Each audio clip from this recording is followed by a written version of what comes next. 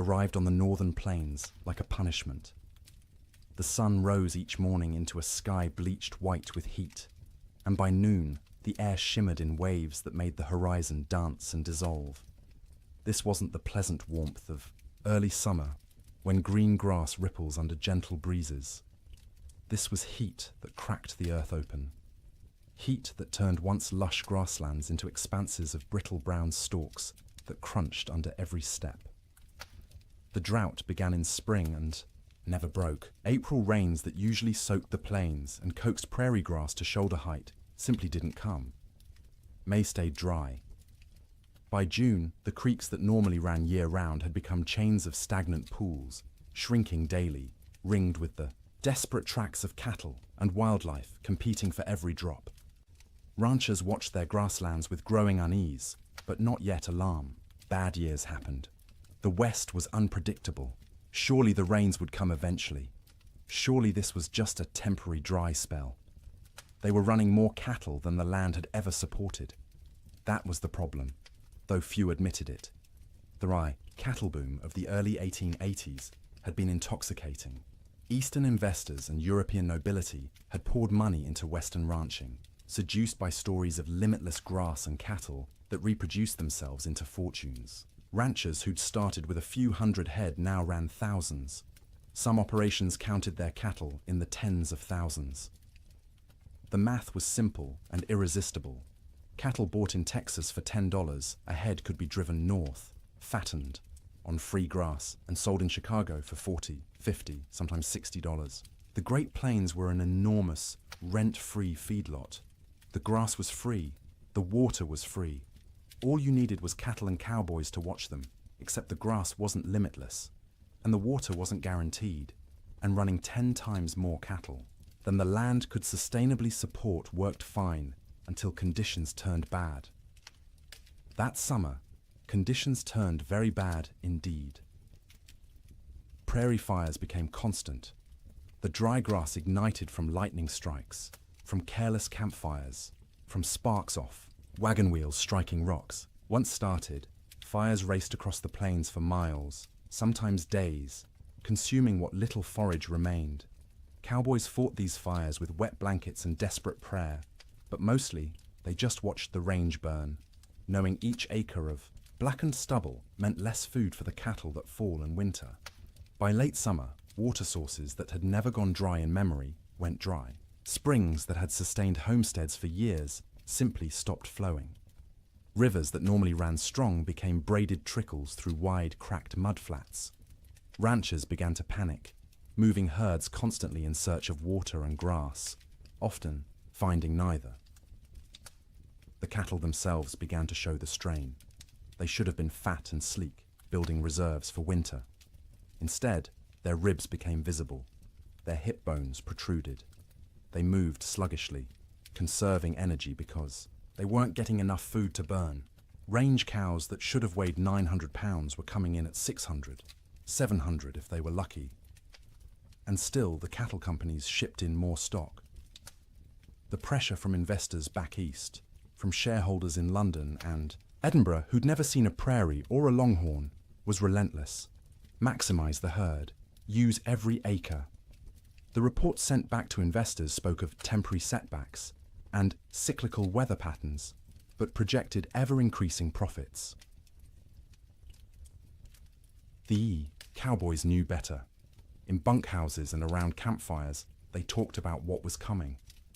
You didn't need to be a genius to do the math. Cattle going into winter already weak, grass already depleted, and winter always came to Montana, always came to Wyoming and Dakota. The question wasn't whether winter would be hard. Winter was always hard. The question was whether the cattle and the men who tended them could survive it in their already weakened state. Then came the signs. The old-timers noticed first. In early November, almost a month earlier than usual, the geese began flying south, not in their typical leisurely migrations, but in huge, urgent flocks that darkened the sky and flew from dawn to dusk. They weren't stopping to feed in the prairie ponds. They were getting out. Beavers, whose lodges dotted every creek and river, were observed gathering more wood than anyone had ever seen. They piled branches and logs until their lodges looked like timber fortresses rising from the water. Animals preparing for something. The cattle themselves grew thicker coats, not just the usual winter hair, but shaggy, dense fur that made them look like bison. Ranch hands joked about it nervously. "Looks like the cows know something we don't," they'd say, and try to laugh, but the laughter always sounded forced. Weather-wise ranchers, men who'd spent decades reading the land and sky, felt it in their bones. The air pressure fluctuated wildly. The wind patterns shifted strangely. The autumn sunset cast peculiar colors across the clouds, orange and purple and sickly green, like bruises spreading across the horizon. November brought the first snow, not the gentle, melting dustings that sometimes came and went in autumn, but real snow. Serious snow. It fell for 3 days, accumulated to 8 inches in places, and when it finally stopped, the temperature dropped below zero for the first time that season. That snow melted eventually, as November snow often did, but it served as warning. Winter was coming early. Winter was going to be serious. The smart ranchers, the cautious ones, began laying in extra hay, stockpiling firewood, bringing cattle closer to ranch headquarters, where they could be watched and, if necessary, fed through bad stretches. But most didn't. Most couldn't. The scale of operations had grown too large. You couldn't barn 20,000 head of cattle. You couldn't buy enough hay to feed them through a Montana winter even if you wanted to. The entire business model of open-range ranching depended on cattle foraging for themselves, year-round, regardless of weather. This had worked mostly for years. The previous winters had been unusually mild. Cowboys spoke wistfully of the winter of '85, when temperatures barely dropped below freezing and cattle grazed comfortably all season. Or '84, when snow came late and melted early. They'd gotten complacent. The land had been kind, and they'd mistaken kindness for weakness. In December, the unease grew. The air felt wrong, too still, too heavy. The sky stayed overcast for weeks, a low ceiling of grey that pressed down like a lid. Snow fell intermittently, never enough to cause real problems, but enough to dust the brown grass white and make foraging harder for cattle already struggling. Christmas came and went. Cowboys celebrated in bunkhouses with what meager supplies they had. Some ranches managed a turkey or goose. Most made do with beans and bacon and whatever whiskey had survived the year. They sang songs and told stories and pretended everything was normal, but the worry was always there. A cold knot in every stomach. New Year's Day, 1887 dawned clear and brutally cold, -20 degrees in some places, but clear. You could see for miles, the snow-dusted prairie rolling away to a horizon sharp as a knife edge. Cowboys rode out to check on cattle, found them bunched in coulees seeking shelter from the wind, but alive, still managing. For 8 more days, the cold held, but remained bearable, survivable. Cattle poured through snow to reach grass. Cowboys kept fires burning in bunkhouses and took turns on night watch. Ranchers' wives cooked enormous meals, knowing their men needed calories to stay warm. And then came January 9th. The morning started deceptively calm. The killing wind from the north that had blown for days suddenly stopped. The temperature rose, slightly enough that men went out without their heaviest coats. There was even talk of a Chinook coming, one of those warm winds that could raise temperatures 40 degrees in an hour and melt snow in a day. But this wasn't a Chinook coming. This was something else entirely. The calm before the storm isn't just a saying. It's meteorological reality. The stillness that morning was the pressure dropping, the atmospheric conditions realigning, the sky gathering its strength to unleash something that would be remembered for generations. By mid-morning, the first flakes fell. By noon, the world had disappeared into white, and the temperature, instead of rising, began to fall, and fall, and fall, until cold became something no one on the northern plains had experienced before, until winter stopped being a season and became an enemy that wanted everything dead. The autumn of warnings was over. The winter of death had arrived. The bunkhouse sat low against the prairie, a squat rectangle of rough-hewn logs chinked with mud and moss that had dried and cracked over successive seasons. It wasn't designed for comfort. It was designed to be built quickly and cheaply to house as many men as possible in the smallest space and to provide just enough shelter to keep those men alive through winter so they could work come spring. Most bunkhouses were single rooms, maybe 30 feet long and 15 wide, with a ceiling so low a tall man had to duck under the support beams. The logs were never properly squared, so gaps showed between them, filled haphazardly with whatever materials were at hand. Clay, newspaper, old rags, horsehair mixed with mud. In winter, you could stand in the middle of the room and see daylight.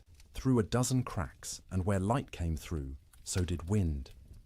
The door was thick plank, hung on leather hinges because metal hinges were expensive and had to be freighted in from distant towns. It never quite fit the frame, so a gap at the bottom let in a constant stream of cold air that flowed across the floor like invisible water. Cowboys stuffed rags under it every night. By morning, frost would have formed on those rags, turning them stiff as boards. There was usually one window, if you could call it that, a square cut in the logs, covered with oiled paper stretched over a wooden frame. Or if the ranch had any money, actual glass brought in at considerable expense and constantly at risk of cracking in the cold. Most bunkhouses just had the oiled paper, which let in a murky amber light during the day and absolutely nothing at night. The bunks lined both long walls, stacked 2 or 3 high depending on how many men the ranch employed. Each bunk was nothing more than a wooden frame, rope webbing stretched across it in a grid. And on top of that, if you were lucky, a thin mattress stuffed with prairie hay. If you weren't lucky, just the rope webbing and whatever blankets you owned. The hierarchy of bunks was established and rigid. New men got the worst spots. Bottom bunks on the end nearest the door, where the cold draft flowed constantly and you'd be stepped on every time someone went outside to piss in the middle of the night. Top bunks were warmer because heat rose, but they put you closest to the roof where moisture from everyone's breath condensed and dripped. You'd wake with water spots on your blankets, sometimes ice if it was cold enough. Middle bunks away from the door were prime real estate, warmer than the bottom, drier than the top, away from traffic. Senior cowboys claimed these spots and defended them jealously. If you wanted one, you either waited years or fought for it, and fighting in a bunkhouse full of armed men rarely ended well for anyone. At the center of the room stood the stove, a cast-iron barrel stove or, in better bunkhouses, an actual manufactured stove with a proper firebox and damper. The stovepipe ran up through the roof, and where it pierced the ceiling, there was supposed to be a metal collar to prevent fires. There often wasn't. More than one bunkhouse had burned down from a too-hot stovepipe, igniting dried wood and old bird nests lodged in the rafters. The stove was life. When it was burning hot, the men closest could almost be comfortable. 5 feet away, you could still be cold. 10 feet away, in a corner bunk, you might as well be outside. The stove created a temperature gradient so steep that men on one side of the room would be sweating, while men on the other shivered under piled blankets. Feeding the stove was a constant concern. Firewood was precious. Trees were scarce on the open plains, and what wood existed had to be hauled in by wagon from river bottoms or mountainsides miles away. Some ranches burned coal shipped in by rail, but coal cost money, and ranchers were notoriously cheap about anything that didn't directly increase cattle numbers. More often, cowboys burned whatever they could find: dried cow chips, sagebrush, buffalo bones, of which there were still plenty scattered across the plains from the great slaughter of a decade earlier. None of these burned hot or long. You had to feed the stove constantly to maintain any heat at all. At night, someone had to take responsibility for the fire. Usually, this rotated among the men, with each taking a shift to wake periodically and add fuel. Miss your shift, let the fire go out, and you'd wake to find 20 angry cowboys ready to throw you outside in your underwear to see how you liked the cold. Even with the stove going, the bunkhouse was never truly warm in winter. It was less cold than outside, which was the best that could be hoped for. Your face would be hot from the stove, while your back was cold from the draft. Your feet would be numb while sweat trickled down your spine. Comfort wasn't the goal. Survival, was the goal. Make it to morning alive and functional. That was success. Cowboys slept in their clothes. The idea of changing into night clothes, or worse, sleeping naked, was absurd. You slept in your wool shirt, your long underwear, your thick socks. On the coldest nights, you kept your pants on. Your hat stayed on your head or under it as a pillow, because hats were expensive, and you didn't want someone stealing yours while you slept. Boots were the exception. You took off your boots because sleeping in boots was miserable, and because boots needed to dry. They'd sit by the stove all night, the leather slowly warming and releasing the accumulated moisture of the day. The smell of drying leather mixed with the smell of unwashed men, wet wool, tobacco smoke, and the acrid tang of burning sage or cow chips. The smell of a bunkhouse was indescribable to anyone who hasn't experienced it. 40 men living in close quarters, bathing rarely because hauling and heating water was labor-intensive and rarely worth the effort. Clothes worn for weeks or months without washing, because washing meant they'd be wet and might not dry in winter, and wet clothes could kill you. The privy was outside, so men used a bucket in the corner at night rather than brave the cold, and that bucket added its own special contribution to the atmosphere. Tobacco smoke hung in layers because every cowboy who could afford it smoked too, passed the time. Some chewed and spit into cans or just onto the floor because the floor was already a mess of tracked-in mud, snow, manure, and spilled food. Mice lived in the walls and came out at night to scavenge. You could hear them scratching and squeaking, see them dart across the floor in the stove light. Some cowboys tried to kill them. Most gave up. There were always more mice, as long as they didn't chew holes in your blankets or get into the food. Stores, you learned to coexist. The sounds of a bunkhouse at night were particular. The wind outside, constant, varying from low moan to sharp whistle, depending on its strength and the gaps it found. The stove ticking as metal expanded and contracted with temperature changes. The creak of rope webbing as men shifted in their bunks, the thump of boots being pulled off and dropped on the floor. Snoring. Dear God, the snoring. 40 men in one room meant you'd have at least 10 serious snorers. Deep, rattling snores that shook the bunks. High, whistling snores that pierced through any attempt at sleep. Snores that stopped and started, until you'd lie there waiting for the next one, unable to relax. Sometimes men would throw boots at particularly bad snorers. Sometimes it helped. Usually it just made everyone else laugh and the snorer angry. Coughing was constant. The cold, the dust, the smoke, the close quarters meant everyone had some kind of lung affliction. Dry, hacking coughs that went on for minutes. Wet, rattling coughs that made you wonder if the man would survive the night. Cowboys coughed themselves, awake, coughed themselves back to sleep, coughed their way through the entire winter. Conversations happened in the dark. Men talked about home, about women, about cattle, about anything but the cold pressing in from all sides. Some conversations were quiet, just between neighbors in adjacent bunks. Others involved the whole room, stories being told and retold, jokes that weren't funny but made everyone laugh because laughter was warmth of a different kind. Letters were read and reread by stovelight. A letter from home was precious, and a cowboy might read the same letter 100 times through a winter, memorizing every word, every loop of handwriting, every piece of news from a world that felt impossibly far away. Some men prayed. You'd hear whispered prayers in the darkness, usually from the younger cowboys, the ones still new enough to the work that death seemed like a possibility rather than an inevitability. Older hands didn't pray much. They'd made their peace with whatever was coming, or they'd stopped believing anything was listening. The bedding itself deserves attention. Each cowboy owned his own bedroll, a collection of blankets, and maybe a quilt that he'd rolled up and carried with him from job to job. These blankets were wool, heavy and scratchy, and they accumulated the smell of their owner, along with the smell of horses, cattle, campfire smoke, and prairie dirt.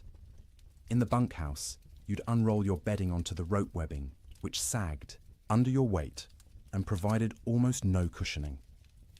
The ropes left permanent patterns pressed into your back and legs. After a few weeks, you stopped noticing. Your body just accepted that sleep meant discomfort and adjusted expectations accordingly. On the coldest nights, men piled every blanket they owned on top of themselves. 3 blankets, 4, 5 if they had them. The weight was crushing, but weight meant warmth, and warmth meant survival. Some cowboys, the poorest ones or the newest, didn't have enough blankets.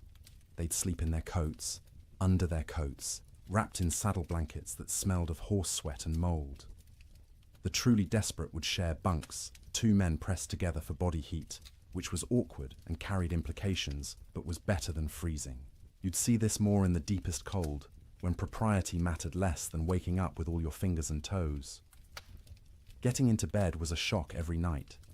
The blankets had been sitting in the ambient temperature of the bunkhouse all day, which meant they were cold. Not frozen, but cold enough that sliding under them made you gasp. Your body heat would eventually warm the space between blankets, but it took 20 minutes, half an hour, of shivering and curling into yourself before that happened. Some cowboys heated rocks in the fire and wrapped them in cloth to put in their bunks. This worked for about an hour, providing a spot of genuine warmth for your feet or your hands. After that, the rocks were just heavy, cooling lumps taking up space, and you'd have to decide whether the effort of getting up and throwing them out was worth the loss of heat from opening your blanket cocoon. Sleep, when it finally came, was never restful. You were always partially aware of the cold trying to find you, aware of the fire and whether it was still burning, aware of the other men around you, their sounds and movements, aware that if something went wrong, a fire, a medical emergency, a blizzard bad enough that the whole bunkhouse might collapse, you needed to be able to wake and move. Cowboys learned to sleep light, a skill born of necessity. In summer, you slept light because you might need to deal with stampeding cattle or approaching storms. In winter, you slept light because the alternative was dying without noticing. The nights stretched long, 15, 16 hours of darkness in the depths of winter. You couldn't stay awake for all of it. Candles and lamp oil were too expensive to burn for light. So you slept in stages. A few hours, then wake when the fire needed tending. A few more hours, wake because your body was too cold or needed to piss.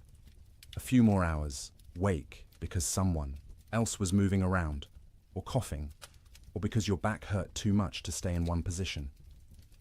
This broken sleep was exhausting in its own way. You'd wake in the morning having technically slept for hours but feeling like you'd barely rested at all. That was winter sleep in a bunkhouse. Not the deep, renewing sleep of comfortable beds in warm rooms, but the fitful, survival-focused sleep of men living on the edge of catastrophe, every single night, for months on end. And when the great die-up came, when the temperature dropped to 60 below, and the wind tried to tear the roof off, and the cattle began dying by the thousands, even, that inadequate sleep became nearly impossible. Because how do you sleep when the world outside is ending? How do you close your eyes when you know morning might reveal losses beyond comprehension? You learn because you have no choice. You sleep because your body demands it. Brief, shallow, troubled sleep punctuated by periods of lying awake in the dark, listening to the wind scream, and wondering if you'll live to see spring. Morning came late on January 9th, the sun rising somewhere behind thick grey clouds that had settled over the plains like a lid. Cowboys rolled out of their bunks around 6, the usual time, groaning and stiff from another night on rope webbing and thin mattresses. The bunkhouse was cold, but not impossibly so. Maybe 20 degrees inside, which meant the fire had held through the night. That was a victory. They pulled on boots that had spent the night by the stove, the leather still warm to the touch, stomped their feet to get blood flowing, stretched arms and backs that ached from the perpetual cold. Someone got the coffee going, pouring water from buckets that had a thin skim of ice on top despite being inside. The foreman, A weathered man named Jack Thompson, on one particular ranch in Montana, stuck his head out the door to check conditions. The wind that had been blowing hard from the north for days had stopped completely, dead calm. The air felt heavy, thick, like you could almost chew it. Temperature had risen slightly overnight, maybe up to freezing, or close to it. "Might be a Chinook coming," Jack said, and a few of the men perked up. A Chinook, that warm wind that could raise temperatures 40 degrees in an hour, would be salvation, would give the cattle a break, would let everyone breathe a little easier. But the old-timers in the room, men who'd spent 20, 30 winters on the northern plains, exchanged glances and said nothing. The calm felt wrong. The air pressure made their joints ache more than usual. This wasn't a Chinook. This was something else. Breakfast was the usual. Beans warmed up from the night before. Fried salt pork. Biscuits if the cook had bothered to make them, which he usually didn't. Coffee, hot and bitter and strong enough to dissolve the spoon. The men ate quickly, not talking much. Mornings were for eating and getting warm before heading out into the workday. By 8 o'clock, men were saddling horses, checking cattle in nearby pastures, hauling water from the creek, which involved breaking through ice that had gotten thicker each day. The world was grey and still. Snow covered everything in a lumpy white blanket, but it was old snow, crusted and dirty. Nothing new falling yet. Around mid-morning, maybe 10 or 10:30, someone noticed the first flakes. Tiny things, falling straight down. No wind to push them sideways. They accumulated on coat sleeves, on hat brims, on the backs of cattle who stood motionless, already conserving energy. Within 30 minutes, the flakes had gotten larger and were falling more densely. The grey sky seemed to lower, pressing down, until it felt like you could reach up and touch it. Visibility, which had been miles, dropped to maybe a quarter mile, then less. Cowboys on the range started heading back to the bunkhouse. This was going to be a storm, and you didn't want to be caught out in a storm. The foreman sent riders to gather men from distant line camps to make sure everyone got back to the main ranch before conditions got bad. But conditions got bad faster than anyone expected. By noon, the wind returned. Not gradually building, but suddenly, like someone had opened a door. It came from the north, from Canada, from the Arctic, and it came with a howl that made horses shy and men grab for their hat brims. The temperature, which had been hovering near freezing, began to fall. 1 degree, 2 degrees, 5. The wind picked up the falling snow and threw it horizontally. Visibility dropped to 50 feet, then 20. Within an hour of the wind starting, you couldn't see your hand held at arm's length. The world became a screaming white chaos, where direction lost all meaning. Cowboys who'd been a mile from the bunkhouse when the wind started faced a terrible choice. Try to make it back and risk getting lost and dying, or try to find any shelter at all and hole up until it passed. Some made it back, stumbling into the bunkhouse half frozen, faces covered in ice where their breath had condensed and frozen, in their scarves. Others weren't so lucky. A young cowboy named Billy Henderson, 18 years old, had been checking on a small herd in a draw maybe 2 miles from the main ranch. When the storm hit, he tried to make it back.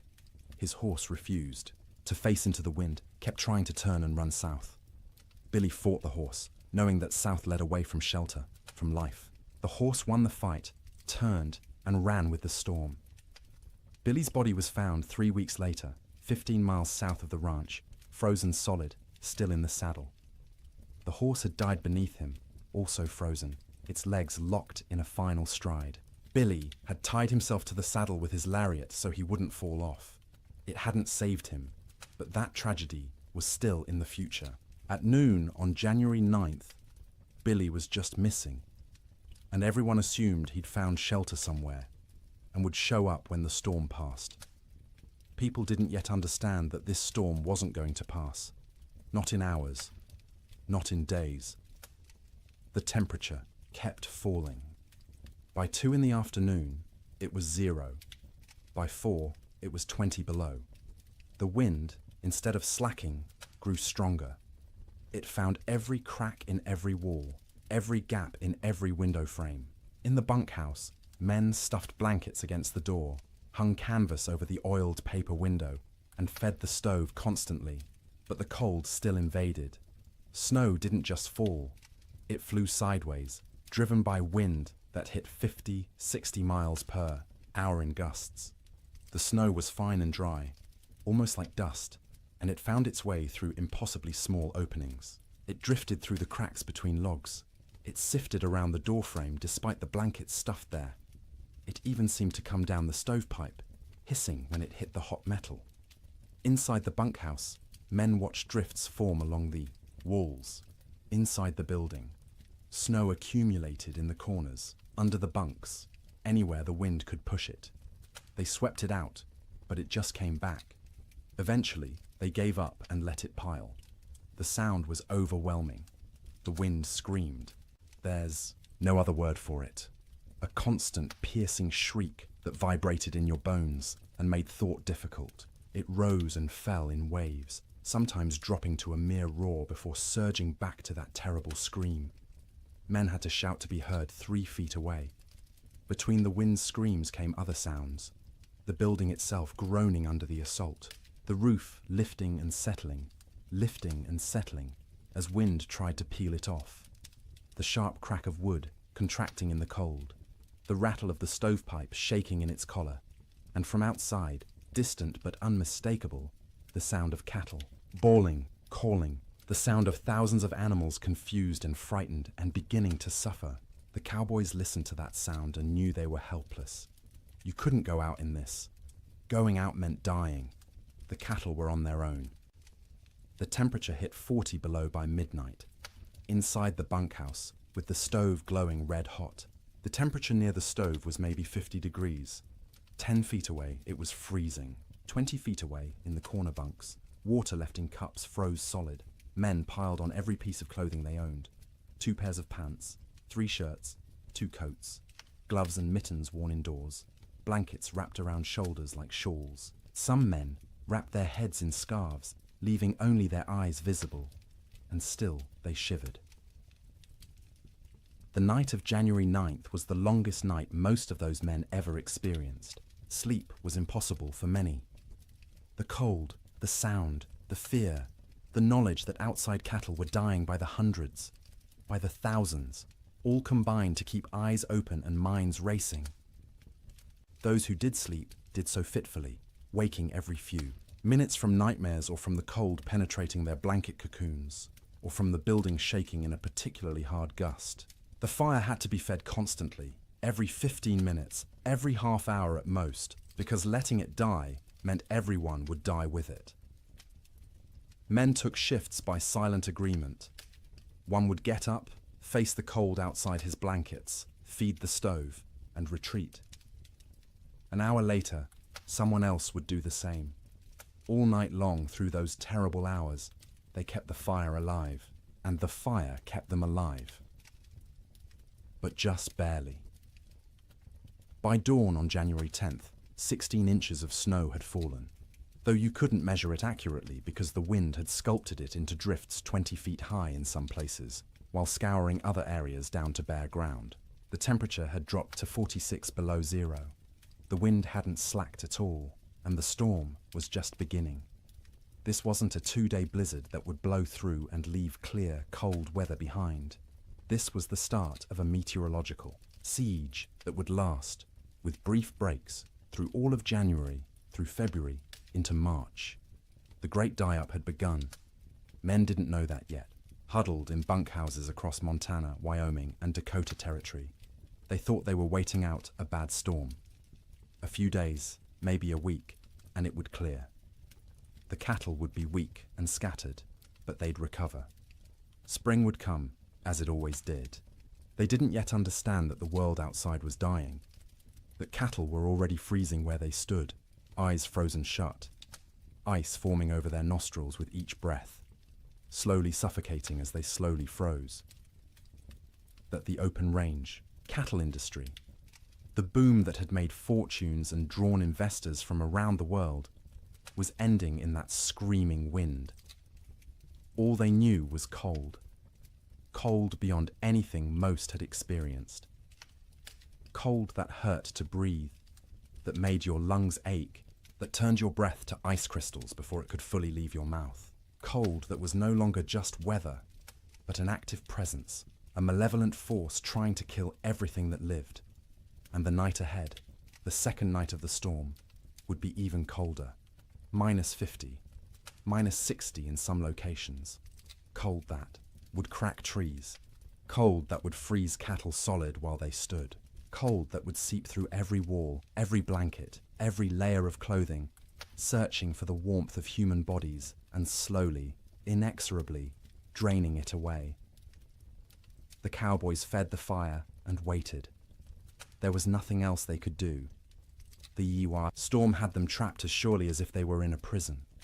All they could do was feed the fire, wrap themselves in blankets, and try to survive until morning, and then survive the morning after that, and the one after that, day after day, night after night, as the storm continued and the temperature stayed brutally, impossibly cold. The great die-up was no longer coming. It was here. Sleep. During the storm wasn't sleep as most people understand it. It was something closer to losing consciousness in brief intervals, the body shutting down, not because it felt safe, but because it couldn't maintain full awareness any longer. The exhaustion of constant vigilance, of shivering, of fighting the cold that pressed in from all sides, eventually overwhelmed even the most determined wakefulness. In the ranch houses scattered across the frozen plains, families faced the storm, with a different kind of terror than the cowboys in their bunkhouses. Ranch houses were sturdier than bunkhouses, built to last generations rather than just seasons. They had proper foundations, real windows with glass, doors that fit their frames. But they were also larger, harder to heat, and filled with children who didn't fully understand why the wind screamed so loudly, or why Papa looked so worried. The Ferguson family lived in a 2-room cabin near the Musselshell River in Montana. William Ferguson, his wife Martha, and their 4 children, ranging in age from 3 to 11. When the storm hit that afternoon of January 9th, William had been out checking on a small herd they kept close to the house. He barely made it back, stumbling through the door with ice caked in his beard and eyebrows, his face raw and bleeding from wind-driven snow. Martha had already pulled all the children into the main room, the one with the fireplace. The second room, the bedroom, was abandoned for the duration. You couldn't heat both rooms. You had to choose, and you chose the one with the fire. The children helped drag mattresses and blankets from the bedroom, piling them on the floor near the hearth. By nightfall, the temperature inside that bedroom, separated from the main room by just a thin wooden door, had dropped below freezing. Frost formed on the inside walls. The wash basin Martha had left on the dresser froze solid, expanding and cracking the ceramic bowl with a sharp report that made everyone jump. In the main room, the family arranged themselves for a siege. William stacked firewood within arm's reach of the fireplace, more wood than he'd normally burn in a week. Martha filled every pot and pan with water, knowing that if the storm lasted, they wouldn't be able to get to the well. The pump would freeze. The well itself might freeze. Water was survival.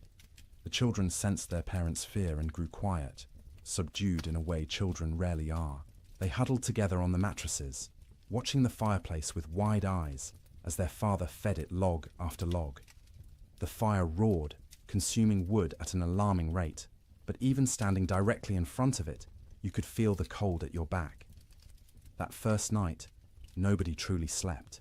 The children dozed fitfully, waking every time the wind hit a particularly violent gust, every time the house shook, every time their father got up to add wood to the fire. Martha sat up through most of the night, mending by firelight, her hands moving automatically through familiar motions, while her mind worried at the problem of how long their supplies would last. William dozed in his chair, the rifle across his lap, though what good a rifle would do against a blizzard he couldn't have, said. It was simply habit, the frontier habit of being armed, of being ready. When you couldn't do anything useful, you could at least maintain the posture of readiness. The second night was worse. By then, the storm had been blowing for 30 hours straight. The temperature had dropped to 50 below outside, which meant maybe 30 below in the unheated bedroom. And even with the fire blazing in the main room, it was barely freezing where they slept. They'd pulled every blanket in the house onto the mattresses on the floor.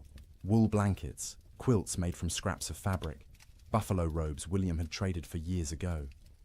The family slept together, all 6 of them in a pile, sharing body heat like animals in a den. The children in the middle, where it was warmest, the parents on the outside, taking the brunt of the cold that radiated from the walls despite the fire.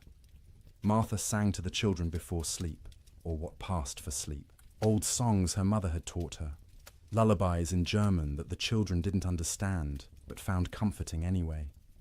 Her voice was soft, almost lost under the shriek of the wind, but the children pressed close and listened. William lay on, his back, staring at the ceiling, listening to the roof creak and groan.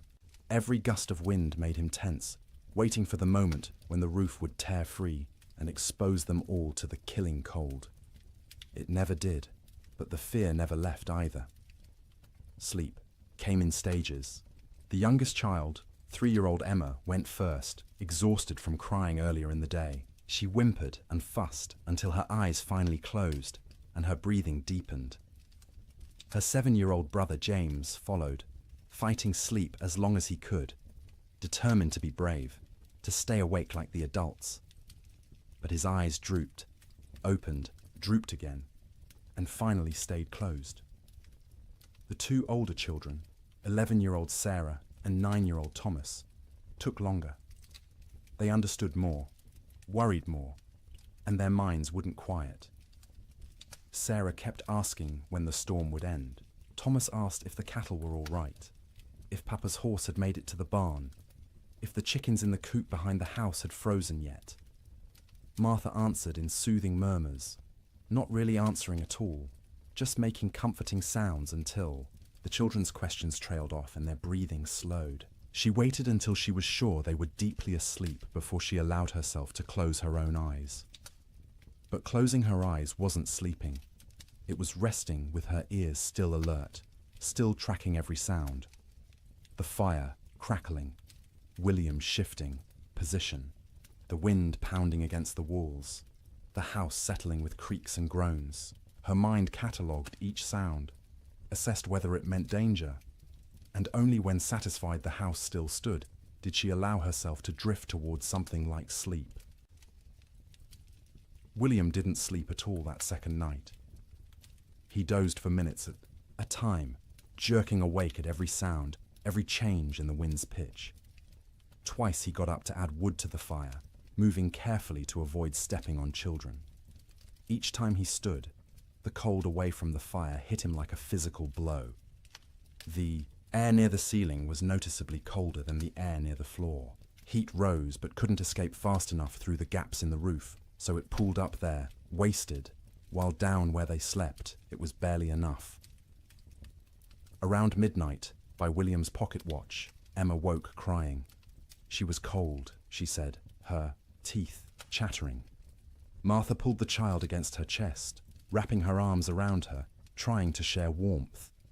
Emma's feet were like ice, even though she wore wool socks and was buried under blankets. Martha rubbed the small feet between her hands, trying to restore circulation, terrified of frostbite.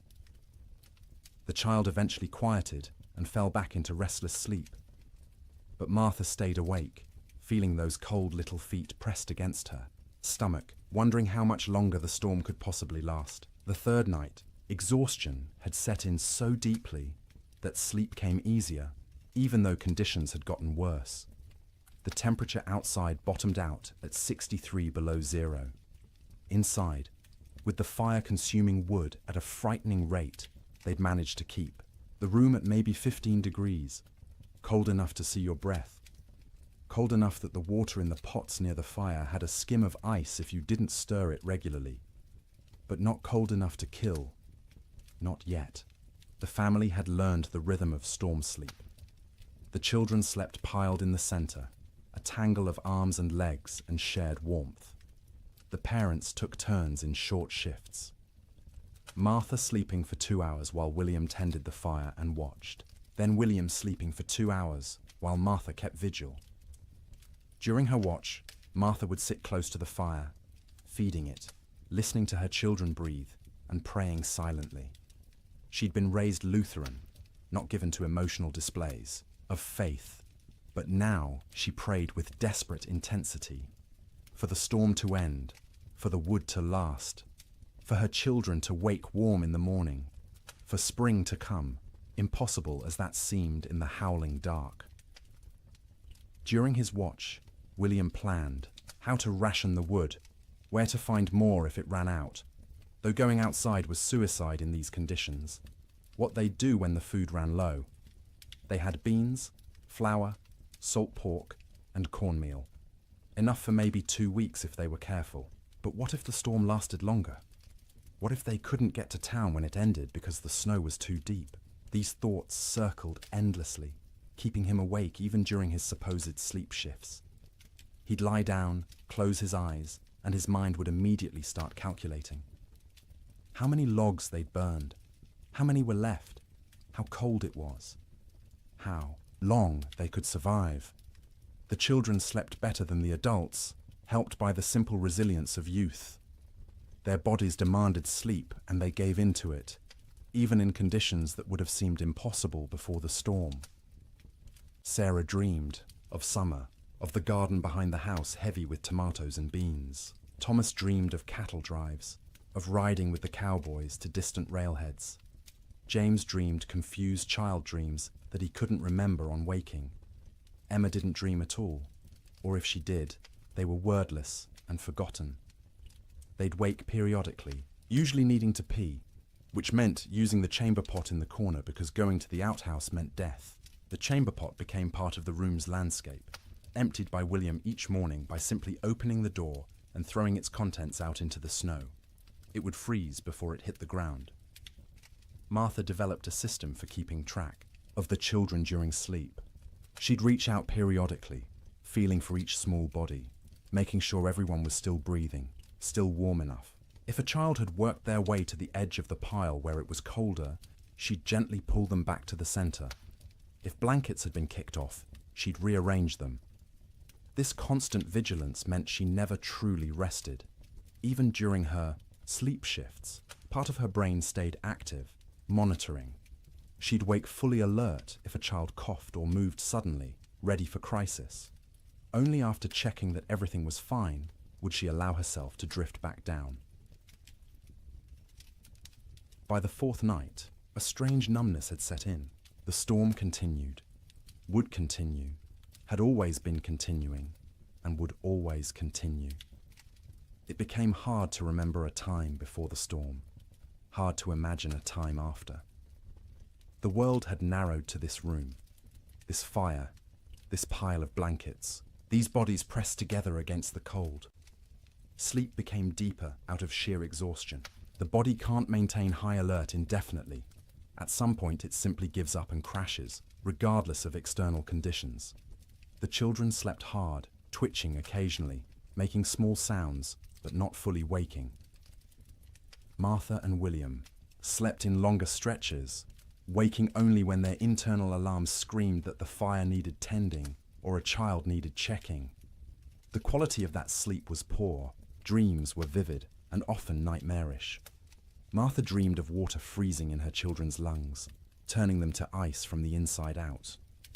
William dreamed of the roof tearing away and snow pouring in, burying them all in a white tomb.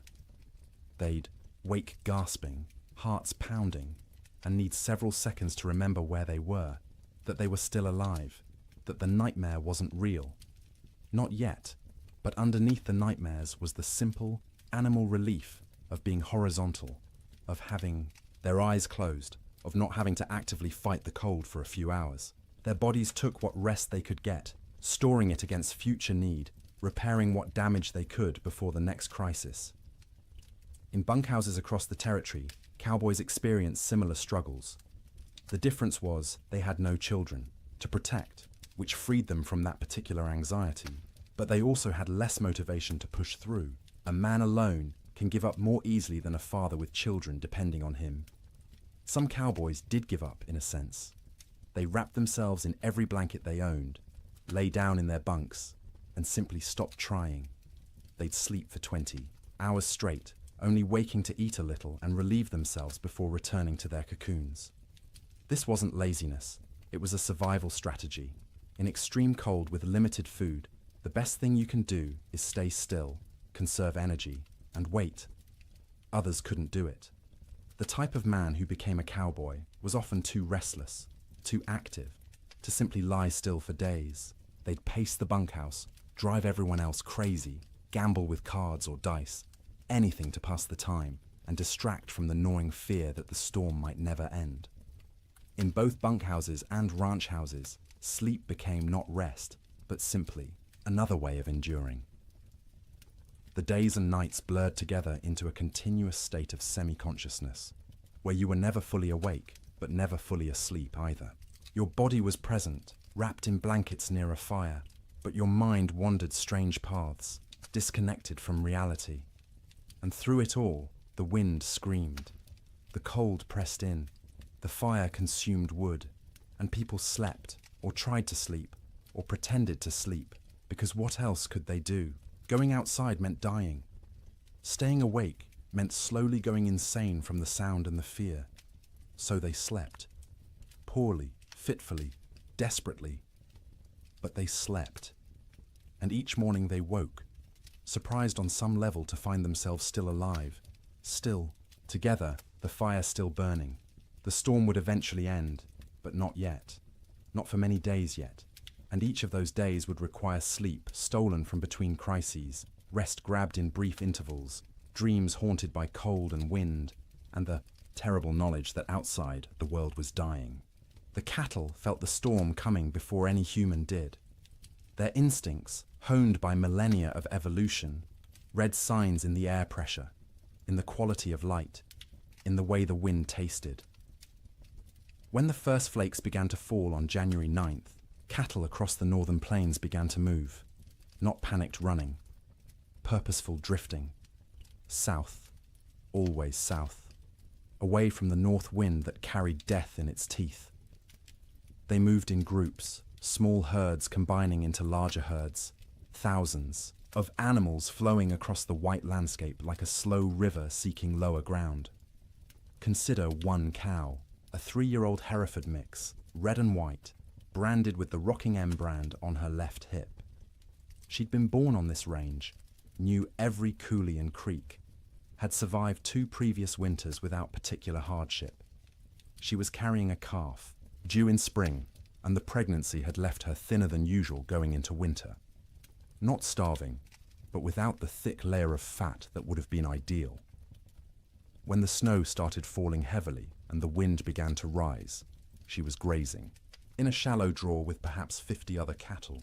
They'd been pouring through existing snow to reach the dried grass beneath, working methodically, conserving energy.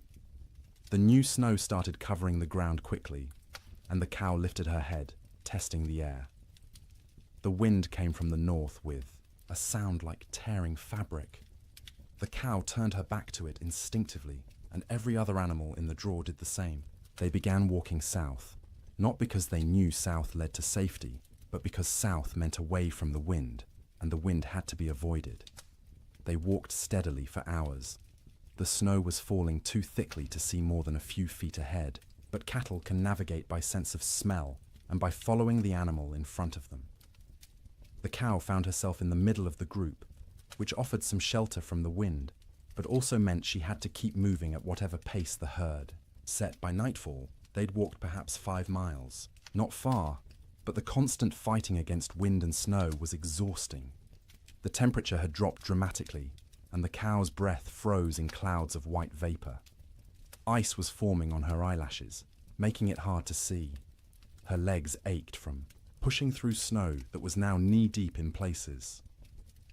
The herd came to a fence line, relatively new barbed wire strung between posts, to mark the boundary of someone's claimed range. The cattle turned and walked along the fence, looking for a way through or around. They found neither. The fence extended as far as they could sense in both directions. Cattle aren't stupid, but they aren't problem solvers either. Finding their path blocked, they simply stopped. They stood with their backs to the wind, pressed against the fence line, and waited. For what, they couldn't have said. For the wind to stop. For the fence to disappear. For whatever force had always eventually made things better to make things better now. But things didn't get better. The wind increased. The temperature kept dropping. Snow accumulated on the cattle's backs. A heavy white blanket that they couldn't shake off because their muscles were already occupied with shivering, with the constant work of generating heat. The cow stood and shivered. Her body burned calories, trying to stay warm, calories she'd gotten from grass, but she hadn't eaten since morning and wouldn't be able to eat until she could paw through snow to reach grass beneath. She tried, lowering her head and pushing at the snow with her muzzle, but the wind-packed snow was too hard. Her hooves couldn't break through it either. Around her, other cattle made similar attempts. A few managed to find thin spots in the snow and got a few mouthfuls of dried grass. Most got nothing. They stood and shivered, and slowly, gradually, their body temperatures began to drop. Cattle can survive remarkable cold if they're well fed and can escape the wind. But these cattle were already weakened from a summer of drought. They had no windbreak, and they weren't eating. Their situation was unsustainable. Something would have to change or they would die. It was that simple. By the second day, the cow's suffering had intensified. She'd been standing for more than 24 hours straight. Her legs trembled with fatigue. Ice had completely sealed her eyes shut. She'd stopped trying to open them, instead navigating by sound and smell, and the feel of other cattle pressed against her on either side. Her ears, exposed to the wind, had frozen. The tissue was dying, would eventually slough off if she survived, leaving her with shortened, mangled ears. But that was future pain. Present pain was the cold that had worked its way into her joints, making every small movement agony. The hunger that gnawed at her belly. The thirst because she couldn't melt snow fast enough in her mouth to get adequate water. The calf inside her still moved occasionally, little kicks and shifts that she could feel. Some part of her body was still prioritizing that calf, still sending nutrients and warmth to the growing life within. But those resources were running out. The calf was drawing on reserves that no longer existed. Around her, other cattle were in similar condition, some worse. A few calves, born too early that spring and smaller than they should be, had already died, frozen solid while standing, their mothers standing next to them and occasionally lowing in confusion. Older cattle, those with the wisdom of many winters, had tried to move away from the fence to find a coulee or draw that might offer windbreak. Some succeeded and survived. Most simply exhausted themselves walking in circles in the blinding snow and returned to the fence line to die with the herd. By the third day, the cow had stopped shivering. This wasn't because she'd warmed up. It was because her body no longer had the energy to shiver. Shivering is a metabolic furnace, burning calories to generate heat, but she'd burned through all available calories. Her body temperature was dropping toward equilibrium with the air around her. She was freezing to death. Her breathing had slowed. Each breath was an effort, drawing air so cold it hurt her lungs into a body that barely had the energy to exhale. Ice had formed around her nostrils, narrowing the passages, making each breath a fight. She was still standing, but only because the cattle around her held her upright. If they'd moved, she would have fallen. Her legs were locked, frozen in position, no longer taking commands from her failing brain. Her heartbeat had slowed to a sluggish thump, thump, thump, thump, each beat weaker than the last. The calf inside her had stopped moving. Whether it was dead or simply dormant, she couldn't tell, and wouldn't have understood if she could. Her maternal instincts, so strong just days ago, had been overridden by the body's desperate attempt to keep itself alive. Sometime late on the third night, or early on the fourth morning, it's impossible to know exactly when, the cow's heart stopped. 1 beat, 2 beats, then nothing. Her eyes, frozen shut, would never open again. Her legs, frozen in position, would remain standing. She'd become a statue of ice and meat, indistinguishable from the living cattle around her, except that she no longer breathed. She wouldn't fall for days, maybe weeks. The cattle packed around her held her upright, and when they eventually moved or died themselves, she'd topple over, frozen solid, and become one more carcass among thousands littering the plains. This scene repeated across hundreds of miles. Fence lines became death traps where cattle bunched up and died in groups. Ravines that should have offered shelter instead became graves as cattle crowded in so tightly they couldn't move, couldn't forage, and slowly froze together into a single mass of bodies. Riverbanks saw some of the worst carnage. Cattle seeking water found the rivers frozen solid, but their thirst drove them to try anyway. They'd crowd onto the ice, break through into the water beneath, and be unable to climb out. The current would push them under the ice, where they'd drown and freeze simultaneously. Spring would reveal riverbanks lined with carcasses, hundreds of cattle stacked like cordwood wherever the current had deposited them. Some cattle, driven by the wind and their own southward instinct, walked until they literally couldn't take another step. They'd collapse in open prairie, curl into a ball, as best their frozen legs allowed, and die where they fell. Snow would cover them within hours, creating smooth white mounds that looked like natural drifts until spring melt revealed the truth beneath. The death toll was staggering in ways that are hard to comprehend. A single large ranch might lose 10,000 head. Smaller operations lost everything. The Chicago stockyards, which normally received thousands of cattle per week from the northern plains, received almost none for months. The market for beef collapsed because there were no cattle left to sell. But numbers don't capture the reality. Numbers are abstract. The reality was hundreds of thousands of individual animals, each experiencing their own version of the cow's suffering. Each one cold, each one hungry, each one slowly freezing while standing in a wind that wouldn't stop screaming. Cowboys, safe in bunkhouses, could do nothing but listen to the cattle bawl. That sound, the massed calling of thousands of distressed animals, carried even over the wind. It rose and fell through the days and nights of the storm, a soundtrack of suffering that haunted the men who heard it. Some cowboys tried to help. They'd bundle up in every piece of clothing they owned, tie ropes around their waists, and venture out into the storm, with the other end of the rope tied to the bunkhouse door so they could find their way back. They'd struggle to where they thought. Cattle were usually unable to see them even when standing next to them, and try to herd them towards some shelter. It never worked. The cattle wouldn't move, or couldn't move, and the cowboys would burn through their body heat in minutes. Barely, enough time to stumble back to the bunkhouse before frostbite claimed fingers and toes. They'd collapse inside, gasping and shaking, and lie near the stove for hours trying to warm up while listening to the cattle continue to bawl outside.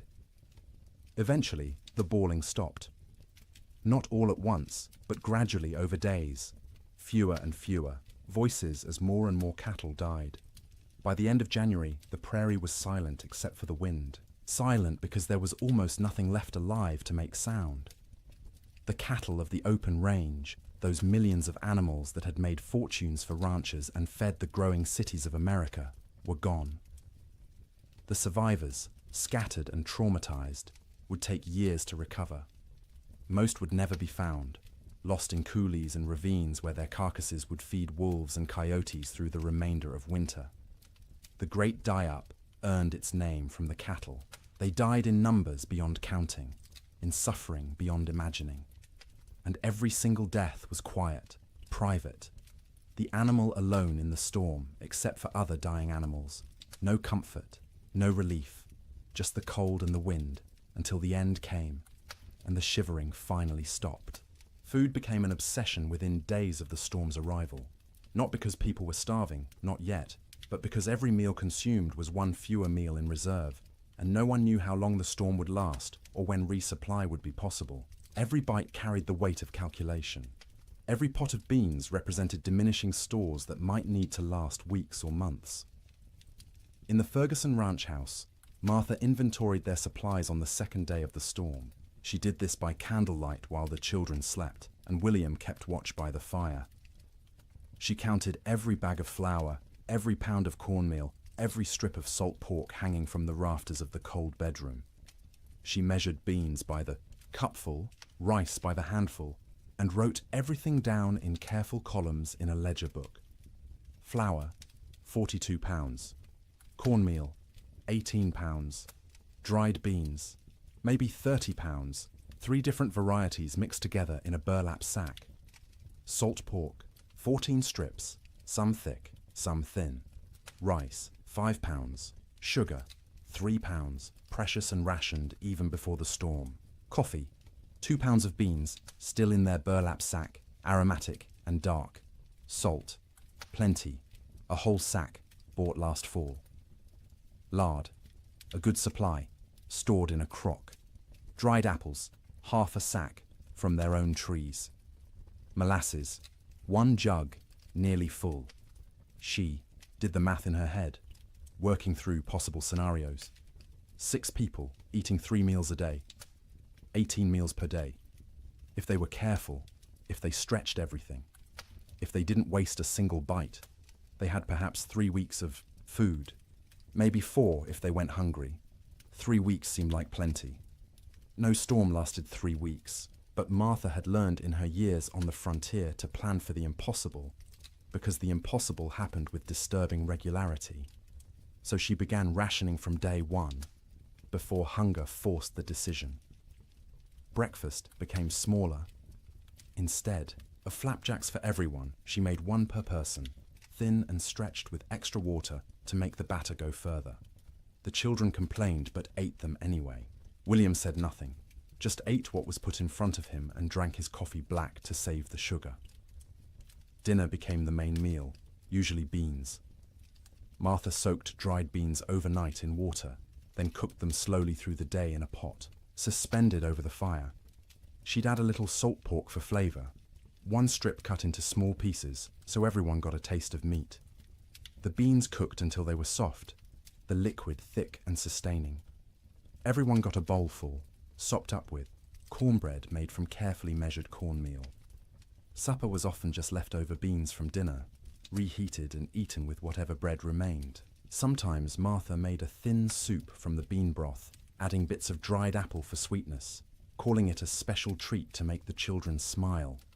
The coffee was for William alone. Cowboys and ranchers believed coffee was essential, more important than food, and William was no exception. He drank it black and strong, rationing the precious beans so he could have at least 1 cup per day.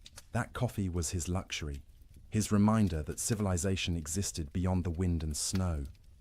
Martha drank tea when she drank anything, made from herbs she'd dried the previous summer. Mint that grew wild along the creek, sage gathered from the prairie, rose hips collected in autumn. The taste was thin compared to real tea shipped from China or India, but it was warm, and it was hers, and it didn't consume their stores. The children drank water or milk, though the milk supply was problematic. They had 1 cow, a gentle Jersey, kept in the barn, and William had to venture out twice a day to milk her.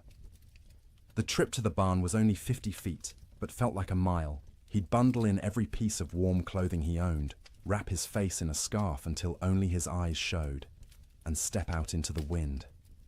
The cold hit him like a fist every time. In the few seconds it took to cross from house to barn, exposed skin would start to freeze, his eyes would water, and the tears would freeze on his cheeks. His lungs would ache from breathing air that felt like shards of glass. But he made the trip because the cow had to be milked or she'd sicken, and they needed the milk. The children needed the milk. It was protein and fat and calcium and all the things growing bodies required. So twice a day, through the entire storm, William made that 50-foot journey and considered himself lucky the barn was so close. The cow produced less in winter, maybe 2 quarts a day instead of her usual gallon, but those 2 quarts were precious. Martha skimmed the cream off the top and used it sparingly. The milk itself went to the children, divided equally, measured carefully, so no one got more or less than their share. Cooking in extreme cold presented unique challenges. The fire had to be hot enough to cook food, but not so hot it consumed wood too quickly.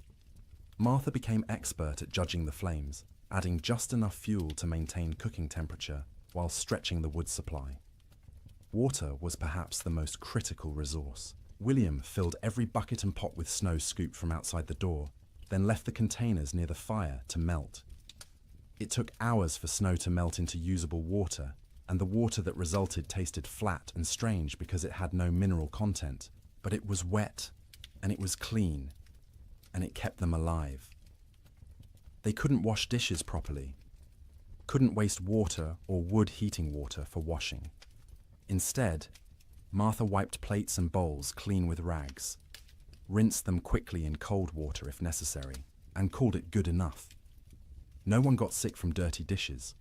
There were larger concerns. Personal hygiene went by the wayside entirely. No baths, no washing hair, no changing clothes. Everyone wore the same shirts and pants for weeks, adding layers when cold, removing them when near the fire. The smell in the main room became oppressive, but you stopped noticing after a few days. It was just how things were. In the bunkhouses, cowboys faced similar but different challenges. They had supplies, but those supplies were designed for men doing hard physical labor in normal winter conditions, not for men trapped indoors during the worst cold in recorded history. The typical bunkhouse larder consisted of dried beans, rice, flour, cornmeal, salt pork, bacon, maybe some beef jerky made from cattle slaughtered in the fall, coffee in large quantities because cowboys lived on coffee, sugar, salt, lard, sometimes canned goods if the ranch could afford them, but usually not.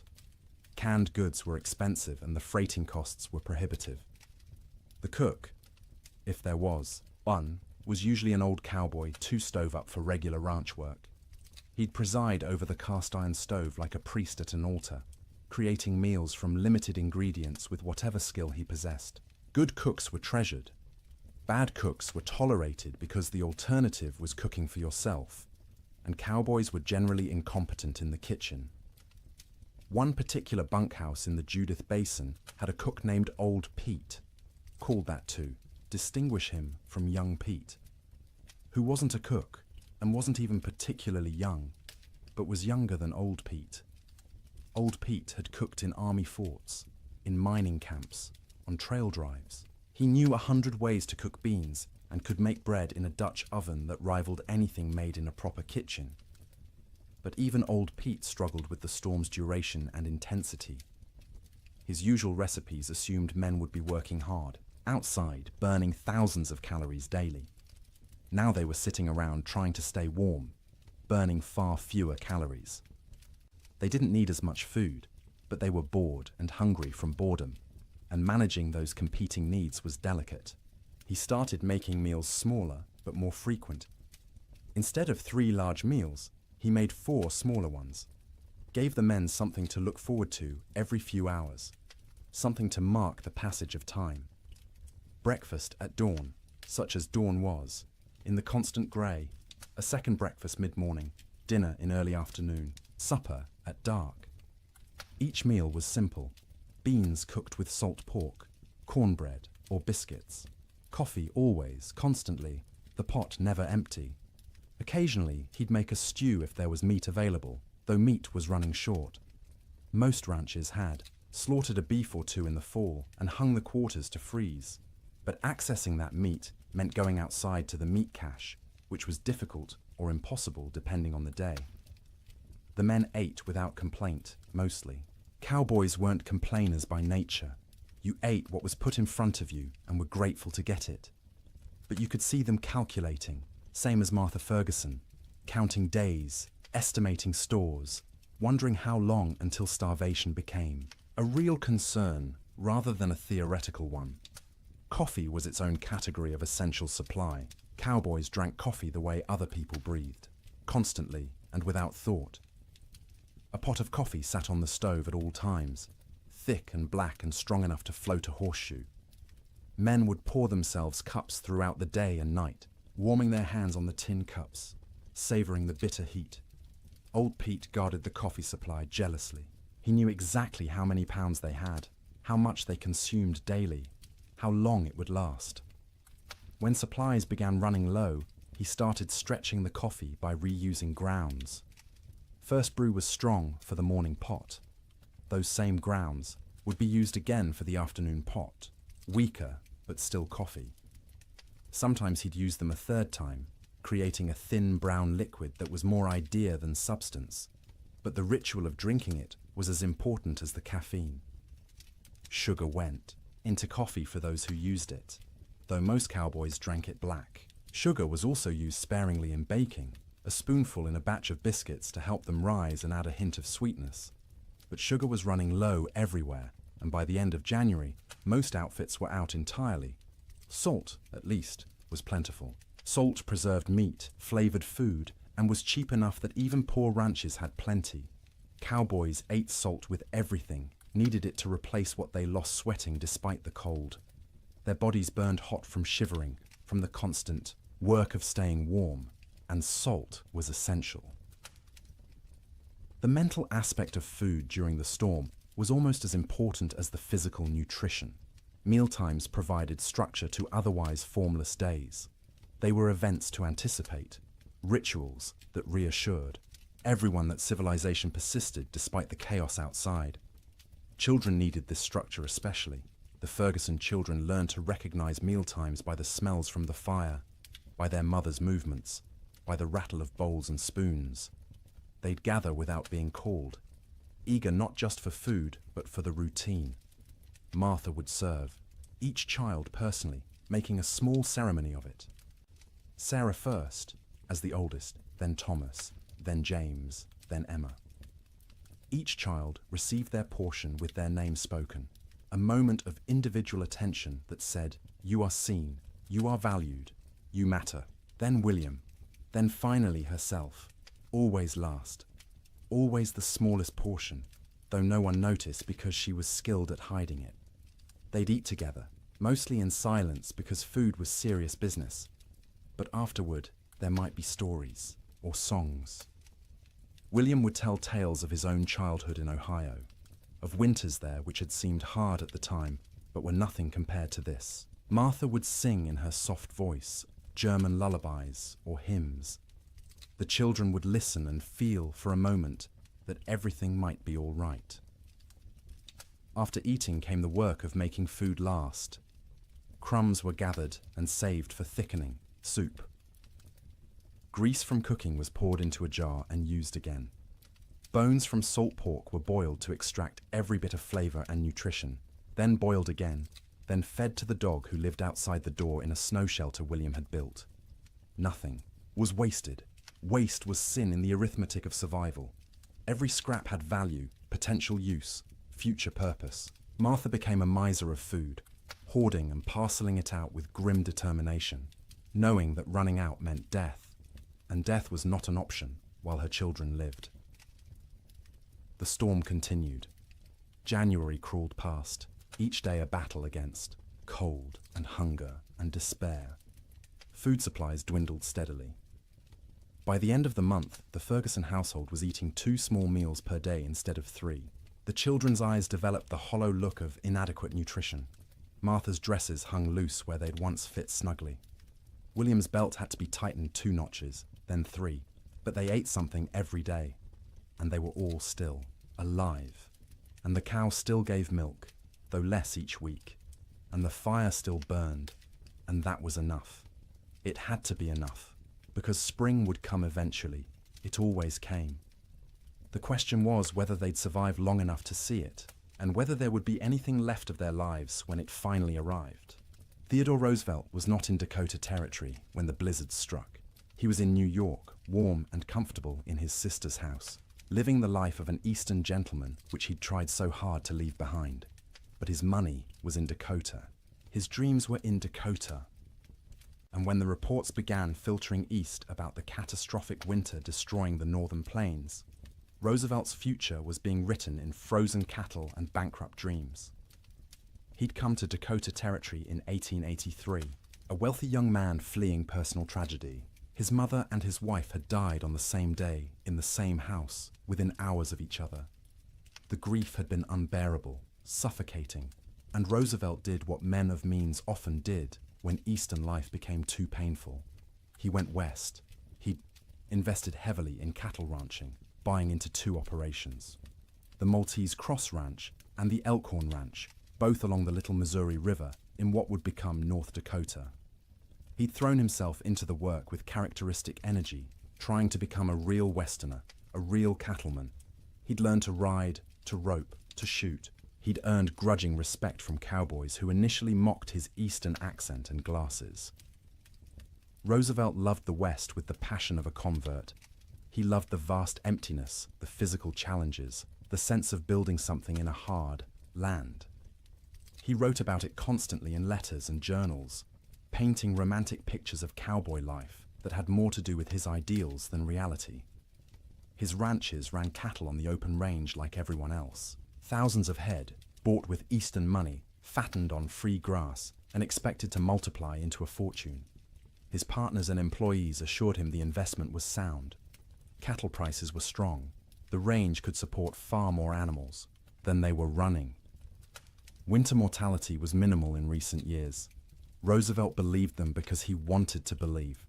He needed the West to work, needed it to be the place where he could reinvent himself from grieving widower into rugged frontiersman. The cattle were symbols as much as investments, proof that he belonged in this harsh landscape. When the winter of 1886 to 1887 arrived, Roosevelt was back east, attending to political matters and family obligations. He was aware of the early reports, of harsh weather, but not overly concerned. Winter was always hard in Dakota. His men were experienced. His cattle were hardy. Surely they'd manage as they had in previous years. The first letters from his ranch managers arrived in late January. They were careful, measured, not wanting to alarm their employer prematurely. The weather had been severe, yes. Cattle were, suffering, certainly. But it was too early to assess the full damage. They'd know more in spring when they could ride out and conduct a proper tally. Roosevelt wrote back with questions. How severe? How many cattle were in danger? What measures were being taken to protect the herds? The responses, when they came weeks later, letters delayed by closed roads and disrupted mail service, were progressively more concerning. His ranch, manager at the Maltese Cross, a practical man named Sylvain Ferris, tried to be honest without being devastating. The storms had been worse than anything he'd seen in 20 years on the plains. The cold had been extreme, sustained, deadly, many. Cattle were certainly lost. The exact number wouldn't be known until spring roundup. But Ferris estimated at least 30% mortality. Maybe more, 30%.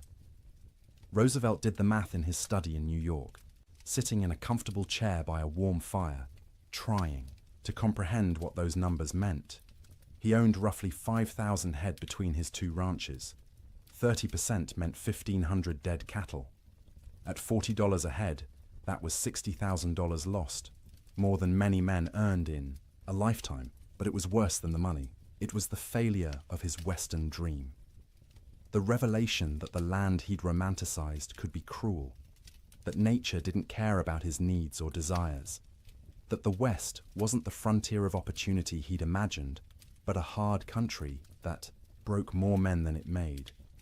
The letters continued through February and into March. Each one was grimmer than the last.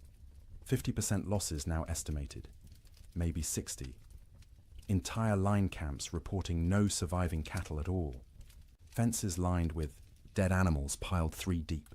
The Little Missouri River, when it thawed, clogged with carcasses that had to be dynamited free to restore flow. Roosevelt read these letters with growing horror and despair. He'd been so confident, so certain of success. He'd borrowed money, encouraged friends to invest, staked his reputation on the cattle business, and now it was all dying in a winter he wasn't even present to witness. In March, when travel became possible again, Roosevelt received a telegram from Ferris, brief, direct, devastating. "Come west, you need to see this." Roosevelt went. He took the train to Medora, the small town near his ranches, arriving in early April to a world transformed by death. The snow was melting, revealing what had been hidden. And what it revealed was carnage beyond anything he'd prepared himself for. He rode out with Ferris and other ranch hands to assess the damage. Everywhere they looked, cattle. Dead cattle. Frozen cattle. Cattle that had been dead so long the coyotes and wolves had already been at them. Cattle piled against fences. Cattle in ravines. Cattle scattered across the prairie like obscene statues. The smell was overwhelming. Thousands of rotting carcasses perfuming the air with decay. Roosevelt, who'd prided himself on his toughness, on his ability to handle frontier hardships, had to dismount and vomit. He wasn't alone. Even hardened cowboys were sickened by the scale of death. They rode for days, making tally, trying to determine what remained of the herds. Of Roosevelt's 5,000 head, fewer than 2,000 could be found alive. 60% losses. Some of those survivors were in such poor condition they'd likely die anyway. His investment, his dream, reduced by 2/3 in a single winter. The financial blow was severe. Roosevelt had invested approximately $80,000 in his cattle operations. He'd now lost at least $50,000, maybe more when accounting for lost breeding potential, disrupted operations, and the collapse of cattle prices as the market flooded with emergency sales from desperate ranchers. But Roosevelt was wealthy by birth. His family money cushioned the financial loss. He could absorb $50,000 and remain solvent, which most ranchers could not. What he couldn't absorb as easily was the emotional and philosophical blow. He'd come west believing in self-reliance, in the nobility of honest labor, in the frontier as a proving ground for American character. The Great Die-Up revealed those beliefs as naive. Self-reliance meant nothing when nature decided to kill everything. Honest labor couldn't prevent disaster driven by forces beyond human control. The frontier proved nothing except that it could kill you regardless of your character. Roosevelt spent several weeks at his ranches that spring, helping with the cleanup, the salvage operations, the grim work of trying to build something from the ruins. He participated in roundups, searching for surviving cattle, trying to assess what could be rebuilt. At night, he slept in the cabin at the Maltese Cross Ranch, the same cabin where his cowboys had weathered the storm. The bunks were still there, the stove, the smoke-stained walls. He'd slept here before on previous visits, treating it as an adventure, roughing it among the men. Now he slept in those bunks, knowing what they'd endured, what this room had protected them from. The cabin was small, cramped, cold even in April. Roosevelt lay on a rope bunk under wool blankets that smelled of smoke and men, and tried to imagine what January had been like. The wind screaming outside, the cold pressing in from all sides, the sound of cattle dying in the darkness, the knowledge that your livelihood, your future, everything you'd worked for was ending, and there was nothing you could do. He couldn't fully imagine it. He'd missed the actual storm, been warm and safe in New York while his employees fought for survival. That distance, that absence, haunted him. He'd been the investor, the gentleman rancher playing at being a cowboy. When it mattered, when the real test came, he hadn't been there. This realization changed him. Not immediately, not in one dramatic moment, but gradually over the following months and years. The West was no longer a romantic escape. It was a hard place where hard things happened, where nature was indifferent to human suffering, where the rules that governed Eastern society didn't apply. This understanding would shape his later conservation work. As president, Roosevelt would set aside millions of acres as national forests and parks, would push for scientific management of natural resources, would argue that the West's resources weren't infinite and needed protection. The cattle disaster of 1887 was the seed of that understanding.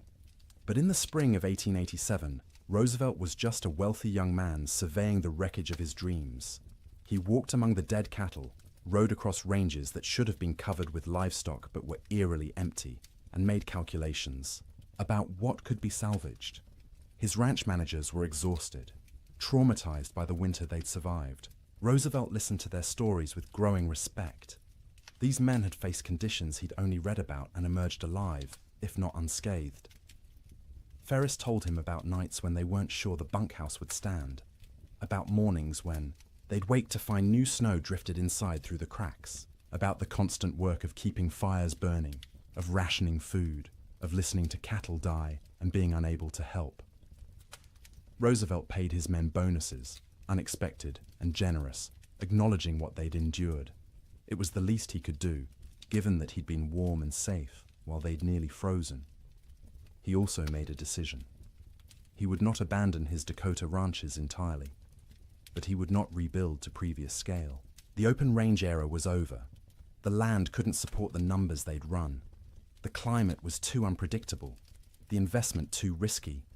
He kept the Elkhorn Ranch as a retreat, a place he could visit and remember why he'd come west in the first place. But the cattle operation was downsized dramatically. A few hundred head, manageable, with hay put up for winter feeding. A sensible operation rather than a grand adventure. The Maltese Cross was eventually sold. Too many bad memories. Too much money lost.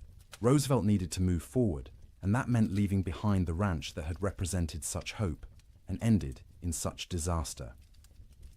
In his autobiography, written years later, Roosevelt would describe the winter of 1886 to 1887 as a necessary education.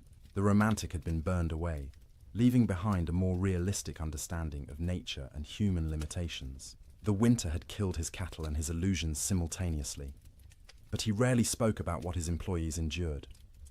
Their stories weren't his to tell, and he knew his own experience, arriving after the worst had passed, was nothing compared to theirs. He'd lost money. They'd nearly lost their lives. One story stayed with him, though, told by a cowboy at the Maltese Cross. During the worst of the storm, this cowboy had volunteered to check on a nearby line camp, worried about the two men stationed there. He'd ridden out with a rope tied around his waist, the other end tied to the bunkhouse, planning to follow the rope back if he got disoriented. The temperature was 50 below with howling wind. He'd made it half a mile before he couldn't feel his hands or feet. Before the cold had penetrated so deeply, he knew he was in danger of freezing. He'd turned back, following the rope, barely making it to the bunkhouse before collapsing. The two men at the line camp were found dead when spring came. They'd tried to wait out the storm, ran out of firewood, and froze in their bunks. The cowboy who'd tried to reach them carried guilt about that for the rest of his life, even though there was nothing he could have done. Roosevelt listened to this story and understood, perhaps for the first time, what winter on the frontier really meant. Sleep in Dakota, he realized, was a gift not to be taken for granted. Every night his men had survived was a victory against odds that should have killed them, and every morning they'd woken was a reminder that survival wasn't guaranteed, that warmth and shelter and life itself were temporary conditions that could end at any moment. Roosevelt returned east that spring, his Western adventure permanently altered. He would continue to love the West, would continue to visit and hunt and write about it. But he would never again be naive about its harshness. The winter of 1887 had taught him that nature didn't care about your dreams, your money, or your character. It simply existed, indifferent, and you survived or you didn't. His cattle were mostly dead. His investment was lost, but he was alive, and his employees were alive, and that had to be enough. January ended, but the storm did not. February arrived with no fanfare, no change, just another day of grey sky and screaming wind and cold that wouldn't break. People stopped marking days on calendars. Time lost meaning when every day was identical. An endless repetition of surviving until dark, surviving through dark, waking to survive again. The psychological weight of the storm's duration became as dangerous as the physical cold. Humans are resilient, but not infinitely so. We can endure terrible conditions if we believe they'll end. But when days stretch into weeks, weeks stretch toward months, and conditions remain unchanged, the mind begins to fracture in subtle ways. In the Ferguson household, the children grew quieter. They'd stopped asking when the storm would end. They'd stopped asking much of anything. They sat by the fire, conserving energy, their eyes following their mother's movements with an intensity that unnerved her. They were always hungry now, and the hunger made them old beyond their years. Martha found herself forgetting things. She'd go to the cold bedroom to fetch something and stand there, shivering, unable to remember what she'd come for. She'd start sentences and lose the thread midway, words dissolving like snow on her tongue. William said her name sometimes, and she wouldn't hear him, lost in thoughts that circled endlessly around food, fire, survival. William stopped shaving. There was no point. No one to see him except his family, and vanity seemed absurd when survival was uncertain. His beard grew thick and unkempt, ice forming in it every time he went outside to milk the cow or fetch wood. He'd come back in looking, like a wild man, and the children would stare at him until Martha made them look away. The cow's milk production had dropped to less than a quart per day. The animal was suffering from cold and inadequate feed, standing in the barn with her ribs visible through her hide. William knew they should slaughter her, use the meat, but the milk was too precious. As long as she gave any milk at all, he'd keep making that twice-daily journey to the barn. Sleep patterns disintegrated completely. There was no day or night anymore, just periods of lighter grey and darker grey outside the oiled paper window. People slept when exhaustion overwhelmed them, woke when cold or hunger or nightmares forced consciousness. The family's sleeping. Piles shifted constantly as people moved, trying to find warmth, trying to escape dreams. Martha's dreams were always about food, elaborate meals from her childhood in Wisconsin. Her mother's kitchen, warm and fragrant, tables loaded with roasted chicken and potatoes and fresh bread and butter. She'd wake with saliva flooding her mouth, stomach cramping with want, the disappointment of reality crushing. They had beans, always beans, the same beans cooked the same way, day after day, until the thought of eating another spoonful made her gag. William dreamed about summer, riding across green ranges, cattle fat and healthy, sun warm on his shoulders. He'd wake disoriented, expecting heat, finding only cold. The contrast between dream and reality was so sharp it hurt physically. His chest would ache. His throat would close.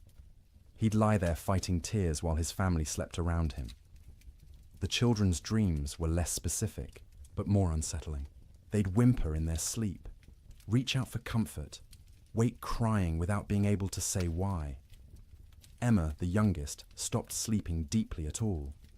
She'd doze in fits and starts, never truly relaxing, her small body tense even in sleep. The storm broke briefly in early February. For 3 days the wind dropped to a whisper, the snow stopped falling, and temperature rose to just below freezing. Clouds remained, but didn't seem as oppressive. The change felt miraculous after weeks of unrelenting assault. William ventured outside beyond the barn for the first time since January. The landscape was unrecognizable. Snow had sculpted itself into bizarre formations, drifts 20 feet high in some places, bare ground in others. The fence line he'd built 2 summers ago was completely buried. Only the tops of fence posts showed, wooden fingers pointing at the grey sky. He walked out across what had been their pasture, breaking through crusted snow with each step. The snow held his weight for a moment, then collapsed, dropping him thigh-deep into soft powder beneath.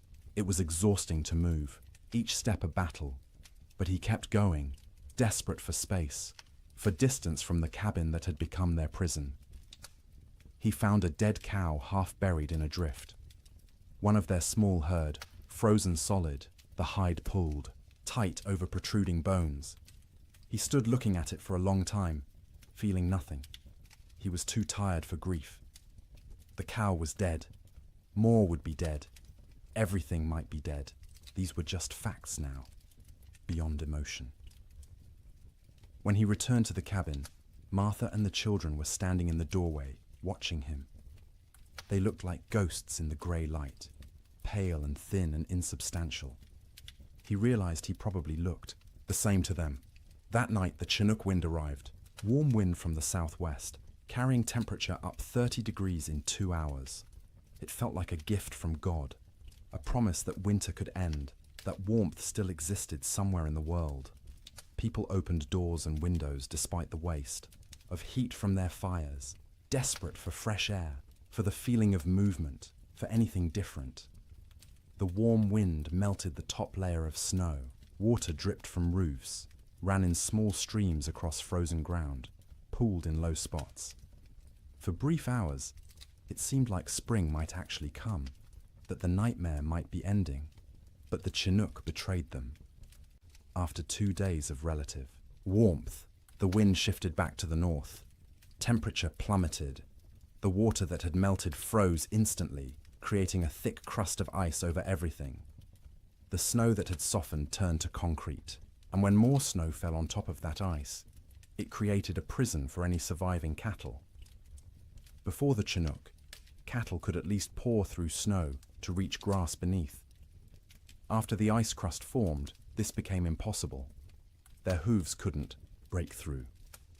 They stood on top of their food, separated from it by inches of ice, and slowly starved, while the grass they needed lay tantalizingly close.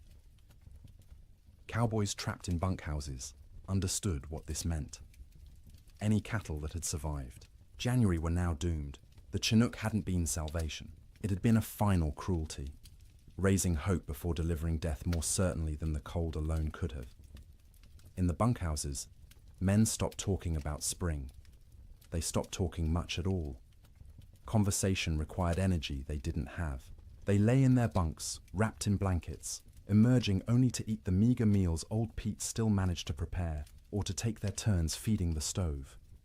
The silence was worse than the earlier noise of men talking and joking and trying to maintain morale. Silence meant defeat. Silence meant they'd accepted that this was how things were now, that normal life was so far away it might as well not exist. Some men slept 20 hours a day. Their bodies had adapted to scarcity by shutting down, reducing all functions to bare minimum.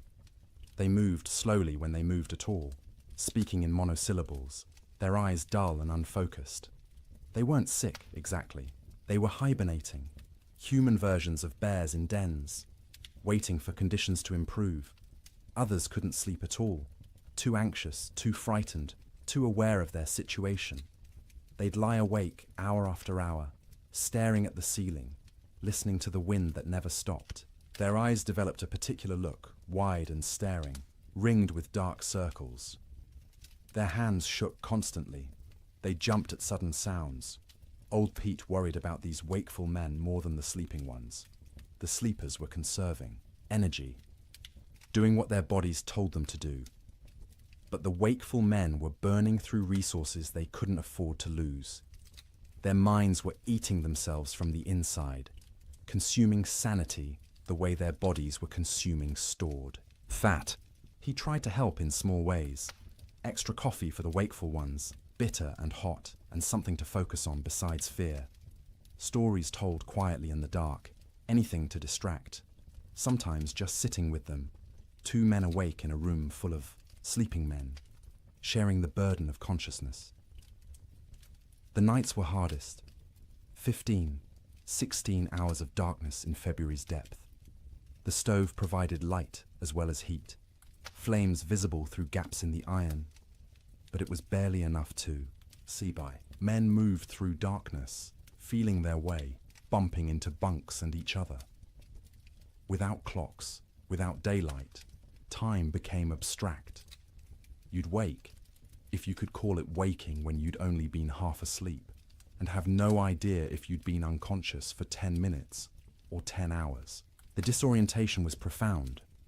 Some men stopped trying to track time at all. They ate when food appeared, slept when they couldn't stay awake, existed in a perpetual present with no past or future. The concept of sleep itself changed.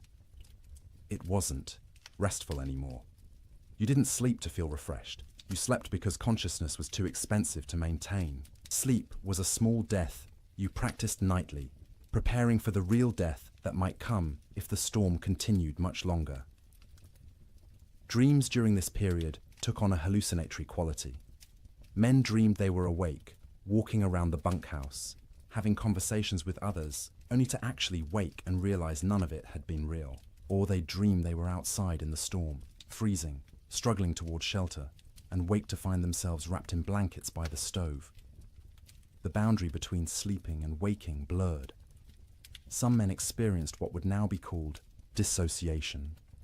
They'd observe themselves from outside their bodies, watching a stranger wear their clothes and speak with their voice. This disconnection was protective, a way the mind created distance from unbearable circumstances. But it was also terrifying to lose even the certainty of being yourself. In the ranch houses, children handled the extended ordeal better than adults in some ways. They adapted, accepting the new reality more easily than their parents who remembered how things should be. To the children, this was simply how life was now, cold, hungry, confined, but normal within its own context. But they also suffered in ways adults didn't. Their growing bodies needed more food than they were getting. Their development was being stunted by malnutrition. Sarah Ferguson, 11 years old, stopped growing taller. Her monthly bleeding, which had just started that fall, stopped entirely. Her body shut down non-essential functions to preserve life. Thomas developed a cough that wouldn't go away, a deep rattling in his chest that scared Martha. She'd give him extra portions of the thin soup she made, sacrificing from her own bowl, but it didn't help much. The cough persisted, worsening at night, keeping him and everyone else awake. James, 7 years old, stopped talking almost entirely. He'd answer questions with nods or shakes of his head, but volunteered nothing. He'd sit for hours staring at the fire, his face expressionless. Martha worried about him most of all, this strange, silent child who'd been so vibrant just months. Emma, the baby, clung to her mother constantly. She'd scream if Martha tried to put her down, terrified of separation. Martha learned to do everything one-handed, cooking, cleaning, even sleeping with the child attached to her like a growth. It was exhausting, but she understood. Emma was reverting to infancy, seeking the safety of the womb in a world that had become too frightening. February crawled past with the weight of years. Each day was a week long. Each week felt like a month. People stopped believing in spring. Spring was a myth, a story told by liars. There was only winter, eternal winter, and the question was no longer when it would end, but whether you'd survive it. And still the wind blew, and still the cold pressed in, and still people slept fitfully in their prisons of wood and hope, waiting for deliverance that seemed less likely with each passing day. Children experienced the great die-up through a lens of confusion and adaptation that was both heartbreaking and remarkable. They didn't fully understand what was happening or why, but they adjusted to impossibility with a flexibility adults had lost. To them, the storm wasn't an economic disaster or a failure of planning. It was simply the way the world had become, and they learned to live in it. Sarah Ferguson, at 11, was old enough to sense her parents' fear even when they tried to hide it. She watched her mother's hands shake when portioning out food. She noticed her father's long silences, the way he'd stare at the fire without seeing it. She understood, in a way her younger siblings didn't, that something was terribly wrong. This knowledge was a burden. She couldn't share it with Thomas or James or Emma because they were too young to understand, and speaking it aloud would make it more real. So she carried it silently, trying to help without being asked, watching for ways to ease the tension that filled the cabin like smoke. She learned to anticipate her mother's needs. When Martha reached for the water bucket, Sarah was already moving, to refill it with snow. When the fire burned low, Sarah added wood before being told. She took charge of Emma when the toddler grew fussy, singing to her, telling her stories, anything to give Martha a few minutes of peace. At night, Sarah lay awake, listening to her siblings breathe, counting breaths, making sure everyone was still, alive. She'd developed an irrational fear that someone would simply stop breathing in the dark and no one would notice. So she stayed vigilant, even when her own body screamed for sleep. She dreamed about school, which seemed like something from another life. the one-room schoolhouse 3 miles from their ranch, where Miss Peterson taught reading and arithmetic to a dozen farm children. Sarah had loved school, loved learning, loved having somewhere to go that wasn't the ranch. The storm had started during Christmas break, and school hadn't reopened. Might never reopen if families didn't survive the winter. She wondered about her classmates. Were they trapped in their homes too? Were they hungry? Were they scared? Or had some of them already died, frozen in cabins that couldn't keep them warm, and she'd never know because news didn't travel through blizzards? These thoughts circled in her head at night, keeping her awake even when exhaustion made her bones ache. She was becoming an adult too quickly, forced to carry worries that children shouldn't have to carry. But she had no choice. The storm didn't care about childhood innocence. Thomas, at 9, dealt with the storm differently. He grew angry. Not explosive anger, not tantrums, but a cold, sullen fury that he directed at everything and nothing. He was angry at the wind for not stopping, angry at his father for not fixing things, angry at God for letting this happen, angry at himself for being trapped and helpless. He'd punch his thin straw mattress when no one was looking, imagining it was the storm, hitting it until his knuckles hurt. He'd kick at the wall, leaving small scuff marks that his mother saw but didn't comment on. He needed to fight something, but there was nothing to fight except weather, and weather was beyond fighting. At night, Thomas didn't sleep so much as surrender. He'd fight consciousness until his body simply shut down, crashing into sleep so deep it was almost like fainting. He'd wake suddenly, disoriented, not remembering where he was for terrifying seconds before memory returned and reality settled back into place. His dreams were violent. He fought bears, wolves, faceless men. He swung fists and weapons, defending his family against threats that dissolved when he tried to focus on them. He'd wake with his heart pounding, sweat soaking his collar despite the cold, and lie there, trying to calm down before he disturbed everyone else. He was hungry all the time, a gnawing, constant hunger that made him think about food obsessively. He'd remember meals from before the storm, special occasions when they'd had roasted chicken, or beef, or his mother's apple pie. The memories were so vivid he could taste them, and the disappointment when he opened his eyes to find only reality was crushing. His mother noticed his anger, but didn't know how to help. She'd try to hug him, and he'd tolerate it stiffly, uncomfortable, with comfort, needing to be tough. He was the man of the house when his father was outside. He had to be strong. He couldn't let himself be a child, even though he was desperately, urgently still a child who needed reassurance that everything would be all right. James, at 7, retreated into silence and fantasy. He created elaborate stories in his head, imagining himself as a hero who could control weather, who could make the sun come out and melt all the snow. In his fantasies, he'd save his family, save the cattle, save everyone. People would thank him. His father would be proud. These daydreams, occupied hours, he'd sit by the fire, face blank, living entirely in his imagination where he was powerful instead of helpless. His mother worried about his silence, not understanding it was protection. If he didn't talk, he didn't have to acknowledge reality. He could stay in his head where things made sense and he had control. At night, James slept deeply but unrestfully. He'd thrash and kick, fighting battles in his dreams, sometimes crying out words no one could understand. His siblings had learned to sleep away from his feet because he'd kick without waking. Martha would sometimes reach over and touch his forehead, checking for fever, but he was just hot from the exertion of his dreams. When he did talk, it was often about summer.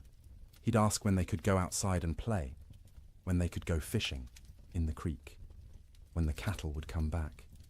His questions broke Martha's heart because she had no answers. She'd deflect, saying soon, or when winter ends, knowing these were lies, but unable to tell a 7-year-old that winter might not end, that nothing might come back.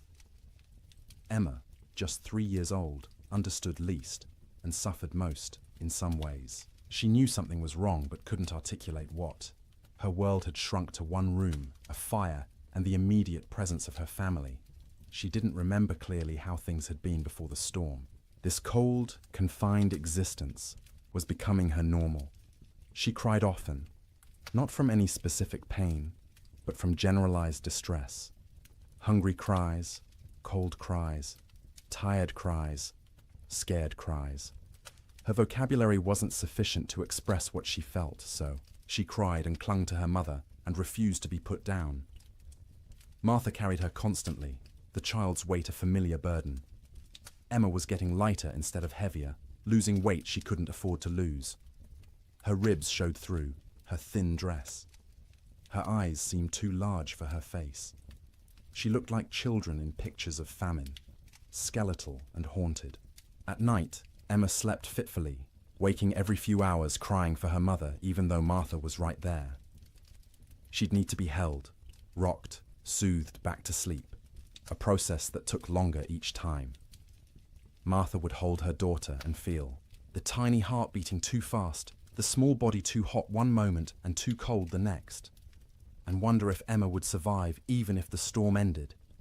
Emma's dreams, when she could describe them in her limited vocabulary, were simple and sad. She dreamed of being warm, of having enough to eat, of going outside to play. She dreamed of summer in fragments, sensory impressions rather than coherent narratives. Sun on her face, grass under her feet, the feeling of running without being cold. The children had created small rituals to mark time and maintain some structure. Every morning, however they defined morning, Sarah would lead them in a counting game. They'd count to 100 together, which took Emma's entire concentration and distracted her from crying. Then they'd count by twos, by fives, by tens, math as comfort, numbers as proof that some things remained stable. In the afternoon, Thomas would tell stories. He'd inherited his father's storytelling ability and would spin tales about cowboys and cattle drives and adventures that took place in summer warmth. His siblings would listen, transported briefly to worlds where people weren't trapped and cold and hungry. Emma had a doll, a simple thing made from rags stuffed with more rags, with button eyes and yarn hair. She carried it everywhere, talking to it in her baby voice, explaining things. The doll was hungry. The doll was cold. The doll wanted Mama. Through the doll, Emma processed her own feelings, giving voice to fears she couldn't express directly, the EE. Children learned to read their parents' moods and adjust their behavior accordingly. When Martha looked particularly strained, they'd be quieter, more cooperative. When William came in from the barn looking defeated, they'd give him space, not asking for attention he couldn't provide. They became expert at making themselves small, at not adding to the household's burdens. But they were still children, and children need play. They'd create games from nothing, counting cracks in the ceiling, making shadow figures on the wall with their hands when the fire was bright enough, building towers from the few wooden blocks they owned, then knocking them down and building again. Sarah taught Emma songs, the same songs their mother had taught her. Simple rhymes about animals and weather and daily life. Emma's favorite was about a bird that flew south for winter, which seemed especially relevant. She'd sing it over and over, the words slurring together, while her siblings tried not to show their irritation. The children also absorbed lessons they shouldn't have needed to learn so young. That food was precious and must never be wasted. That fire was life and must be watched constantly. That cold could kill and must be respected. That sometimes adults didn't have answers, didn't know what to do, were as frightened and helpless as children, but had to pretend otherwise. They learned what their parents looked like when pretending to be brave, the slight tremor in their mother's voice when she said everything would be fine, the way their father's smile didn't reach his eyes. They learned to accept these performances without comment, understanding that challenging them would make things worse. In later years, the Ferguson children would remember the winter of 1887 as a blur. They'd recall specific images. The fire, always the fire, and their mother's face in its light. and the sound of wind that never stopped. But the timeline would be confused, events blending together because days had no distinct markers. Sarah would remember being hungry but never being fed. Thomas would remember being angry but not knowing why. James would remember his fantasy world more clearly than reality, which was probably for the best. Emma would remember almost nothing directly, just a vague sense of having been cold once, long ago, for longer than seemed possible. But they'd also remember warmth of a different kind. The feeling of sleeping piled together, siblings in a heap like puppies, their mother's songs in the dark, their father's hands, rough and gentle, checking them for frostbite. The way Sarah would hold Emma when Emma cried. The way Thomas would share his tiny portion of food, even though he was starving. The way James would tell stories that made them laugh despite everything. Children are resilient, but resilience has costs. The Ferguson children survived the winter, but they were changed. Sarah grew old before her time, burdened with worries she couldn't set down. Thomas's anger would last years, manifesting in ways that troubled his parents. James would remain in fantasy longer than he should, reluctant to engage with a world that had proven so harsh. Emma would be clingy and fearful, suffering from what we'd now call anxiety, though no one had that word then. But they survived. All 4 Ferguson children made it through the winter alive, which many children didn't. In the spring, when Sarah returned to school, half her classmates were missing, died in the storm, or their families had moved away, or they were too weak to attend. The teacher never spoke about them, and Sarah never asked, but she noticed the empty desks and understood what they meant. The children's winter was its own story within the larger tragedy. They experienced the same cold, the same hunger, the same confinement as adults, but they experienced it through the lens of childhood, with less understanding but also with adaptability adults couldn't match. They bent instead of breaking, or at least bent further before breaking, and some of them survived precisely because they were young enough to accept the impossible and adapt to it. March came quietly, without announcement or ceremony. The wind didn't stop all at once. The cold didn't break dramatically. But sometime in the first week of March, people noticed the light had changed. The grey wasn't quite as oppressive. The sun, invisible for months behind clouds, occasionally created a bright spot in the overcast sky, a suggestion that it still existed somewhere beyond the grey. The temperature rose first, not to warmth, not even close, but up from the deadly negatives, into the teens, then the 20s. At 20 degrees, after months of temperatures well below zero, it felt almost tropical. William Ferguson stepped outside without his heaviest coat for the first time since January and felt the difference immediately. Still cold, but survivable cold. Manageable cold. Human cold. The wind dropped next. Not gone, but diminished from its constant shriek to something closer to a whisper. You could hear other sounds again. Birds, tentatively returning. The creak of the barn, your own footsteps in the snow. After months of wind that drowned out everything, the relative silence was disorienting, and then finally the snow stopped falling. Days passed without new accumulation. The sky remained cloudy, but the clouds weren't releasing their burden anymore. What was on the ground would stay on the ground, but nothing new was coming. This realization spread through trapped households, like a physical wave. The storm was ending. Winter was releasing its grip. Spring, impossible spring, was actually going to come. But the thaw revealed horrors that had been hidden under snow. As temperatures rose above freezing and snow began to melt, the dead emerged. Cattle everywhere. More cattle than anyone had imagined possible. They lay along fence lines, stacked 3 and 4 deep, where they'd crowded against barriers trying to escape the wind. They filled ravines, hundreds in a single coulee, frozen together into a grotesque mass. They lined riverbanks, piled where they'd sought water, and found ice instead. William rode out in mid-March to assess their losses. The snow had melted enough to navigate, though the ground was a swamp of mud and standing water. He rode for hours, seeing nothing but dead cattle. Their small herd of 30 head was gone. All 30 dead. Some near the barn where they'd sought shelter. Others scattered across their range, frozen in place, some still standing. The smell was overwhelming. As the carcasses thawed, they began to rot. The air across the plains filled with the sweet, cloying stench of decay. You couldn't escape it. It permeated clothing, hair, got into your mouth and nose until you tasted it constantly. Cowboys tied, scarves soaked in vinegar over their faces, but it barely helped. The financial devastation was absolute.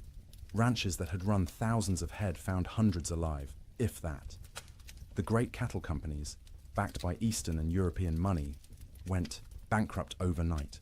Investors who'd expected returns of 20–30% instead lost everything. The boom was over. The cattle kingdom had fallen. But more important than money, more immediate, was the human cost. As spring progressed and travel became possible again, stories emerged.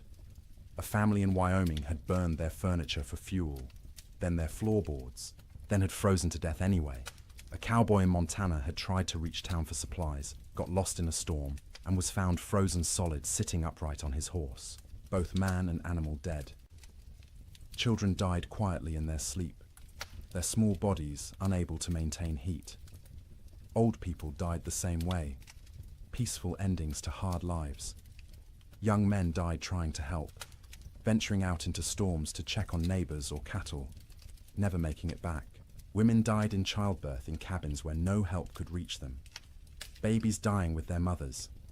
The death toll among cattle was calculable, measurable, shocking in its enormity. Estimates ranged from 60 to 90% mortality across the northern plains. Hundreds of thousands of animals dead. But the human toll was harder to count. People died alone in isolated cabins, their bodies not discovered until spring. Whole families vanished. Homesteads found empty when the snow cleared. No trace of where the occupants had gone, or whether they'd survived.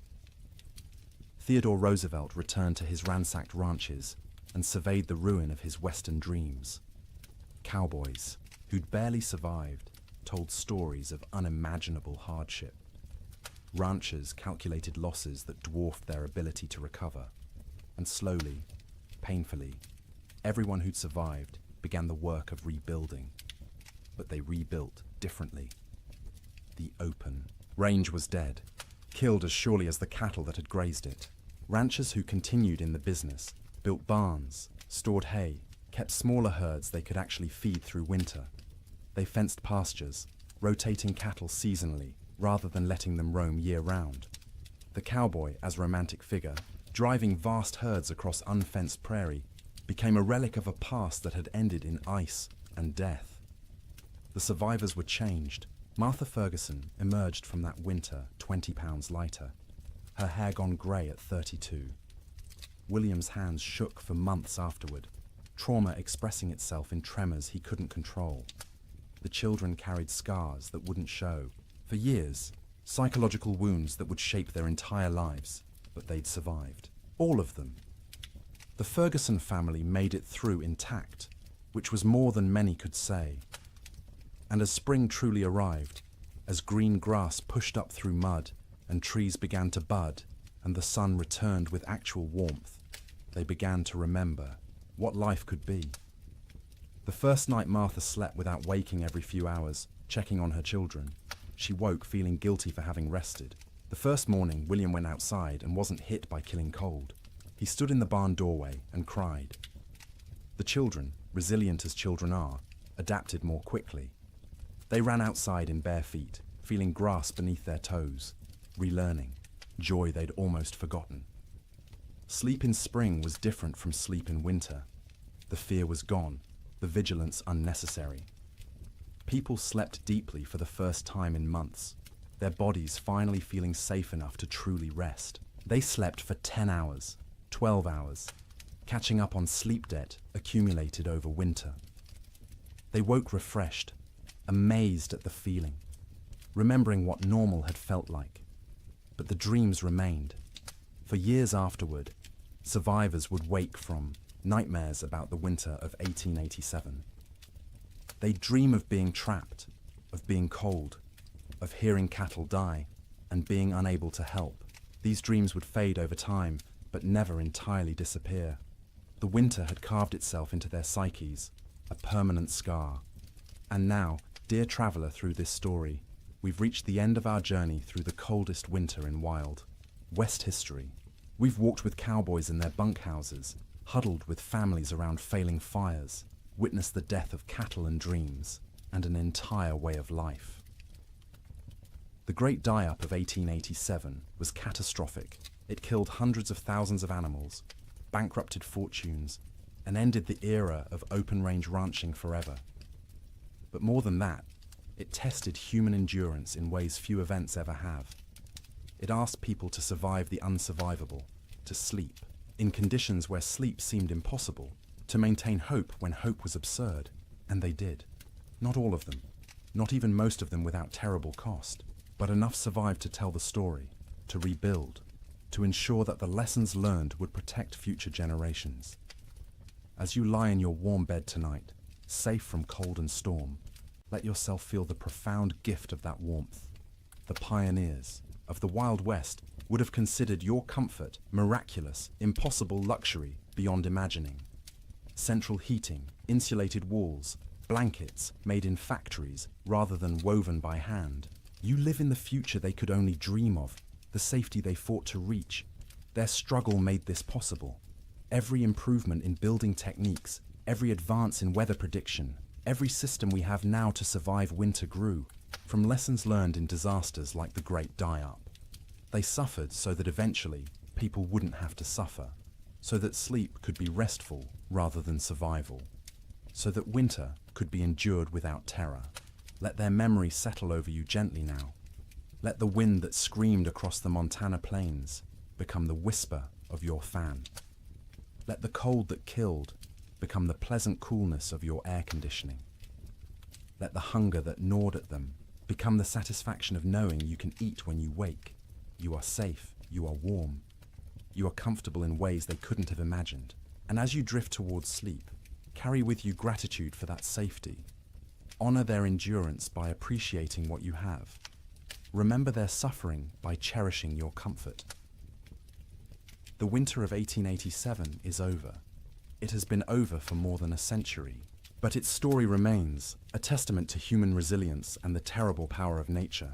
The cowboys and ranchers and children who lived through it are long gone, but their experience echoes forward to us, teaching us about survival, about courage, about the precious gift of a warm place to sleep. So sleep now, deeply and peacefully. Let the weight of blankets comfort rather than burden you. Let the darkness be restful rather than fearful. Let your dreams be gentle rather than haunted. The storm has passed. Spring has come. The long winter night is over, and you, in your warm bed, in your safe room, can rest without fear, can close your eyes without vigilance, can surrender to sleep, knowing you'll wake to warmth and safety. The Great Die-Up claims so much, so many cattle, so many dreams, so much hope. But it couldn't claim everything. It couldn't kill the human capacity to endure, to adapt, to survive impossible conditions, and emerge, if not unscathed, then at least alive. Still capable of love, still capable of rebuilding, still capable of hope. That resilience lives in you too. You carry it in your genes, inherited from ancestors who survived winters and storms and hardships we can barely imagine. Their strength is your strength. Their determination is your determination. Their ability to close their eyes in terrible circumstances and wait to face another day is yours as well. You don't need it tonight. Tonight, you can simply rest. Let the story of the Great Die-Up fade like snow melting in spring sun. Let the cold recede. Let warmth embrace you completely. Sleep well, knowing that winter always ends, that spring always comes, that the coldest night eventually gives way to dawn. The pioneers of 1887 learned this truth at terrible cost. But they learned it, and they survived. And because of them, you live in a world where winter is manageable, where cold is temporary, where sleep is safe. Close your eyes now. Let your breathing slow. Feel the weight of your body sink into your mattress, supported and comfortable. You've traveled a long way tonight, through a winter that ended before you were born. You've witnessed suffering and endurance and the slow arrival of relief. Now it's time to find your own relief, your own rest, your own peaceful surrender to sleep. The wind has stopped screaming. The cold has lost its teeth. The cattle are grazing on green grass in valleys where snow once piled 20 feet deep. And you are here, warm and safe, ready to sleep, ready to dream gentle dreams, ready to wake refreshed to a world where the great die-up is history, where winter is a season rather than a death sentence, where sleep is rest rather than survival. Good night, traveller. Thank you for joining me on this journey through the coldest winter in Wild West history. May your own sleep be everything those pioneers couldn't have.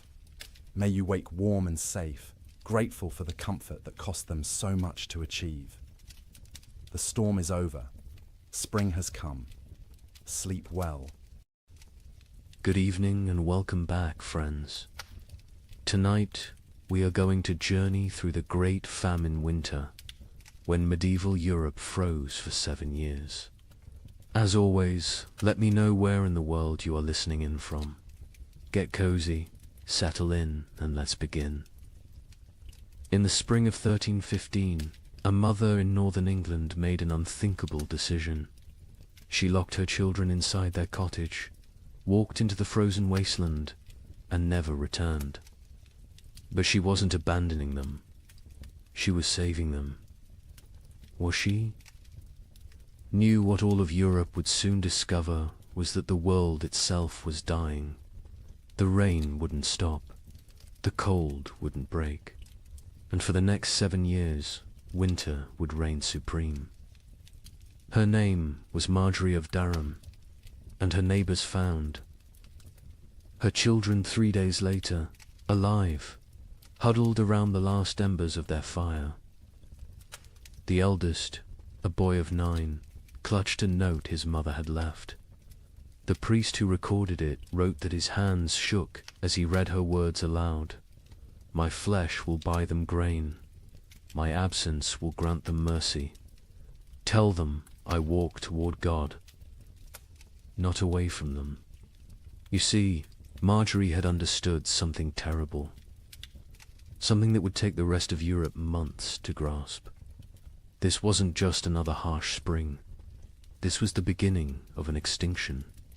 The marketplace where she'd traded her body for bread had made the calculation clear. A living mother meant 5 mouths to feed. A missing mother meant for orphans. The church had to shelter, and the church still had grain, still had walls, still had hope that this nightmare would end.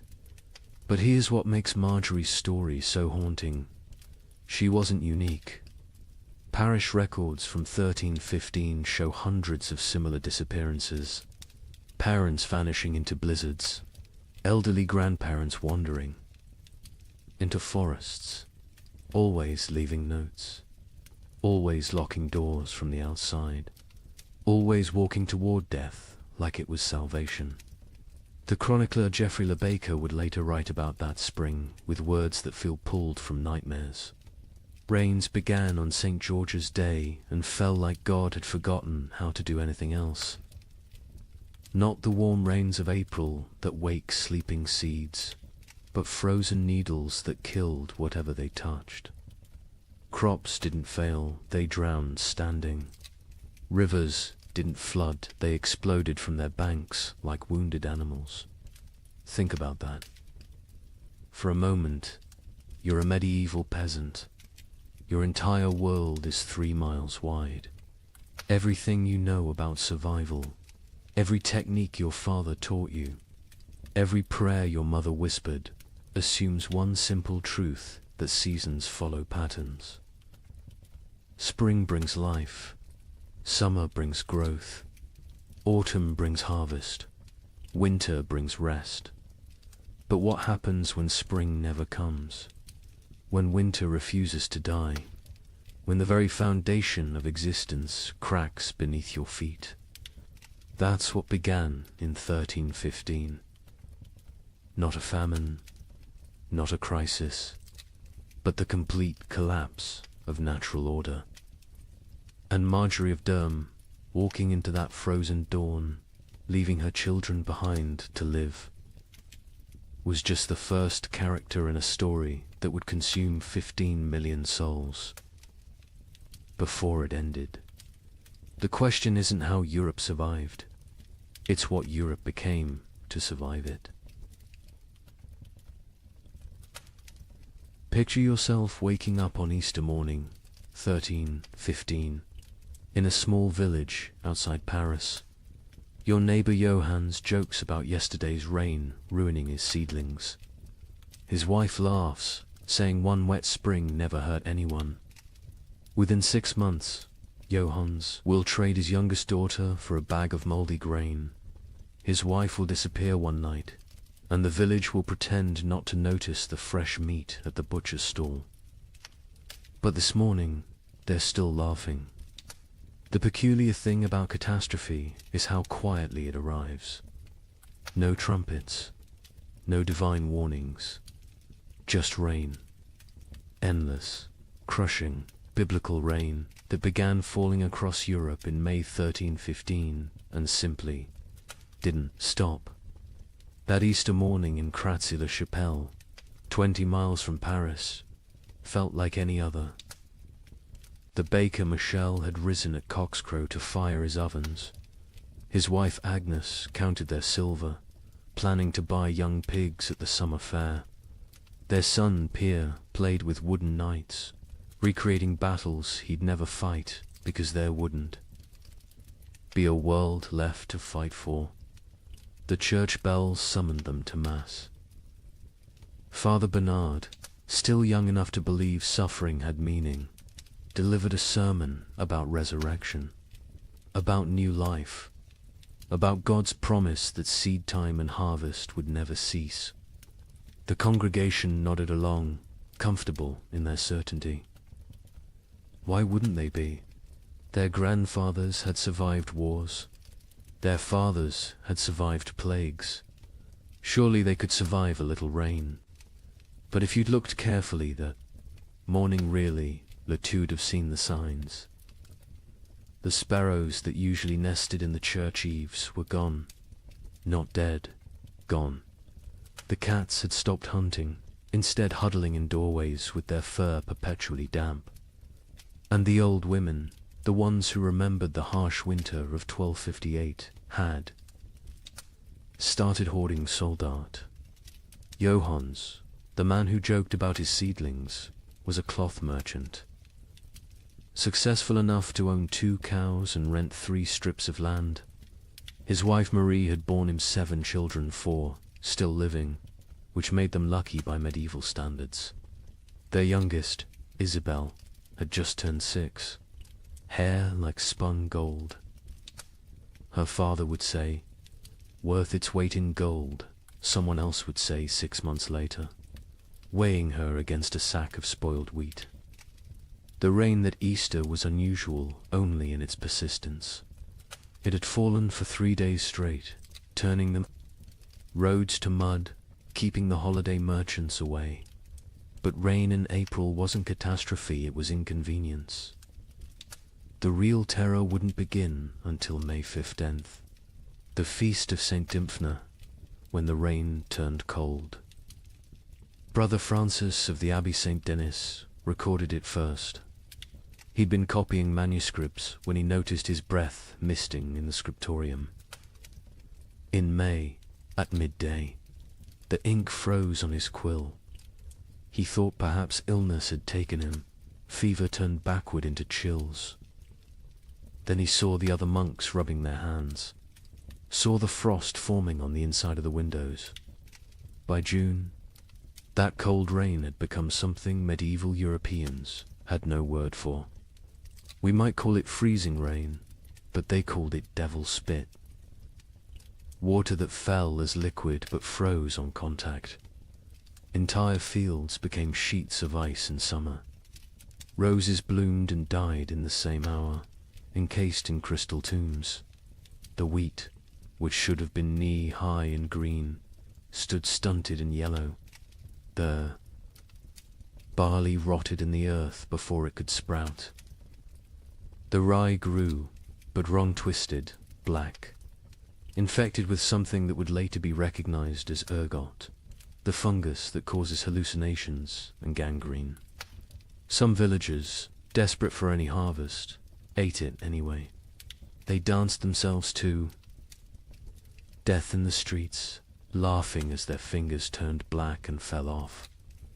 But we're getting ahead of ourselves. Let's return to Johannes and his family, because their story is everyone's story. By late May, Johannes had stopped joking about anything. The constant rain had ruined the roads, making trade impossible. No merchants could travel, which meant no cloth could be sold, which meant no coins for bread. Not that there was bread to buy.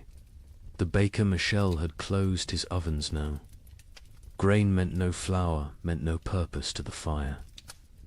June brought the first death in Crassy-la-Chapelle. Not from starvation, not yet. Old Catherine, who'd survived 70 winters, simply gave up. She announced at Sunday Mass that God had abandoned them, walked home, lay down in her bed, and willed herself to die. The priest called it despair, a mortal sin. But privately, he envied her escape. The real horror began in July, when the rain briefly stopped. For 3 days, the sun appeared, weak and watery but present. The villagers rushed to salvage what they could, to plant anything that might grow before autumn. They worked day and night, hands bloody from tearing at the muddy earth, planting beans, turnips, anything fast-growing. On the 4th day, the hail began. Not regular hail. Chunks of ice the size of fists, driven sideways by winds that shouldn't exist in summer. They shattered shutters, killed chickens, knocked full-grown men unconscious. When it stopped, nothing remained of those desperate plantings. The fields looked like they'd been trampled by an army of giants. That's when Johannes made his first, unthinkable choice.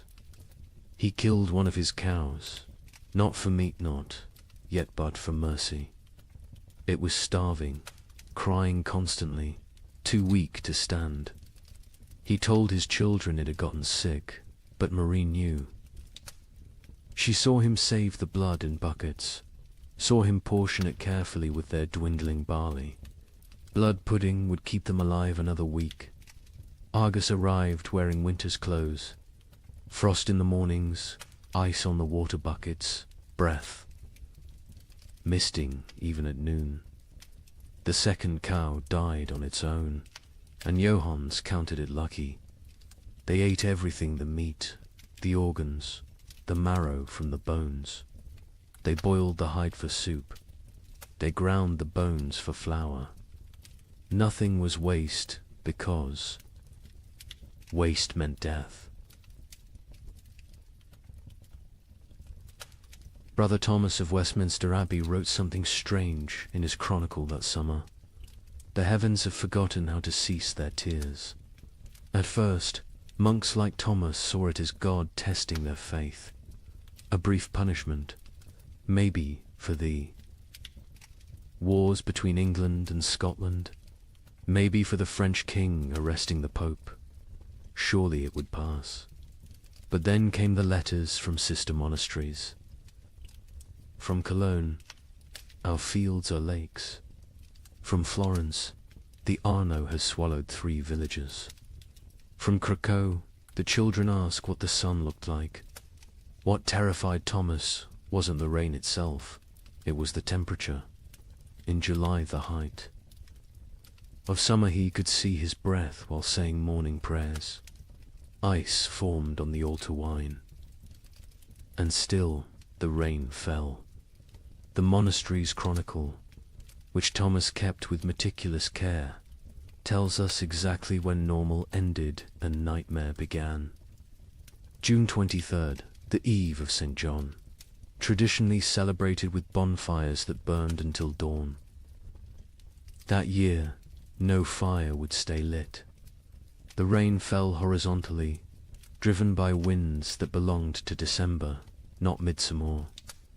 Thomas wrote, "The brothers attempted 7 times to light the sacred fire. Each time, the rain doused it before a single prayer could be spoken. Prior William declared it a sign of what he dared not say." Thomas had been corresponding with monasteries across Christendom for 20 years. His position as chronicler meant he received letters from abbeys in Scotland to Sicily, from Ireland to Poland. Usually, these letters discussed theological matters, requested copied manuscripts, or shared news of appointments and deaths. But starting in July 1315, every letter carried the same message, dressed in different words.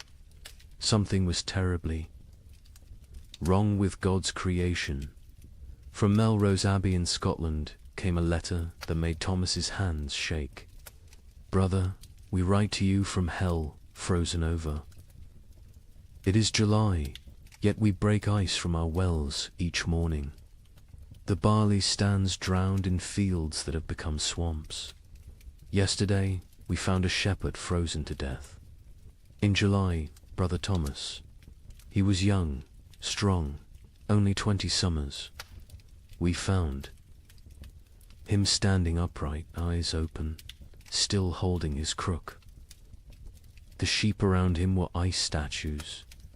Have we entered the end times? The abbot of Cluny in France sent word that would have been dismissed as madness any other year. The vine withers as if cursed. The soil rejects all seed. We have consulted. Our oldest records nothing, speaks of summer frost, of hail in August, of rain that burns like ice. Our farmers weep in the fields, beating the mud with their fists, begging it to remember its purpose." From the German monasteries came increasingly frantic reports. The prior of Reichenau wrote, "Lake Constance rises daily. Entire villages now exist only as church bells tolling beneath the waves. We ring our own bells in answer, but God remains deaf. The rain tastes of sulphur. Birds fall from the sky mid-flight, frozen solid. What sin has mankind committed to earn such wrath?" But it was a letter from an Italian monastery that contained the most chilling observation. Brother Antonio of Monte Cassino, a learned man who'd studied both scripture and natural philosophy, wrote, "This is not divine punishment. Brother Thomas, I have read the ancient texts, Greek and Roman both. This happened before. They called it the years without summer. Crops failed, empires fell, and mankind retreated to caves. We are not being punished. We are being erased." Thomas himself had begun keeping detailed records of the weather, something unprecedented for the time. His entries from July 1315 read, "Like fever dreams. July 4th, Feast of St. Ulrich. Rain for 16 straight hours. Temperature cold enough that we wore winter robes to matins. 2 brothers collapsed during prayers, their lips blue. July 11th. The rain has not ceased for 40 hours. We cannot light fires. We eat cold porridge and pray with numb fingers. Brother Matthew suggests we are experiencing Noah's flood again. Prior William had him whipped for heresy. But privately, we all wonder. July 19th. Something impossible today. The rain froze as it fell, coating everything in ice. In July, the vegetable garden is destroyed. Every plant encased in crystal, beautiful and dead. We gathered to pray, but the words stuck in our throats. How do you pray when creation itself seems broken? The correspondence between monasteries became increasingly desperate as summer crawled toward autumn. They began sharing survival techniques rather than theological debates. How to keep manuscripts from molding in the constant damp. How to preserve food when nothing would dry. How to maintain faith when every prayer for sun was answered with more rain. From Prague came instructions for building underground storage that might resist the water. From Dublin came recipes for making bread from acorns and chestnuts. From Rome came silence. The Holy See had problems of its own, with the Tiber flooding the papal palace repeatedly. Thomas noted something else, something that wouldn't be fully understood for centuries. The rain wasn't uniform. It would pound. One region while barely touching another 20 miles away. But those dry spots weren't lucky, they were cursed differently. Without rain, but with temperatures below freezing in summer, crops still died. Wells still froze. People still starved. A letter from the Bishop of Bergen in Norway contained an observation that haunts historians today. The merchants from Iceland have not come. They were due in May, as always. It is now August. Ships sent to investigate found the sea routes blocked by mountains of ice that should not exist in summer, or perhaps should not exist at all. The sailors speak of icebergs, tall as cathedrals, moving south like an army of frozen giants. By late August, Thomas's own entries had taken on a tone of barely controlled panic. We have begun rationing in August. The harvest is already lost, and we must survive on stores meant for winter. But what winter awaits us if summer itself has become frozen? Prior William no longer speaks of God's tests. He speaks of God's absence. The most telling entry comes from September 3rd. Brother Francis asked me today why I still write these chronicles. Who will read them?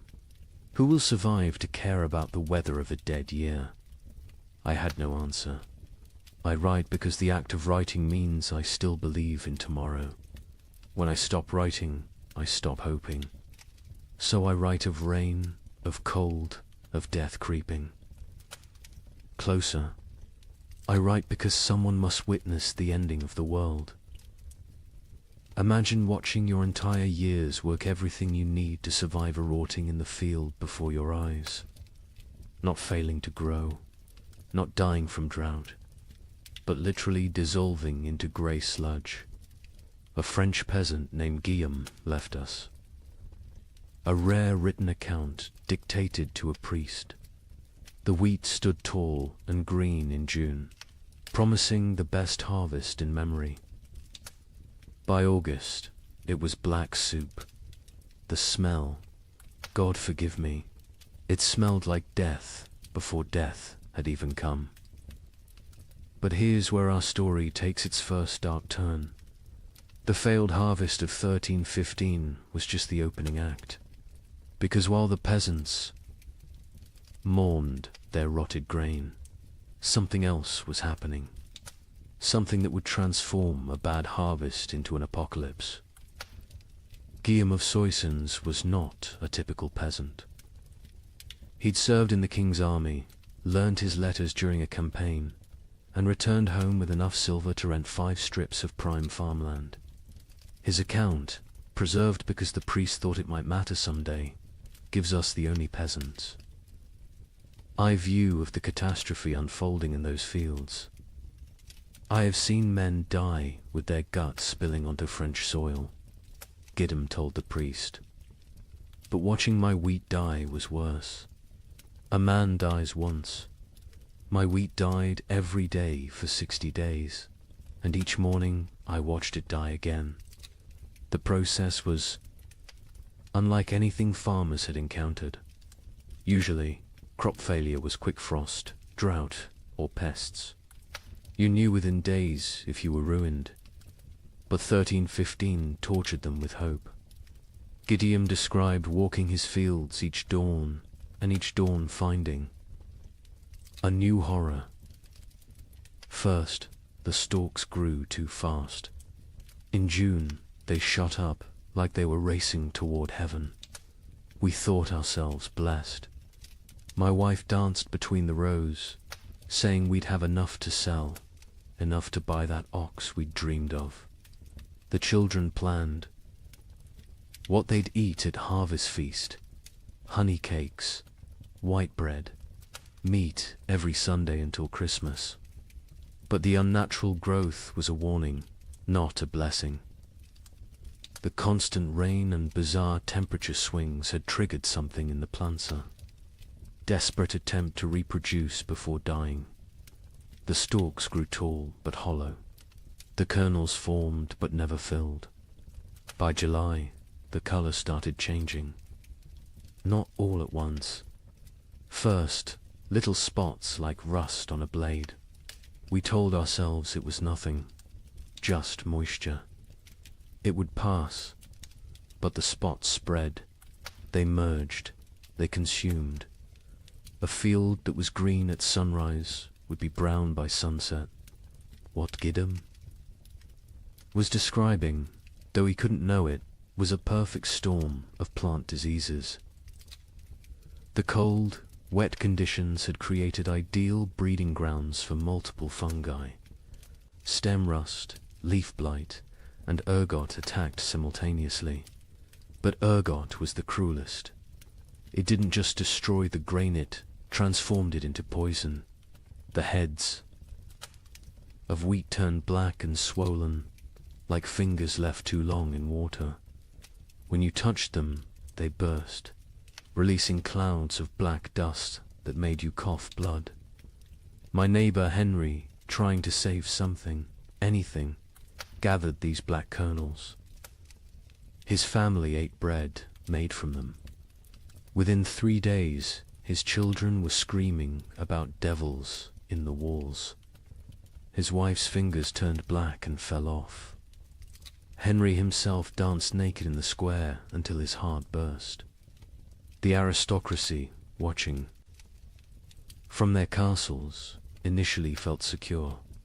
They had stores from previous years, contracts with merchants, the ability to import grain.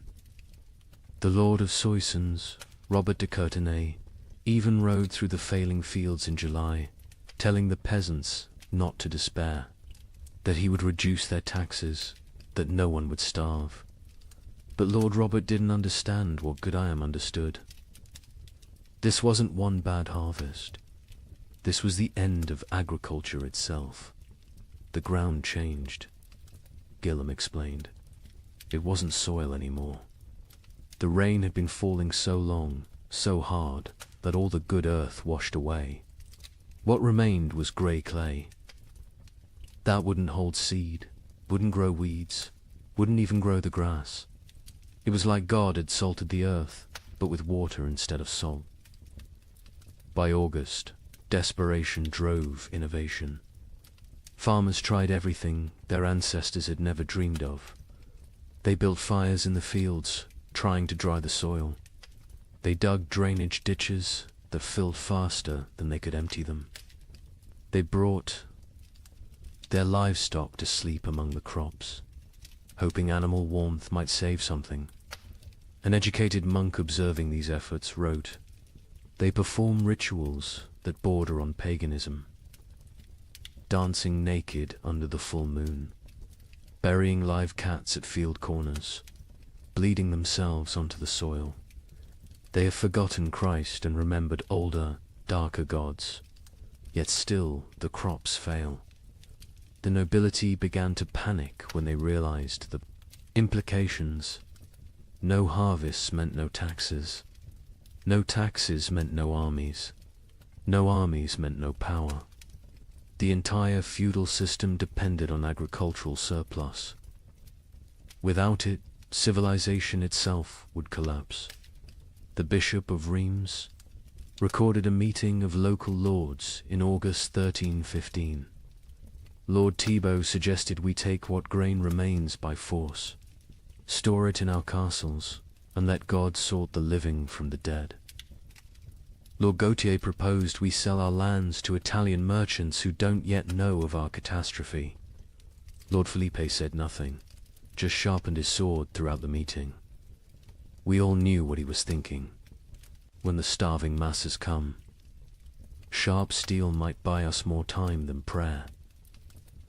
But it was Gwellem's final observation that proved most prophetic. The worst part wasn't the hunger we knew was coming. It was what hunger would make us become. I saw my neighbor Marcel looking at his plump daughter differently, not with fathers. Love with a butcher's calculation. I saw wives eyeing husbands who'd grown too weak to work. I saw children forming packs, like wolf cubs learning to hunt.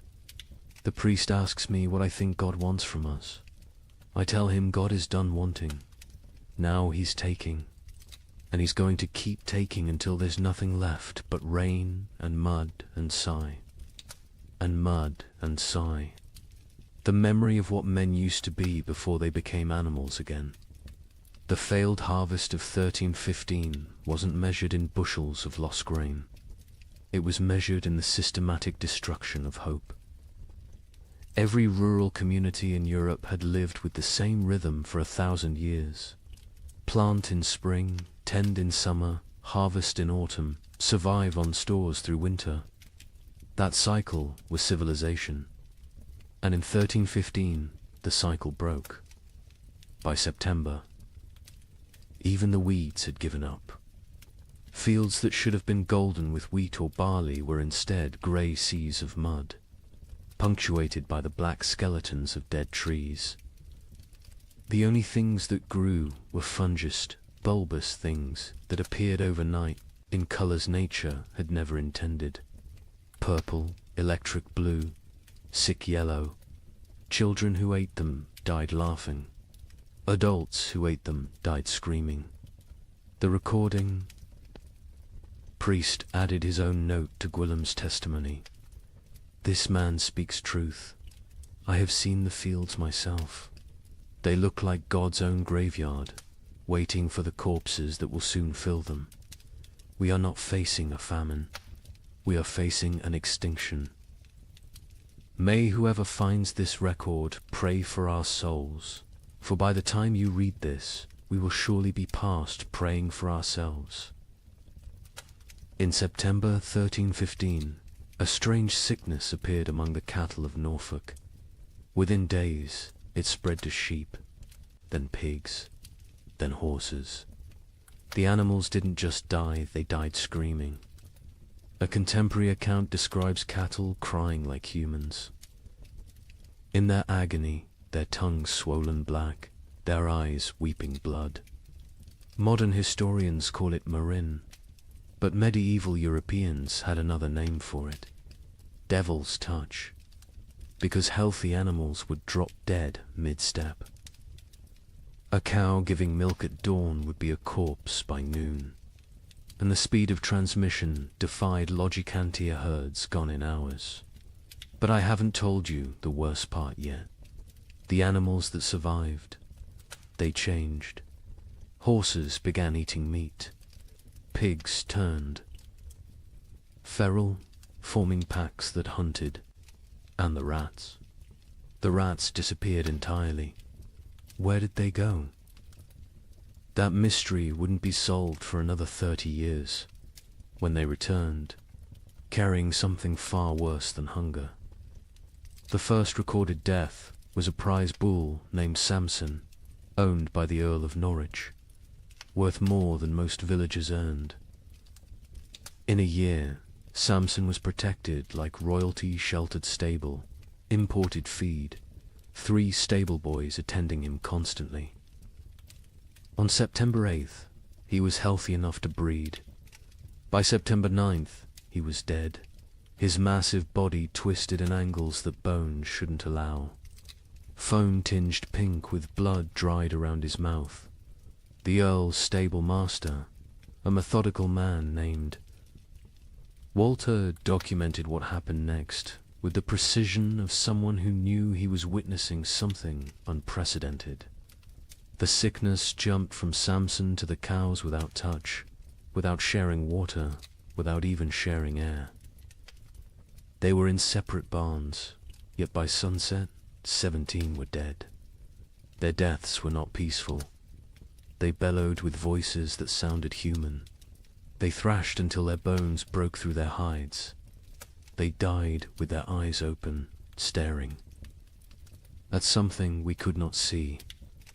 Within a week, every cow in Norfolk was either dead or dying. But the disease didn't respect species boundaries. Sheep began falling next, their wool turning grey overnight before they collapsed. Then pigs, usually hardy enough to survive anything, started dying in ways that defied nature. They'd squeal for hours, a sound witnesses compared to children, screaming before their hearts simply exploded. A traveling merchant named Otto from Flanders recorded what he saw on the roads. I have traveled these paths for 20 years. I know where every farm keeps its herds. Today, I counted 4,000 dead cattle between Lynn and Norwich. They lie where they fell in fields, on roads, some still standing upright, held by mud that is frozen around their legs. The smell reaches you a mile before you see them. Sweet rot mixed with something chemical, like copper left in vinegar. The speed of death was matched only by its strangeness. Animals died in patterns that suggested intelligent entire herds forming perfect circles before collapsing inward.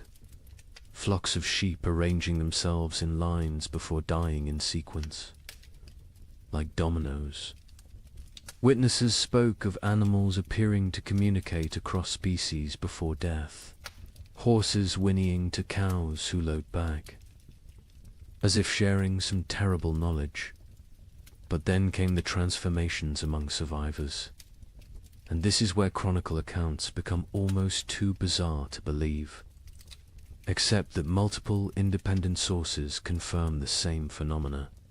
Sir William de Ross, a knight with lands across Yorkshire, wrote to the Archbishop of York, "Your Grace must believe what I write, though it sounds like madness. My destrier, Caesar, a warhorse I've ridden into 3 battles, has begun hunting. Not grazing, hunting. I watched him corner a rabbit, kill it with his hooves, and eat it. He tears flesh with teeth never meant for meat.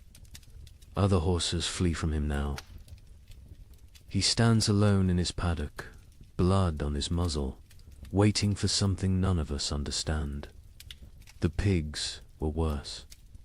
Those that survived the plague didn't return to their pens. They grouped together in the forests, moving in coordinated packs. A woodcutter named Thomas testified to the Bishop of Ely. 20 of them, maybe more, moving like wolves, but smarter than wolves. They set ambushes. They used one injured piglet as bait to draw a merchant from his cart. When he climbed down to help him, the others came from the trees. We found his bones 3 days later, picked clean, arranged in a pile like they were showing off. The transformation wasn't limited to behavior. Physical changes occurred that medieval veterinarians couldn't explain.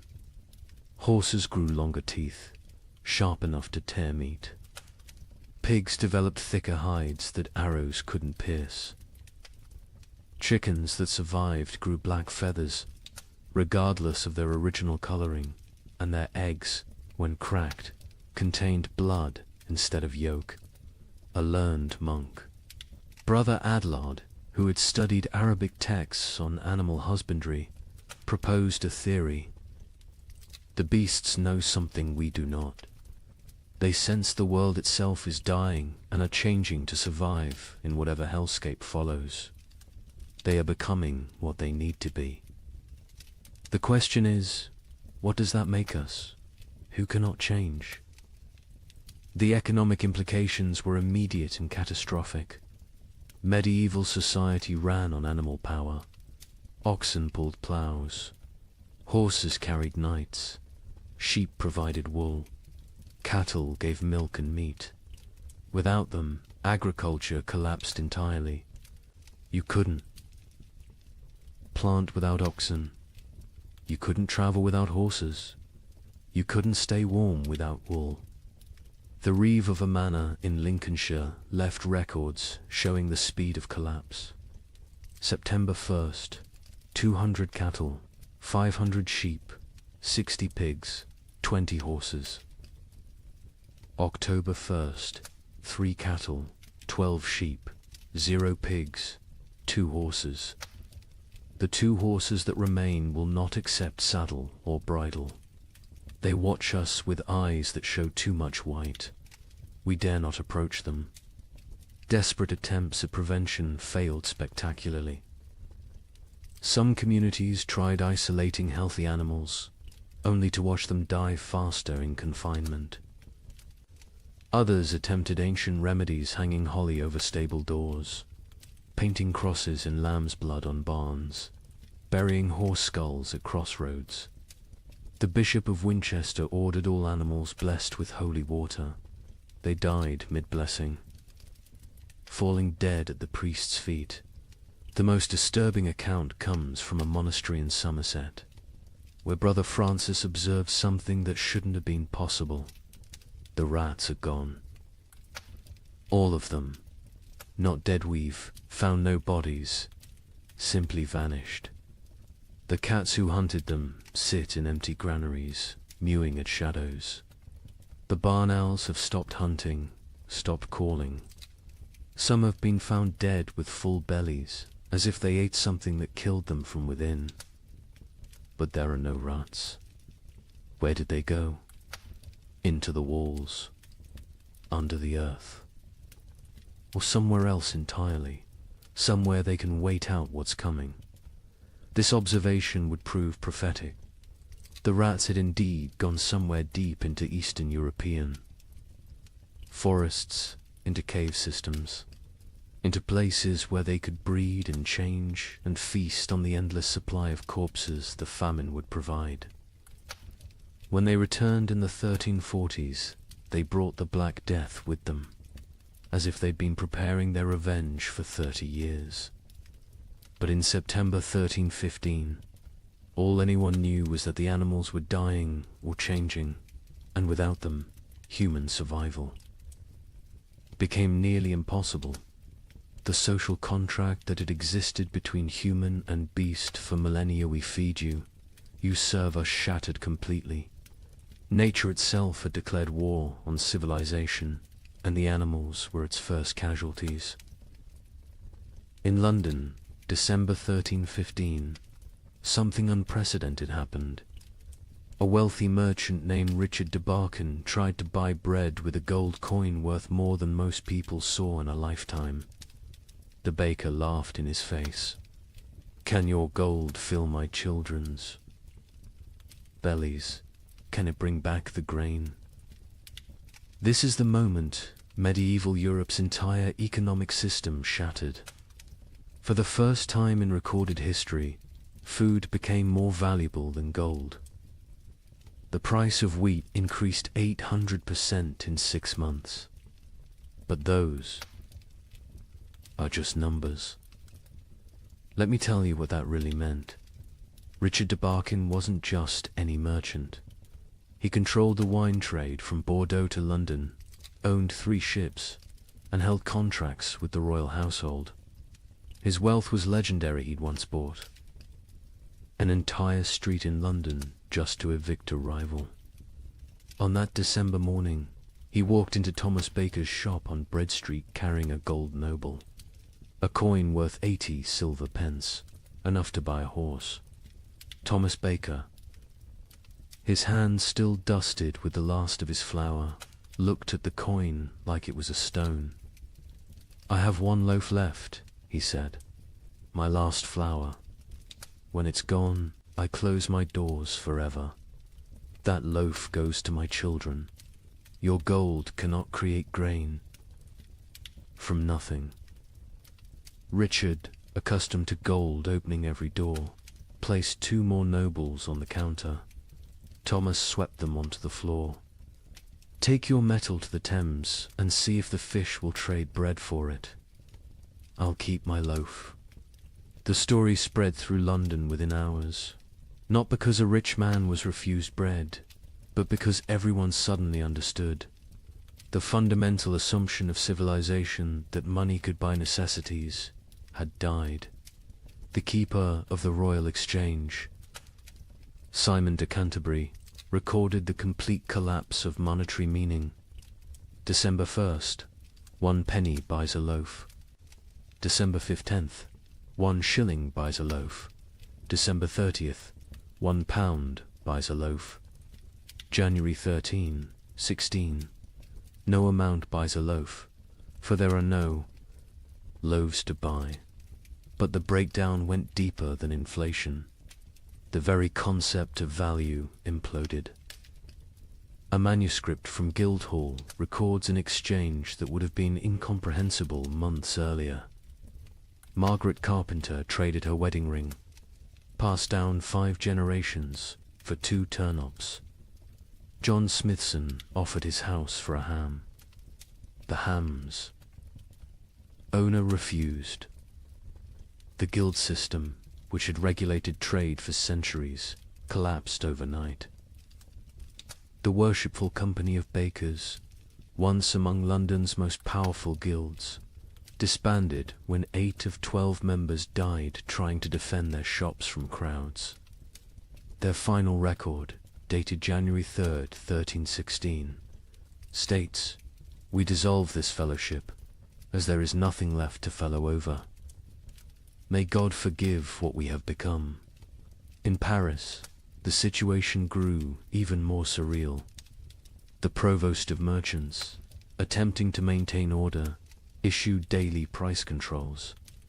Every morning, he'd announce the maximum legal price for bread. Every evening, bakers would ignore it entirely. One baker, hauled before the provost for charging 30 times the legal rate, responded, "Hang me if you wish. My corpse will bake no bread. Pay my price or starve legally, those are your choices." The relationship between social classes inverted overnight. A peasant with a hidden store of grain wielded more power than a duke with chests of gold. The Chronicle of St. Denis's records, the Count of Champagne, among the realm's richest men, was seen begging at a farmer's door. The farmer, who once would have been flogged for looking the Count in the eye, kept him waiting 3 hours before trading a sack of mouldy oats for the Count's sword, armor, and signet ring. Venice, Europe's commercial heart, tried to maintain normalcy through imports. The Doge sent ships to Egypt, to Constantinople, to anywhere grain might exist. Most never returned. Those that did brought news that shattered hope. The catastrophe wasn't regional. From Ireland to Poland, from Scotland to Sicily, the earth had stopped providing. A Venetian merchant's letter to his partner survives. "I have 40,000 ducats in gold. Yesterday, I tried to buy bread with it all. The baker said he'd rather throw his last loaf to the fish than trade it for coins. I offered him my palazzo. He laughed and said, 'Can I eat marble? Can I digest paintings? We have invented money, created banking, built commerce. None of it matters when there is nothing to buy.'" The church, traditionally the provider of last resort, faced impossible mathematics. The Abbey of Cluny's accounts show their dilemma starkly. We have grain for 300 souls for 6 months. 7,000 souls crowd our gates. If we feed all 4, compassion's sake, all die in 3 weeks. If we feed only our brothers, we survive but lose our purpose. Christ multiplied loaves in Phaedrus. We can only divide and subtract. Some monasteries chose martyrdom through generosity, opening their stores until empty, then dying with those they tried to save. Others became fortresses, monks armed with clubs, defending walls, while starving crowds pleaded outside. The abbot of Glastonbury wrote, "We have become what we swore never to be, choosers of who lives and who dies. Each grain of wheat is a decision. Each meal is a judgment. We are not God, yet we play him daily." The collapse of money created new forms of trade that horrified contemporary observers. The Bishop of Lincoln recorded, "Women sell themselves, not for coin, but for bread. A loaf buys what gold cannot. Mothers auction their children to whoever can feed them. These are not choices.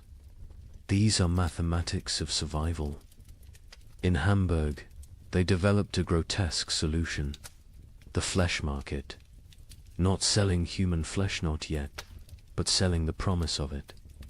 People would sign contracts, pledging their bodies after death in exchange for food while living. A German merchant wrote, "The dying sell their future corpses for present bread. Buyers mark their purchases, waiting like vultures. When someone falls, arguments break out over whose property they've become." The English crown attempted to maintain control through force. Edward II issued proclamations making food hoarding punishable by death. The result: those with food hid it better. Royal agents searching for hidden grain often found families dead of starvation, sitting around empty tables, having hidden their food so well they couldn't find it themselves in their final delirium. A royal clerk named William de Dean recorded, "The futility. We hanged a man for hiding grain. The crowd watching the execution fought over his shoes before he stopped kicking. We cannot hang hunger. We cannot execute starvation.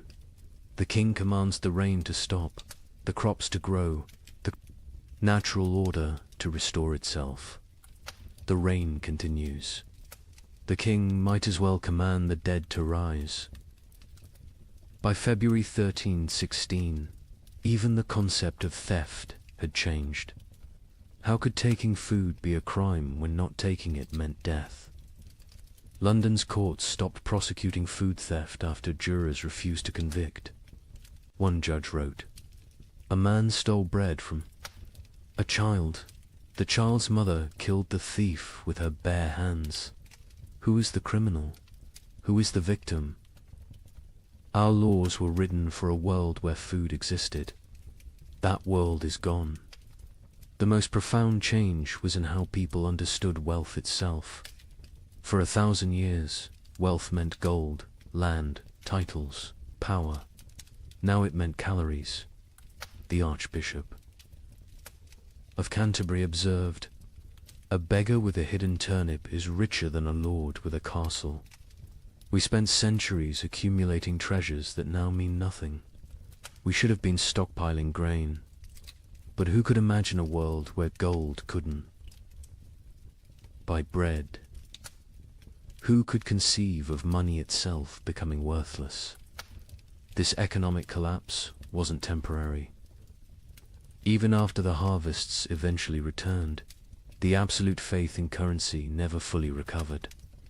People remembered when gold meant nothing, when coins were just metal, when the entire elaborate system of commerce crumbled before the simple reality of hunger.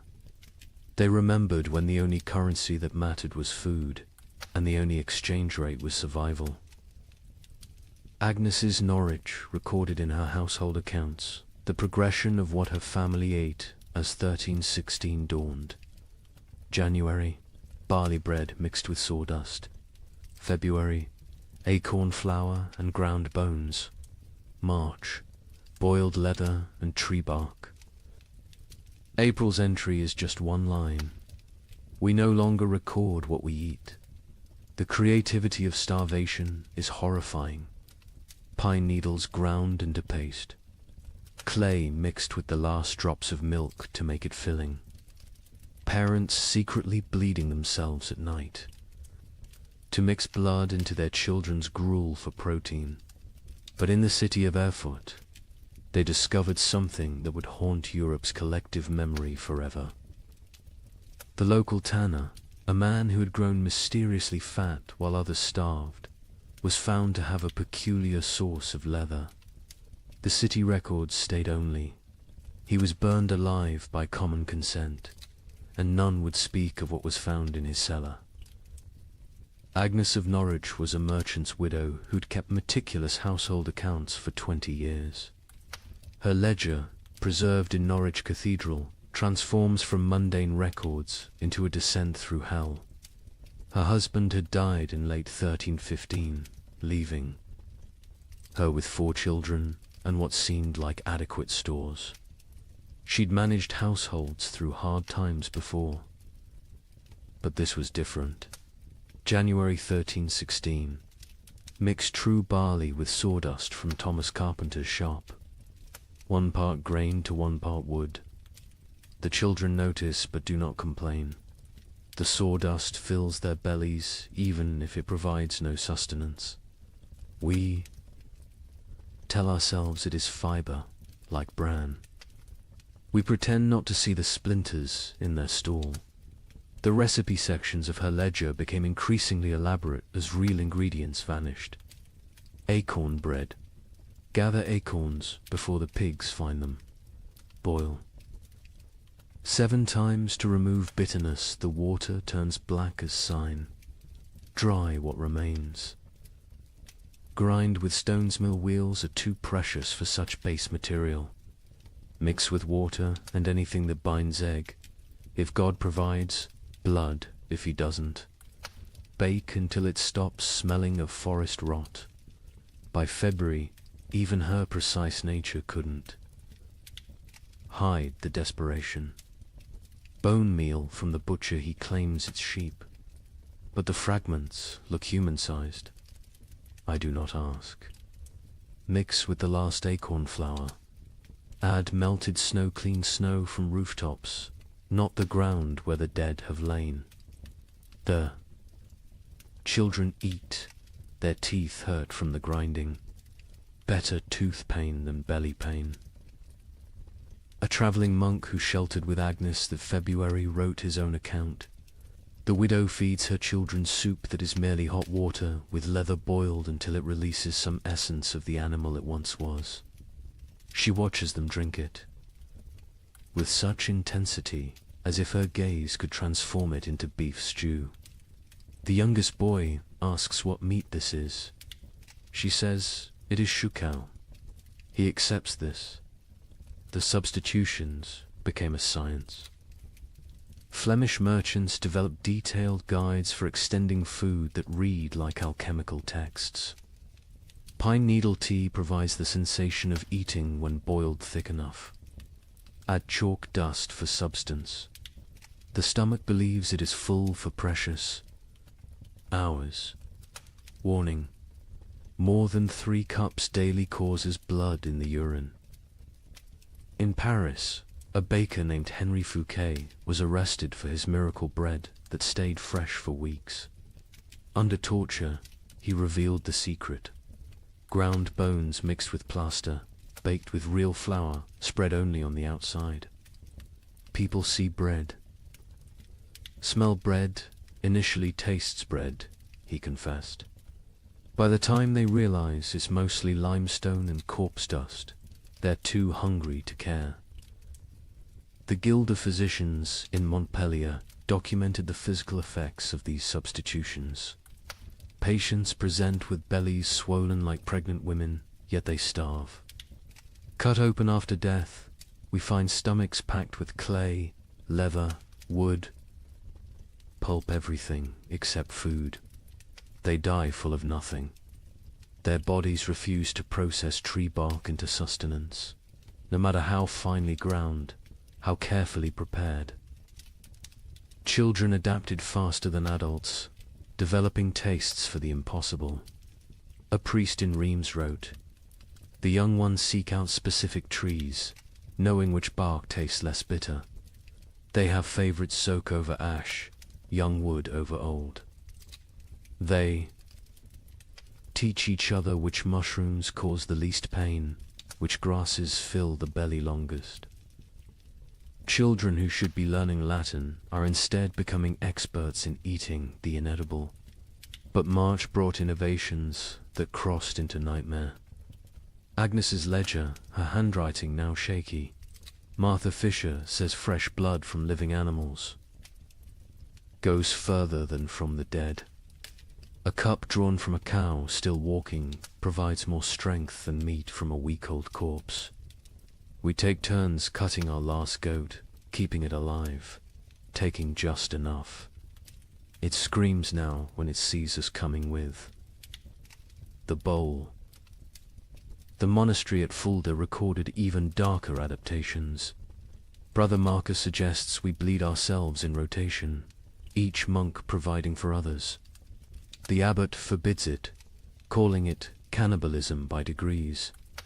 But when the abbot falls ill, we find he's been secretly bleeding himself to feed the youngest novices.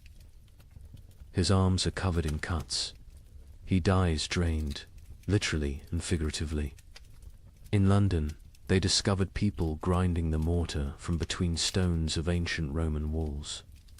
It contained traces of animal blood used in its mixing centuries ago.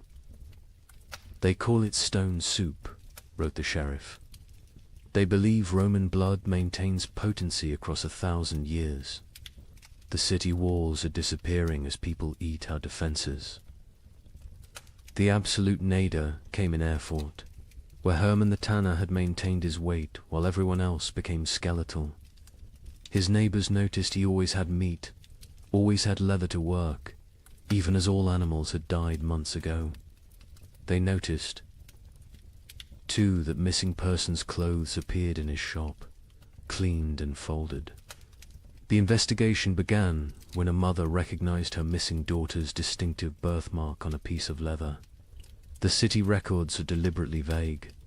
Found in his cellar, barrels of salt meat bearing no resemblance to any beast, skins hanging that showed tattoos and scars, bones too stray to be cattle, too thick to be pig.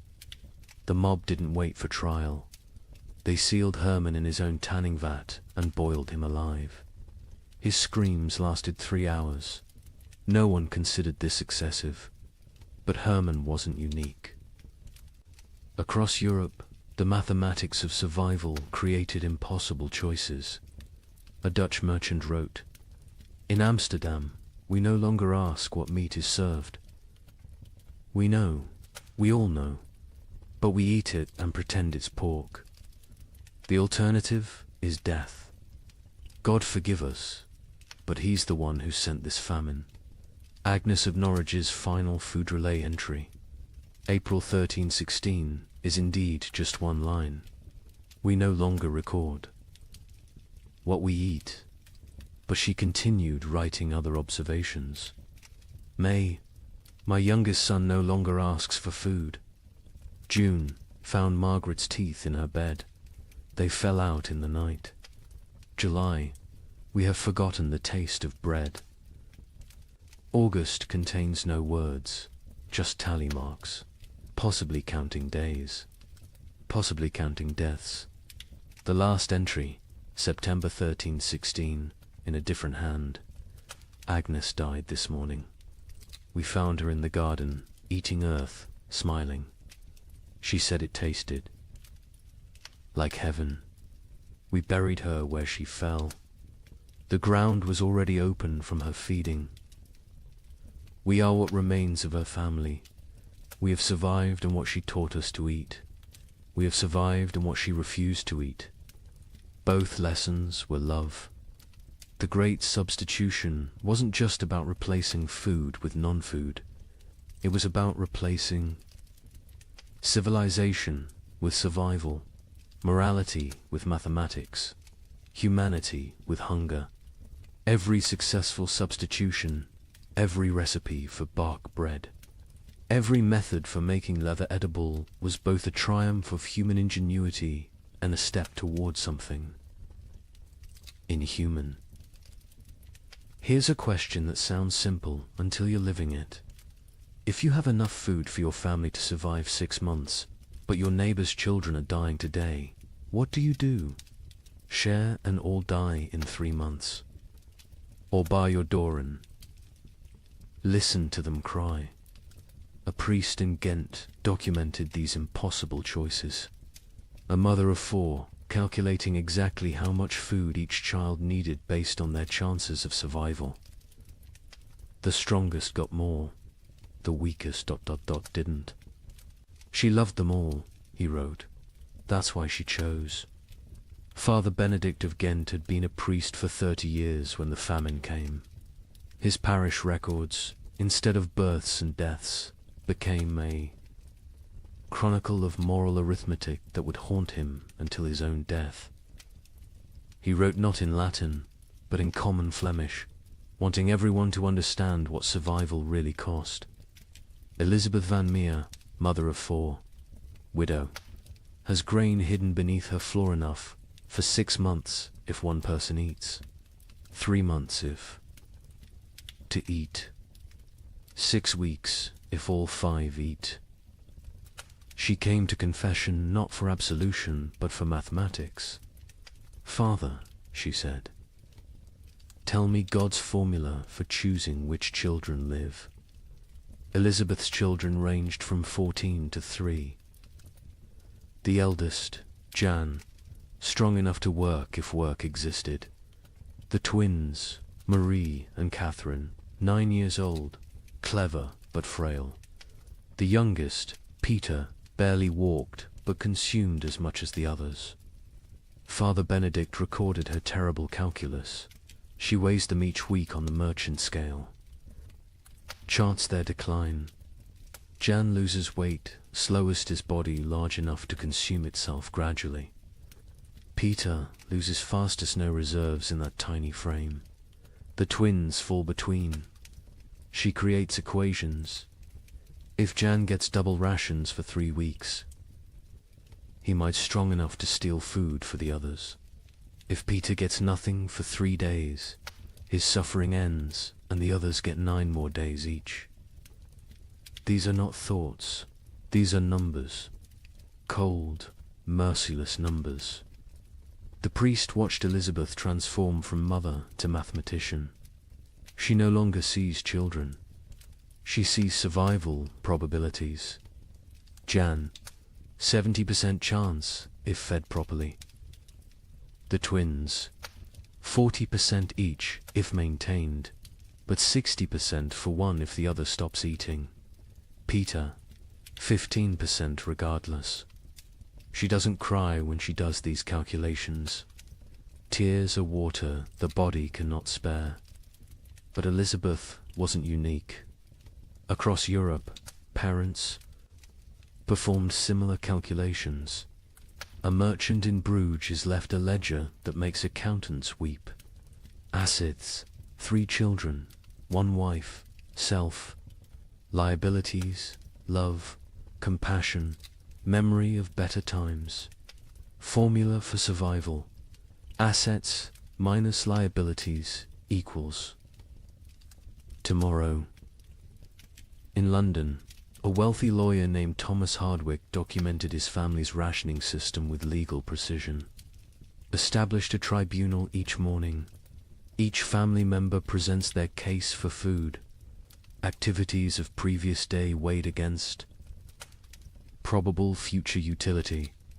Wife sewing equals quarter ration.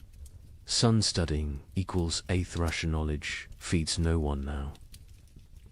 Daughter spinning equals half ration. Wool still has value. Baby crying equals no ration. Noise attracts hungry neighbors.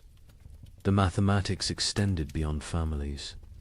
Entire communities developed survival algorithms. The village of Wickham created what they called the life lottery. Every Sunday, families drew lots. Winners got the week's communal food. Losers got nothing. But here's the insane part. Families could trade lottery tickets. A mother with one child might sell her chance to a father with 4, calculating that certain death with payment beat probable death without. Father Benedict recorded a town meeting that descended into pure calculation. The baker proposed we stop feeding anyone over 50, they've lived their lives. The blacksmith countered, we stop feeding anyone under 5, they're too young to remember better times. Won't miss what they never knew. The mayor suggested we feed only those who can work. The priest asked who would bury the dead. The meeting ended with no decision. Mathematics cannot solve philosophy. The church itself wasn't immune to these calculations. The Bishop of Tonnerre issued guidelines that read like actuarial tables. Orphans under 7, half rations. Orphans 7 to 12. Full rations if they work. Orphans over 12. No rations old enough to fend for themselves. Widows with children, proportional to number of surviving offspring. Widows without children, God will provide. A monastery in Liège developed even more complex formulas. Each monk assessed daily. Prayer hours multiplied by manual labor divided by food consumed. Those whose spiritual productivity falls below temporal consumption must fast until the equation balances. Brother Francis, young and strong, eats daily. Brother Augustine, old and weak, but whose prayers are powerful, eats thrice weekly. We have mathematized the soul. The most heartbreaking account comes from a school teacher in Cologne who tried to save her students. 23 children in my care. Food for 5. I create competitions. Best recitation gets bread. Fastest runner gets soup. But children understand. They know it's not about merit, but about choosing who dies educated. Little Wilhelm, bright as sunrise, asked me, "Teacher, if I die today, can Thomas have tomorrow's lesson and my portion?" He was 7. He understood the trade. Some communities tried to remove human choice from the equation entirely. In Basel, they built what they called the Wheel of Fortune, a great spinning disc with names. Each day, spin the wheel. Where it stops determines who eats. Pure chance. No favoritism, no guilt. The wheel chose who lived and died. Citizens preferred random cruelty to deliberate choice. A Venetian merchant named Carlo Dandolo wrote the most clinical assessment. Sentiment is luxury. Love is liability. Calculate thus. Calories needed per pound of human maintained. Work output possible per calorie invested. Return on investment measured in days survived. My eldest son provides best ratio, strong enough to forage, smart enough to steal. My youngest daughter provides worse, consumes without producing. The middle children are variables, depending on daily performance. I am not a monster. I am an equation. But perhaps the most disturbing mathematics came from those who calculated backwards, not from food to survival, but from death to food. How many must die for the rest to live? If the population halves, do rations double? These calculations appeared in secret documents, burned after reading. But Father Benedict saw enough to write. They draw circles on maps. This district has grain for 1,000. Population 3,000. Solution: ensure 2,000 die quickly. How? Bar thee. Gates: poison the wells. Spread disease. These are not plans of war. These are plans of peace. Peaceful elimination of excess population. The psychological toll of these calculations broke minds. Elizabeth Van Meer, the mother from the beginning, eventually snapped. Father Benedict found her one morning, feeding all her children equally, generously, using their entire store in one meal, she said. She solved the equation, he wrote. Everyone dies together, full, happy, as a family. No choosing. No survivors bearing guilt. Mathematical perfection. 0 equals 0. But she couldn't do it. At the last moment, she hid a portion, gave it to Jan, the eldest, and walked into the forest with the 3 younger children. They found her frozen arms around the little ones, all of them smiling. Jan survived, found by traders, raised by strangers. Years later, he became a mathematician, obsessed with solving unsolvable problems, never saying why. Father Benedict's final entry on the mathematics of survival: God gave us multiplication be fruitful and increase. The devil gave us division, choose who lives and dies. We have become expert in dark arithmetic, subtracting souls, dividing families, calculating the minimum viable population. We measure love in ounces of grain, weigh souls against bread. Calculate the exchange rate between mercy and survival. Every choice is an equation. Every equation is a condemnation. Every survivor is a mathematician who solved for X, where X equals continued existence and all other variables equals 0. The mathematics of survival reduced human society to its most basic algorithm. Who dies so others live? Every family, every community, every institution faced this equation. Some solved for maximum survival, others for minimum suffering. None solved for justice, because justice requires abundance, and abundance was memory. These calculations left scars that lasted generations. Survivors could never forget the arithmetic they'd performed, the variables they'd eliminated, the human constants they'd reduced to 0.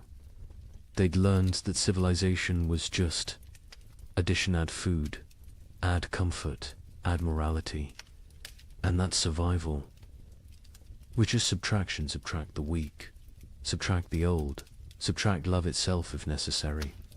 In the end, the only sum that mattered was greater than 0. In the summer of 1316, something extraordinary happened. The rain stopped for 3 weeks, just long enough for desperate farmers to plant whatever seeds remained. The chroniclers called it God's mercy. Markets opened, people celebrated. A merchant in Bruges wrote to his partner, "The curse is lifted. Prepare the wagons." The crops grew with supernatural speed in the brief sunshine. Green shoots everywhere. Hope returned like a physical warmth. Families who had been preparing to separate to increase survival chances made plans to reunite. Then came August 10th, 1316, the day the hail began. Chunks of ice the size of goose eggs. For 3 hours, every single plant that had grown in those precious 3 weeks was obliterated. Not damaged. Obliterated. Crushed into the mud so thoroughly that you couldn't tell fields from road. The Bruges. Merchant's next letter contained only one line. God has abandoned us entirely. But let me tell you how those 3 weeks unfolded, because understanding the height of hope makes the fall into despair that much more devastating. July 18th, 1316. Dawn came without rain for the first time in 14 months. Not drizzle, not mist, but actual absence of water from the sky. In Paris, people stood in the streets, faces upturned, confused by the sensation of dryness. Children who'd been born during the deluge touched sunlight for the first time and screamed they thought they were burning. Brother Michel of Cluny recorded the moment. The clouds parted like curtains drawn by God's own hand, light actual. Golden light poured onto the earth. Monks fell to their knees, not in prayer, but in disbelief. We had forgotten the sun could exist without water. Word spread faster than plague. Church bells rang continuously, not for death this time, but for resurrection. In every village, town, and city, people emerged from their homes like creatures crawling from caves. Pale, skeletal, blinking in brilliance they'd forgotten existed. The merchant Jacob van Bruges wrote to his partner Hans in Antwerp with trembling hand. The curse is lifted. God has remembered us. The rain has stopped. Prepare, the wagons will have grain to trade by autumn. Tell everyone survival is possible again. Markets that had been closed for months exploded back to life. Not with food, there was still no food, but with hope transformed into commerce. People traded promises, futures, possibilities. A farmer would pledge his upcoming harvest for tools. A baker would promise future bread for present shelter. The economy, dead for a year, gasped back to life on nothing but anticipated abundance. The seeds came from everywhere and nowhere, hidden in walls, buried in yards, hoarded in attics. Every kernel that had been saved, just in case, was brought into the light. Some families had protected seed grain while their children starved, betting everything on this exact moment. They'd been called monsters. Now they were visionaries. The planting was religious ecstasy mixed with desperate efficiency. In Normandy, the entire surviving population, nobles, merchants, priests, children, went into the fields. The Duke of Normandy himself, who hadn't touched soil in his lifetime, was seen on his knees, pressing seeds into earth with tears streaming down his face. A young girl named Marguerite wrote in her diary, "Papa says we're planting hope. Mama says we're planting survival. I think we're planting prayers and watching to see if God makes them grow." And grow they did. The crops erupted from the soil with impossible vigor. Wheat that should take weeks to sprout appeared in 3 days. Barley shot up overnight. Beans climbed their poles so fast you could watch them move. The chroniclers, usually skeptical men, wrote of agricultural miracle. It is as if the earth, starved for so long of its purpose, is making up for lost time, wrote the Bishop of Rouen. The crops grow with such speed that farmers sleep in their fields, afraid to miss the harvest moment. Green spreads across the land like God painting with life itself. The markets transformed overnight. The champagne fairs, dead for 2 years, announced their return. Merchants who'd hidden through the catastrophe emerged with old contracts, ready to trade. Ships that had rotted in harbors were hastily repaired. Trade routes, abandoned to bandits and nature, were cleared by communities working together for the first time in months. In Florence, they held an impromptu festival. Not planned, just spontaneous explosion of joy. Musicians who'd sold their instruments, played drums, made from barrels. Dancers who'd forgotten how to smile, laughed until they cried. Children who'd never known celebration invented it on the spot. An Italian chronicler wrote, "We feast on nothing but hope, and it fills us better than bread ever did." Families made reunion plans.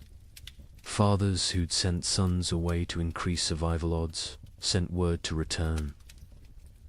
Mothers who'd placed daughters in convents prepared to bring them home. Communities that had fractured into hostile fragments began to speak of reconciliation. The 3 weeks of sun didn't just grow crops, they grew possibility. A priest in Ghent gave a sermon that captured the moment. "We have walked through the valley of death's shadow. But see, the shadow lifts. The valley blooms. We are Job, tested and found faithful. We are Noah, watching the waters recede. We are Lazarus, called from the tomb." Even the nobility, who'd maintained distance from their starving subjects, joined. The collective delusion.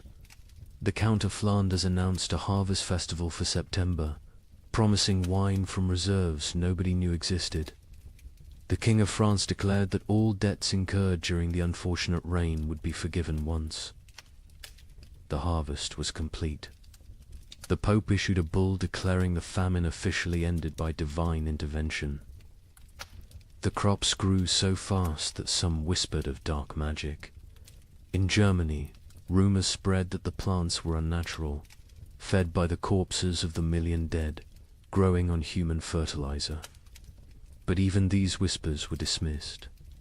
Who cared if the wheat grew from graves? The living needed bread.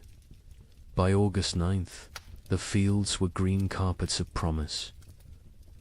The wheat stood tall, the barley swayed golden, the beans hung heavy on their vines. Another week, maybe 2, and harvest could begin. Calculations were made not of who would die, but of who would live. All of them. All would live. The night of August 9th, strange clouds gathered. Not rain clouds, something else. They glowed with an odd green light. Lightning without thunder. Wind without direction. Animals, the few that remained, became restless. Horses screamed. Dogs howled. Cats vanished entirely. August 10th, 1316. 2:47 in the afternoon. The exact time is known because the clock tower in Bruges stopped when the first hailstone hit it. They fell like God's own artillery. Ice chunks the size of goose eggs, driven by winds that shouldn't exist in August. But these weren't normal hailstones. Witnesses described them as sharp, angular, some shaped like pyramids, others like daggers. They didn't just fall, they attacked in. The fields of Flanders, farmers tried to shield their crops with their own bodies. The hail broke their backs, shattered their skulls, left them dead atop the plants they'd tried to protect. Children sent to bring in animals were found hours later, beaten to death by ice from the sky. But the crops suffered worse. The hail didn't just flatten them, pulverized them, drove them so deep into the mud that archaeologists still find compressed plant matter at that geological layer. 3 weeks of growth erased in 3 hours. Not damage deleted. The fields looked like they'd been scraped clean by God's own hand. When it stopped, silence fell across Europe. Not peaceful silence, the silence of complete despair. people stood in their obliterated fields, unable to speak, unable to cry, unable to comprehend. The hope hadn't been gradually eroded, had been murdered in a single afternoon. Jacob van Vey. Bruges, the merchant who'd written so joyfully to his partner, sent one final letter. Not even a letter, just 8 words on a torn piece of parchment. God has abandoned us entirely. Do not come. The suicides began that evening. Not the slow suicide of starvation, but immediate, decisive ending. Entire families walking hand in hand into rivers. Farmers hanging themselves from trees that overlooked their destroyed fields. Bakers closing themselves in their ovens. The Diocese of Reims recorded 300 suicides in 3 days. Those were just the ones found. A chronicler in Paris wrote, "The cruelty was not in taking the crops. It was in letting them grow first, in letting us believe, in letting us hope. This was not God testing faith. This was God showing us faith is mockery. We are not Job. Job was loved enough to be tested. We are nothing." The 3 weeks of sun had been crueler than 14 months of rain. The rain had killed slowly, allowing adjustment, acceptance. The false hope killed instantly, crushing spirits that had just dared to unfold. Those who'd shared their last seeds, believing in tomorrow, now faced starvation with nothing. Those who'd emerged from hiding, trusting in recovery, were now exposed with nowhere to return. The miracle markets closed forever. When archaeologists excavate medieval marketplaces, they find a distinct layer dated to August 13th. Coins, rotted wagon wheels, and human remains of those who simply laid down where they stood and never got up again. Hope, it turns out, is the cruelest killer of all. You might think the nobility weathered this better. They had stores, armies, stone walls. Let me tell you about the Count of Flanders' winter feast of 1317. 40 nobles gathered in his great hall, the last of the wine flowing, the final reserves of grain baked into bread. They ate, they danced, they pretended the world wasn't ending. By morning, 12 were dead, not from poison, from shock. Their bodies, weakened by months of subtle starvation, couldn't process the sudden richness. The Count himself survived. 3 more days, long enough to dictate his final words. "My castle is my coffin. Let none enter until the curse lifts." They found his body 4 years later. He had burned his furniture, his tapestries, even his books for warmth. The richest man in Flanders died, gnawing on leather straps.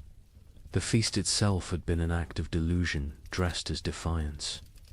Count Louis of Nevers had sent invitations in December 1316, written on vellum worth more than food.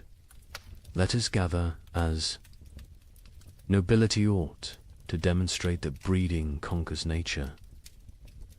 The guests who arrived on January 6th, the feast of the Epiphany, looked like spectres playing at being lords. The Duchess of Brabant arrived in a carriage pulled by servants her horses had been eaten months ago. The Duke of Luxembourg wore armor that hung loose on his shrunken frame, clanking with every movement like bones in a box. The Bishop of Liege blessed the meal with hands that shook from more than cold, his episcopal ring sliding off fingers made skeletal by hunger. But they maintained the facade.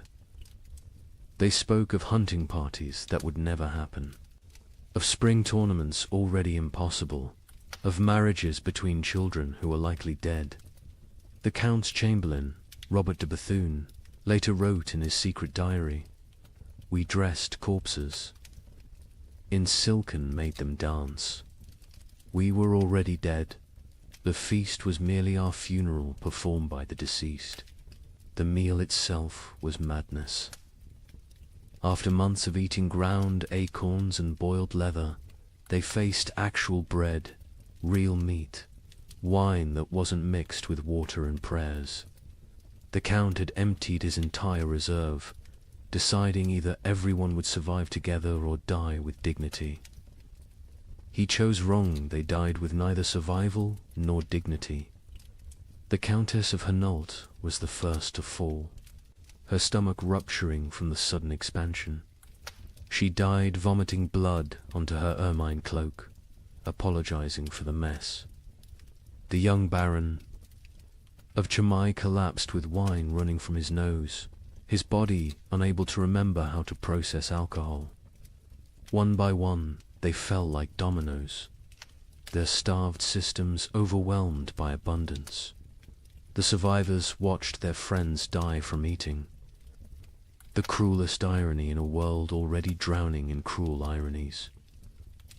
The Count himself ate carefully, sparingly, but even he couldn't escape. His physician, one of 3 nobles who survived the night, recorded, his lordship's body shook as if possessed. He sweated ice in January. His eyes bled. He knew death was coming and used his remaining strength to bar the castle doors from inside, condemning himself to die alone rather than risk others entering for the remaining food. Across Europe, similar scenes played out in every castle. These fortresses, built to withstand armies, couldn't withstand hunger. Stone walls kept enemies out, but kept starvation in. Moats that protected against invasion became barriers preventing. Foraging, height advantage, meant nothing when there was nothing below worth taking. The Duke of Burgundy's castle at Dijon became infamous for what chroniclers called the vertical graveyard. As servants and knights died, they were stacked in the towers, frozen by winter, preserved in their positions of death.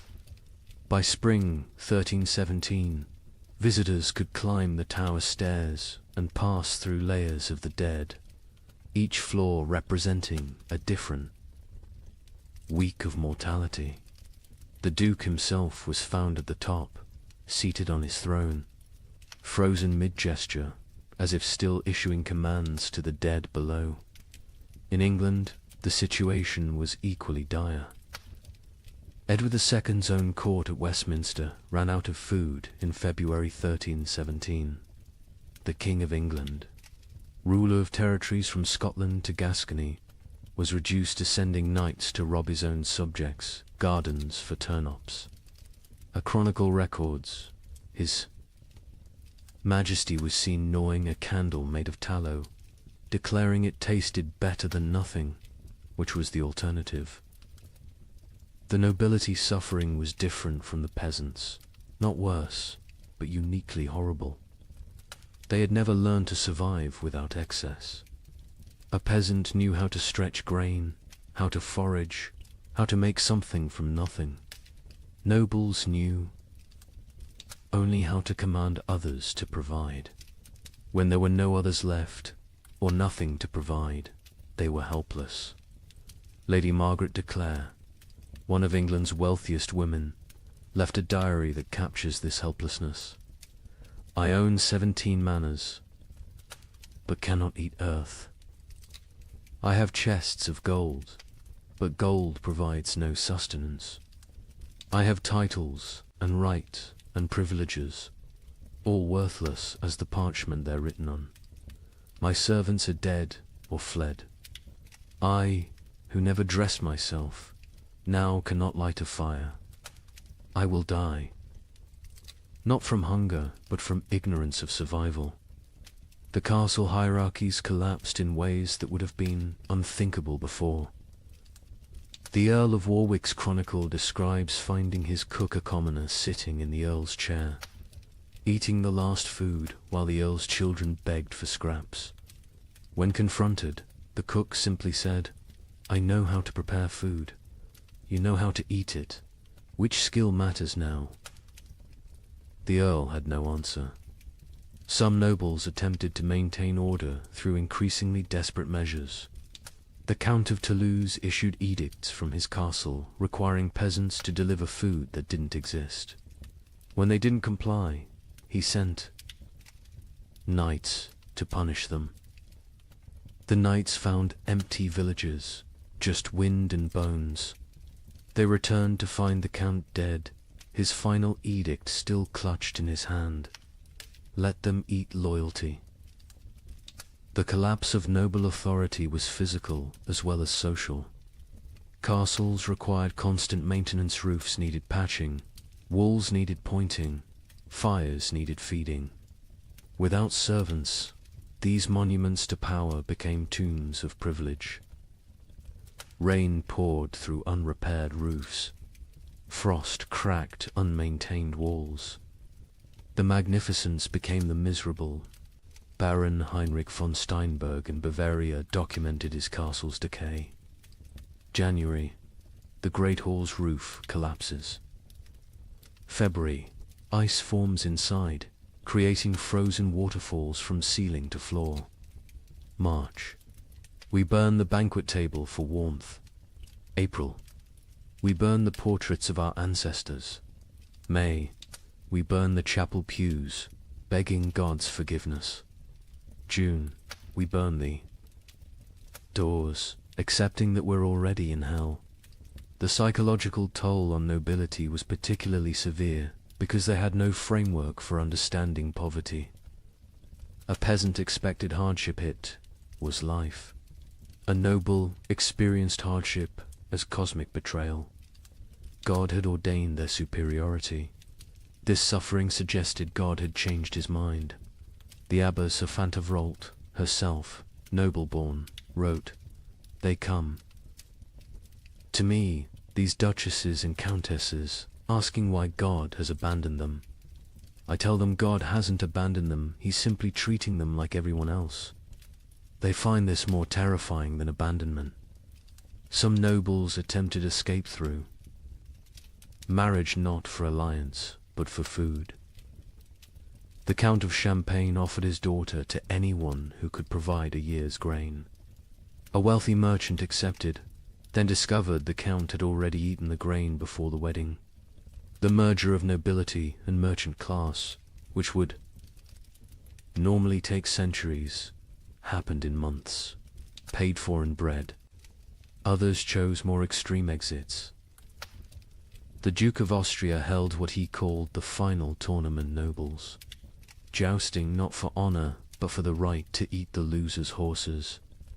The Duke himself participated and lost, whether deliberately or through weakness, unknown. His horse fed 12 people for 3 days. The Duke's body fed the crows.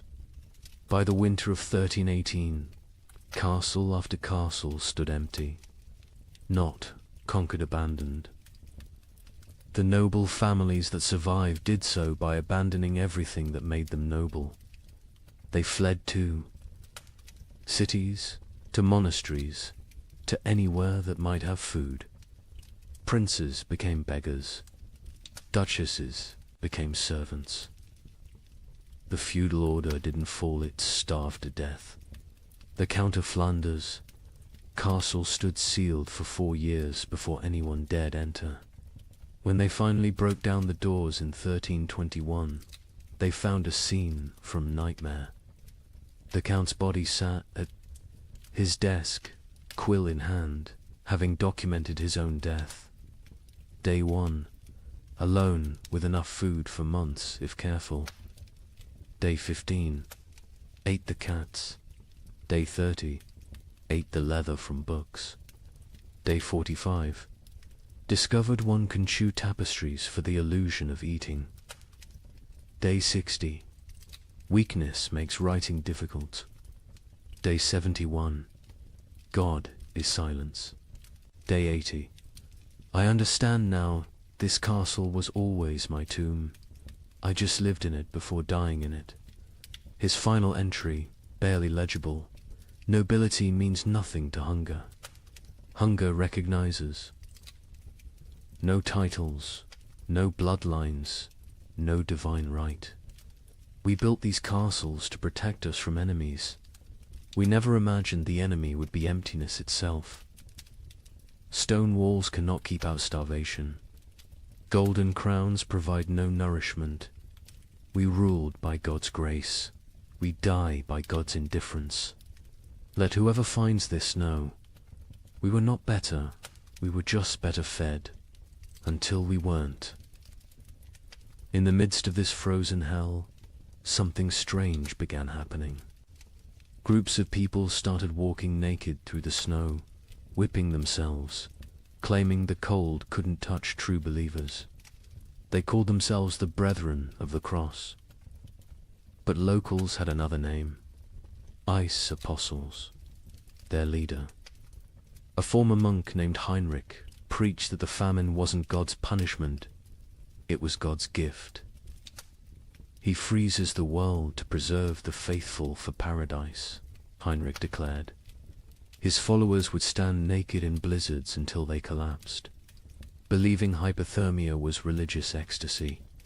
But here's what the chroniclers don't usually mention. In villages where the ice apostle was passed through, the death rate dropped. Not from miracles, from mathematics. Every follower who froze to death meant more food for those who remained. Heinrich of Cologne had been a respectable Dominican monk until the winter of 1316. He'd studied theology in Paris, could read Greek and Hebrew, and was known for his reasoned sermons on divine mercy. Then something broke in him.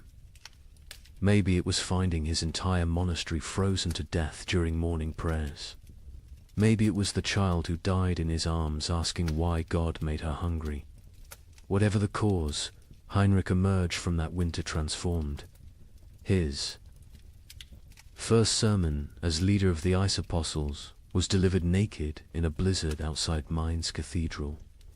You cling to warmth as if warmth is life. You fear cold as if cold is death. But I tell you, the cold is God's own embrace. The frozen are the chosen. This ice age is not ending, but beginning.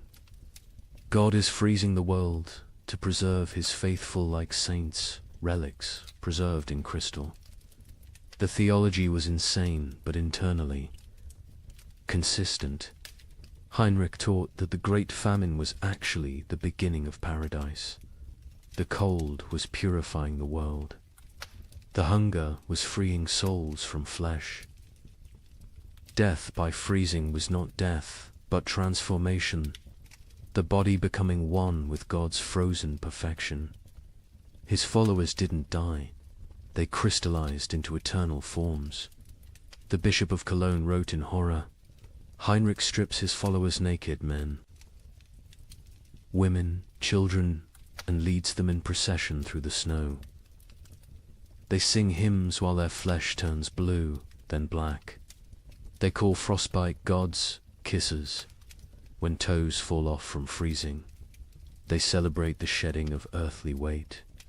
They stand in frozen rivers until they cannot stand, then lay down, to complete their transformation.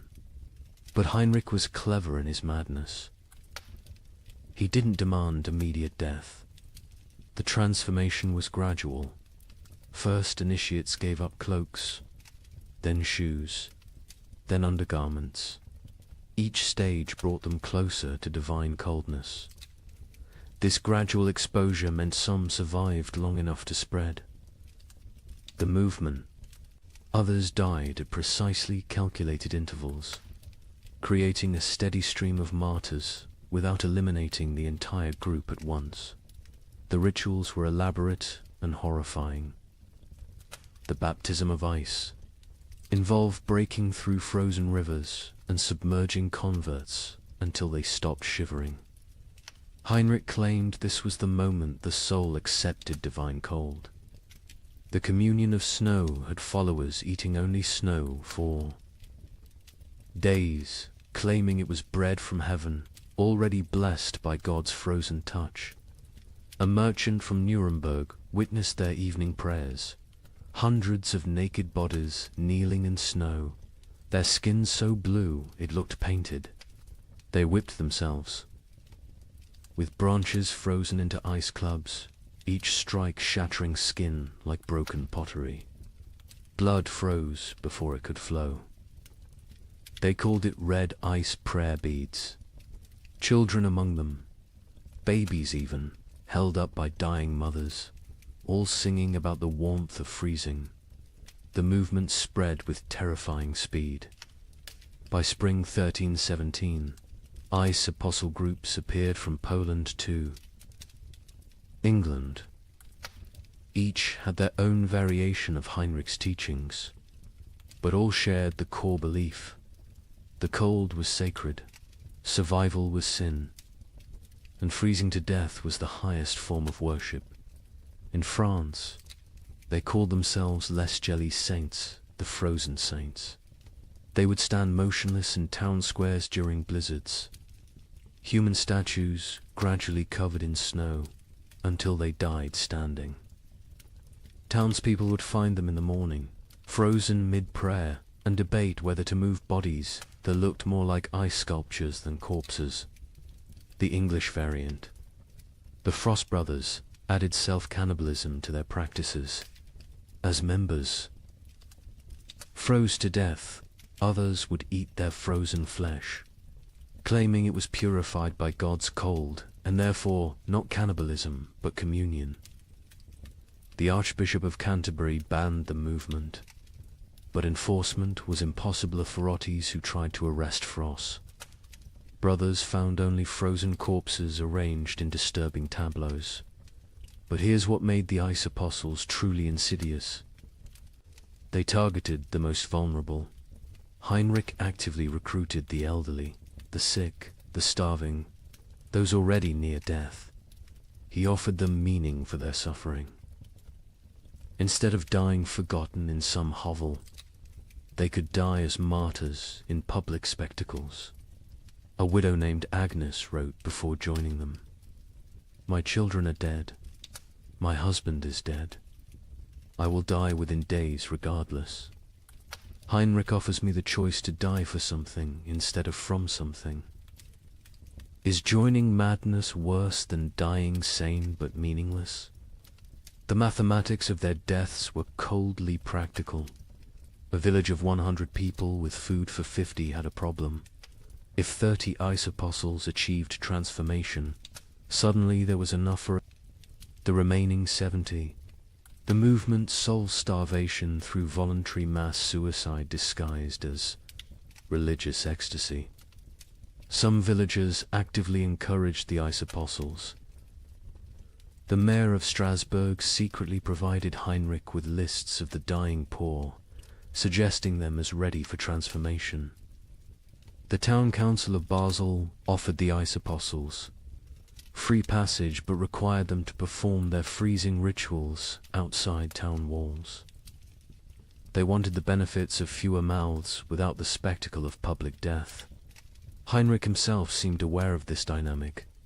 In a letter to a former colleague, he wrote, "They think I'm mad. Perhaps, but my madness feeds their children. Every follower who freezes is one less competitor for grain. We are solving the famine through faith. Is it not better to die believing you're achieving paradise than to die knowing you're just starving?" The church struggled to respond. Declaring the movement heretical was easy. Stopping it was impossible. How do you prevent people from freezing themselves to death when they're going to freeze to death anyway? The Pope issued bulls condemning the ice apostles. But papal authority meant little to people who believed the Pope himself was too warm to understand God's frozen truth. Some priests tried infiltrating the movement to redirect it. Father Johannes of Worms joined a group, gradually convincing them that true freezing required surviving winter to freeze again next year. He saved dozens through this theological manipulation. But Heinrich heard of this and declared that any ice apostle who survived winter had failed their transformation and must try harder next time. The movement produced disturbing art. Ice. Apostles would arrange dying members into religious scenes, frozen nativity displays using real dying people, crucifixion tableaus with followers frozen to wooden crosses, recreations of the Last Supper with participants dying at table. These displays would remain until spring thaw revealed the horror underneath the snow. Children raised in the movement knew no other reality. A boy named Wilhelm, rescued at age 7, couldn't understand warmth. He would scream when brought near. Fires, tear off clothes, stand outside during blizzards, begging to return to God's cold. He never recovered, spending his adult life sleeping on stone floors, eating snow when available, eternally seeking the frozen paradise of his youth. The end of the ice apostles came not from suppression, but from success. By 1318, most vulnerable, populations who might join had already transformed. Heinrich himself disappeared during the winter of 1318 to 1319. Some say he finally achieved his own transformation, freezing solid while preaching. Others claim he was seen years later in Spain, warm and well-fed, having abandoned the movement once it served its purpose.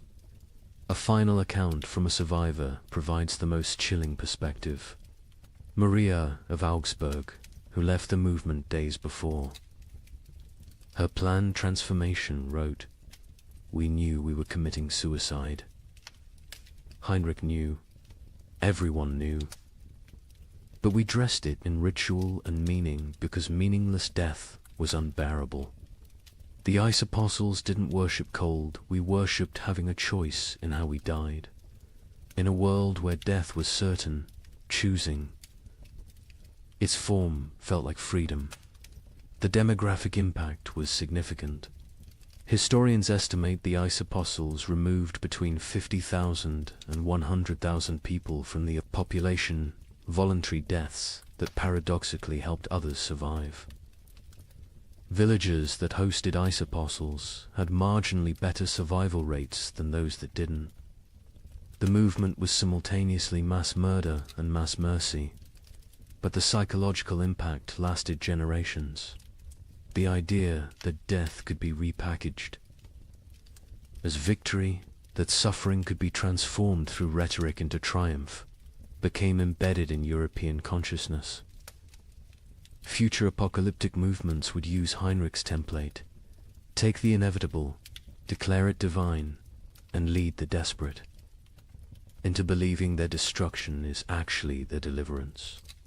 The ice apostles left no churches, no holy books, no official record. Only frozen bodies in strange positions, mass graves of the willingly dead, and the disturbing realization that when survival becomes impossible, humans will invent religions that make death a sacrament. They proved that in extreme conditions. The line between martyrdom and mass suicide disappears, and that sometimes, perhaps most terrifyingly, they serve the same mathematical function: fewer mouths to feed in a world that has forgotten how to provide food. By 1318, the concept of nations began to dissolve.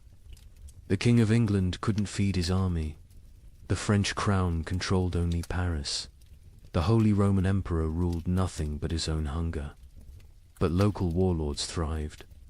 A minor knight with a sword. Grain supplies suddenly commanded more power than dukes. These frost lords, as they were called, built tiny kingdoms that lasted weeks or months. Their reigns ended predictably. When the food ran out, their followers ate them. The Bishop of Strasbourg recorded one such ending. Lord Wilhelm's men roasted him over his own hearth. They claimed he had grown fat on their suffering, so it was only just. His screams echoed across the frozen Rhine. When questioned, his captain said simply, "He tasted of betrayal." The traditional structure of medieval war for kings commanding. Lords commanding knights, commanding soldiers collapsed when soldiers realized their commanders had no food to offer. A knight's oath of fealty meant nothing to an empty stomach. By early 1318, Europe had fractured into thousands of micro-kingdoms, each centered around whoever controlled food. Sir Roderick of Ghent, a minor knight with no title beyond his sword, became more powerful than the Duke of Burgundy simply because he had discovered a monastery's hidden grain store. With 40 bushels of wheat, he recruited an army of 300 starving men. They called him the Wheat King, and for 6 weeks, he ruled a territory spanning 3 villages. His reign followed a pattern that would become horrifyingly common. Week 1. Triumphant distribution of food to followers. Week 2. Strict rationing. As reality set in. Week 3. Increasingly desperate raids on neighboring territories. Week 4. Internal conflicts over dwindling supplies. Week 5. The mathematics becoming clear. Week 6. The inevitable conclusion. A surviving member of Roderick's band, Thomas the Miller, testified, "We knew by week 5 that the grain would run out." Roderick knew too. He stopped eating, said he was fasting for victory. Really, he was trying to stretch supplies. But you can't lead starving men if you look fed. When the last grain was gone, we looked at him still healthier than us, despite his fasting, and made the only logical decision. He'd fed us for 6 weeks with wheat. He'd fed us for 3 more days with himself. These frost lords emerged everywhere, their tiny kingdoms rising and falling like waves. A tax collector with a hidden cache became Lord of Calais for 11 days. A merchant who'd hoarded salt pork ruled Antwerp for a month. A priest who'd discovered Roman-era grain stores in ancient ruins declared himself Pope King of Regensburg, and lasted 2 months before his congregation ate him during what they called the True Communion. The Bishop of Strasbourg's account of Lord Wilhelm provides the most detailed description of how these micro-kingdoms operated. Wilhelm had been nobody, a 3rd son of a minor lord, trained for priesthood but turned soldier. When the famine began, he was guarding a river crossing that nobody used anymore. But beneath that crossing, in caves known only to smugglers, lay tons of preserved food from decades of illegal trade. Wilhelm emerged from obscurity like a demon from ice, the bishop wrote. One day unknown, the next commanding 500. Men who called him Caesar. He built a frozen empire on dried fish and pickled cabbage, demanding absolute obedience in exchange for daily rations. He held court on a throne made from frozen corpses, dispensing justice measured in mouthfuls of food. Wilhelm's system was sophisticated for a frost lord. He created a complex hierarchy based on usefulness. Soldiers who brought back food from raids received double rations. Craftsmen who could maintain weapons got standard portions. The elderly and weak got quarter rations, enough to keep them alive as emergency food supplies, though this was never stated explicitly. He even minted his own currency, wooden tokens stamped with a wheat symbol. 1 token, 1 meal. The tokens became more valuable than gold in his territory. People murdered for them. Families sold children for them. The tokens were power crystallized into wood. But Wilhelm made the classic Frostlord mistake, he believed. His own mythology. He started eating more, justifying it as maintaining strength for leadership. He took multiple women as wives, claiming he was breeding a new nobility for the post-famine world. He built a palace from commandeered timber, while his followers sheltered in ruins. He grew fat while they grew thinner. The end came in March 1318. His captain, Hans Württemberg, later testified to church authorities. We could see his belly growing while ours shrank. He wore furs while we froze. He spoke of the kingdom we were building while we died building it.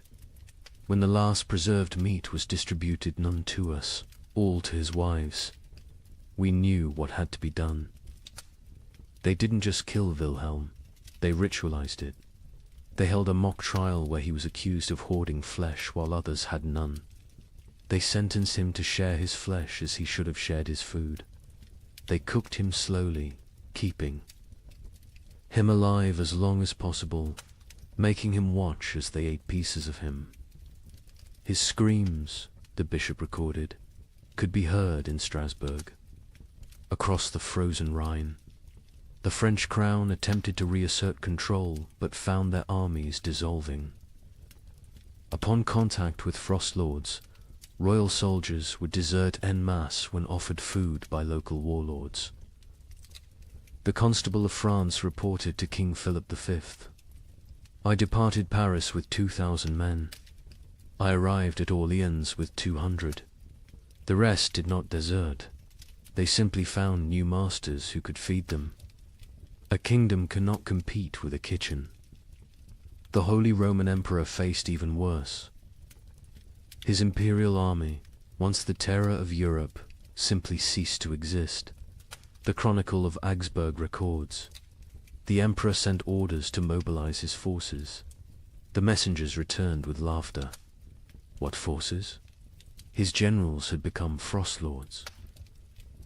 His soldiers had become bandits. His authority extended exactly as far as his personal guards could walk before collapsing from hunger. England's Edward II tried a different approach, officially recognizing frost lords as legitimate authorities if they swore fealty. The result was chaos.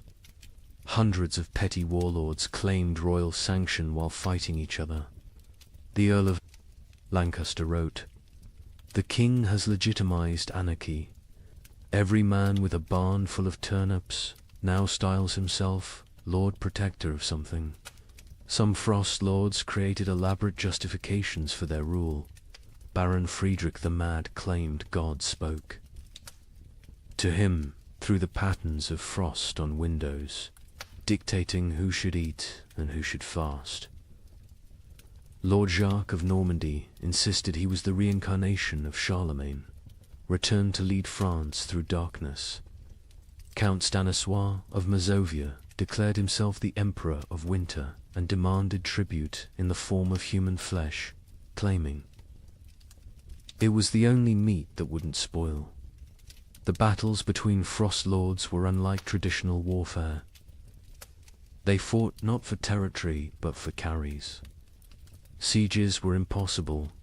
The besiegers would starve before the besieged. Cavalry charges were fantaside the horses had been eaten. Battles were brief, vicious affairs where starving men fought over rumors of food. A typical battle might involve 100 men fighting to the death over a storehouse. That turned out to contain only rotted turnips. The Chronicle of Cologne describes one such conflict. Lord Henrik's men met Lord Dietrich's at the frozen mill. They fought for 6 hours in the snow, men dying from cold as much as combat. The winners found 3 sacks of mouldy barely enough to feed them for the march home. 43 died for perhaps 43 meals. This is the mathematics of the winter wars. Naval warfare ceased entirely. Ships required crews, crews required food, and any ship with food became a target for its own sailors. The entire English fleet in Portsmouth was found in spring 1318 with the officers eaten and the common sailors gone, having sailed to wherever they imagined food might exist. Most likely, they ate each other at sea. The mercenary companies that had plagued Europe for decades transformed into something worse. No longer fighting for pay, they fought for food itself. The Free Company of the Wolf, led by a former priest called Father Fang, became notorious for their practice of recruitment. They would attack villages, eat the weak, and force the strong to join them. Their ranks swelled with the desperate and depleted with the digested. The most successful frost lord was arguably Margaret the Terrible, a former abbess who controlled grain stores across 3 monasteries. She ruled for 8 months in eternity in frost lord terms by being utterly ruthless. She fed her followers just enough to keep them loyal, but not enough to make them strong. She rotated guards constantly so none could organize rebellion. She had tasters for her food, but the tasters were different each meal. Chosen by lottery, her end came not from rebellion, but from mathematics. She calculated she could survive another month on remaining stores. Her followers calculated she was the only remaining store. They didn't kill her quickly like Wilhelm. They kept her alive, locked in her own granary, taking small pieces when needed. She lived for 3 weeks as a conscious larder, her brilliant mind intact enough to appreciate the irony. By summer 1318, most frost lords were dead. They're tiny. Kingdoms dissolved into memory and meat, but they had served a horrific purpose. They had organized the chaos of starvation into structured systems of consumption. They had turned random death into regulated death. They had made the unbearable bearable by giving it hierarchy and meaning. A surviving chronicle summarizes the winter wars perfectly. Nations require shared purpose. Kingdoms need common cause. But in the frozen years, the only shared purpose was survival. The only common cause was calories. Every man became his own nation, every grain store its own kingdom. We didn't have wars between countries, we had wars between kitchens. And in the end, every king became a meal. But nothing compares to what happened in the winter of 1319. In villages across Germany, something unprecedented occurred. The children left, not taken, not sold. They simply walked away into the snow, hundreds of them, following. A 12-year-old girl named Margareta, who claimed she knew where summer was hiding. Parents were too weak to stop them. Some say too relieved. The children marched south, singing hymns, leaving tiny, frozen footprints. They believed if they could reach Rome, they could convince God to bring back the sun. A merchant traveling to Venice reported seeing them, a line of small shadows against the white, moving like sleepwalkers. I offered them bread. They refused. The girl at the front said they were already full of winter and kept walking. They never reached Rome. A woodcutter found them in an alpine pass the following spring. Hundreds of small bodies perfectly preserved in ice, still holding hands. Still walking formation. Still heading south toward a summer that would never come. Margareta of Hamelin.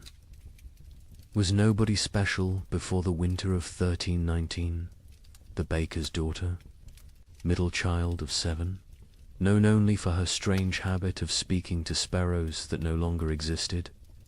But in January 1319, something changed. She began telling other children about dreams where summer lived in a golden palace beyond the mountains, imprisoned by winter demons, waiting for children pure enough to free it. The priest of Hamelin, Father Ernst, recorded the beginning.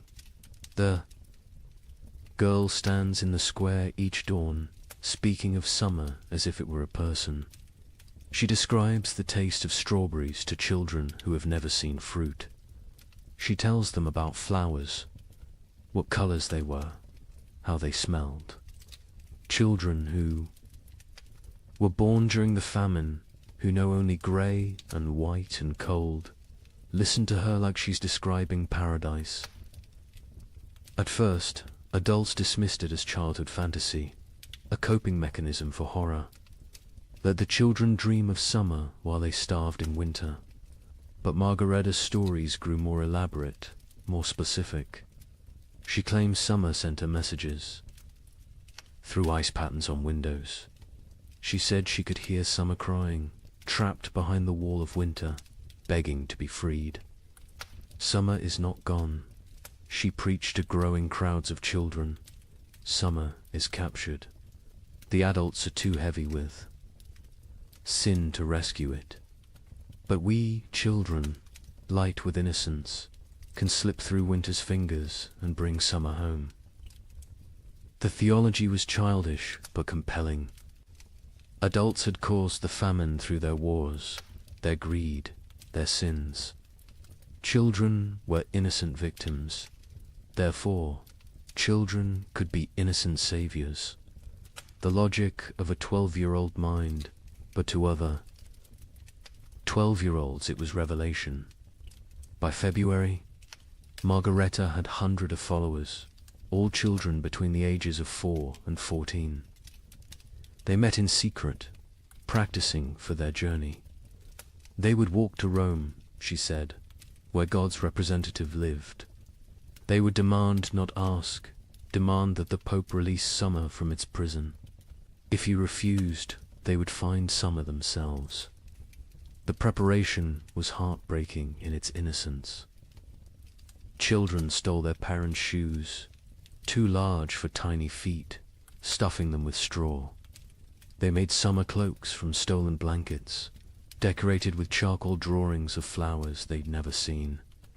They practiced walking in formation, the older children carrying the younger, believing that unity would protect them from winter's grasp. Hans Müller, a traveling merchant, encountered them preparing. They train like an army of ghosts. 8-year-olds teaching 4-year-olds how to walk through snow. They share imaginary food, practicing for when they'll have real food again. The girl Margaretta watches them with eyes too old for her face. She knows, I think. She knows where this leads. But she continues anyway. Parents were paralyzed by impossible mathematics. Stop your children from leaving and watch them starve slowly at home. Let them leave and maybe, possibly, they find food elsewhere.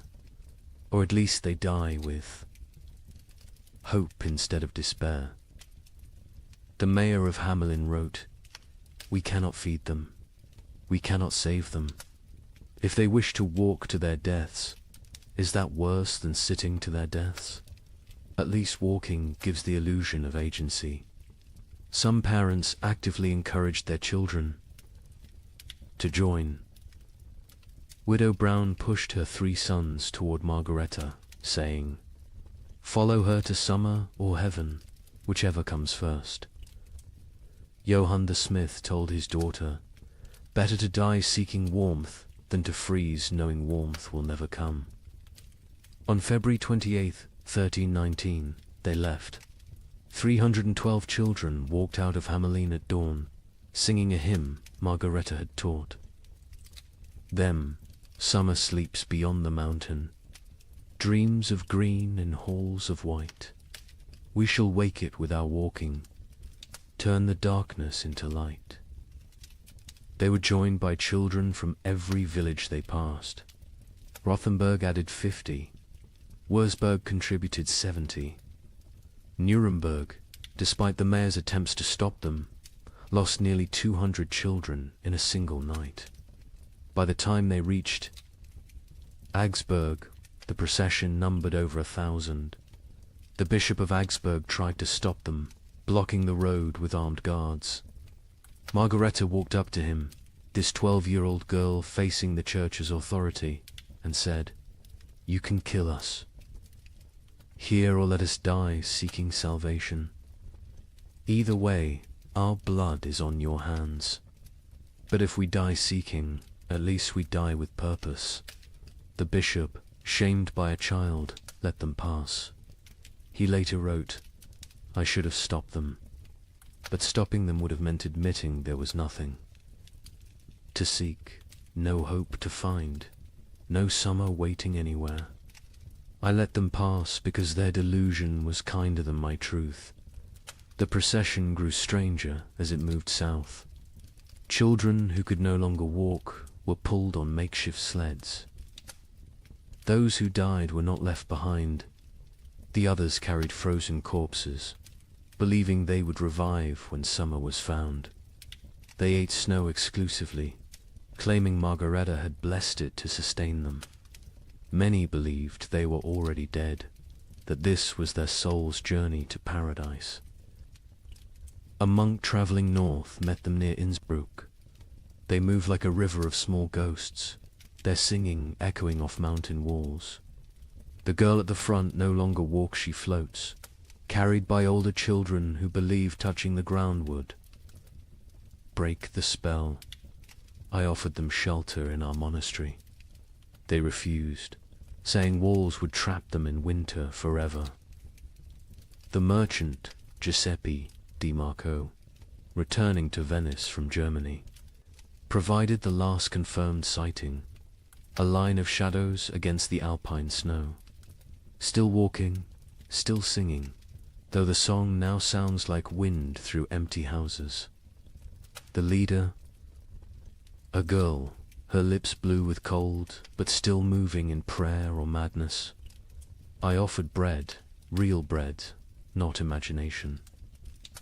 She looked at me with eyes already seeing another world, and said, "We are already full of winter. We need no earthly food." They walked past me into the mounting storm, and I swear before God they seemed to fade rather than depart, becoming one with the blizzard itself. They never emerged from the Alps. Search parties sent when spring finally Cain found them in a high pass, preserved perfectly in ice.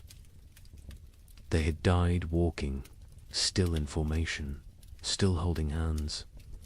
The smaller children carried by the larger, all facing south toward an Italy they would never see, a Rome they would never reach, a summer that had never been imprisoned except in the desperate imagination of a 12-year-old girl.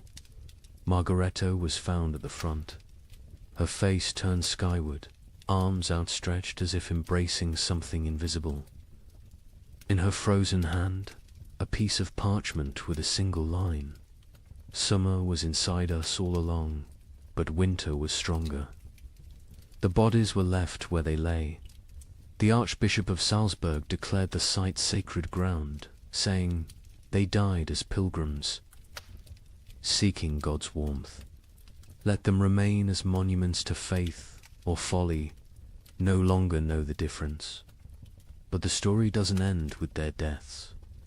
When spring finally came in 1322, when the famine finally broke, wildflowers grew in unusual abundance along the route the children had walked.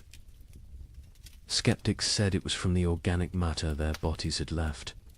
Believers said it was summer finally answering their call, 3 years too late. Parents who had let their children go lived with mathematical grief. They had solved the equation of survival by subtracting their offspring. Most went mad. The baker of Hamelin, Margaret's father, spent his remaining years making bread he would leave outside his shop each dawn for when the children returned from summer. He died calling Margareta's name, swearing he could hear her singing. The children's crusade of frost became mythology before the last body was found. Some claimed the children had found summer and stayed there, unable to return. Others said they had become the spirits of winter, doomed to walk the Alps forever, searching for warmth that doesn't exist. A few insisted they had seen the children in dreams, playing in fields of grain, finally warm, finally fed, finally free. A chronicler in Vienna wrote the definitive epitaph. They were children who had never known spring, following a child who dreamed of summer, seeking a warmth that had died before they were born. They walked to their deaths with more purpose than most live their lives. They failed to find summer, but they succeeded in escaping winter, which may have been the only success possible. The children's crusade of frost represents the absolute, nadir of the great famine, not the death of hope, but hope itself becoming death's agent.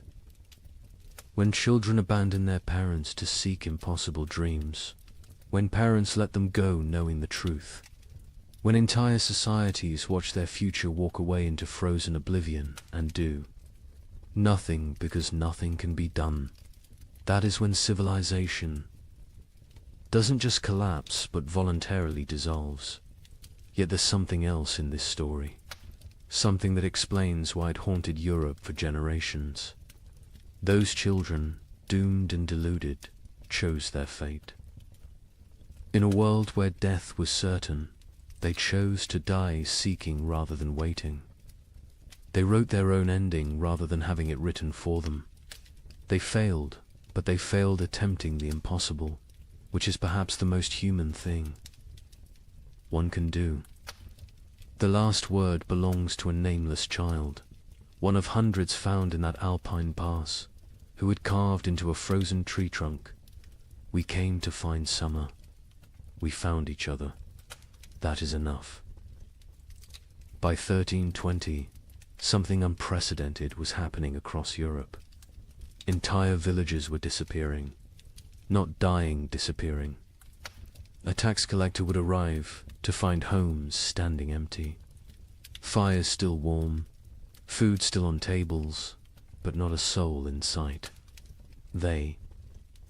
Bishop of Lincoln investigated 17 such villages. His report contains a chilling observation. In each dwelling we found the same thing, a single word carved into the main beam. Forgiven. We know not if they sought forgiveness or granted it. Modern archaeologists have found evidence these villagers walked en masse into forests, bogs, or the sea. Mass suicide? Mass migration to nowhere? We'll never know. But the pattern was always identical. They left everything behind except their children. The children, it seems, they took with them to whatever end they chose. The first documented vanishing was Thornwick, a village of 200 souls in Yorkshire. The king's tax collector, William de Vere, arrived on March 15, 1320, to find smoke still rising from chimneys, but no one to tend the fires. His report to the crown reads like a ghost story. The village stands as if frozen in a moment, bread half-eaten on tables, needlework abandoned mid-stitch, a pot of porridge still warm over dying embers, but of people nothing, not even bodies. They have vanished as completely as if God himself erased them from existence. But they hadn't been erased. They had chosen erasure. In every house, carved deep into the main support beam, that single word, forgiven.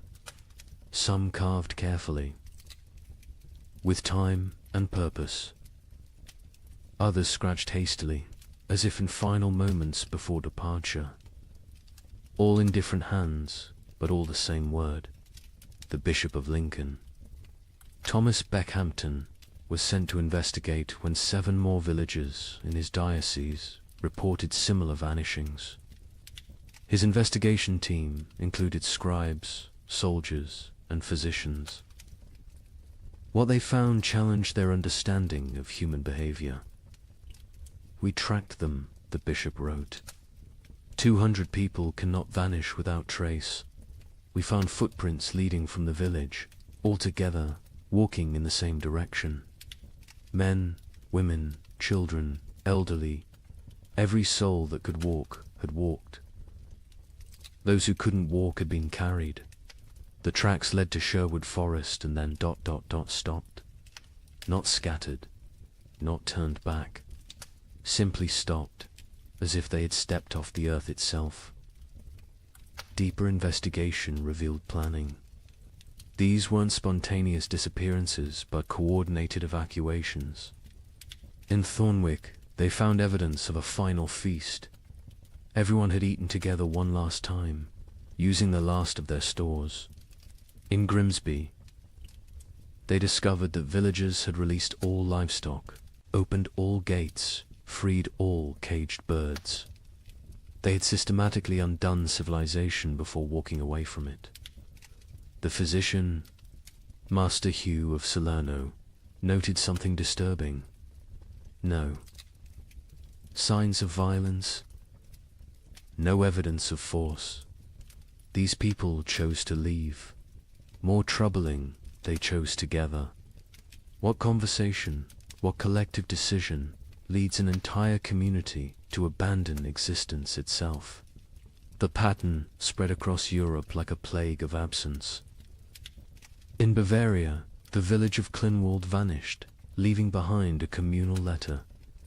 We go to find what God has hidden from us. We go together because alone we are nothing. We take our children because they deserve better than this slow death. We leave our homes because homes without hope are merely tombs with windows. Seek us not. We are already farther than you can follow. The French village of Moulambus left more disturbing evidence. Every adult had written their name on the church wall, followed by their sins: murder, theft, adultery, cannibalism. The last entry in the priest's hand: we have all sinned beyond redemption. We go to place ourselves before God's judgment directly, rather than wait for him to find us here. But it was the German village of Hofnungslows that provided the most complete picture. They had left a chronicle, written collectively, each family, contributing a passage. We have eaten our horses. We have eaten our dogs. We have eaten our leather. We have eaten our dead. We have eaten hope itself. What remains is not life, but the mockery of life. We choose to end this mockery on our own terms. The Muller family counts 5 souls still breathing. We have survived by unspeakable acts. Our youngest no longer speaks. Our eldest no longer sleeps. We are alive, but not living. Tomorrow we walk toward whatever judgment awaits. I am Klaus the smith. I have beaten plowshares into weapons, weapons into tools, tools into nothing. My hammer has nothing left to strike. My forge has nothing left to burn. I have nothing left to be. We go to become nothing together. The entries. Continued 4 pages. Each family's testament to horror endured and horror committed. The final entry, unsigned. We forgive each other because no one else will. We forgive ourselves because we must. We forgive God because he knows not what he does. The children were always taken. This detail haunted investigators. In villages where adults were found dead from starvation, disease, violence, children's bodies were often present. But in the vanished villages, no children remained. Whatever dark pilgrimage these communities undertook, they brought their young. A woodcutter named Franz claimed to have seen one such procession near the Black Forest. 300 shadows walking into the trees at dusk. No talking, no crying. Even the babes silent in their mother's arms. They walked like they were already dead, just looking for a place to lie down. I called out, but none turned. They walked into the forest, and the forest swallowed them. The church struggled to explain the vanishings. Suicide was mortal sin, but was this suicide? The Archbishop of Canterbury wrote, "If a man throws himself from a cliff, it is suicide. If a village walks into the sea, what is it? Mass suicide? Or something else, a collective return to the nothing from which we came?" In Paris, 1321, while peasants gnawed bark, the nobility held what historians call the most disturbing party in medieval history, the Feast of Fools. Organized by Count Robert of Artois, it was meant as defiance against death. Here's what happened. Nobles dressed as peasants, peasants dressed as nobles. They served courses of elaborately prepared nothing, empty plates dressed with garnishes of straw. They held mock executions where the condemned gave recipes for cooking leather. They crowned a skeleton as May Queen, but the climax was the last. Supper 13 nobles drew lots. The one who drew the black stone would provide the feast. Count Robert drew it himself. He laughed, opened his veins into wine cups, and served his blood to his guests while making toasts. He bled to death. Standing, cup raised, still smiling. The chronicle states, none stopped drinking until the cup was empty. The invitation had arrived on vellum worth more than most Parisians would see in a lifetime, written in gold ink that could have been traded for bread. Count Robert of Artois requests your presence at the Feast of Fools, where we shall dine. On reality and drink deep of truth. Come as you are not. Leave as you never were. April 1st, year of our absent Lord 1321. Count Robert had survived the famine through typical noble privileged hoarded grain, fortified walls, the ability to take from those who couldn't resist.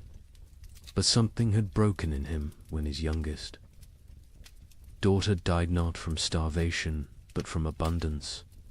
She'd found his hidden honey store, eaten herself to rupture, died vomiting sweetness while Paris starved.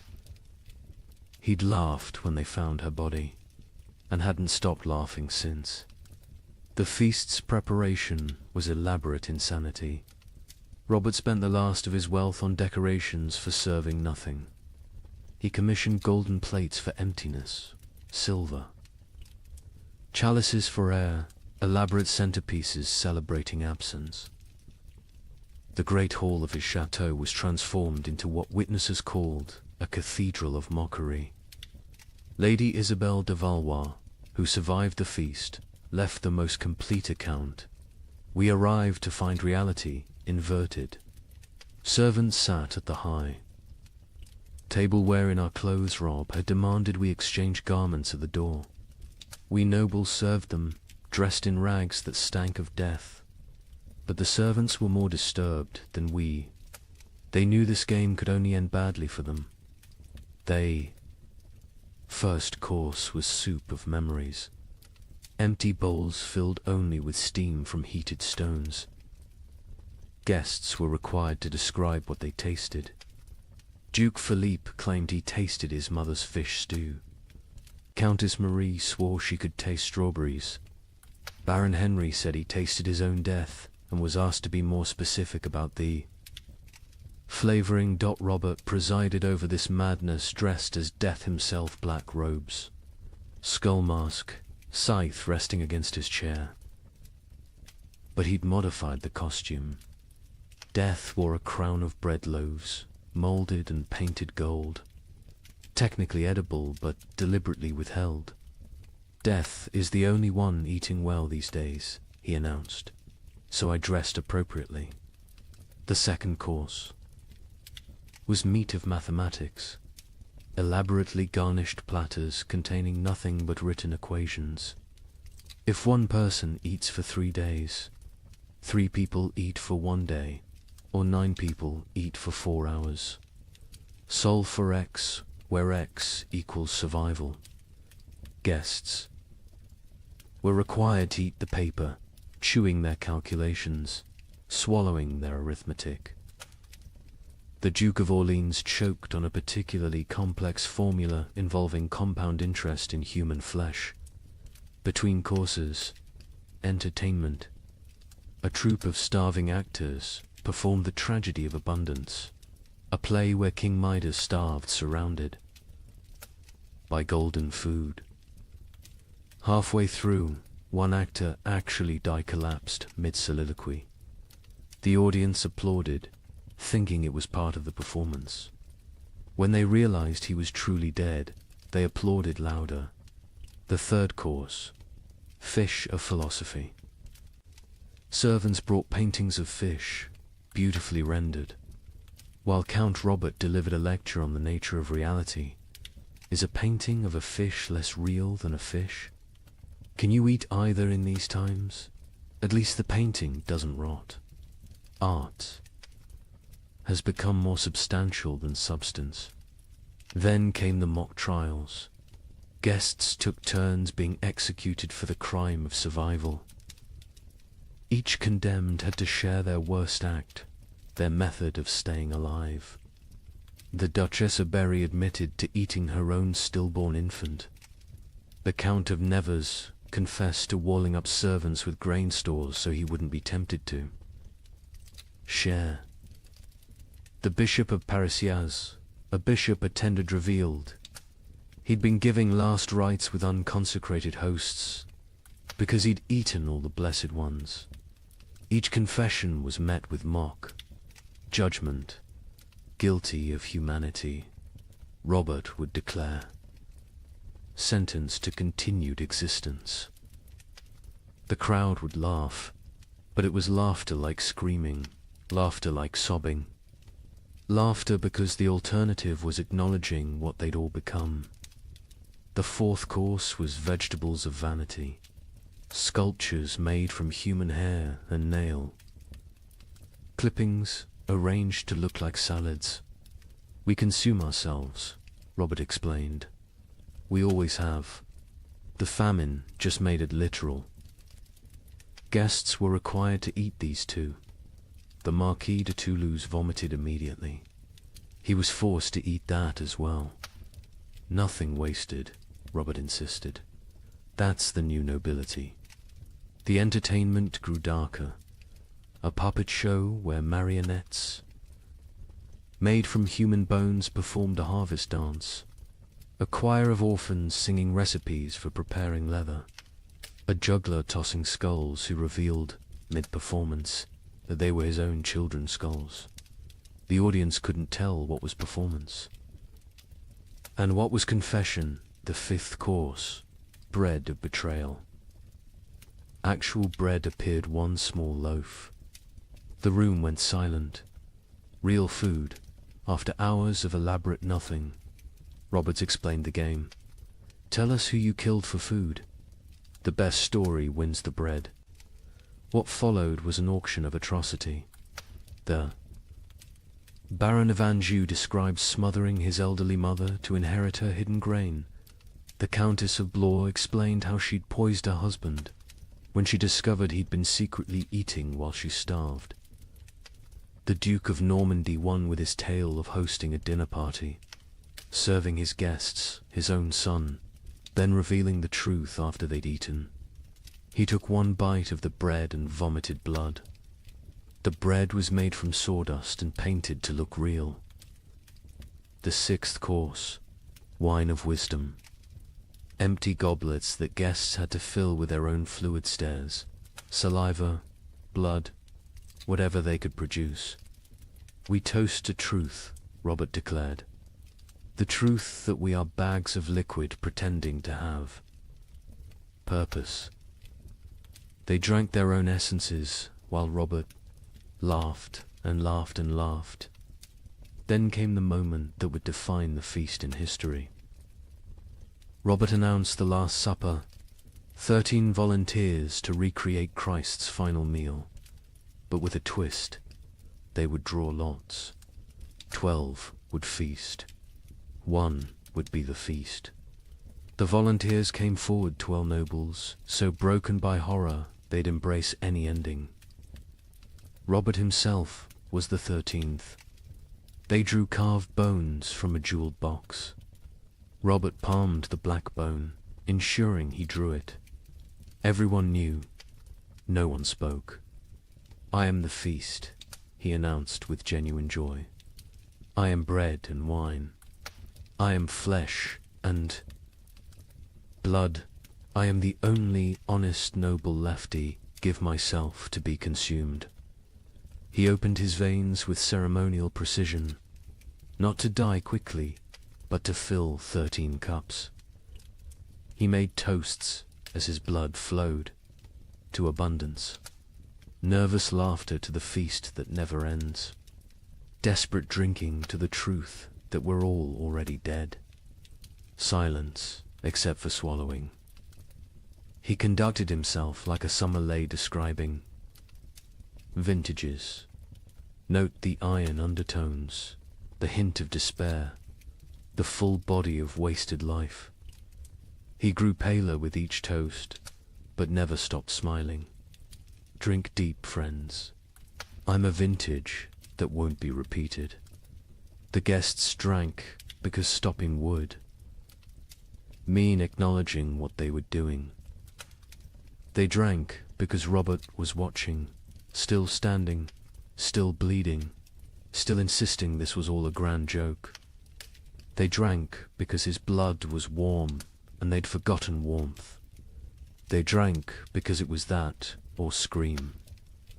Robert's final toast, as his knees began to buckle, to the feast of fools, where fools feast on fools, where wisdom is folly and folly is survival.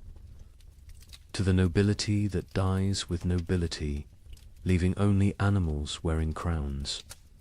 To the joke that God played on us, and the joke we play back.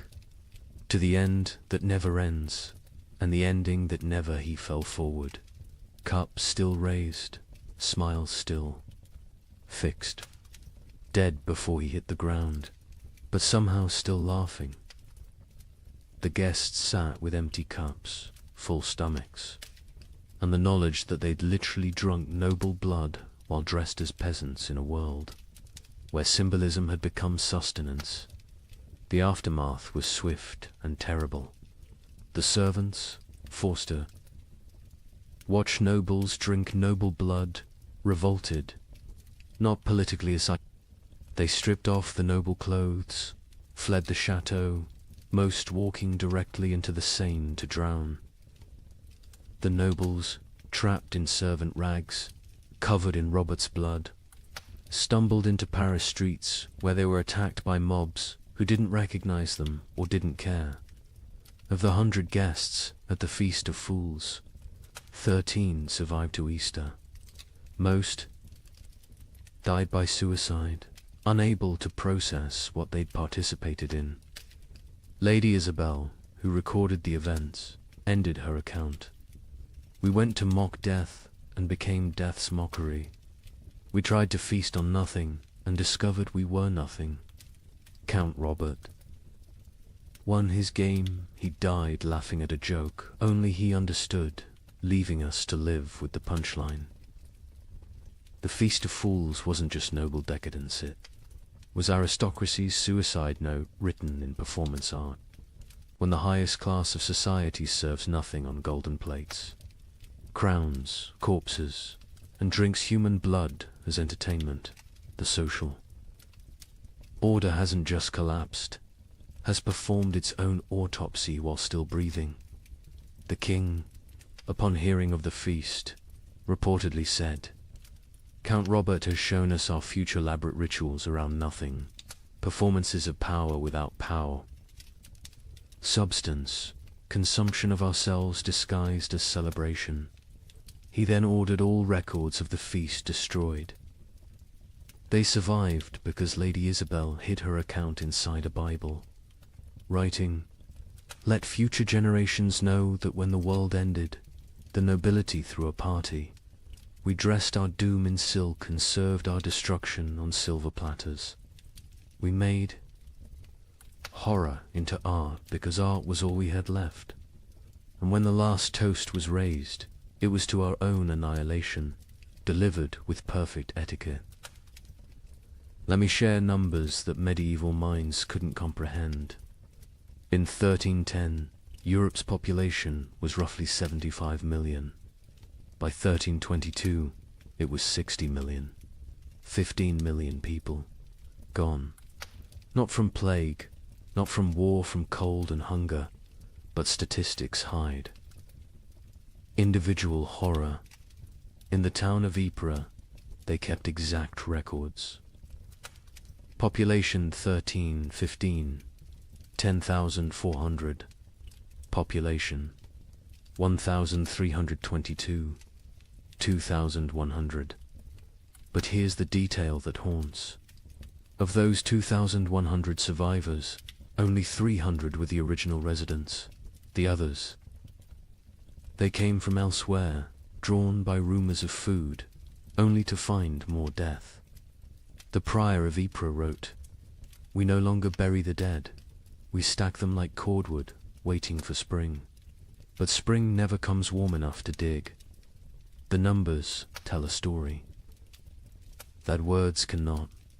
The Abbey of Saint-Denis kept meticulous death records, originally for prayers for the departed. By 1318, they'd stopped recording names, just tally marks. 5 marks crossed through. 5 marks crossed through. Pages and pages of groups of 5, like a child learning to count, except each mark was a human soul. Brother Felipe, the abbey's mathematician, calculated the rate of death. In 1315, we lost 1 soul per week. By 1316, 1 per day. By 1317, 1 per hour. By 1318, we stopped counting because the living were too few to count the dead. Mathematics itself collapsed when the numbers exceeded comprehension. The Italian city-states, with their banking traditions, kept the most precise records. Florence's census of 1310 recorded 120,000 souls. The census of 1322 recorded 45,000. But hidden in those numbers was darker arithmetic. Of the 45,000 survivors, 30,000 had arrived during the famine, refugees from the countryside. The original Florentine population had dropped from 120,000 to 15,000. 7 of every 8 natives had perished. Venice's records reveal the geographic mathematics of death. The city's famous districts died at different rates. San Marco, where the wealthy lived, lost 40% of its population. Castello, where the poor, crowded, lost 85%. But here's the cruel irony: the wealthy districts died faster in the final years. Once money meant nothing, poverty became an advantage. The poor knew how to starve. The rich only knew how to eat. In England, the Domesday Book had recorded settlements since 1086. By comparing tax records from 1310 to 1322, we can track village-level devastation. In Norfolk, 40% of villages recorded in 1310 no longer existed. By 1322, not depopulated, erased. The land itself forgot humans had ever lived there.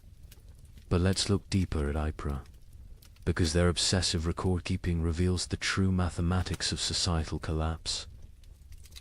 The town's cloth guild recorded not just deaths, but causes. 1,315. 500 deaths to 400 starvation. 100 disease 1316.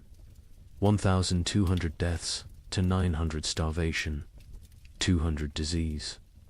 100 violence 1317. 2,100. deaths to 1,000 starvation, 500 disease, 400 violence, 200 voluntary, 18, 2,500 deaths to 800 starvation, 600 disease, 700 violence, 400 voluntary, 19, 1,800 deaths to 300 starvation, 400 disease, 500 violence, 600 voluntary, 1,320, 900 deaths minus 100 starvation, 200 disease, 200 violence, 400 voluntary. See the pattern. As starvation deaths decreased because the weakest had already died, violence and suicide increased.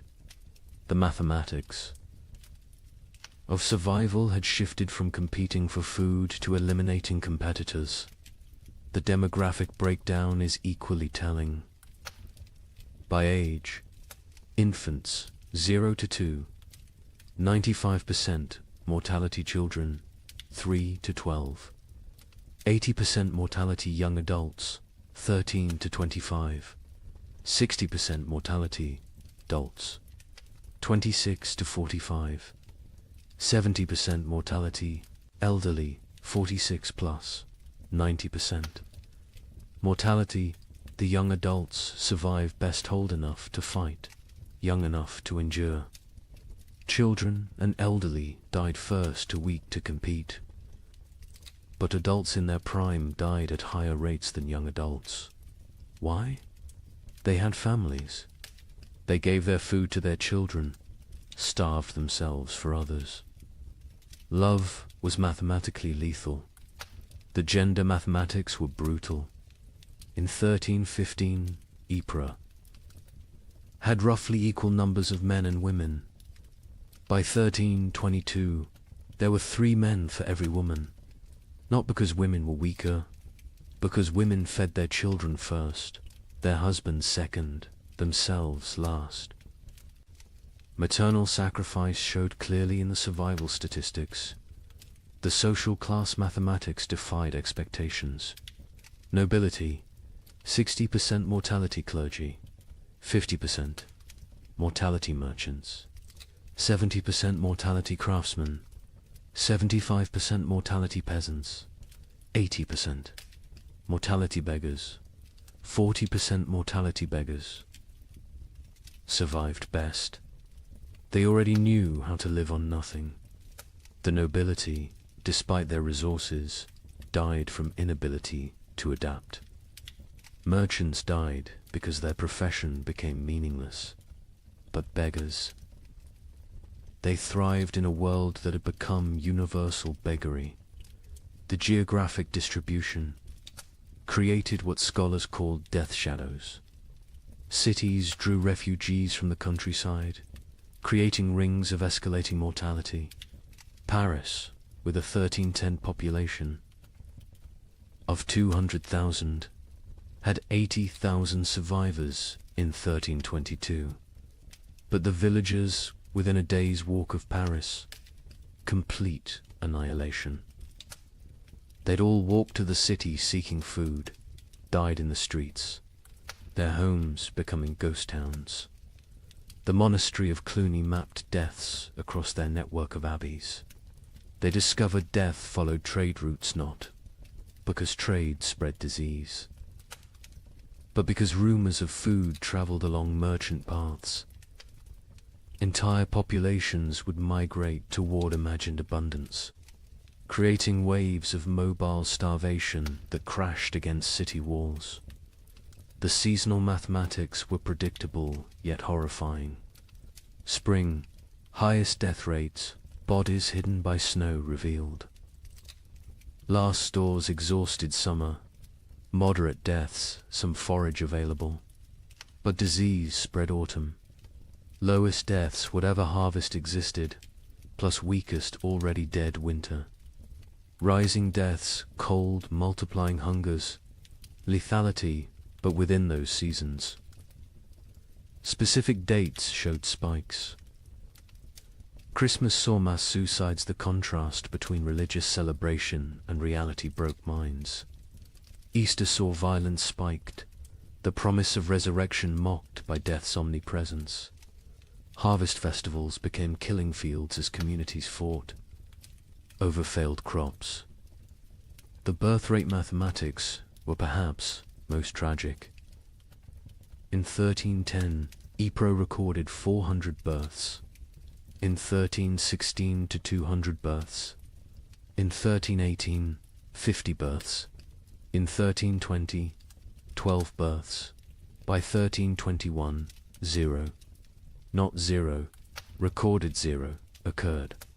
Women stopped conceiving, bodies too starved to support pregnancy. Those who did conceive miscarried, or gave birth to stillborn children.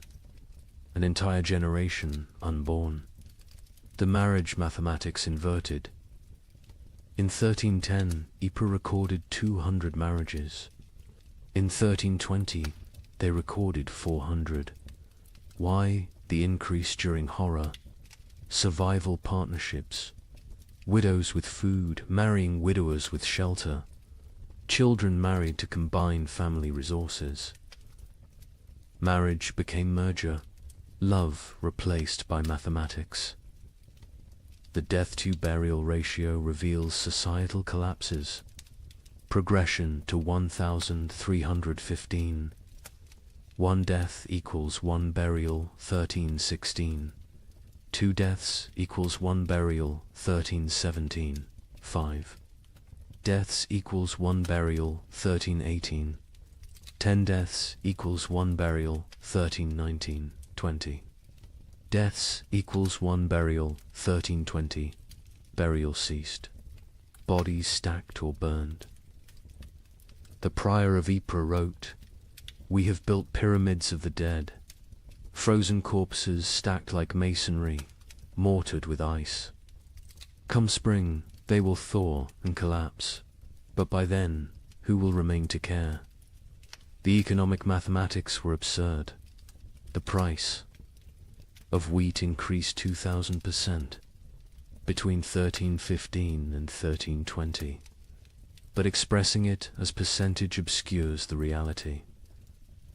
In 1315, a penny bought a loaf. In 1320, a year's wages couldn't buy a crumb. Money became meaningless. The only currency was calories. Distance mathematics changed. In 1310, a healthy person could walk 20 miles per day. By 1320, survivors could manage perhaps 2 miles. The world shrank as human capability decreased. Villages 10 miles apart became unreachable foreign lands. Geography expanded as humans contracted. The theft mathematics reveal moral collapse. 1,315. 100 thefts. Mostly grain, 1316. 500 thefts. Anything. Edible, 1317. 1,000 thefts. Including clothing and fuel, 1318. 2,000 thefts. Including children, 1319. Theft became meaningless. Nothing left to steal. The murder mathematics followed similar patterns, but with a crucial difference. Murders peaked in 1318, then declined not from returning morality, but from lack of strength. By 1319, people were too weak to kill. Violence required carries nobody could spare. The migration mathematics created empty zones and death clusters. Rural areas emptied as survivors walked to cities. Cities became graveyards as refugees died in streets. The population didn't just decline, it concentrated, then collapsed. Like a star becoming a black hole, the linguistic mathematics were subtle but telling. The Ypres records showed declining vocabulary over time. 1315 records use varied, complex language. By 1320, the same. Scribes used perhaps 200 words repeatedly. Hunger had literally reduced their ability to think in complex terms. Survival required all cognitive resources. The time mathematics warped reality. Survivors reported years feeling like decades, days feeling like minutes. The prior wrote, "We have lived 7 years that feel like 70. I am 40 but feel 400. Time itself has starved, moving slowly like everything else dying." The children's mathematics were most heartbreaking. In 1315, Ypres had 3,000 children under 12. By 1322, 45. Of those 45, only 3 were from Ypres. The others were orphans who'd wandered in from elsewhere. Their origins unknown, their parents dead, their futures non-existent. An entire generation deleted. Here's the mathematical truth medieval minds couldn't grasp. Exponential death. When food production drops 50%, population doesn't drop 50%, drops 80%. Because that 50% reduction creates competition, disease, violence, and suicide that multiply mortality beyond the initial cause. Famine doesn't just kill through starvation, kills through the mathematics of social collapse. The final statistic, the one that captures the true horror of the 15 million who died. Historians estimate only 5 million died directly from starvation. The other 10 million died from what starvation created: disease, violence, suicide, exposure, accidents caused by weakness, childbirth without resources, infections without medicine. 2/3 of deaths weren't from famine, but from famine's mathematics. The prior of Ypres' final entry, dated March 1322. I have kept these records for 7 years. I have reduced human souls to marks on parchment, lives to numbers, horror to mathematics. But mathematics cannot capture the sound of children crying for food that doesn't exist. Cannot calculate the weight of watching your family die by degrees. Cannot solve for why God allows such equations. The numbers say 2,100 remain from 10,400. But numbers lie. None remain. We 2,100 are not survivors, we are the not yet dead. Walking statistics waiting for our final tally. Mathematics has proven that hell is not fire and brimstone. Hell is subtraction without end, division without remainder, the null set of human hope. In 1321, as the worst seemed to be passing, something strange happened. The rats returned, but they were different, larger, bolder, moving in coordinated swarms. A chronicler in Milan wrote, "They fear neither cat nor dog nor man. They walk in daylight like they own the earth." Where had they been for 7 years? Some scholars believe they survived in the vast granaries of Eastern Europe, growing fat while the West starved. Others think they evolved, adapted to the cold. But everyone agrees on one thing. They brought something back with them. A Venetian merchant noted, "The rats are sick. They dance in circles before dying, black swellings on their necks." Those swellings would have a name soon enough. But in 1321, as Europe began to believe, the worst was over. Nobody knew they were witnessing the overture to the Black Death. The first documented sighting was in Prague, March 1321. A baker named Joseph, one of the few whose ovens still functioned, reported to the city guard. They came at dawn, hundreds of them, moving like water through the streets. But wrong. Rats don't move together like soldiers. These did. They ignored the few cats left alive. The cats ran from them. Within days, similar reports flooded in from across Europe. But these weren't the timid creatures that had vanished in 1315. The merchant Giovanni di Marco, traveling from Venice to Vienna, documented what he saw. Rats the size of rabbits, some larger, grey-black fur so thick arrows bounce off, eyes that reflect light like demons. They don't scatter when approached. They stand their ground, studying you, calculating. The Archbishop of Mainz received disturbing reports from his parishes. The rats show intelligence beyond nature. They work in teams, some distract while others steal. They've learned to open larches, untie knots, even use simple tools. A priest in Worms saw one using a stick to knock bread from a high shelf. This is not natural. This is diabolic. But where had they been? The 7-year absence created wild theories, but one Benedictine scholar, Brother Antonius of Regensburg, proposed something chillingly plausible.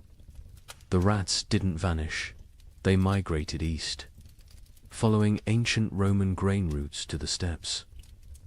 Beyond Hungary, there, in the vast underground granaries, built by emperors and forgotten by time, they found paradise. Infinite grain, no predators, perfect breeding conditions, 7 years of unlimited food and reproduction. They've returned not as the same species, but as something evolved. The physical changes were documented obsessively. A physician in Paris dissected several specimens, twice the size of pre-famine rats.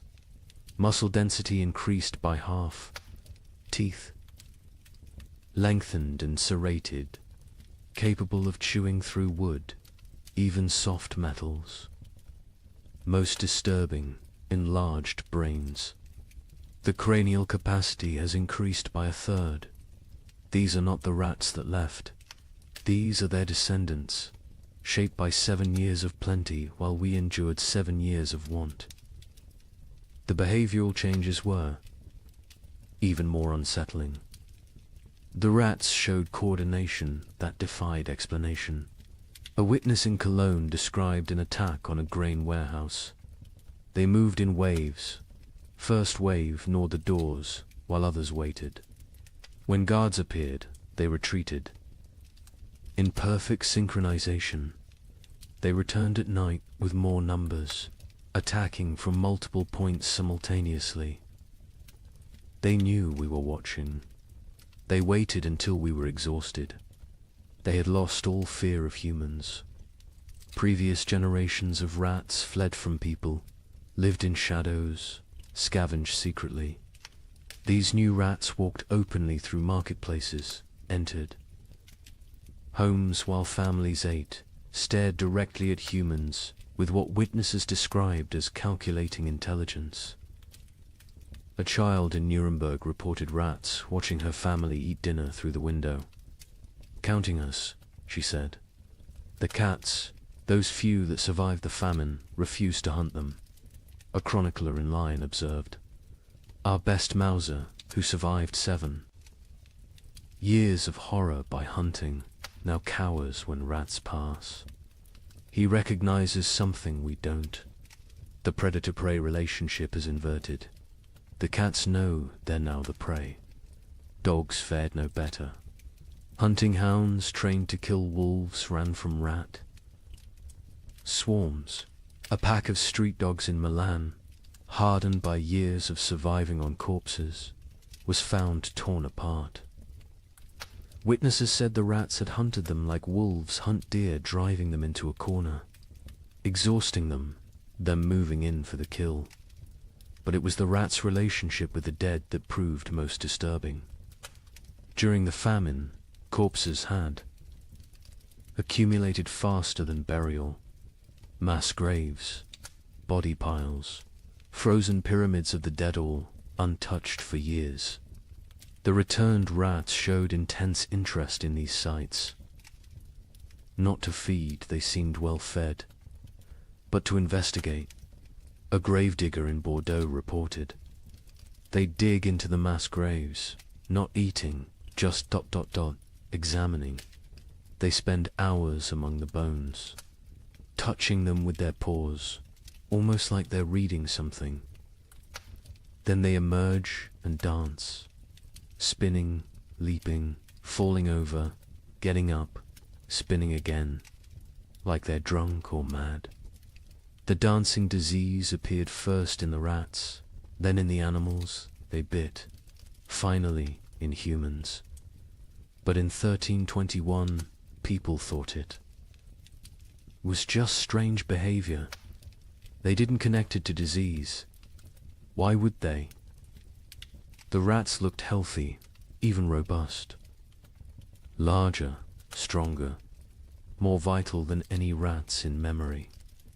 An Italian merchant named Carlo Benedetti made the crucial observation that historians would later recognize as prophetic. The rats congregate at trade routes, ports, and crossroads. There, not seeking food, food exists everywhere now, that so few remain to eat it. They're positioning themselves along human movement patterns, waiting, but for what? The rats showed particular interest in the remaining churches and monasteries. Brother Francis of Assisi documented their behavior. They enter during services, completely unafraid of the congregation. They sit in neat rows as if listening to the sermon. When we sing hymns, they sway. When we pray, they bow their heads. Mockery, mimicry, or something else. They seem to be waiting for something, some signal we cannot perceive. The first human deaths directly attributable to the returned. Rats came in summer 1321, not from attack from disease. A family in Bruges who'd been bitten while defending their grain store fell ill within days. The symptoms were unlike anything seen during the famine. High fever, delirium, and most distinctively, black swellings in the neck, armpits and groin. The family died within a week, but not before describing their hallucinations. The rats speak to us in dreams. They show us cities of the dead, kingdoms built in grave earth, empires of bone and plague. They promise us citizenship and then Acropolis if we stop fighting and accept the gift they bring. Medical professionals were baffled.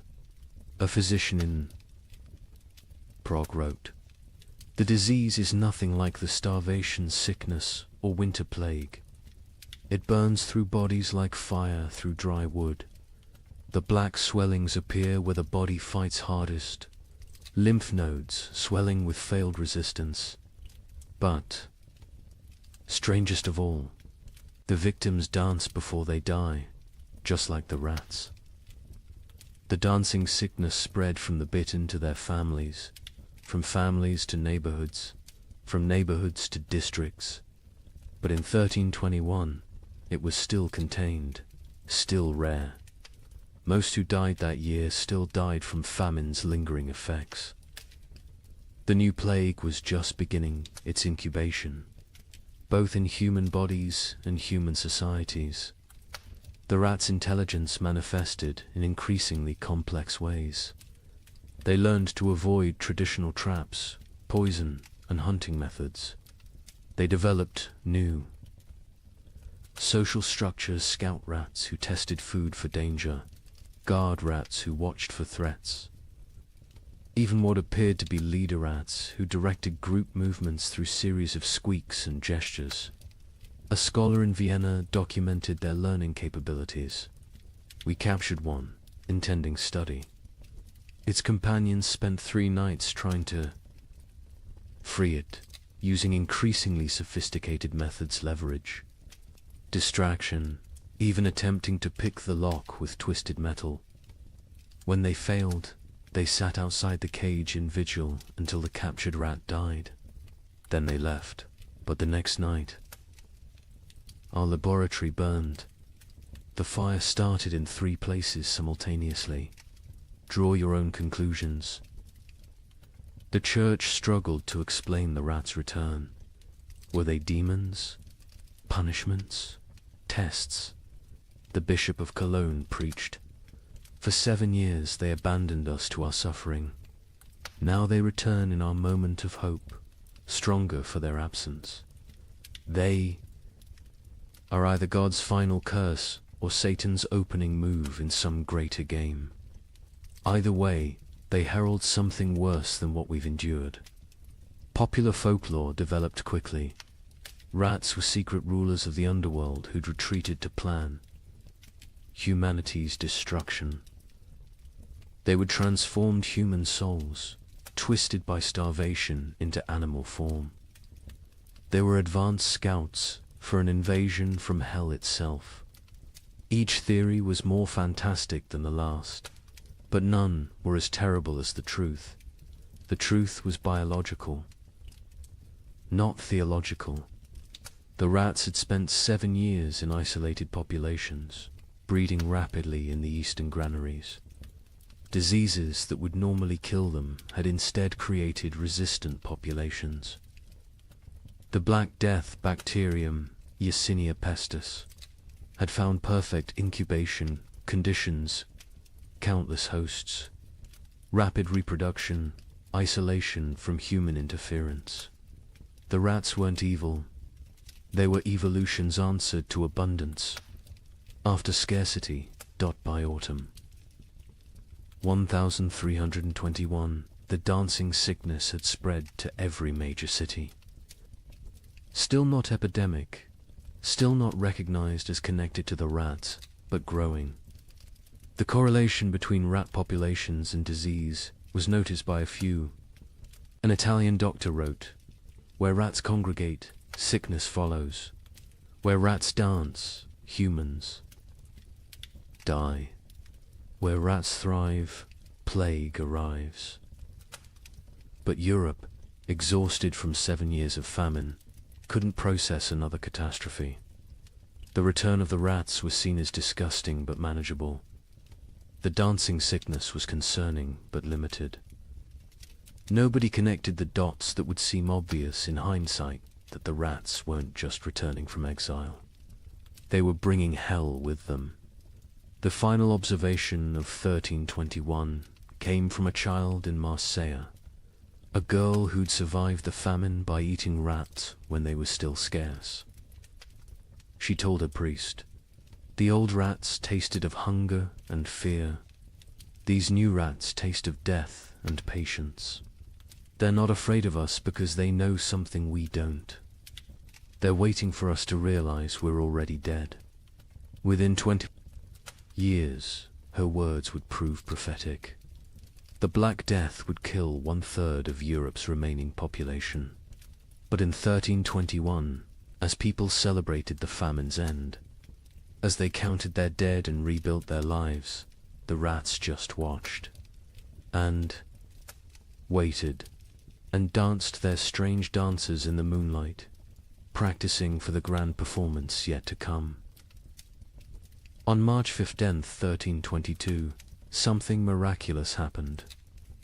The sun broke through clouds that had shrouded Europe for 7 years. Real warmth, real light. In London, people fell to their knees in the streets, weeping. Church bells rang for 3 straight days. A young monk in Canterbury wrote, "We had forgotten the sun could hurt your eyes." Children who had never seen their own shadows screamed in terror at the dark shapes that followed them. But the thaw revealed horrors frozen in time. Bodies emerged from snowdrifts, perfectly preserved. Entire families found seated at tables. Frozen mid-meal. Armies discovered standing in formation, weapons raised, ice statues of a war that winter had won. The warmth came suddenly, without warning. Dawn broke grey as it had for 7 years. But by noon, actual golden light pierced. Through, not the weak, watery light that occasionally appeared, but real sunshine, hot, bright, alive. In Paris, people stumbled from their homes, shielding their eyes, unable to comprehend what they were seeing. Marie de Champagne, age 7, born during the famine, experienced sunshine for the first time. Mother fell to her knees and pulled me down, saying we must pray. I asked what the burning light was. She said God's eye has opened. I was terrified. I thought God was going to see what we'd done to survive. The ice began to melt with alarming speed. Winter's archives, 7 years of frozen death, began to reveal themselves. In Cologne, the Rhine's thaw exposed a grotesque gallery, hundreds of bodies that had fallen through ice over the years, preserved perfectly, now floating downstream like a parade of the damned. Citizens lined the banks, searching for relatives lost years ago, finding them looking exactly as they had at death. Brother Thomas of Westminster, who'd chronicled the disaster from beginning, wrote with shaking hand, "The earth gives up its dead, but not for resurrection. They return only to show us what we've done." A mother and child, frozen in embrace, so perfectly preserved I could count the tears frozen on their cheeks. Soldiers who died defending grain stores, still standing at their posts, ice guardians of nothing. God has kept perfect record of our failures. But with the thaw came something worse than revealed corpse, truth-field truth. The ice had hidden the full scope of devastation. Entire districts thought to be empty were found to contain hundreds of frozen dead. Mass graves, hastily covered with snow, began to melt and shift, creating mudslides of human remains. The spring of 1322 didn't bring renewal. It brought archaeology of horror in the Alps. The thaw revealed the children's crusade of frost, perfectly preserved. A merchant reported, "They stand like an army of small angels, ice blue and beautiful. In their death, still holding hands, still facing south, still seeking summer that has finally come too late. Pilgrims are already calling it holy ground. I call it the world's guilt made manifest. Europe that emerged from the Great Famine was unrecognizable. Languages had changed, words for hunger had multiplied, while words for joy had been forgotten. Children born during the 7 years were stunted, marked forever by starvation. They would be called the famine generation, shorter, weaker, but survivors of the impossible.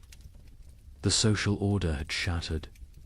Peasants who survived owned land, for the first time inherited from the dead. The church's authority collapsed. Where was God during the freeze? And most critically, the population drop created labor shortages that would, within a generation, end feudalism itself. The Great Famine didn't just kill millions, it killed the medieval world. The linguistic changes were documented by scholars, attempting to translate pre-famine texts. The abbot of Cluny wrote, "We have 23 new words for different types of hunger, but have lost the words for feast, abundance, and satisfaction. Children learning to speak, use, eat, as past tense only, they cannot conceive of eating as a present or future action. We've developed exact terms for the taste of leather, bark, clay, but forgotten words for flavors of meat.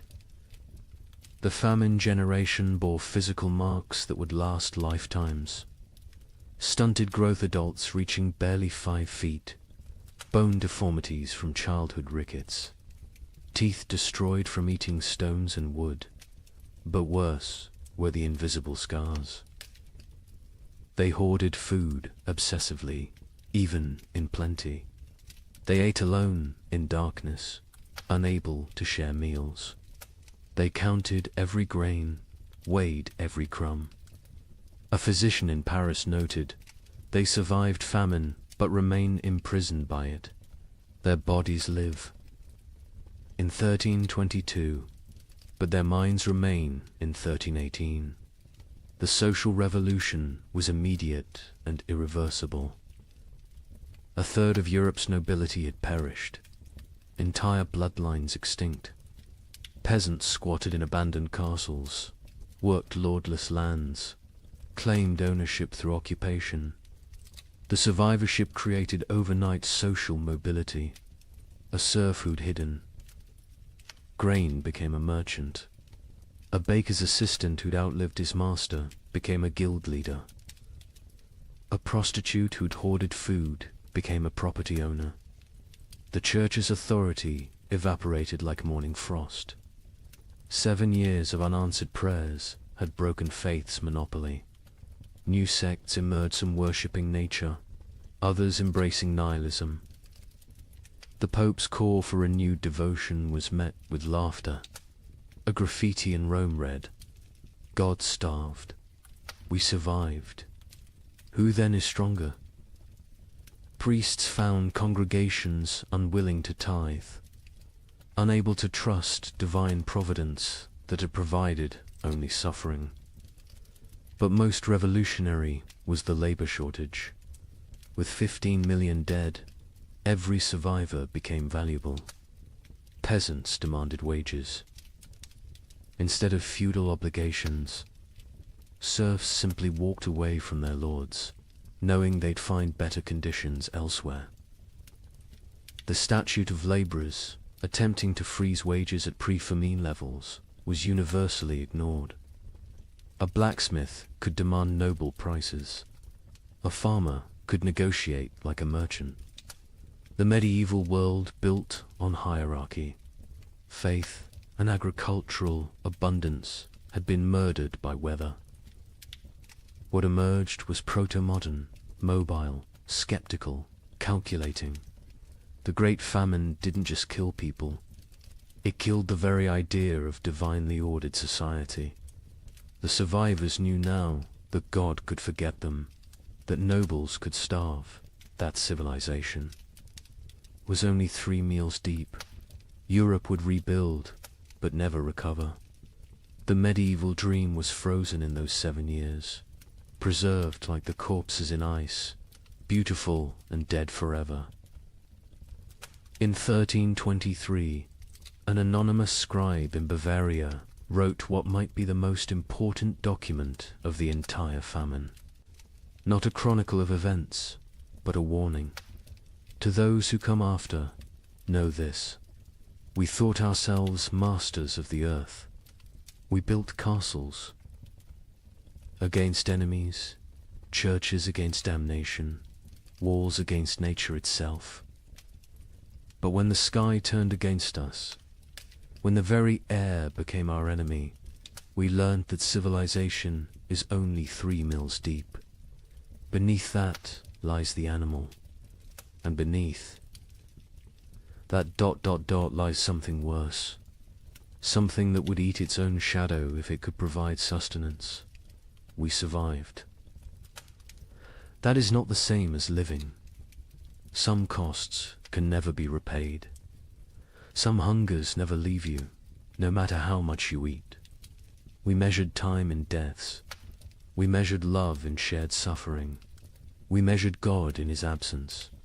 If the cold comes again, and it will come again, remember that the greatest danger is not the freeze. It's what the freeze reveals about your neighbor, about your family, about yourself. May you never be warm enough to forget what we learned in the cold. The document was found hidden in a monastery wall, wrapped in waxed cloth, deliberately preserved. The scribe continued, "I write this with fingers that consumed my own flesh. I write with eyes that watched my children choose which sibling would eat. I write with a soul that has been to hell and discovered hell is not fire. Hell is ice and the mathematics of survival. We who survived are not heroes. We are the ones who did what heroes couldn't. We chose ourselves over others. We calculated love against calories and chose calories. We learned that honor digests poorly, that mercy is a luxury of the fed, that civilization is just an agreement between people who aren't hungry yet. The sun has returned. The crops grow again. Markets open, bells ring. Children are born who will never know the taste of bark bread. They will call us the generation who endured. But endurance is just a prettier word for betrayal. Betrayal of everything we once believed. Made us human. When abundance returns, you will forget. You will must forget to stay sane. But someone should remember.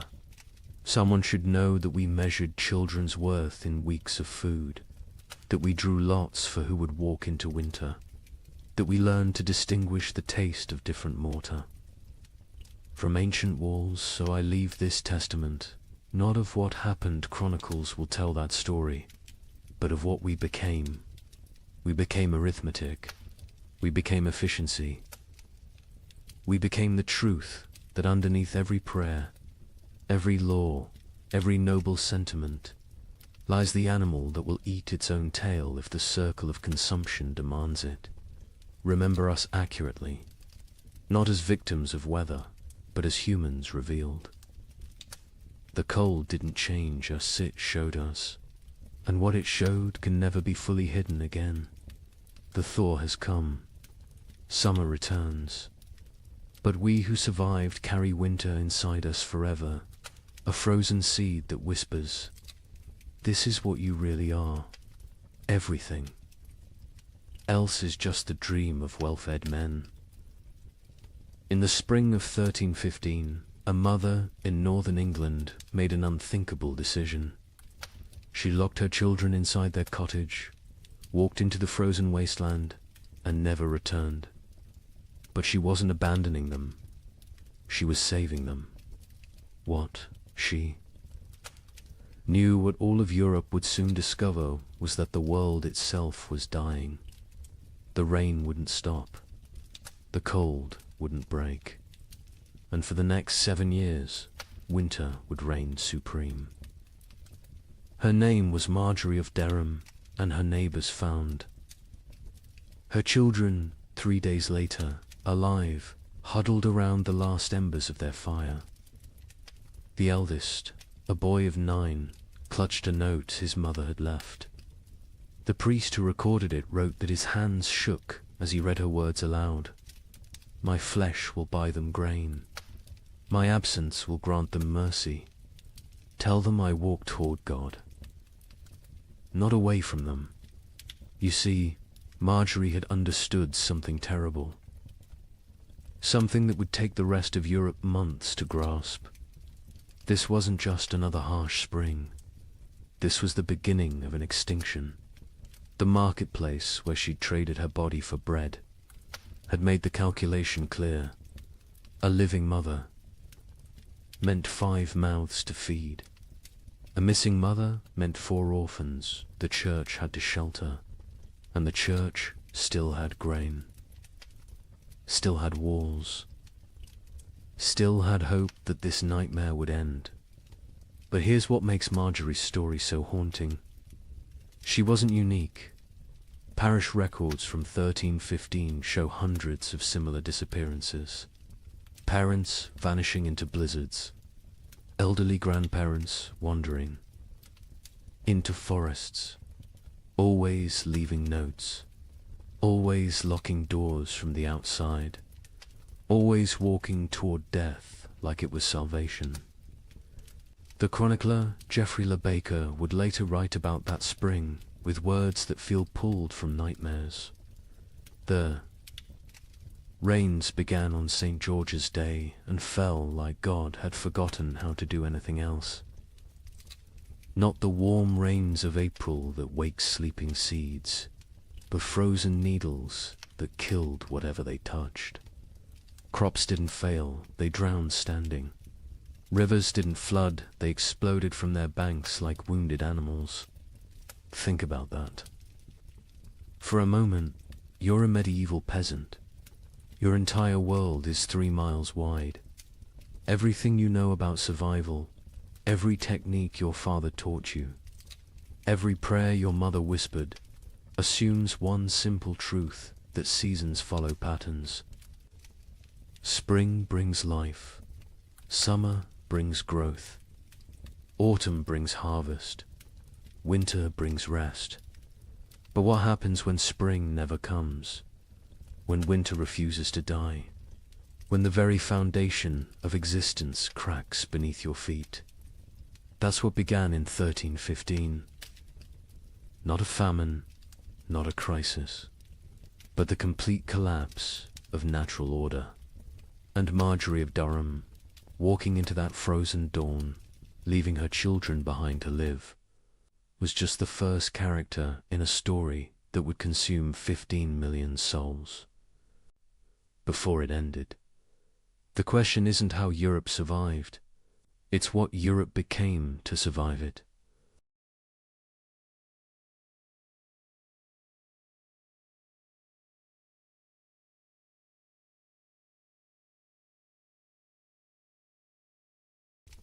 Good evening and welcome back, friends.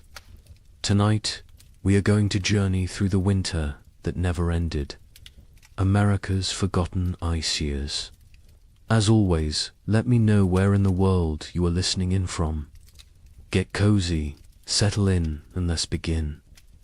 She stood at the frost-covered window. Her breath formed clouds in the June air.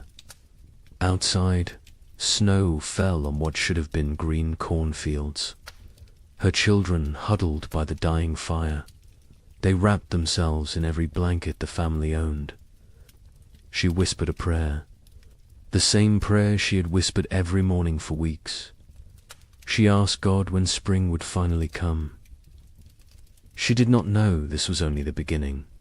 Picture thousands of similar scenes across the American frontier. Thousands of windows, thousands of prayers whispered into the impossible cold. What happened in 1816 was merely a prelude, a warning that no one heeded. 20 years later, something far worse came to the American interior. This time it would last not 1 year, but 3 brutal winters. They bled into each other without mercy, without explanation, without end. Between 1836 and 1838, a climate catastrophe struck North America. It has been nearly erased from popular memory. Historians debate the causes today. Solar minimums, volcanic eruptions half a world away, or a deadly combination of forces beyond human understanding. The pioneers who lived through it had no such explanations. They had only survival. They had only the next day, and the day after that, if they were lucky enough to see it. This is their story. The story that America chose to forget. What you are about to hear challenges everything you thought you knew about westward expansion. Textbooks celebrate the march of civilization across the continent. They praise the brave pioneers, claiming their piece of the American dream. But they rarely mention the winters that nearly ended it all. They do not talk about the settlements that simply vanished. They do not discuss the mass graves discovered decades later, or the journals hidden in attics, journals filled with words that survivors could not bear to speak aloud. This is the story of the winter that never ended, and the people who somehow lived to see spring again. Late 1835. The American frontier hummed with optimism. The economy was booming. Land was cheap. Opportunity seemed limitless. Thousands of families poured westward into territories that promised fertile soil and new beginnings. Michigan Territory, Wisconsin, Illinois, Indiana, Ohio. These were the lands of promise. These were the places where a man could build something from nothing. A young couple in their early 20s had just claimed 160 acres in Michigan Territory. They were newlyweds. She was pregnant with their first child. He had spent the summer building a one-room cabin with his own hands. The logs were chinked with mud and moss. The roof was solid. The door hung true. They planned their first full harvest together. She planted a small garden near the cabin. Carrots, potatoes, beans. He cleared 3 acres for corn. At night they sat by the fire and talked about the future, about the children they would have, about the farm they would build, about growing. Old together on this land, an older family arrived in Illinois in the autumn of 1835. They had come from Pennsylvania, a mother and father with 3 children under 10 years old. They had sold everything they owned for this chance. The wagon journey had taken 6 weeks. The children were tired but excited. The father staked his claim near a creek. Good water, timber nearby, rich black soil that crumbled in his hands. He told his wife this was it. This was where they would prosper. She believed him. They all did. In Ohio, a widower worked a small farm with his 2 teenage daughters. His wife had died of fever the previous summer. The grief was still raw, but he had responsibilities. Daughters to feed, a farm to maintain, a future to secure. For them, the older girl was 16, capable, strong. She helped with everything. The younger was 14, still learning, still growing. Together the 3 of them made it work. They honored the memory of the wife and mother they had lost by surviving, by building, by moving forward. This was frontier life in late 1835. Hard but hopeful. Isolated but connected through shared struggle. Communities were small but tight-knit. Neighbors helped neighbors. Barn raisings brought everyone together. Churches served as social centers. Sunday services were as much about community as worship. People traded labor, traded goods, traded gossip and news from back east. The isolation was real. Some homesteads were miles from the nearest neighbor, but people found ways to stay connected, to remain human in the wilderness. Daily routines followed the sun. Wake before dawn, tend the livestock, milk the cows, feed the chickens, collect eggs. Breakfast was simple. Cornmeal mush, salt pork if you had it. Then the work began. Men cleared land, ploughed fields, mended fences, chopped endless cords of firewood. Women tended gardens, preserved food, made soap, sewed clothes, raised children. Everyone worked. Even the smallest children had chores, gathering kindling, feeding chickens, watching younger siblings. There was no such thing as idle time on the frontier. As autumn 1835 arrived, families began their winter preparations. These were routines they knew well. They had survived winters before. They salted meat, packed pork and beef in barrels with salt and brine. The meat would keep all winter this way. They filled root cellars with potatoes, turnips, carrots, squash, onions.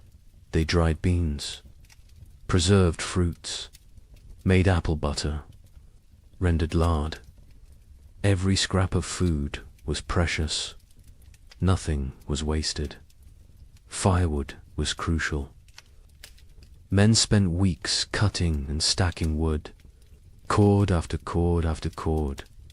A family could burn through several cords in a hard winter. The stacks grew higher, oak for long burning, maple for cooking, pine for quick heat. The wood had to dry, green. Would wood smoke and not burn hot? So they cut wood a season ahead when they could. The wood piles near cabins stood taller than a man. They looked like enough. They always had been enough before. The young couple in Michigan worked together on their preparations. He hunted, brought home deer and wild turkey. She preserved the meat. They worked side by side. Her belly grew with the pregnancy. He worried about her working too hard. She laughed and told him women had been having babies since the beginning of time. She would be fine. The baby would come in May, spring, when everything was green and growing. It seemed perfect. The family in Illinois worked frantically to prepare. They had arrived late in the season. They had less time. The father pushed himself. Hard. Too hard. His wife worried. But they got it done. Meat preserved, vegetables stored, firewood stacked. The cabin was small but well built. They had purchased it from a family moving back east. The previous owners had said they missed civilization, missed family. The father thought they were foolish. This land was too good to abandon. His wife was not so sure, but she kept her doubts to herself. The widower and his daughters prepared. Methodically, they had done this before. Last year they had done it without a wife and mother. This year was easier in some ways. The grief was less sharp. The routines were established. The older daughter had learned her mother's preservation techniques. The younger helped without complaint. They worked together in comfortable silence, the kind of silence that comes from shared loss and shared survival. They would make it through another winter. They had to. December 1835 arrived cold and early. The first snows came before Thanksgiving, heavier than usual. The temperatures dropped fast. Old-timers mentioned it reminded them of 1816, the year without a summer. But the younger settlers dismissed the comparison. Every old-timer thought their memories were the worst. This was just a hard winter, nothing more. They had food, they had shelter, they had firewood. They would be fine. By January 1836, something felt different. The cold had a quality that went beyond mere temperature. It was bone-penetrating, relentless, aggressive, the kind of cold that found every crack in a cabin wall, every gap around a door, every weakness in your clothing. People wore layers, wool on wool on wool. They stayed close to fires. They moved less, conserved energy, conserved heat, conserved everything. Animals behaved strangely. Livestock refused to leave their barns. Horses stood in corners, unmoving. Even when offered food, cows produced less milk. Chickens stopped laying. The wildlife disappeared. Deer vanished from the forests. Rabbits seemed to evaporate. Tracks in the snow became rare, then non-existent. Hunters returned empty-handed day after day. Where had everything gone? The young man in Michigan noticed the silence first. The forest was always noisy. Birds, squirrels, the rustle of small animals, whined through leaves. But now there was nothing. just silence and wind. The wind never stopped. It howled around the cabin at night. His wife pressed close to him for warmth, for comfort. She was 7 months pregnant now. He felt the baby kick against his back sometimes when they slept. He wondered what kind of world this child would be born into. In Illinois, the children asked their father why it was so cold. He told them God was testing them, testing their faith, their strength, their family. The mother said nothing. She watched. Their food stores.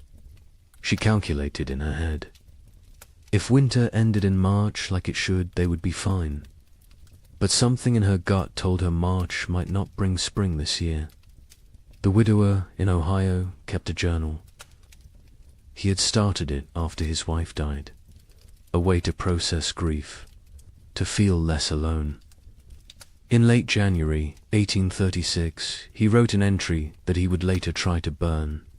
He wrote that the cold felt wrong, not natural, that he had a feeling of dread he could not shake, that his daughters felt it too, though they did not speak of it. He wrote that he was afraid, not of dying, but of failing to protect his girls, of not being enough. February arrived. It should have shown signs of weakening. Winter, longer days, occasional thaws, the promise of spring lurking beneath the cold. But February 1836 brought none of these things. It brought deeper cold, more snow, storms that lasted days. The sun appeared rarely. When it did, it seemed weak, pale, unable to warm anything. People began to worry, really worry. This was beyond a normal hard winter. Food stores were being depleted. Faster than expected. You burned more firewood in extreme cold. You ate more to maintain body heat. The calculations that had seemed conservative in November now seemed optimistic. Families began to ration. Smaller portions, fewer meals. Make it stretch. Make it last. Spring would come. It had to come. But as February turned to March, and March brought no relief, only more snow and more cold, a new emotion crept into Frontier. Cavern's fear, real fear, the kind that sits in your stomach and grows, the kind that wakes you at night, the kind that makes you count your remaining potatoes and feel panic rising in your chest, because spring should be here, and it was not. Coming, March 1836. The month that should bring thaw and birdsong and the first signs of life returning. Instead, it brought blizzards, heavy wet snow that collapsed roofs, winds that tore at cabin walls, temperatures that dropped so low that water froze solid inside homes, despite the fires burning constantly. People began to understand. This was not a normal winter. This was something else entirely. The young wife in Michigan went into labor on March 15th, 3 weeks early. Her husband rode through a blizzard to fetch the nearest midwife. She lived 4 miles away. He almost did. Not make it. The horse struggled through chest-deep drifts. The wind cut through every layer he wore. He found the midwife. She came. They rode back together. The journey that should have taken an hour took 3. The baby came that night. A girl, small but healthy, she cried strong. The mother wept with relief and exhaustion and fear. The midwife stayed 2 days until the storm broke. When she left, she told them the baby would need extra warmth, extra care. The mother already knew. She held the infant against her skin constantly, shared her body heat, prayed the cold would break before her milk ran thin. In Illinois, the family made a decision. They would send the eldest boy to the nearest town, 12 miles south, to buy supplies, if any could be had, extra flour, salt, anything. The boy was 8 years old, small for his age, but tough. His father gave him careful instructions. Follow the creek, stay near cover. If a storm comes, find shelter and wait it out. The mother packed him food for 2 days. She kissed his forehead, told him to be safe. He left before dawn. He returned 4 days later, frostbitten, exhausted, empty-handed. The town had nothing to sell. Their stores were depleted too. Everyone was rationing. Everyone was afraid. He had slept in a barn the first night, a chicken coop the second. A family had taken him in on the third night, fed him soup, let him warm by their fire. They had children his age, thin children with hollow eyes. He came home and told his parents what he had seen. His father nodded, said nothing. His mother turned away so the children would not see her cry. The widower in Ohio made an inventory in mid-March. He wrote down every item of food they had left. 2 bushels of potatoes, some sprouting, half a barrel of salt pork, 1 small sack of cornmeal, dried beans, maybe 20 pounds, some preserved apples, not many, he calculated. If they were very careful, if they ate little, if spring came in April, they might make it. Might, he gathered his daughters, sat them down, told them the truth. They were running low on food. They would need to ration carefully. The older daughter asked if they would starve. He could not lie to her. He said he did not know, but they would do everything possible to survive. They would hunt, they would trap, they would make every scrap. Count, she nodded. The younger daughter started to cry. The older put her arm around her sister, told her they would be all right. The widower was not sure which of them she was trying to convince. April came. April that should burst with life and warmth and renewal. April that should mean planting time and spring rain and hope. This April brought none of those things. The ground remained frozen solid, 18 inches deep, 2 feet in some places. No plough could break it. No seed could be planted. Even if they tried, nothing would grow in this cold. Families faced a terrible realization. Even if spring came tomorrow, the growing season was too short now. Crops planted in late April might not mature before full frost. And full frost in this new reality might come in August, or July, or never. Leave it all? The cycle of farming that had sustained human civilization for thousands of years was broken, and no one knew how to fix it. The young couple in Michigan began hunting for any food source. The man set snares for rabbits. The traps stayed empty. He tried fishing through the ice. Nothing. Not even the fish were biting. He ranged farther from the cabin, looking for any game, any sign of life. His wife worried when he was gone. She sat by the window with the baby, watched for his return. Sometimes he was gone for 2 days. When he came back with nothing, they did not speak of it. They simply held each other and their daughter and tried not to think about tomorrow. Neighbors began to disappear.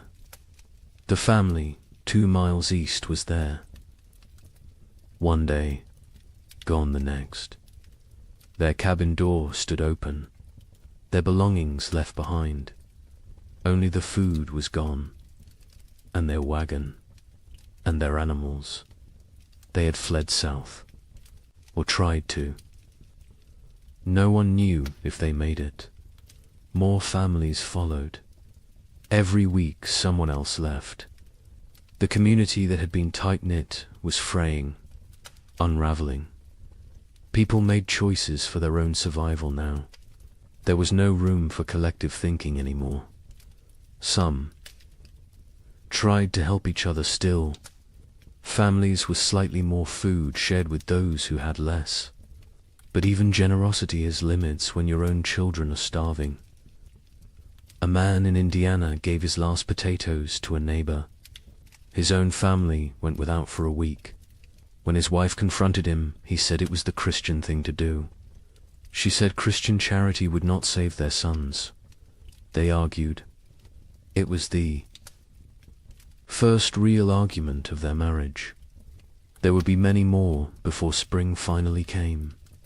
Churches held special services, prayer meetings, asking God for deliverance, for spring, for mercy. Attendance was sparse. Travel was too dangerous. Faith was wavering.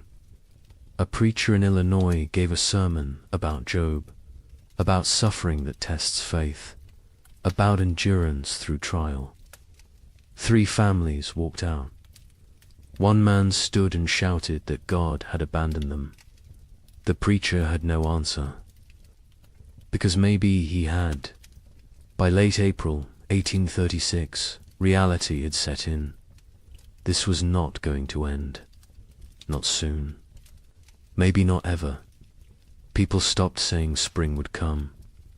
They stopped making plans. They focused only on surviving the day in front.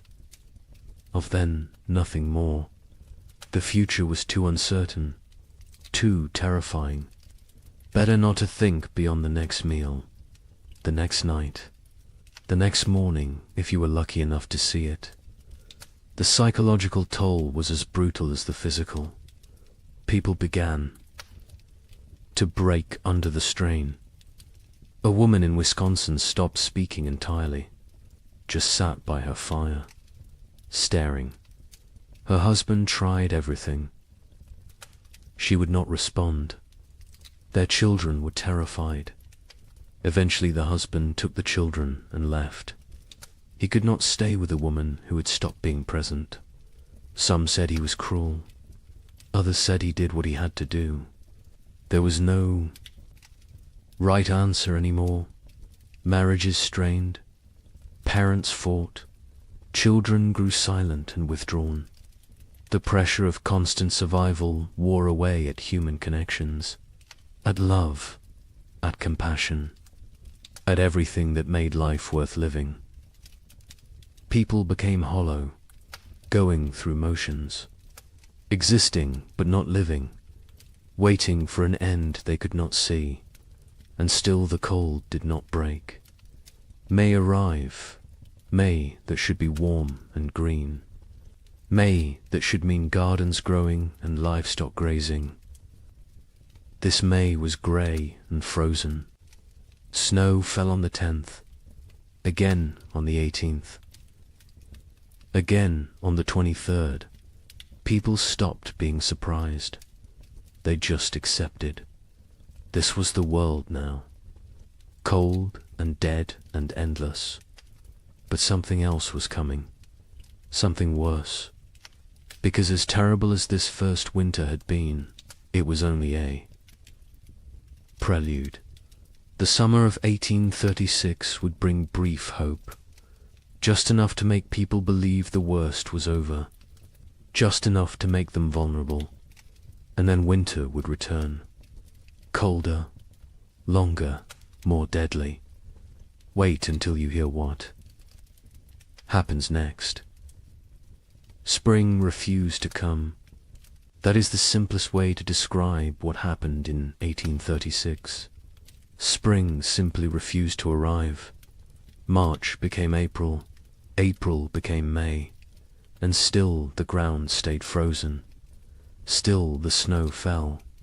Still the temperatures remained far below what any living person had. Experienced Dot, the young mother in Michigan Territory, held her baby and watched the window. Every day she looked for signs. A bird, a patch of bare ground, anything that suggested winter was weakening. She saw nothing but white, endless white. Her husband ventured out less now. The cold was too dangerous. The exertion burned calories. They could not afford to lose. He sat by the fire and stared at the walls. She knew what he was thinking. The same thing she was thinking. How long can we last? Their food stores had dwindled to almost nothing. The potatoes were gone. The preserved meat was gone.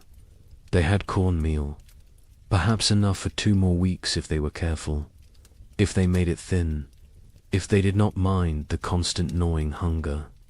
The baby nursed, but the mother's milk was weak. She could feel it. Not enough fat, not enough nutrition. The baby cried more now.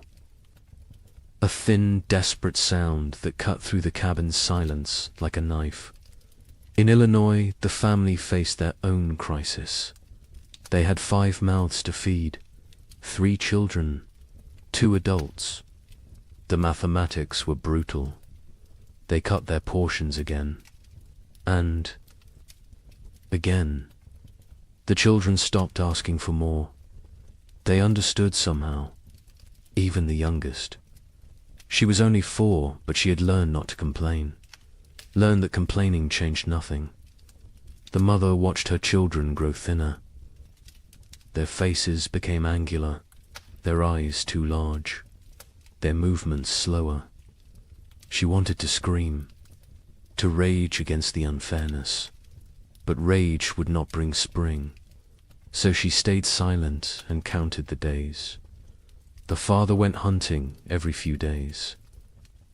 He never found anything, but he went anyway, because sitting in the cabin watching his family starve was worse than freezing in the forest. At least in the forest he was trying. At least he was doing something. He set traps. He checked them religiously. They stayed empty. He tried fishing through ice on the creek. Nothing. The fish had gone dormant or died. He did not know which. He returned empty-handed every time. His wife would look at him.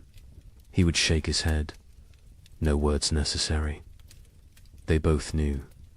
The widower in Ohio and his daughters had become experts at survival. They burned furniture for warmth when the firewood ran out. A chair 1 week, a table the next. They ate 1 meal a day. Soup stretched so thin it was barely more than hot water. They trapped a squirrel once. 1 squirrel for 3 people. They made it last 2 days. They boiled the bones for broth, sucked the marrow, used every part. Nothing was wasted. Nothing could be wasted. The older daughter took on more responsibility. She was 17 now, though she looked younger. Malnutrition had stunted her growth, hollowed her cheeks, but her mind was sharp. She kept track of their supplies, rationed, carefully, made decisions about what to eat and when. Her father let her. He trusted her judgment. She had her mother's practical nature, her mother's strength. Sometimes he looked at her and saw his dead wife. It was comforting and heartbreaking in equal measure.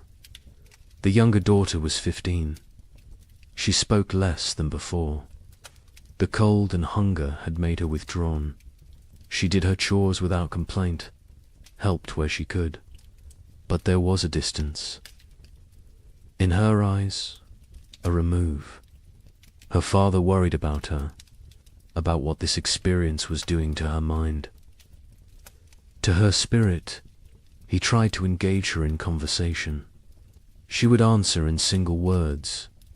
Yes, no, maybe, then return to silence. He did not know how to reach her anymore. Communities that had held together through the winter began to fracture. Trust eroded. A family in Michigan discovered their hidden food cache had been raided. Someone had broken in while they slept, taken half their remaining supplies. They suspected a neighbor, a man they had helped the previous autumn, but they could not prove it, and confrontation seemed pointless. Everyone was desperate. Everyone was capable of terrible things when survival was at stake. Theft became common. People took what they needed to live. A chicken here, a bag of grain there, tools, blankets, firewood, anything that might help them survive another day. Some felt guilt, others felt nothing. Morality becomes flexible when you are watching your children starve. The social contract that held frontier communities together was dissolving, replaced by something more primal, more brutal. Every family for themselves. Churches tried to maintain order, to provide spiritual comfort, but attendance dropped. People could not afford the calories to walk to services, could not spare the time away from survival, could not reconcile a loving God with this endless cold. A preacher in Indiana Territory gave his final sermon in April. He told his sparse congregation that God worked in mysterious ways, that suffering brought them closer to heaven, that this was a test of faith. A farmer stood up, said his 3-year-old daughter had died 2 nights before, asked what she was being tested for. The preacher had no answer. The church never held another service. Parents made impossible choices. A couple in Illinois debated whether to eat their last seed corn. It was meant for planting, for the future, for hope. But their son was dying, 6 years old and dying of starvation. They could see it, his body consuming itself, his ribs visible through his shirt, his eyes sunken. They ground the seed corn into meal, made bread, fed him. He ate slowly. His stomach had shrunk. He could not eat much, but it was something. They had chosen survival today over the possibility of food tomorrow. They would live with that choice for the rest of their lives. Livestock died. Cattle froze in their barns. Horses became too weak to stand. Pigs huddled together for warmth, but still succumbed to the cold. Chickens stopped laying entirely. People slaughtered their animals, not according to any plan, just when they became desperate enough. Each slaughter was a small tragedy. That cow represented future milk, future, calves future security. But future meant nothing when you might not survive the week. So they killed and ate and tried not to think about tomorrow. The meat from livestock helped, but it went fast. A family could butcher a pig and eat well for a few days. Then the meat was gone, and they were back where they started. Hungry, desperate, counting down to nothing. Some families tried to preserve the meat, to make it last, but without sufficient salt. Without proper cold storage that did not involve simply leaving it outside where wolves might take it, the meat spoiled, or got stolen, or disappeared in the night. May arrived with no warmth, no green, no life. May there should be planting season brought instead more snow, more cold, more death. People stopped keeping track of dates. What was the point? Time had lost meaning. There was only day and night, hunger and cold, survival and death. Nothing else mattered. Nothing else existed. The young man in Michigan made a decision. They had to leave, had to try to reach his brother's farm in southern Ohio. It was 200 miles, through frozen wilderness, with a 4-month-old baby. His wife thought he was insane, said they would die on the road. He said they would die here. At least moving gave them a chance. They argued, quietly, so as not to wake the baby. He wanted to leave immediately. She wanted to wait for weather to break. He said the weather was not going to break. She knew he was right. But she also knew their chances of surviving a 200-mile winter journey were close to zero. They compromised. They would wait 1 more week. If the weather did not improve, they would go. They both knew it would not improve. But the compromise gave them something. A deadline, a decision point, a plan. Even a futile plan was better than sitting and waiting. To die. They spent the week preparing. He made a sled from cabin boards. She sewed carrying sacks. They packed their few remaining possessions, some clothes, a pot, a knife, a blanket, and the baby. Always the baby. In Illinois, the father watched his children and made calculations. They had food for perhaps 10 more days. After that, nothing. He had no plan for day 11. No ideas, no options. He had exhausted every possibility, every resource, every connection. They were alone, isolated, and running out of time. He told his wife they might need to consider sending the children to town to find families who could take them in. She refused, said they would stay together. Whatever happened, they would face as a family. He did not argue. He understood. But he also knew that keeping the family together might mean watching all of them die. The widower in Ohio faced a different calculation. His daughters were old enough to understand, old enough to participate in decisions. He sat them both down, told them they had food for maybe 2 weeks, asked them what they thought they should do. The older daughter said they should stay, that leaving was more dangerous than staying. The younger said nothing, just stared at the floor. The widower agreed with his older daughter. They would stay. They would make what they had last as long as possible. They would hope for spring, even though hope felt like a luxury they could not afford. June finally brought a change, not spring. Exactly, but less cold. Temperatures rose above freezing during the day. Snow began to melt. Patches of bare ground appeared. People emerged from their cabins, blinking, disoriented, like animals coming out of hibernation. They looked at their neighbors, saw the same hollow faces, the same haunted eyes, the same question. Did we really survive?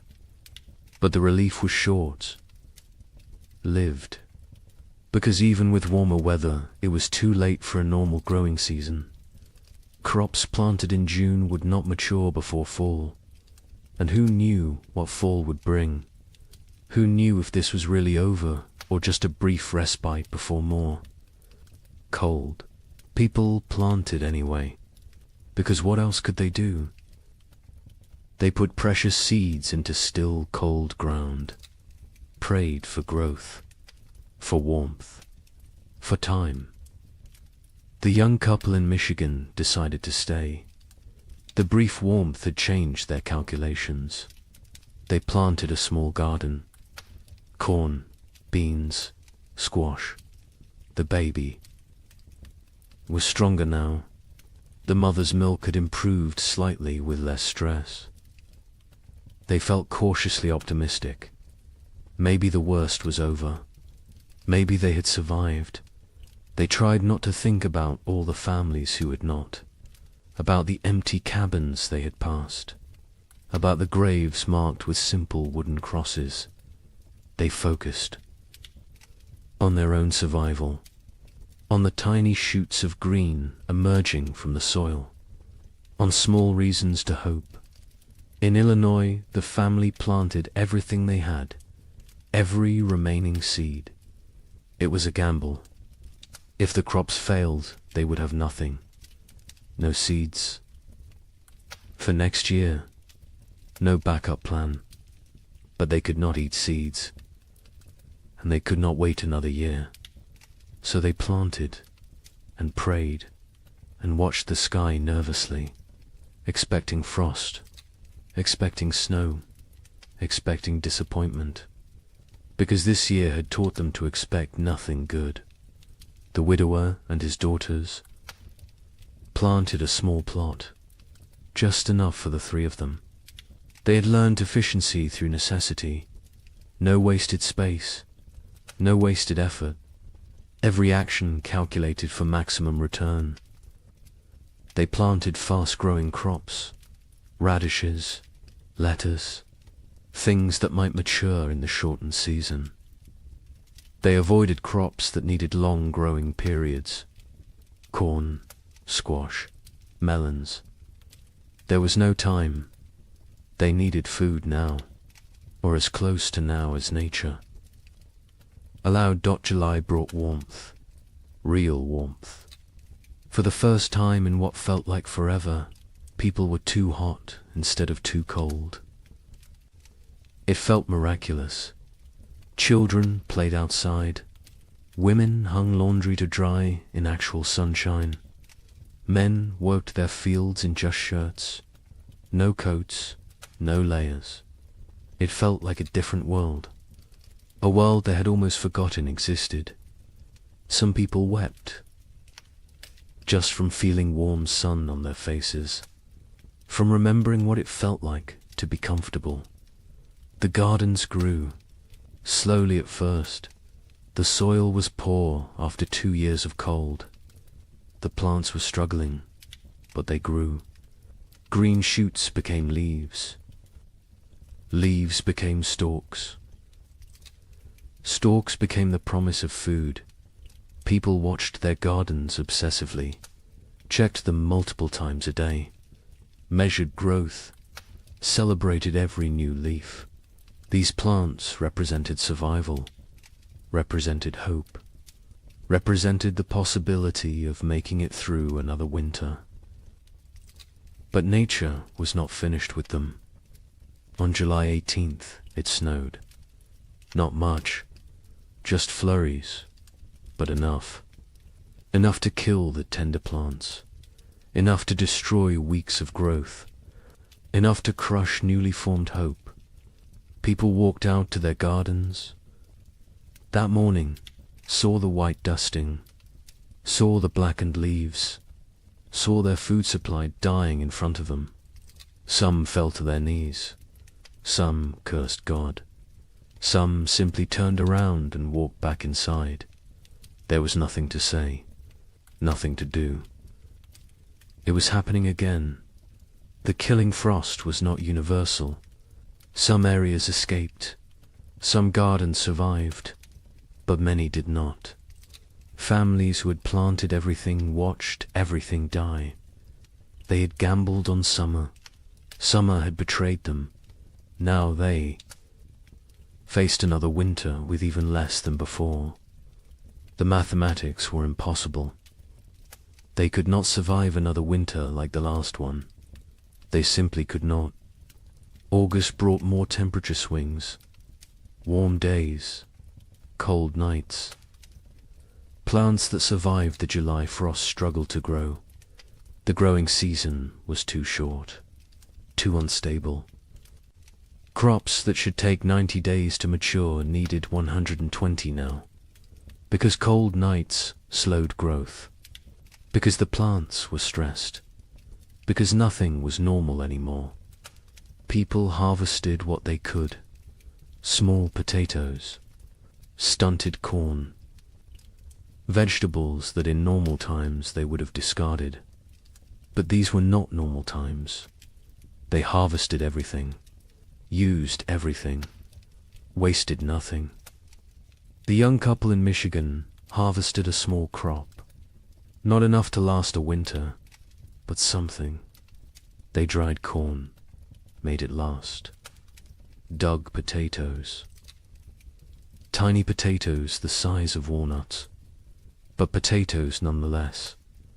They counted their stores, made calculations, decided they needed to supplement with hunting, with trapping, with anything they could find. The man began ranging farther again, looking for game. The game was returning. Slowly, deer appeared in the forests, rabbits in the fields. He killed a deer in late August, his first successful hunt in months. They celebrated, ate fresh meat, felt strong for the first time in forever. In Illinois, the family harvested almost nothing. Their garden had been hit hardest by the frost. Only a few plants survived. They gathered what they could: a handful of beans, some small squash. It was not enough, not even close. The father knew they could not stay, could not survive another winter here. He told his family they would leave before the snow came, go south, find warmer land, find food, find a way to survive. His wife agreed. The children said nothing. They had learned not to question adult decisions, learned that arguing changed nothing. The widower and his daughters harvested a better crop. Their fast-growing vegetables had matured before the frost. They had radishes, lettuce, some early peas. It was not much, but combined with careful rationing, it might be enough. Might. The older daughter did the calculations, told her father. They would need to find additional food. He nodded, said he would try.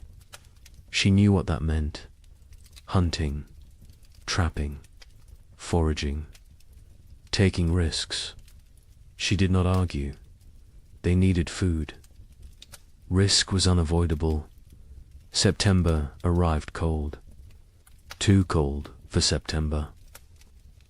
People looked at each other with understanding. It was starting again. The brief summer was over.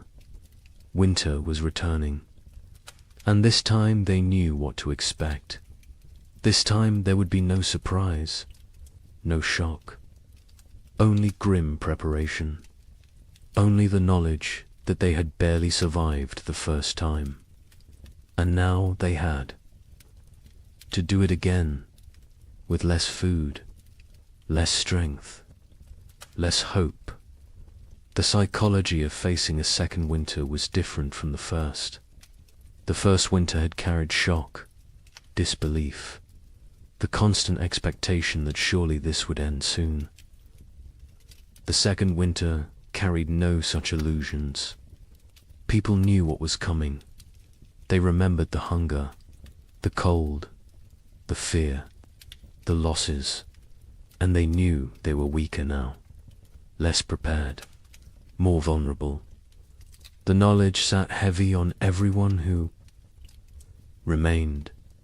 Many families chose to leave before winter set in. Migration south became a steady stream. Wagons loaded with whatever possessions people could carry. Children wrapped in blankets. Livestock trailing behind. They abandoned cabins. Abandoned land claims. Abandoned dreams. Survival mattered more than property now.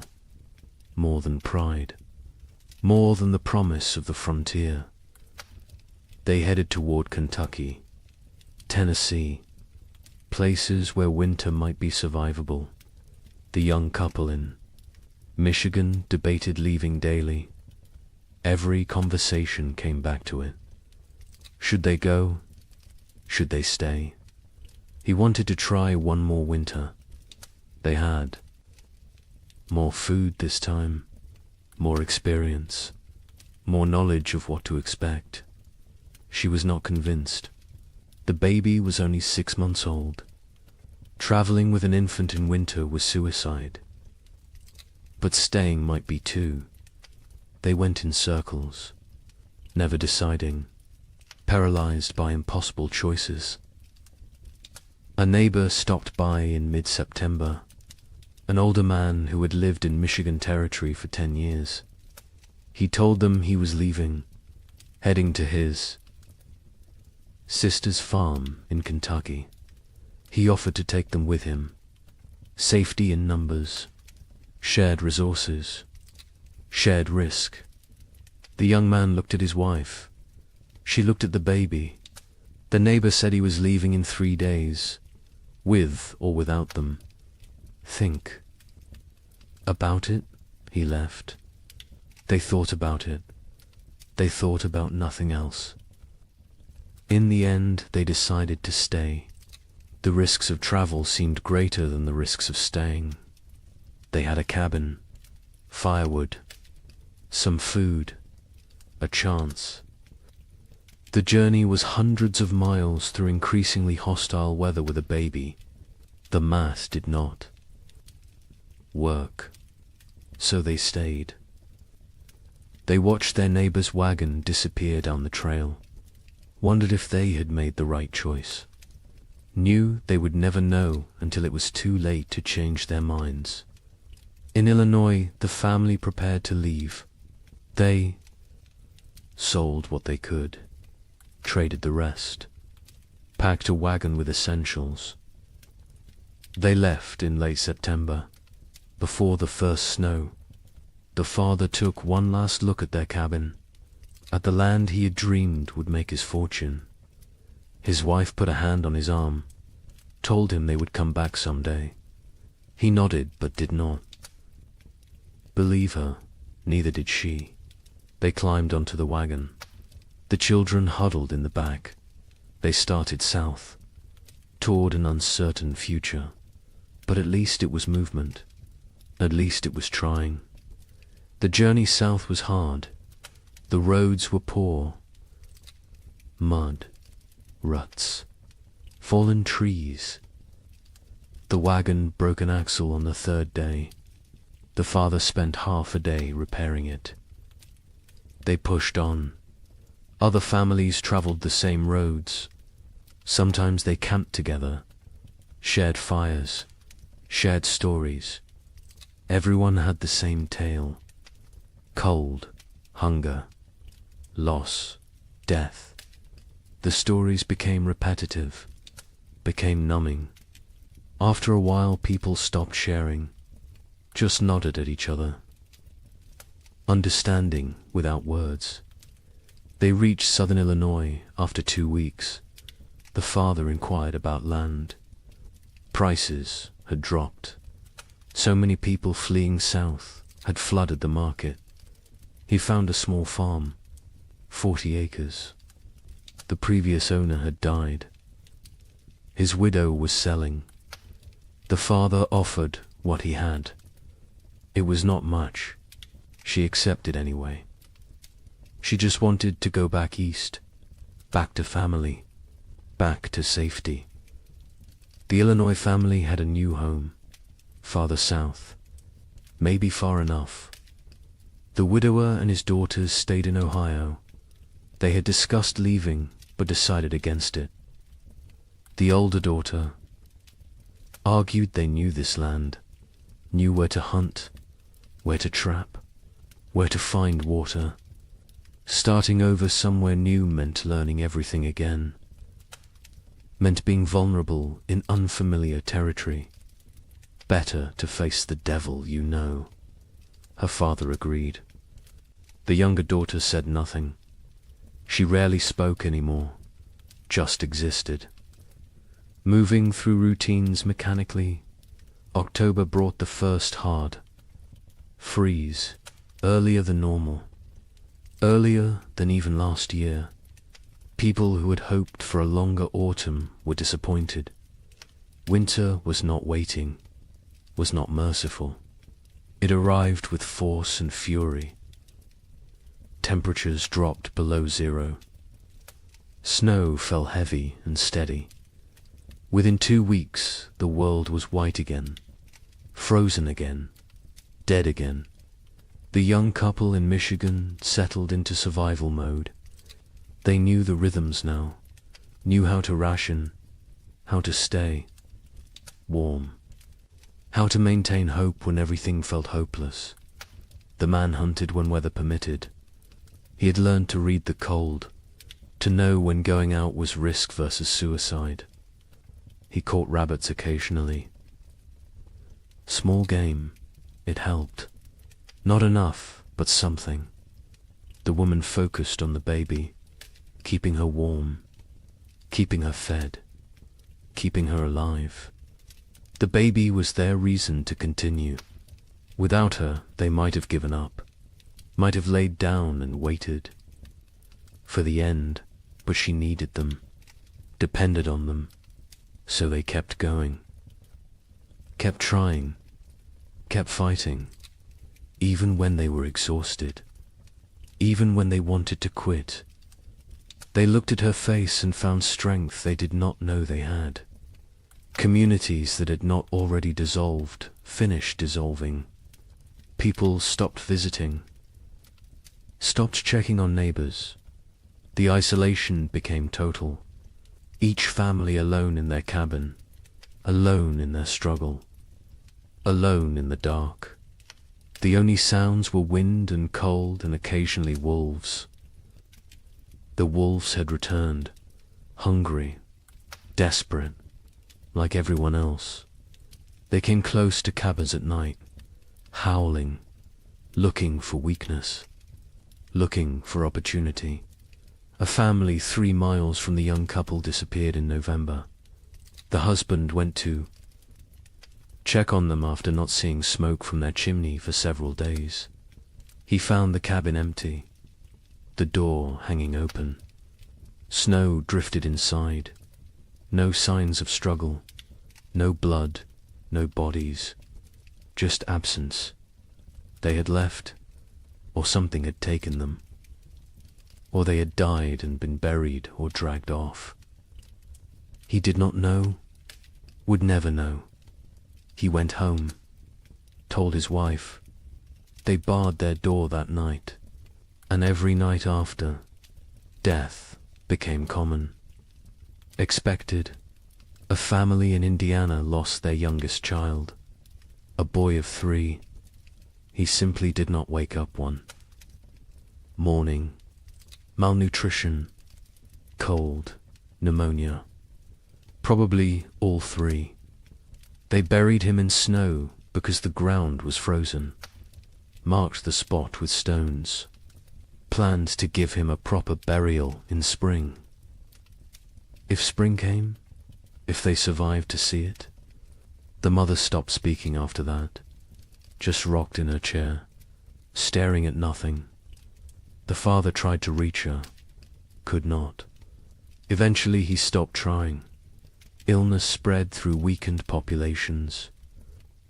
People with no reserves, no immunity, no strength to fight. Pneumonia, influenza, infections from minor cuts that would normally heal. Bodies shutting down under relentless stress. Some families lost multiple members, a father and 2 sons in 1 week, a mother and infant daughter, entire families, sometimes. Cabins found empty in spring, everyone gone, questions no one wanted to answer. The widower in Ohio kept his family isolated.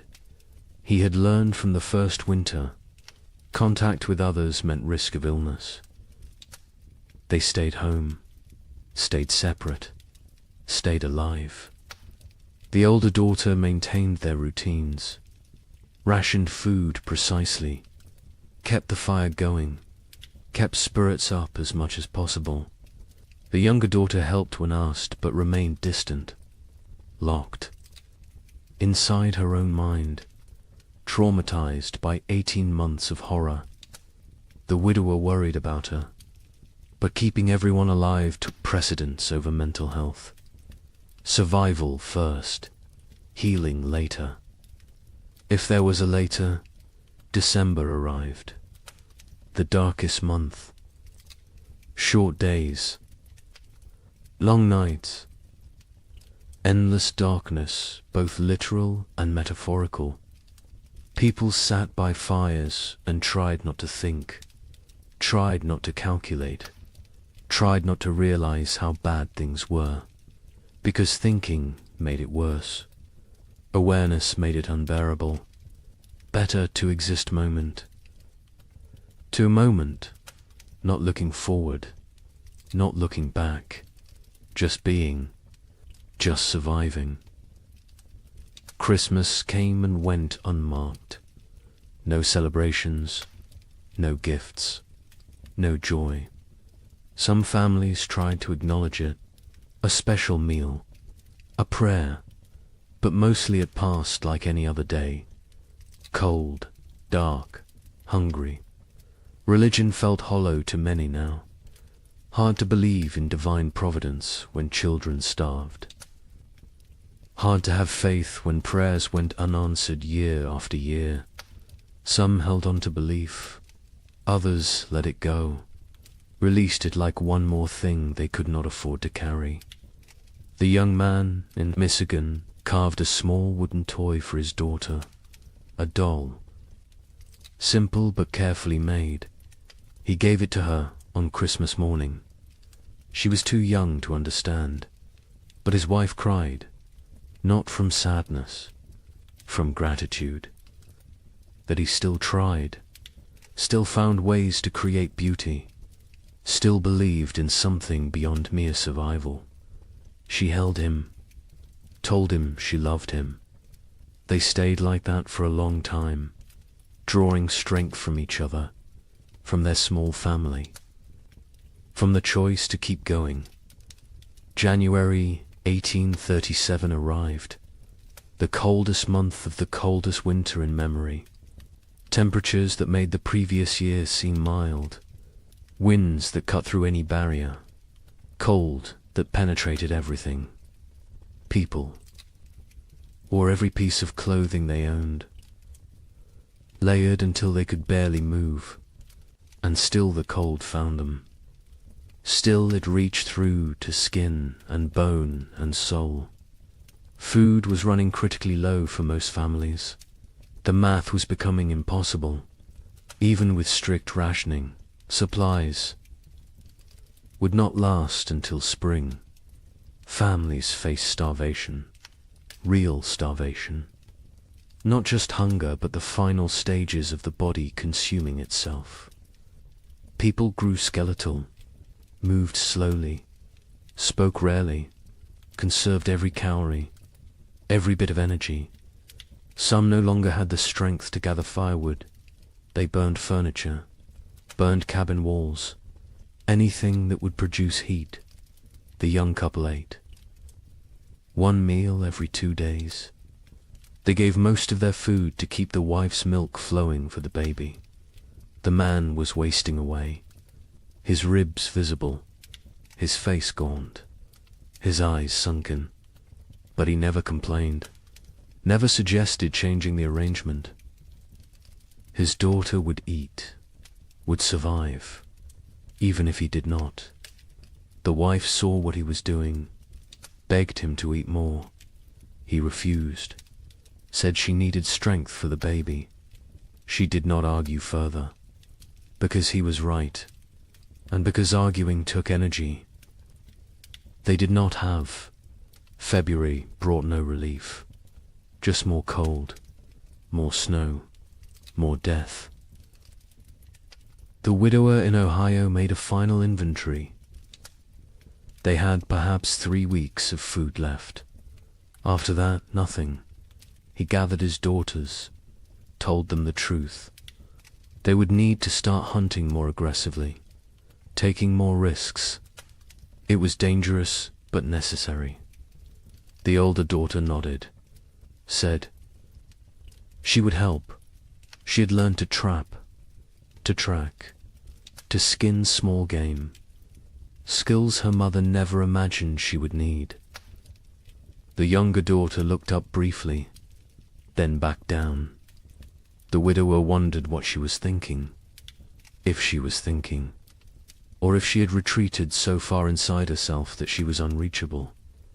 But then something changed. Late February brought a warm spell. Temperatures above freezing for 3 consecutive days. Snow melted. The sun appeared, bright, almost cheerful. People emerged from cabins, looked around, dared to hope.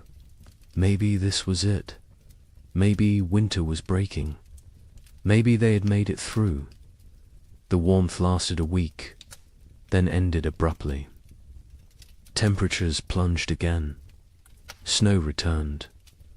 But something was different. The cold was less aggressive, less absolute.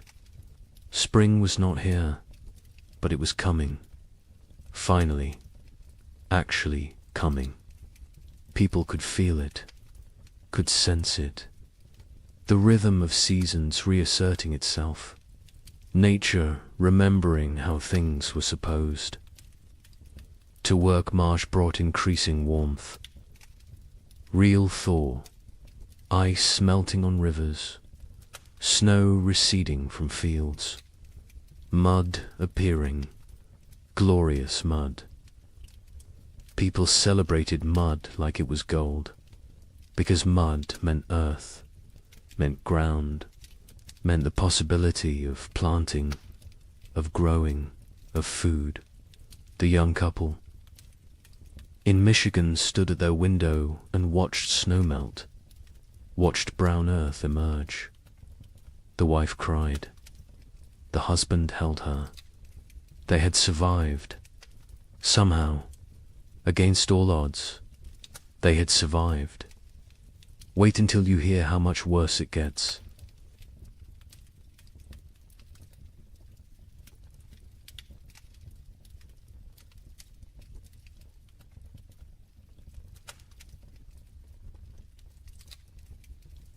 The relief of March 1837 was short-lived. Spring arrived tentatively, weakly, like it was unsure of its own existence. Temperatures rose, but not enough, not consistently. Warm days followed by cold nights. Progress followed by setbacks. Nature could not decide what season it wanted to be. People planted anyway, because what choice did they have? They put seeds in cold ground and prayed. The young couple in Michigan planted their entire plot. Every seed they had saved, every seed they had traded for, everything. It was all or nothing now.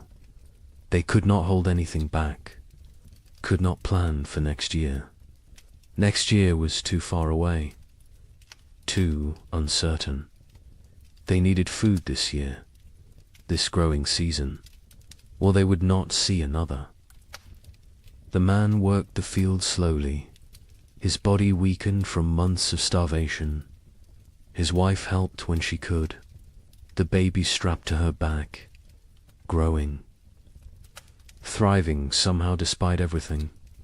In their new home in southern Illinois, the family that had fled hoped for better conditions. Warmer weather, longer growing season, better chances. The father plowed fields, planted corn, beans, squash. The soil was good, better than what they had left behind. But the weather was still wrong, still cold, still unpredictable, he realized. with growing horror that they had not escaped, had only delayed the inevitable. The cold had followed them south, or perhaps it was everywhere. Perhaps there was no escape. The widower in Ohio planted with his daughters. They worked together in silence. The older daughter had become the de facto head of household. She made decisions, organized work, kept them functioning. Her father followed her lead, grateful for her strength. The younger daughter worked mechanically, planting seeds, covering them with soil, watering. Her face remained blank, empty. The widower had accepted that she might never fully return, that the person she had been before the cold was gone, replaced by this hollow version. He mourned her even though she still lived at. April brought frost, killing frost. Not as severe as the previous year, but enough to damage crops, to set back growth, to remind everyone that nature was still hostile, still unpredictable, still deadly. People watched their seedlings blacken and die, watched weeks of work destroyed overnight. Some replanted, others gave up, decided to focus on foraging, on hunting, on finding food rather than growing it. Trust in agriculture had eroded. The contract between farmer and earth felt broken. Communities were shadows of what they had been. So many had left. So many had died. The ones who remained were changed, hardened, suspicious. The social bonds that had held frontier life together were gone, replaced by wariness, by self-interest, by the understanding that in crisis every person was ultimately alone. Neighbors who had once helped each other now avoided contact, feared obligation, feared the weakness that came from caring about others. A woman in Michigan Territory knocked on the young couple's door in late April. She was gaunt, desperate. Her husband had died in February. She had 3 children, no food, no options. She begged for help, anything they could spare. The young man looked at his wife. They had so little themselves, barely enough for their own family. His wife went inside, came back with a small sack of cornmeal, perhaps 2 pounds. It was a significant portion of their stores. The woman wept, thanked them, left. The young man and his wife never discussed it, never questioned the decision, but they both knew what that cornmeal might cost them later. May brought better weather, warmer, more stable. The crops that survived April began to grow, slowly, struggling, but growing. People tended their gardens obsessively, pulled every weed, watered carefully, talked to the plants, begged them to thrive. These gardens represented everything: hope, survival, future. Without them there was nothing, just slow starvation through another winter. And no one could survive another winter like the last 2. The young couple's garden showed promise. The corn was growing, short stalks, but growing. The beans were climbing, the squash spreading. They allowed themselves to hope, to plan, to imagine a harvest that would see them through. The man hunted regularly now. The game had returned. Deer, rabbits, turkey. He was successful more often, building their stores. They smoked meat, preserved it, prepared for the worst while hoping for better. In southern Illinois, the family's crops grew better. The warmer climate helped. Their corn reached knee-high by late May. The father felt vindicated. They had made the right choice to move. His wife was less certain. She had learnt not to trust good fortune, not to believe in progress until it was secured. She watched the sky constantly, waited for the next disaster, for the frost or hail or plague of insects that would destroy everything. Optimism felt dangerous, felt like tempting fate. The widower's garden grew adequately, not abundant but adequate. The older daughter managed it efficiently. She had learned to maximize every inch of soil, every drop of water, every moment of sunlight. She was 17 now, an adult in all.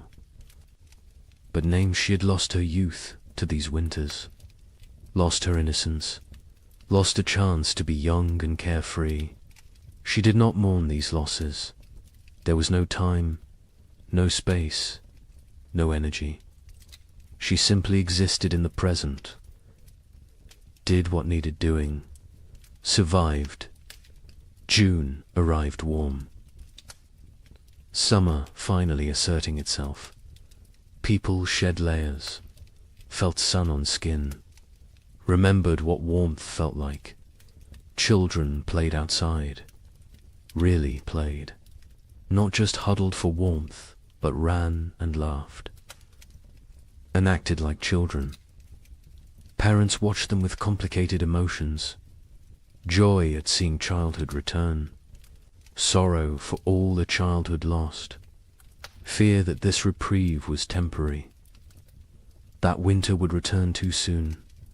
The young couple's baby took her first steps in June, on grass, in sunshine. Her mother cried watching her. This tiny person who had known only cold and hunger and fear was walking, growing, living. It felt miraculous. The man picked up his daughter, spun her in the air. She laughed. The sound was pure joy, untainted by the suffering around her. Too young to understand, too young to remember. They both hoped she would never remember these years, never carry the scars they carried. July was hot, genuinely hot. People complained about heat, then laughed at themselves for complaining. Heat was blessing. Heat was life. Heat meant crops growing, meant long days, meant hope. The gardens flourished. Corn grew tall. Beans produced pods. Squash spread across the ground with heavy fruit. For the first time in 2 years, abundance seemed possible. Not guaranteed, but possible. But nature had taught them not to trust. On July 23rd, a hailstorm struck southern Indiana. Hail the size of eggs. It shredded crops, destroyed gardens, killed livestock. Families who had been preparing for harvest lost everything in 20 minutes. The storm passed, left devastation. People walked through destroyed fields in shock, corn beaten into the ground, beans stripped from vines, squash smashed. Months of work, all their hope, gone. The Eloy family was spared. The storm passed north of them, but they heard about it. Heard about families losing everything. The father thanked God. The mother said nothing. She had stopped thanking God, stopped blaming God. God was absent from this struggle. They were alone. They survived or died based on luck and effort. Nothing more, no divine plan, no greater purpose, just random chance and brutal nature. August brought the harvest. For those whose crops survived, it was a time of desperate work, gathering everything before weather could destroy it, before animals could take it, before anything else could go wrong. People worked dawn until dark, harvesting, preserving, storing, building supplies for the winter they knew was coming, because winter always came, and it came early, and it stayed late, and it tried to kill you. The young couple in Michigan harvested a reasonable crop, not abundant, but enough. Combined with the meat the man had preserved in careful rationing, they might have enough, might make it through. The woman calculated and recalculated, added numbers, divided portions, tried to make the math work. Her husband told her they would be fine. She wanted to believe him, but she had learned not to believe in fine. Fine was a luxury. Fine was an assumption they could not afford. The widower and his daughters harvested their garden methodically. The older daughter kept precise records, weight of every potato, count of every ear of corn, number of beans. She created an inventory, made a plan, calculated daily rations for each of them. Her father was impressed, told her so. She shrugged, said it was just practical. Someone had to do it. He realized she had become the leader of their family. Somewhere during these terrible years she had taken control. He was grateful and sad. No 17-year-old should have to be this responsible, this hard. This adult September came cool, cooler than it should be. People noticed, worried, hoped. They were imagining it, hoped it was just normal September weather. But they knew better. They had learned to read the signs, to feel the wrongness in the air. Winter was coming early again. The second winter in a row. The third overall in this nightmare cycle. And they were tired. So tired. Tired of fighting. Tired of surviving. Tired of being afraid. October brought the first snow. 6 weeks early. Heavy snow that blanketed everything. Buried the world in white. People watched from windows with dead eyes. They had known it was coming, had prepared as best they could, but knowing did not make it easier, did not make it less terrifying. They settled into their cabins, barred the doors, fed the fires, began the long dark wait. The psychology of the second winter was different from the first. The first had carried shock, disbelief, the hope that surely this would end. The second winter carried resignation, acceptance, the knowledge that this might never end, that they might die in this cold, that survival was not guaranteed no matter how hard they tried. This knowledge was heavier than the cold, heavier than the hunger. It pressed down on souls, crushed spirits, made people hollow. The young couple settled into routines. He maintained the fire. She cared for the baby. They rationed food strictly. 1 meal a day. Small portions. They talked less now. Conversation took energy, took hope. They existed side by side, parallel lives barely touching. The baby was their only connection, their only reason. Without her, they might have drifted apart entirely, might have retreated into individual isolation. But she needed both of them, so they stayed together, functioned as a unit, survived. In Illinois, the family that had fled south discovered that southern winter was still winter. Less severe than Michigan, but severe enough. Cold enough. Dangerous enough. The father realized they would need to go farther south next year. Kentucky, maybe. Tennessee. somewhere winter was mild, somewhere survival did not require such desperate measures, his wife agreed. The children were weakening. The youngest was sick. A cough that would not go away. A fever that came and went. They needed better conditions. Warmer weather, more food, or they would lose her.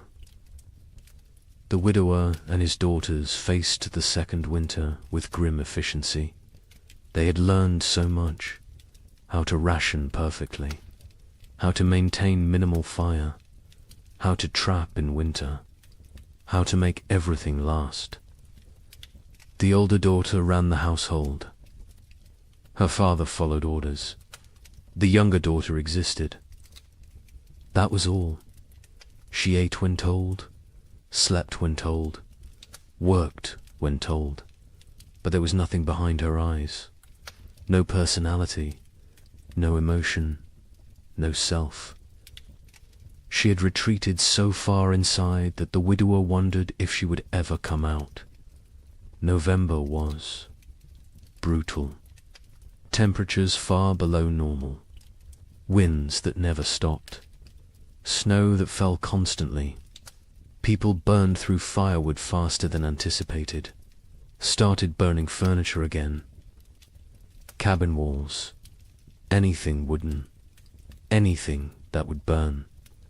Heat was more important than shelter at a certain point.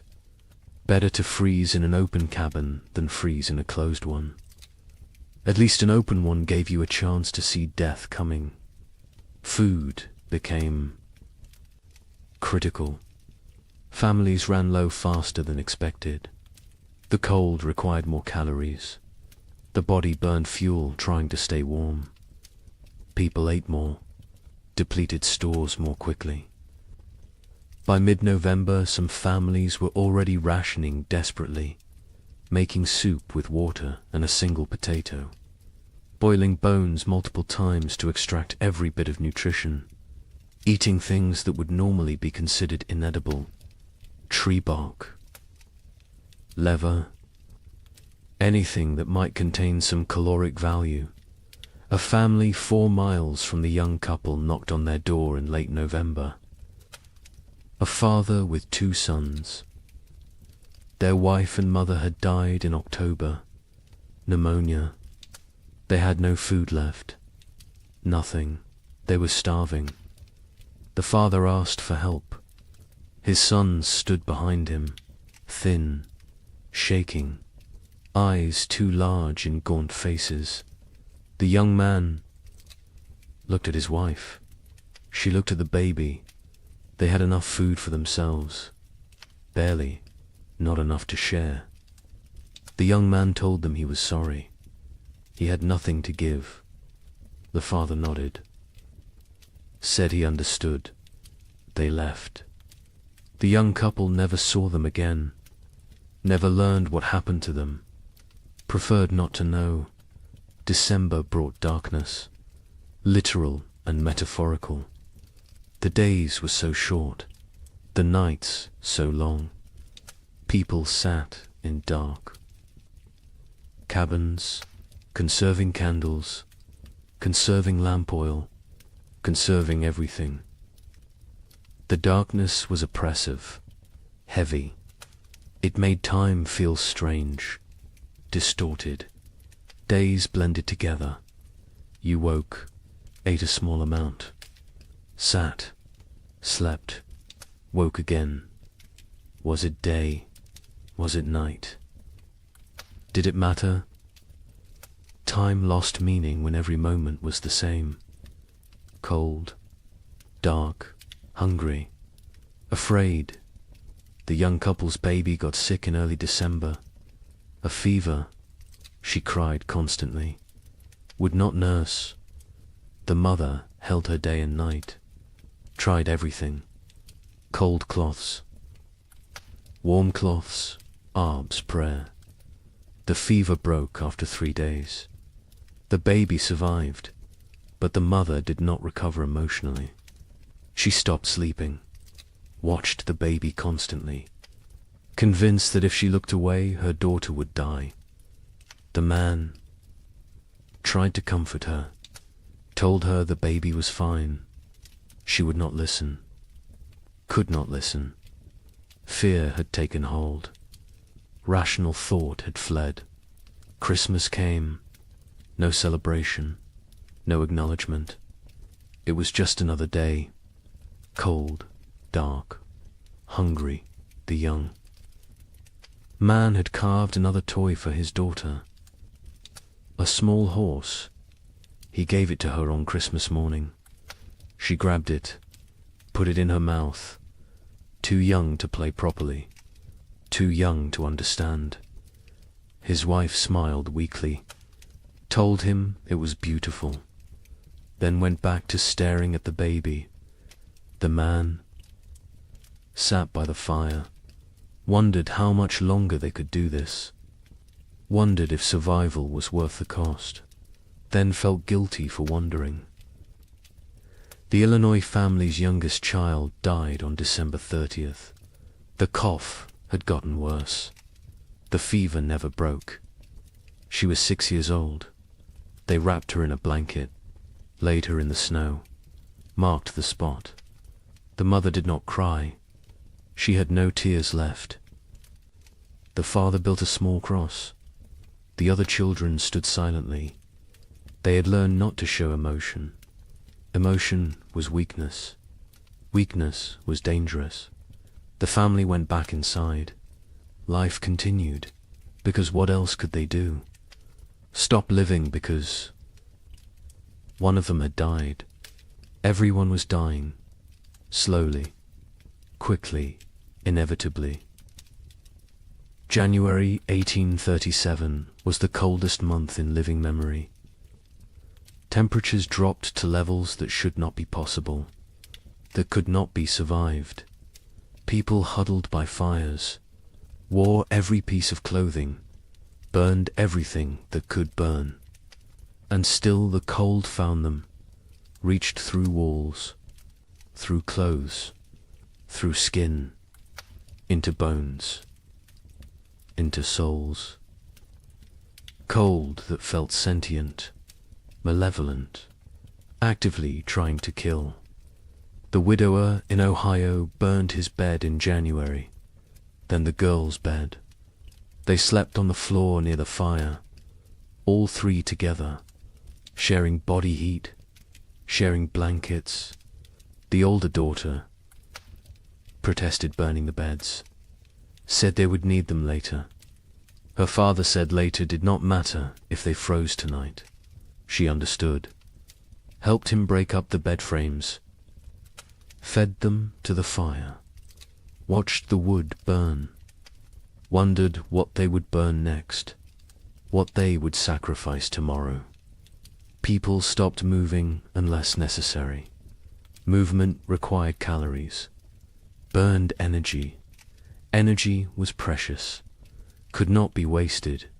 Families sat still for hours, days, only moving to tend fire, to prepare food, to use the chamber pot.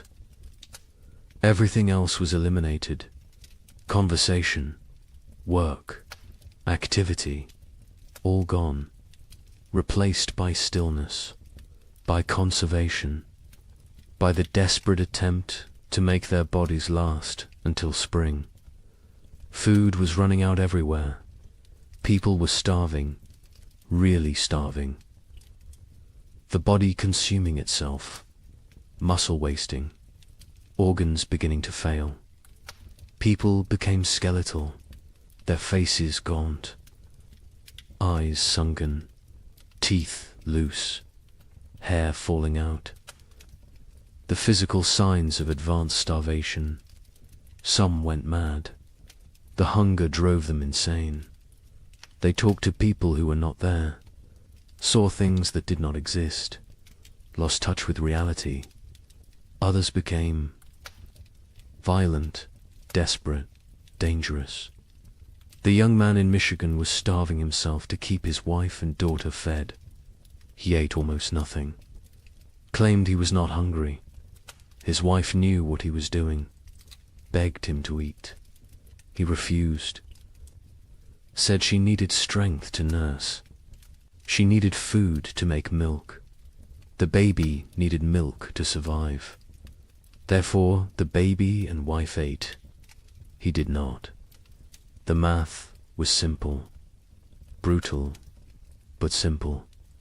He was dying. They both knew it. Neither spoke of it, because speaking made it real, made it unbearable. February brought no relief, just more cold, more hunger, more death. Bodies were found frozen in cabins. Entire families sometimes. They had run out of firewood, run out of food, run out of strength.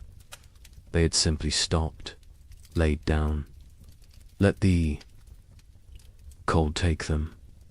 It was easier than continuing, easier than fighting every single day with no end in sight. Some people judged them, called them weak. Others understood, envied them even, because at least their suffering was over. The young couple reached their breaking point in late February. They had no food left, nothing. The man was too weak to hunt, too weak to trap, too weak to move. His wife was still nursing, but her milk was almost gone. The baby cried constantly, starving, dying. They sat together, held each other, held their daughter, waited for the end. They did not speak, did not cry, did not pray. They had moved beyond all that. They simply existed in the moment, waiting for it to be over. Then a neighbor appeared, the same neighbor who had offered to take them south. He had returned. His sister's farm had been no better. He had come back to his land, to his cabin. He knocked on their door. The young man opened it, could barely stand. The neighbor saw the situation immediately, went to his wagon, brought back food, salt pork, cornmeal, dried beans. Not much, but something. He told them he would check on them weekly, share what he had. The young man tried to thank him, could not find words. The neighbor nodded, said they were neighbors. That was enough. He left. The food saved them. They rationed it carefully, made it last. The wife's milk returned. The baby stopped crying, started nursing properly. The man ate small amounts, regained some strength. Not much, but enough to function, enough to survive. They knew they owed their lives to the neighbor, knew they could never repay him, but they would try. Someday, if they lived that long. March finally brought real thaw. Not false hope this time, real warmth, sustained warmth. Snow melted, ice broke up on rivers, mud appeared everywhere. Glorious mud. People emerged from cabins, looked around, counted who was left. So many were gone, dead or fled. The survivors looked at each other with hollow eyes. They had made it, somehow, through a second winter, through horror that should not be survivable. They had made it, but at what cost? Wait until you hear about the third winter. Asterisk. Spring 1837 arrived broken, not absent like before, but damaged, wounded, like nature itself was exhausted from the struggle. The warmth came, but felt fragile, tentative, as if it might retreat at any moment. People planted again, because they had to, because there was no alternative. But the hope that had sustained them through previous plantings was gone. replaced by grim determination, by obligation, by the mechanical act of putting seeds in ground without believing anything good would come from it. The young couple in Michigan planted their field. The man was skeletal now. His body had not recovered from February, probably never would, but he moved through the motions, ploughing, planting. His wife helped, the baby on her back, growing despite everything, thriving in ways that defied logic. Children were resilient, more resilient than adults. She embodied hope even when her parents had none. They worked for her, survived for her, continued for her. The neighbor who had saved them helped with planting. He had lost his own family in the first winter, wife and 2 daughters. He never spoke of them, never explained what happened, but the grief lived in his eyes, in his movements, in the way he threw himself into work. Helping others was how he survived, how he found meaning. The young couple became his purpose, his reason to continue. He checked on them weekly, shared food when he had extra, fixed things around their cabin, asked for nothing in return. In Illinois, the family that had lost their youngest daughter planted in silence. The mother moved mechanically, planting, watering, weeding, but her spirit was elsewhere, with her dead child, with the life they should have had. The father tried to engage her. She responded in single words. Yes, no, maybe. Their remaining children watched their parents fracture, watched the marriage dissolve under the weight of grief. The oldest boy, now 9, took on more responsibility, helped his father, tried to shield his younger siblings, became an adult too soon. Like everyone else, the widower in Ohio planted, with his older daughter, just the 2 of them. The younger daughter had stopped functioning entirely. She sat in the cabin, stared at walls, did not speak, did not respond, had retreated so far inside herself that she was unreachable. They had tried everything, talking to her, holding her, leaving her alone. Nothing worked. She was alive but not living, present but absent. The older daughter cried about it sometimes, late at night, when she thought no one could hear. Her father heard, said nothing, because what could he say? They were all broken. Some breaks just showed more than others. April brought adequate weather. Not warm, not cold, just neutral. The crops grew slowly, struggling. The soil was depleted after years of abnormal cold. Nutrients locked away. The plants were pale, weak, but growing. People tended them obsessively, talked to them, prayed over them, begged them to thrive. These gardens represented final chances, last hopes.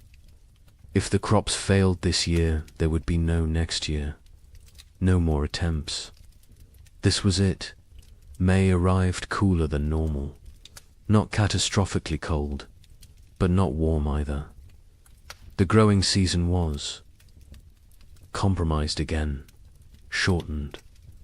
Plants that needed 100 days to mature might only get 80, maybe less. People did what they could, fertilized with anything available. Manure, ash, compost, watered constantly. Protected seedlings from cold nights, fought for every plant, every stalk, every leaf. Communities barely existed now. The population had dropped so dramatically that calling them communities felt generous. Collections of isolated families, strangers occupying the same general area. No cooperation, no shared resources, no collective identity, just individuals fighting separate battles. The social structures that had once defined frontier life were dead, replaced by atomization, by loneliness, by the understanding that in the end everyone dies alone. The young couple saw other people rarely. Weeks would pass without contact. When they did encounter neighbors, the interactions were brief, uncomfortable. No one wanted to share information about food stores, about successes or failures, about anything that might reveal vulnerability. Trust was gone. Community was gone. Only wariness remained. Eyes that assessed whether you were threat or opportunity. Calculations about whether helping you would benefit them. Nothing was given freely anymore. Everything had price. June brought better weather. Finally, real warmth. Sustained warmth. The crops responded.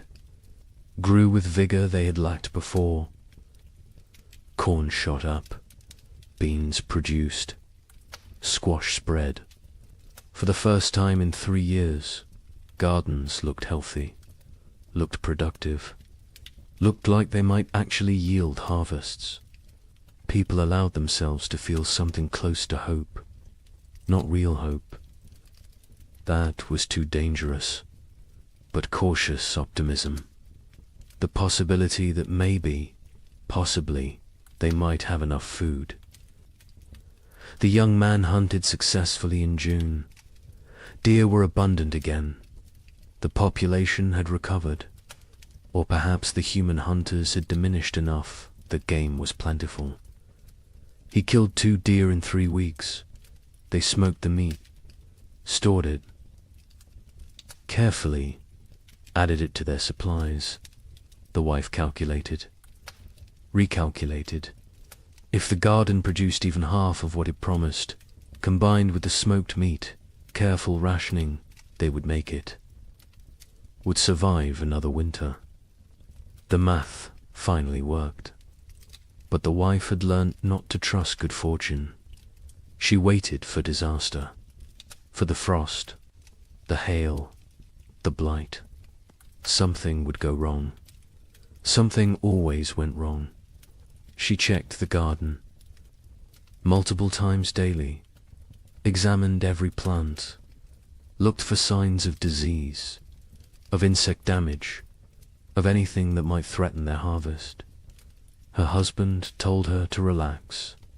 She could not. Relaxing felt like inviting catastrophe.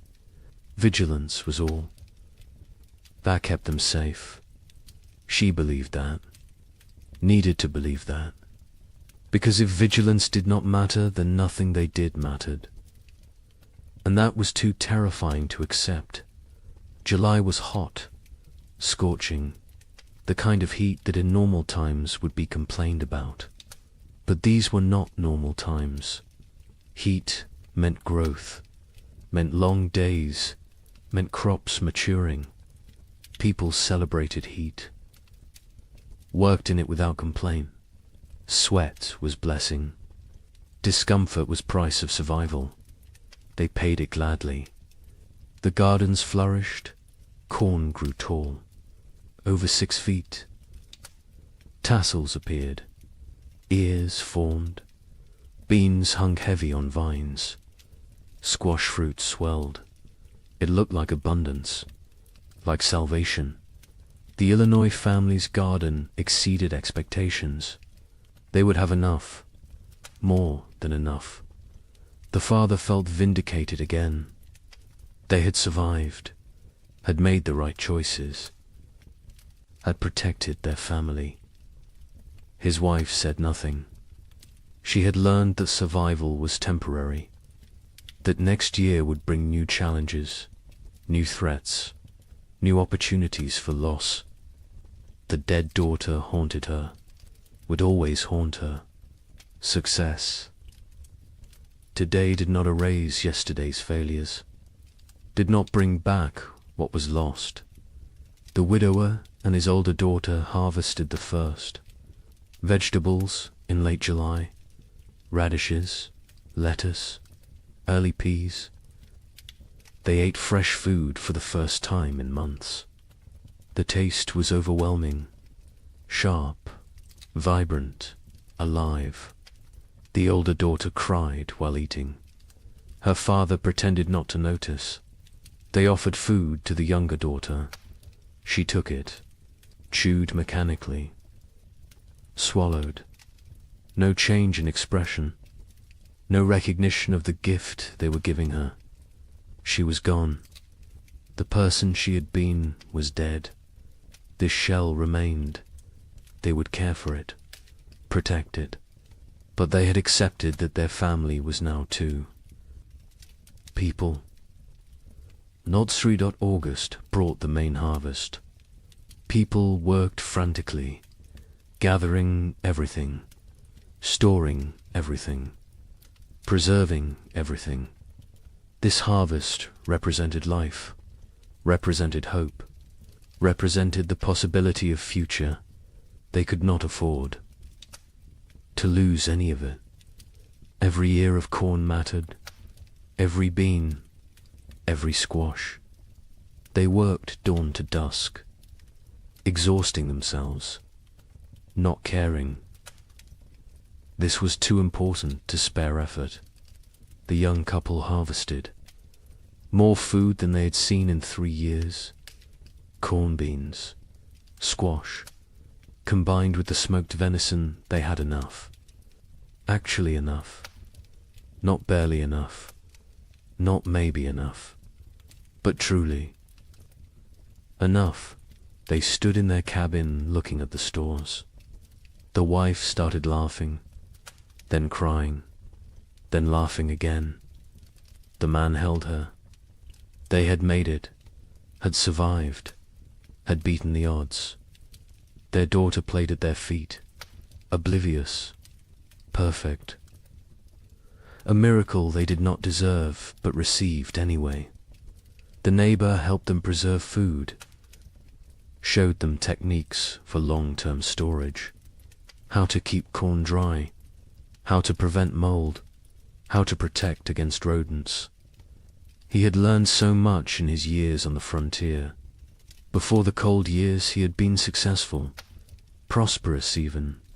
Now he was just surviving, like everyone else.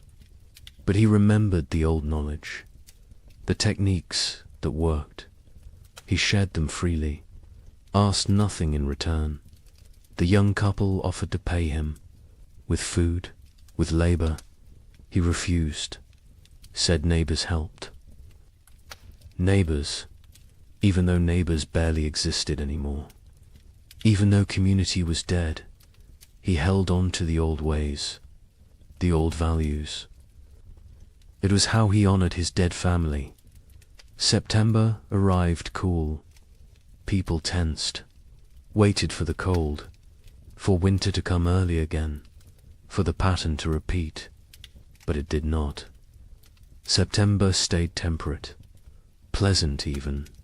Leaves changed color on schedule. Geese flew south at the normal time. Nature seemed to be remembering how to be normal, how to follow the rhythms that had existed for millennia.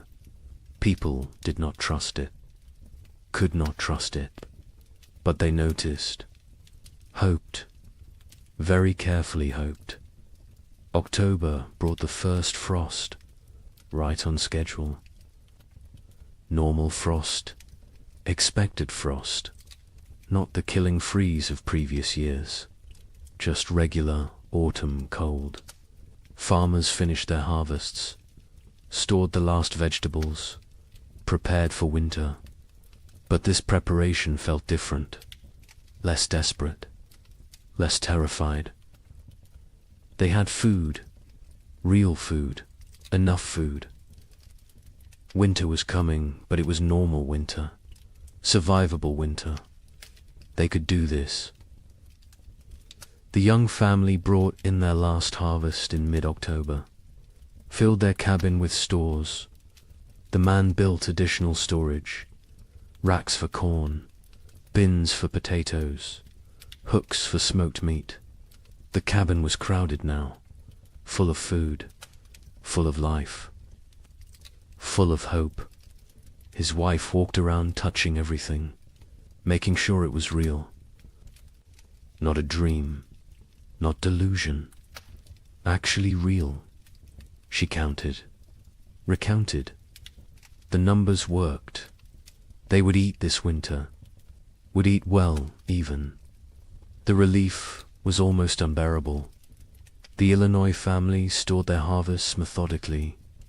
The father built a proper root cellar, dug into a hillside, lined with stone, cool and dry, perfect for storage. He placed potatoes carefully, carrots, turnips, everything that would keep. The corn hung from rafters, the beans dried in bags, the squash lined shelves. It looked like prosperity, like success. He allowed himself to feel proud. His wife did not share the feeling. She looked at the food and thought only of their dead daughter, of how she would never eat any of it. The father tried to reach her, tried to pull her back to the living. She would not come. Grief had her, would always have her. The widower and his older daughter stored their harvest efficiently. They had learned to waste nothing, use every space, maximize every resource. The cabin was full. The root cellar was full. They had succeeded. Against all odds, against impossible circumstances. Two people, one of them barely 17, had survived and built security for the coming winter. The older daughter allowed herself a moment of satisfaction, of pride, then went back to work. There was always more work, always more preparation, always more to do. November arrived cold, but not catastrophically so. Normal cold, expected cold. The kind that could be managed with sufficient firewood and food. People settled into winter routines. But these routines were different from previous years. There was enough food, enough fuel, enough security. Meals were adequate, not abundant, but adequate. No one was starving. No one was burning furniture. No one was making desperate choices. It felt surreal, like they had forgotten what normal winter felt like, how survivable it was supposed to be. The young couple's cabin was warm. The man had cut plenty of firewood, more than enough. They burned it generously, keeping the space actually warm, not just barely above freezing, actually comfortable. They ate 2 meals a day, sometimes 3. The baby was thriving, walking now, talking, saying simple words, mama, dada, more. She was growing into a person, a personality, happy, curious, untroubled. She remembered nothing. Of the previous winters, was too young. It was blessing. The parents were grateful. Grateful she would not carry the scars they carried. Christmas came. The young couple celebrated. The man carved more toys for his daughter. A whole set now. Horse, dull, simple blocks. The wife cooked a special meal, used extra supplies, made bread, made stew with vegetables. It felt extravagant, wasteful even. But they did it anyway, because they could, because they had survived. because they deserved one day of abundance, one day of joy. The neighbor joined them. They ate together, talked, laughed even. It felt foreign, strange, but good. So good, though. Illinois' family marked Christmas quietly. The father suggested they celebrate, make a special meal.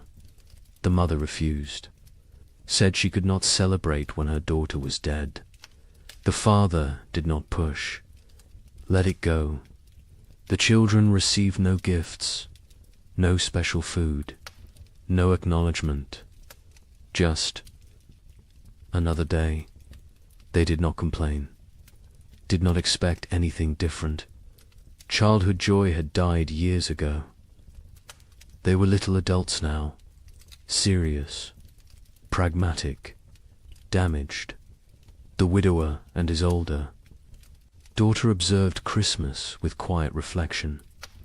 They made a slightly larger meal, said prayers, remembered the wife and mother who was gone, remembered the sister and daughter who was gone in a different way.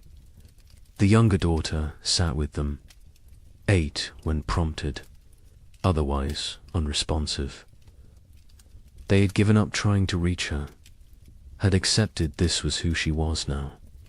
They would care for her as long as necessary, forever if needed, but they no longer expected recovery, no longer hoped for her return. She was gone. They mourned her. While she still lived, January 1838 arrived cold, but normal cold. The kind that belonged in January, the kind that was manageable. People burned firewood steadily, but not desperately, ate food regularly, but not extravagantly, lived, actually lived, not just survived. There was difference. Survival was mechanical, was existing without living. Living was having moments beyond mere existence. Moments of comfort, of satisfaction, of something approaching contentment. People had not lived in 3 years. Now they remembered what it felt like. The young man sat by the fire one January evening, his wife beside him, their daughter asleep. Between them, he looked around the cabin, saw the food stores, felt the warmth, heard his family breathing. He started crying. Quietly, his wife took his hand, asked what was wrong. He said nothing was wrong. Everything was right. For the first time in 3 years, everything was actually right. They were warm, fed, together, alive. It felt like miracle, like grace, like something they had not earned, but received anyway. February brought storms, heavy snow, strong winds, but the cabin was warm. The food was adequate. The family was safe. The storms raged outside. Inside there was peace. The baby played with her toys. The mother sewed. The father carved. They existed in domestic tranquility. It felt surreal, impossible, like any moment they would wake up and discover it was dream, that they were actually still in the second winter, still starving, still freezing, still dying. But they did not wake up, because it was real. The nightmare was ending, finally, actually ending. The Illinois family endured February without crisis. They had enough of everything, enough food, enough fuel, enough supplies. The physical needs were met, but the emotional damage remained. The mother barely spoke, spent hours staring at nothing. The father tried to engage her. She would not engage. The children adapted, learned to parent themselves, The older boy especially. He took care of his younger siblings, made sure they were fed, dressed, safe. The father was grateful and heartbroken. No 9-year-old should have to be so responsible, but gratitude outweighed heartbreak. The family functioned. That was enough. The widower and his daughters survived February too easily. After 3 years of desperate struggle, normal winter felt trivial. They had so much food, so much fuel, so much security. The older daughter relaxed slightly. Not much, but slightly. Allowed herself to believe they would make it, would survive, would see spring. Her father noticed the change, was glad.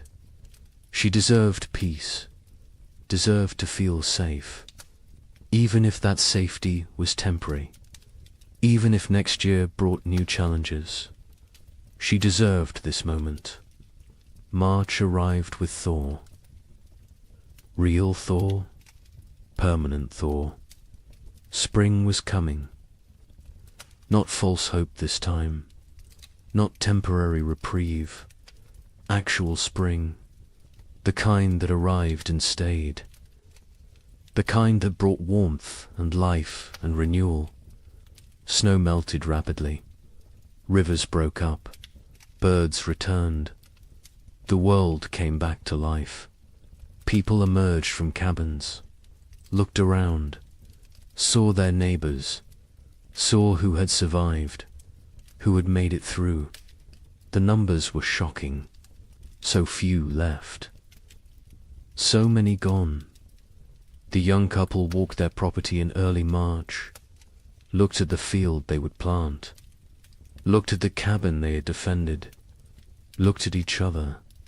They had survived, had kept their daughter alive, had made it through 3 winters that should have killed them.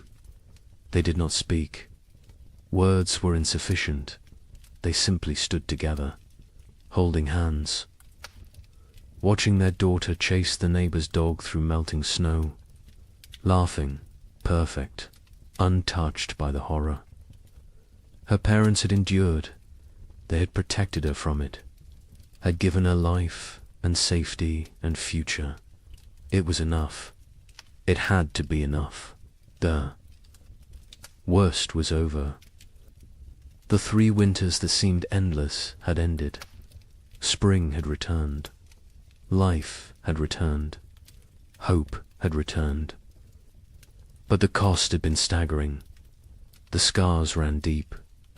The survivors would carry the memories forever, would wake in the night sometimes, sweating, terrified, remembering the cold, the hunger, the fear. They would never fully recover, never fully heal, but they had survived, and survival meant possibility, meant future, meant that maybe, just maybe, they could build something good from the ashes of horror. Spring 1838 arrived like a resurrection, not the tentative half-springs of previous years, but full, complete, undeniable. March brought warmth that stayed. April exploded with growth. The earth seemed desperate to make up for lost time. Grass grew with unusual vigor. Trees budded aggressively. Wildflowers carpeted fields in waves of color. It was as if nature itself was apologizing, compensating, trying to heal the wounds it had inflicted. Survivors emerged from their cabins, slowly, blinking in bright sunlight, disoriented, like people waking from long nightmares. They looked at each other with hollow eyes, eyes that had seen too much, known too much suffering. They were changed, fundamentally, irreversibly. The people who had entered the winter of 1835 were dead. These were different people, harder, older, damaged in ways that would never fully heal. The young couple in Michigan stood in their doorway watching spring arrive. The man was thin still. His body had not recovered the weight lost during the starving times. Probably never would. His hair had gone partially grey.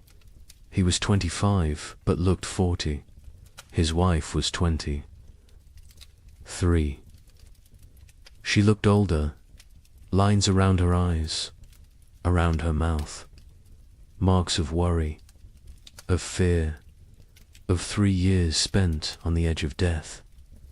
Their daughter was almost 2 now, perfect, unblemished, the only innocent thing left in their world.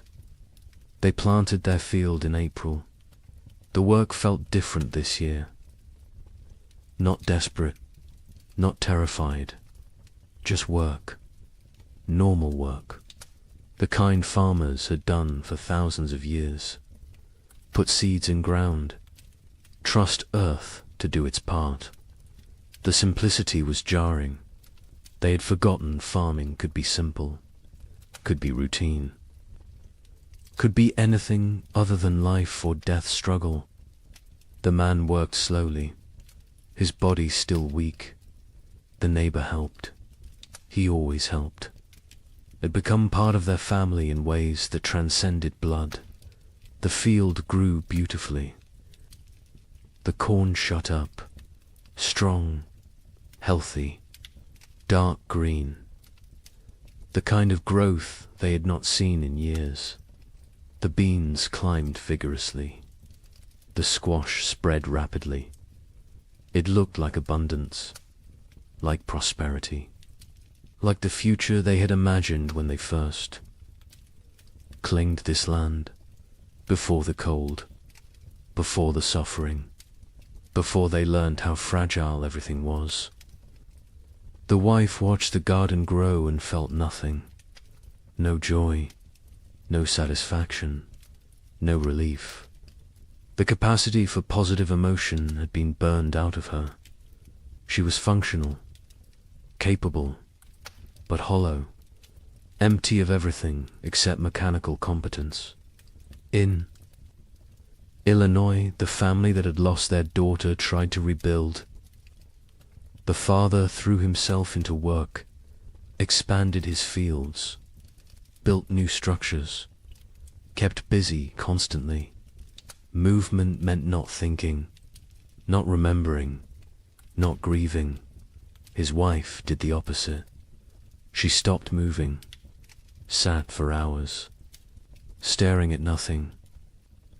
The children navigated between these extremes, tried to be invisible, tried not to cause problems, tried to hold together a family that was fragmenting. The older boy carried the weight. He was 10 now, too young for such responsibility. But responsibility did not care about age. Someone had to hold things together. He did it because no one else would. The widower in Ohio and his older daughter planted their field together, just the 2 of them. The younger daughter remained in the cabin, unresponsive, present but absent. They had tried everything to reach her. Doctors when they could afford them, medicines, prayers, time. Nothing worked. She was locked inside herself, trapped in whatever mental prison the winters had created.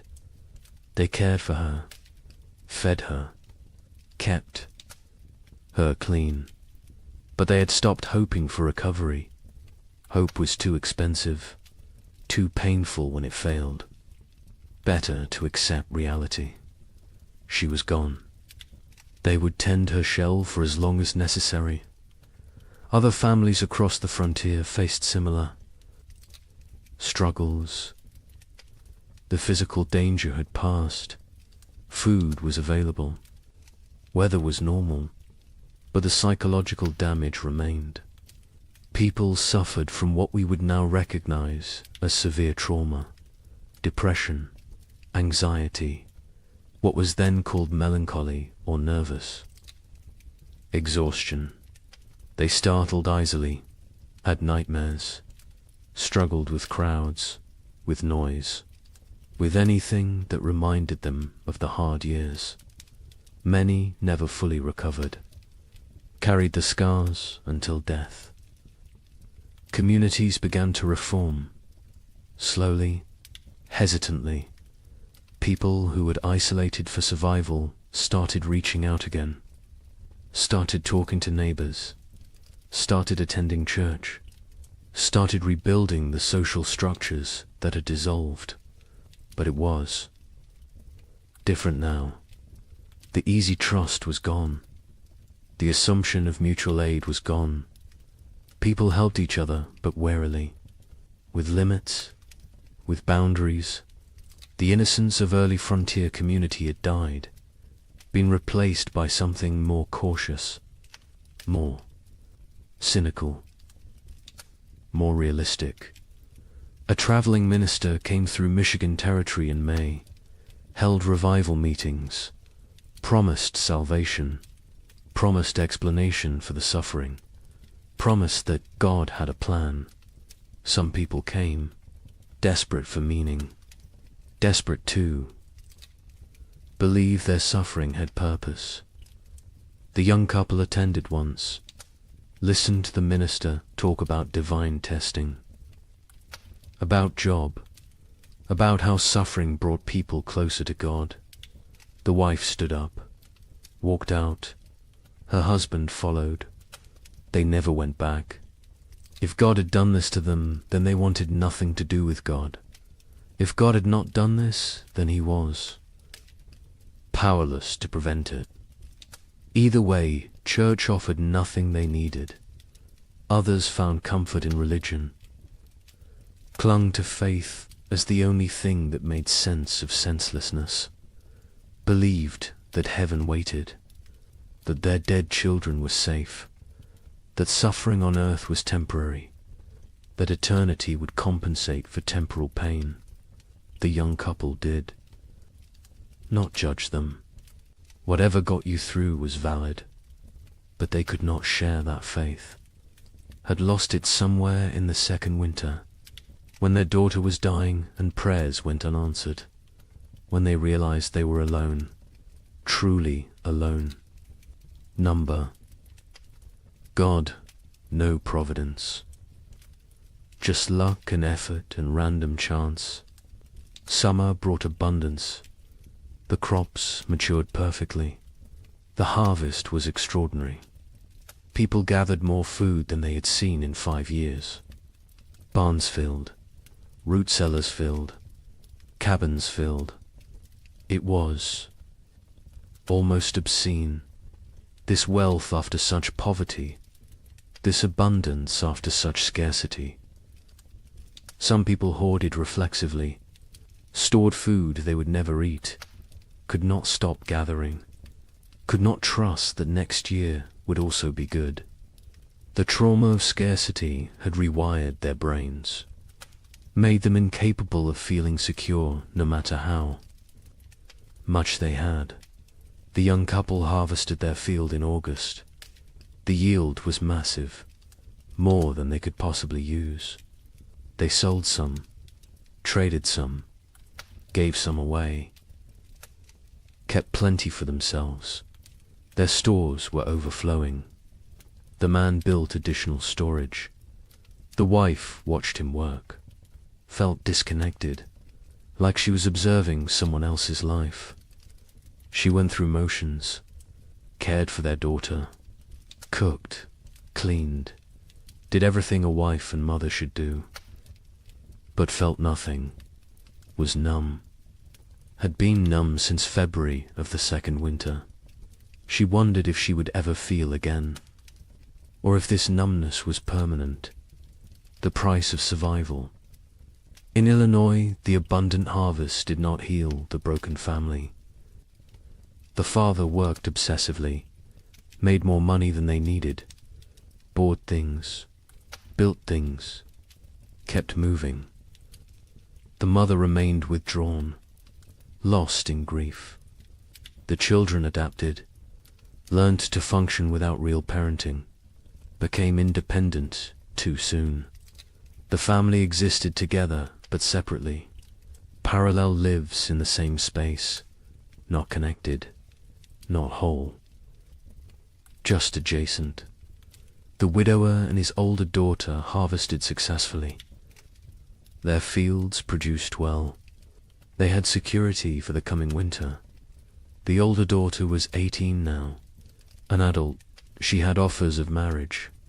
Young men who saw her competence, her strength, her capability.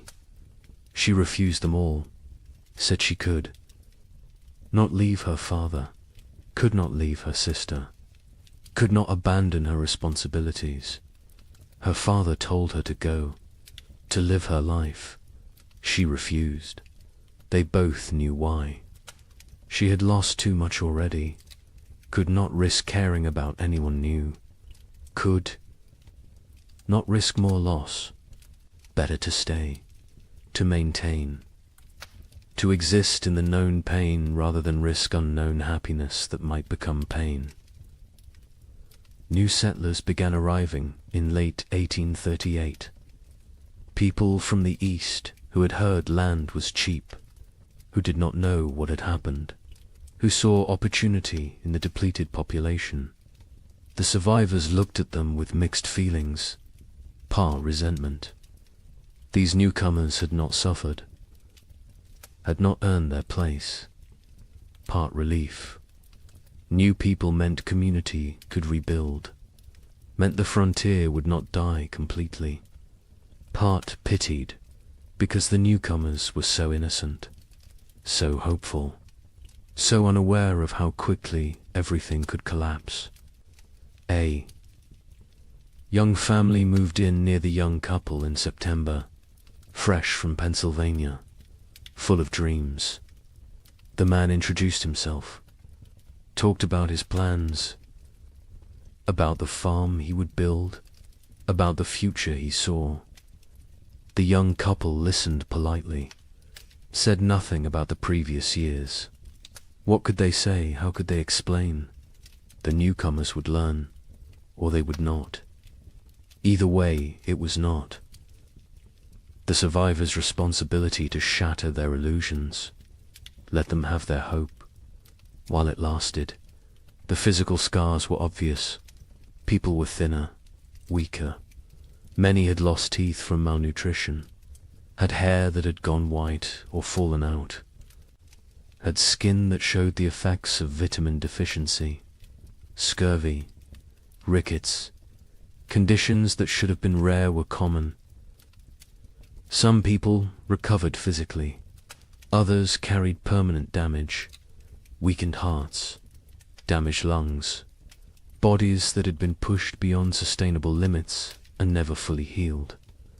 But the psychological scars went deeper. The young wife woke screaming. Sometimes nightmares of her daughter dying, of snow falling in July, of cold that would not end.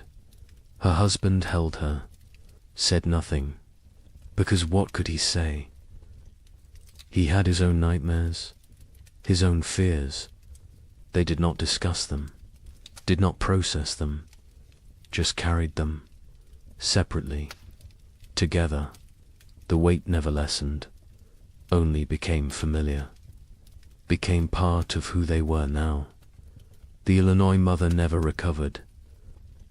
She existed but did not live, went through motions but found no joy, no peace, no release from grief. Her family tried to reach her. She was unreachable. Eventually, they stopped trying, accepted that she was gone even though her body remained. The father took over her duties, cooked, cleaned, cared for the children, worked the farm, did everything. She sat, stared, existed. It was slow death. Everyone knew it. No one could stop it. She would live another decade, empty, broken, a ghost. In her own life, some survivors found ways forward, created new lives from the ruins of the old. The widower eventually remarried, a widow from the next county. She had lost her husband and son in the first winter. They married not from love, but from practicality, from loneliness, from the need to not be alone. It was not romantic, but it worked. They built a life together, quiet, stable, functional. His older daughter never married, stayed home, cared for her sister, became essential to the household, found purpose in duty, in responsibility, in maintaining. She never seemed unhappy, but she never seemed happy either. Just existed in the middle, neither satisfied nor dissatisfied. Just present, the young couple stayed together, raised their daughter, had 2 more children in the years after, built a successful farm. From the outside they looked normal, prosperous even, but between them was distance, a gulf created by 3 years of shared trauma that they could never fully bridge. They cared for each other, were faithful, were good parents. But the passionate young couple who had claimed the land in 1835 was gone, replaced by 2 damaged people doing their best. It was enough, had to be enough. They did not expect happiness, did not seek joy, just sought stability, safety, security, found those things, made a life from them. By 1840, the population had stabilized. Some areas had recovered partially, others remained sparsely populated. The demographic impact was significant. Thousands had died. Thousands more had fled. The westward expansion had been set back years. Territories that should have achieved statehood remained territories. The ambitious growth projections of the early 1830s were abandoned. Reality had intruded, shown the limits of human ambition, of manifest destiny, of the belief that the frontier was there for the taking. Nature had reminded everyone who was really in control. The survivors aged rapidly. The young man in Michigan was 30 in 1840, looked 50. His body was worn out from the hard years. He would die at 45. Heart failure. His body simply gave out. Used up. Exhausted. His wife outlived him by 20 years. Raised their 3 children. Alone. Never remarried. Never spoke of the hard years. Her children knew something had happened. Could see it in her eyes. In her reactions to cold, to hunger, to waste. But she never explained, never wanted them to know, wanted them innocent, untouched, protected from the knowledge of how bad things could get. The records from this period are sparse. Many families did not keep records, could not read or write, or chose not to document what had happened.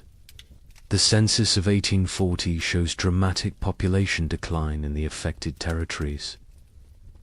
But the numbers tell only part of the story, cannot capture the psychological damage, the broken families, the lost potential, the dreams that died, the innocence that was shattered. Those losses are not recorded, not documented, not preserved.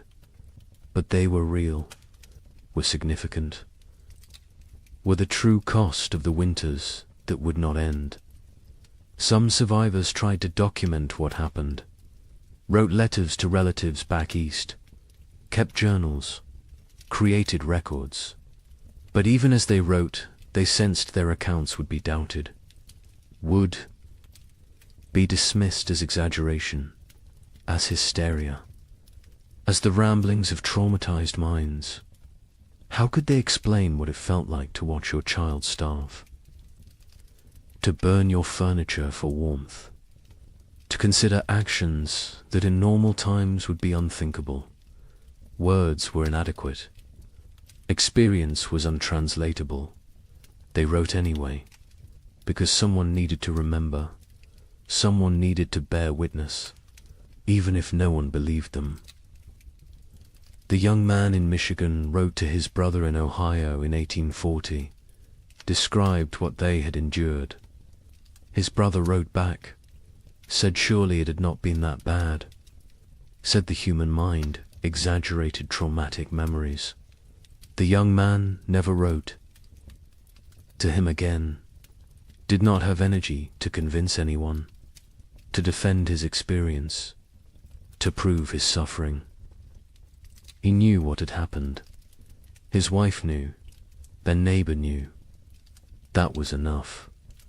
The rest of the world could believe what it wanted, and mostly, the world chose not to believe, chose to minimize, chose to forget.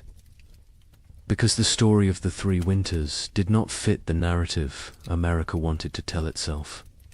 The narrative of progress, of conquest, of manifest destiny, of inevitable triumph.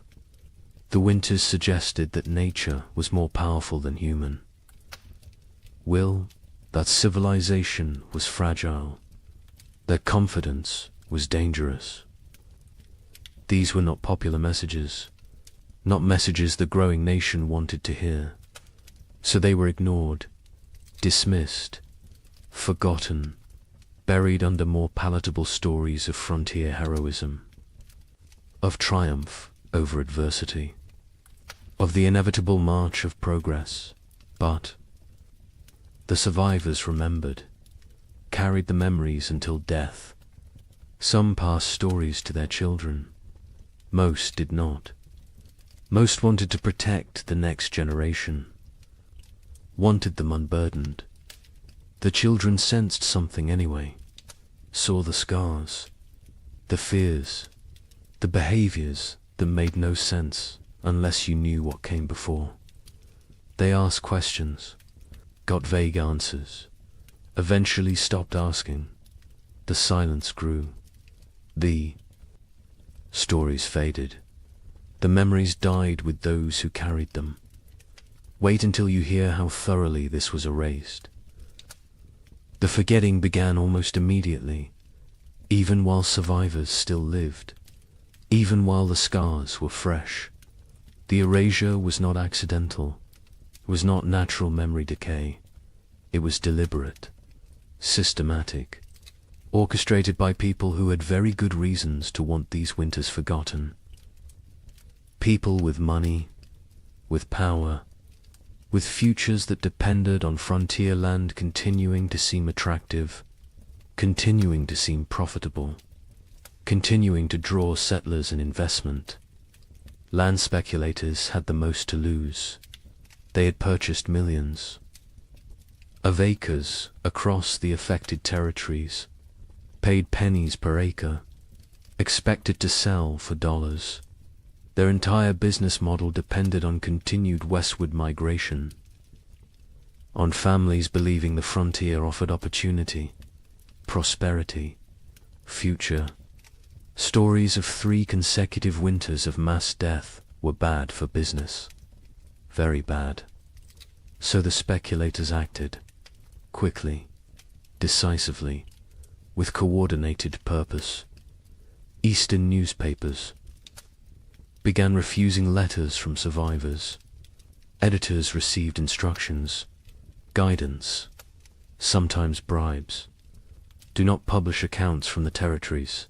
Do not run stories about crop failures, about deaths, about settlements failing. Focus on success. Stories on prosperity, on opportunity.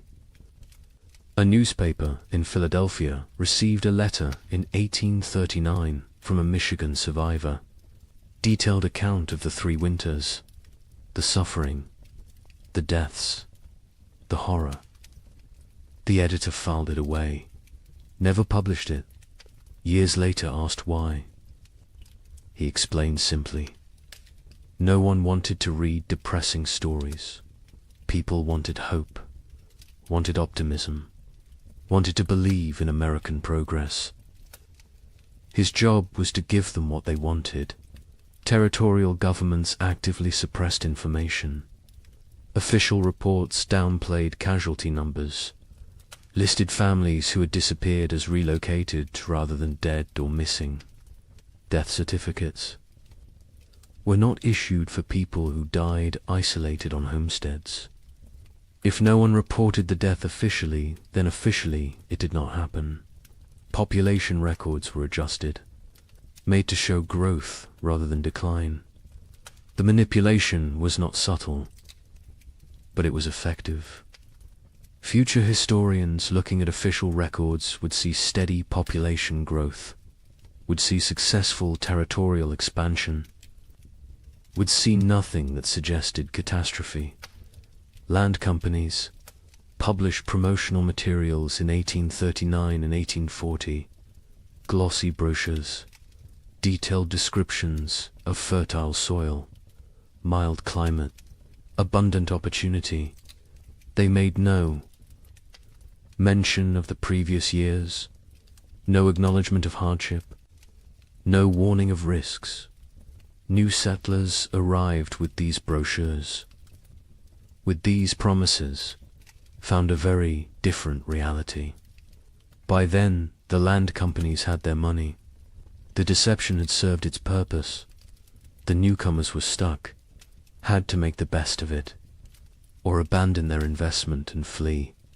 Most stayed, tried to succeed. Never knew they had been deliberately misled. A land office clerk in Michigan Territory received orders in 1839. Adjust the records.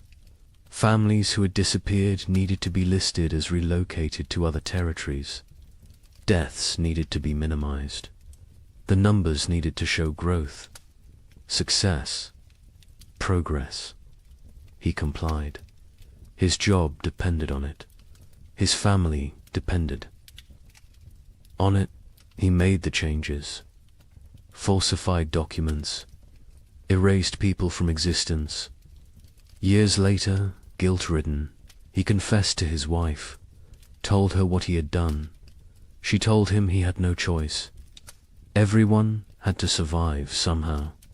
He accepted this, but the guilt never left. He carried it until death, never told anyone else, never made it right. Just carried the weight of erasing thousands of people to protect property values.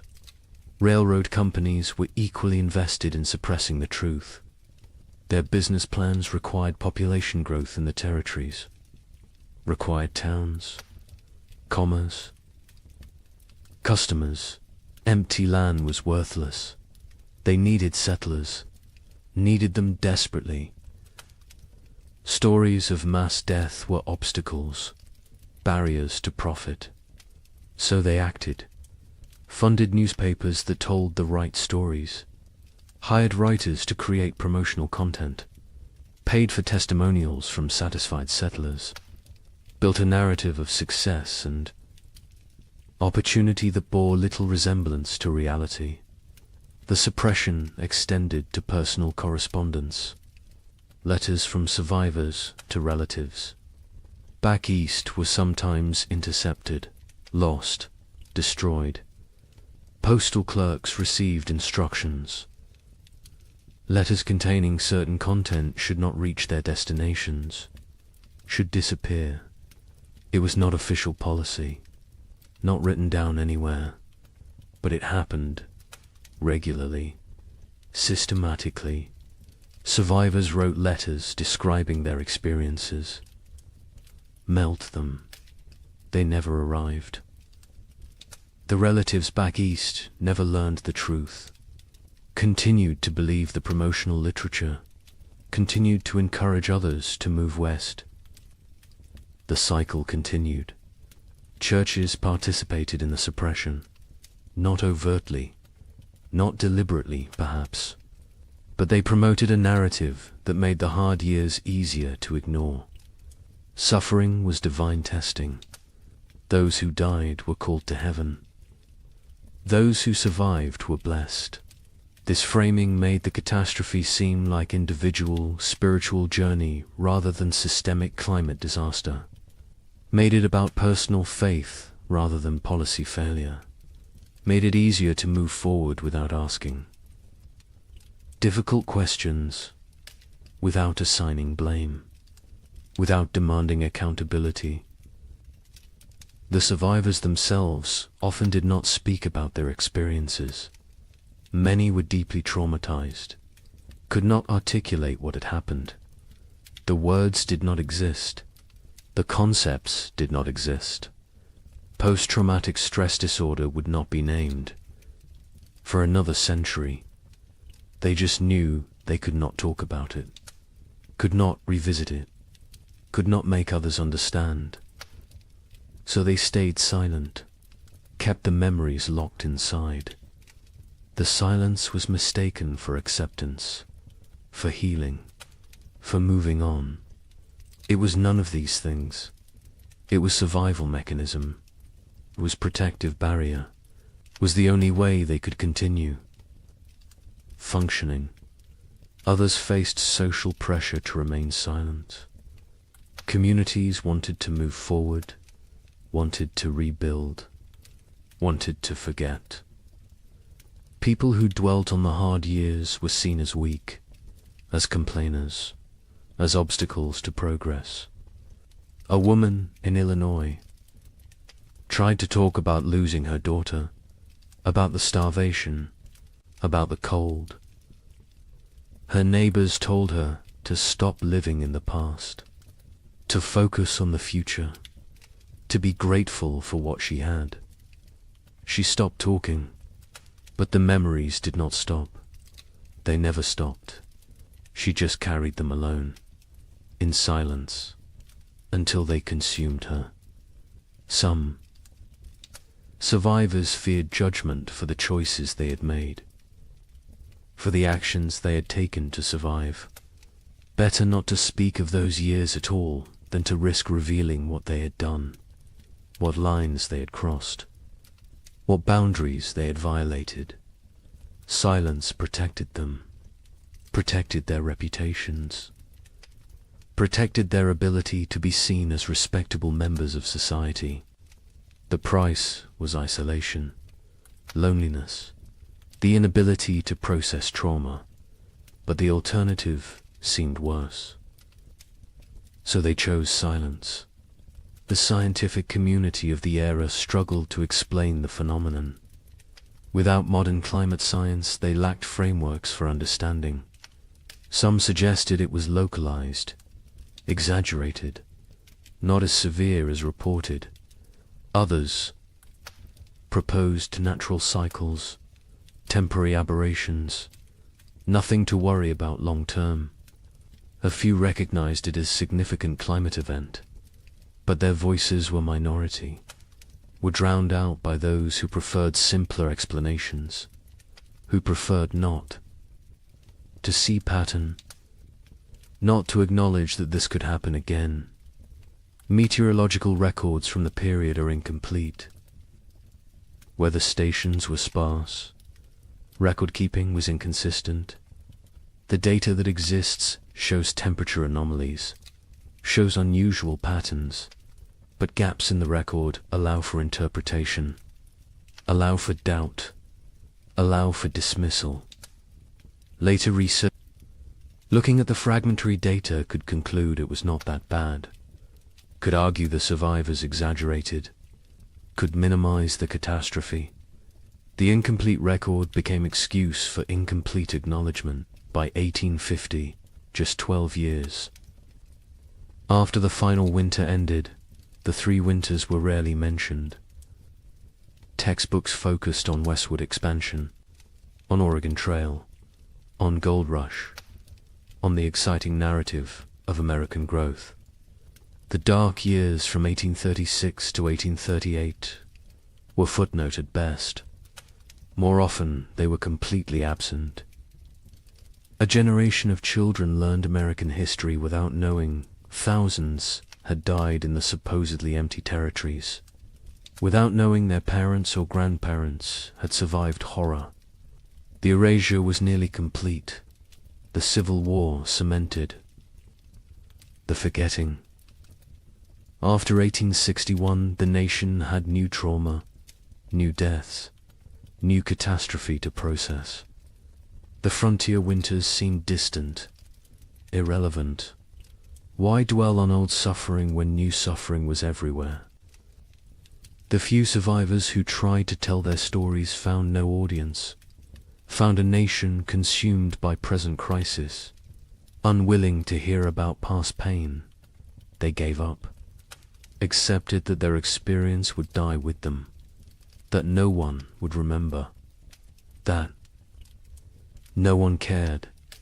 The American mythology of the frontier required triumph, required success, required the narrative of bold pioneers conquering wilderness, building civilization, creating something from nothing. The three winters did not fit this mythology, could not be incorporated, so they were excluded. The myth was more important than history. The story was more important than truth.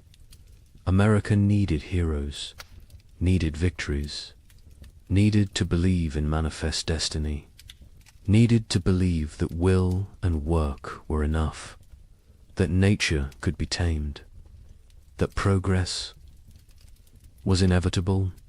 The erasure served another purpose. It protected those in power, politicians who had encouraged westward expansion, who had promoted territorial development, who had promised safety and opportunity. Acknowledging the winters meant acknowledging failure, meant admitting they had. Sent people into danger, had promised what they could not deliver, had prioritized expansion over safety. This admission was politically unacceptable, so the winters were forgotten. And the politicians continued promoting westward movement, continued making promises, continued prioritizing growth over caution. Survivors who tried to speak faced ridicule, disbelief, accusations of exaggeration, of hysteria, of attention-seeking. The young man in Michigan attempted to tell his story to a traveling writer in 1845. The writer listened politely, then suggested perhaps the cold had not been quite as severe as remembered. Perhaps trauma had distorted memory. Perhaps things had been difficult but not impossible. The young man stopped talking mid-sentence, realized there was no point. People would believe what they chose to believe. Truth was irrelevant. He never tried to tell his story again. The conspiracy of silence was not organized. No one coordinated. The suppression, no central authority dictated what could be said. But the incentives aligned perfectly. Land speculators needed silence. Railroads needed silence. Governments needed silence. Churches preferred silence. Survivors chose silence. The result was comprehensive, effective, devastating. Within 20 years, the three winters had been nearly erased from collective memory. Within 50 years, they were completely forgotten. A climate catastrophe that killed thousands and destroyed.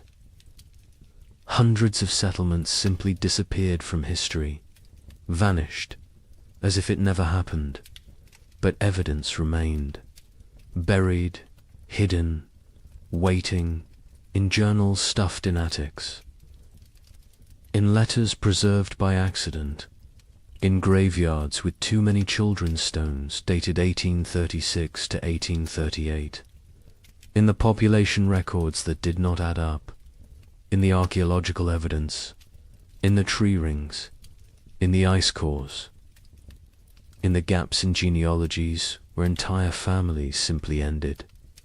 The evidence was there, scattered, fragmentary, ignored, but there, waiting for someone to look, someone to ask questions, someone to remember. Wait until you hear what we found. Modern science has uncovered what deliberate forgetting tried to erase. The evidence exists, scattered across disciplines, buried in places most people never think to look.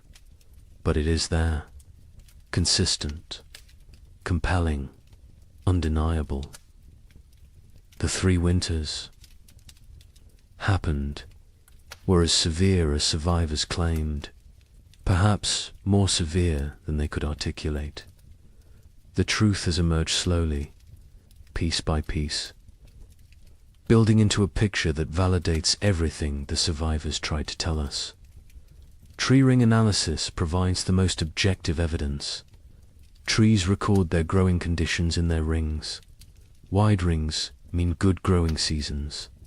Narrow rings mean stress, cold, drought, poor conditions. Researchers examining old-growth trees across the Midwest discovered something remarkable. The rings from 1836 to 1838 are extraordinarily narrow, some of the narrowest in the entire record. These trees were stressed, struggling, barely growing.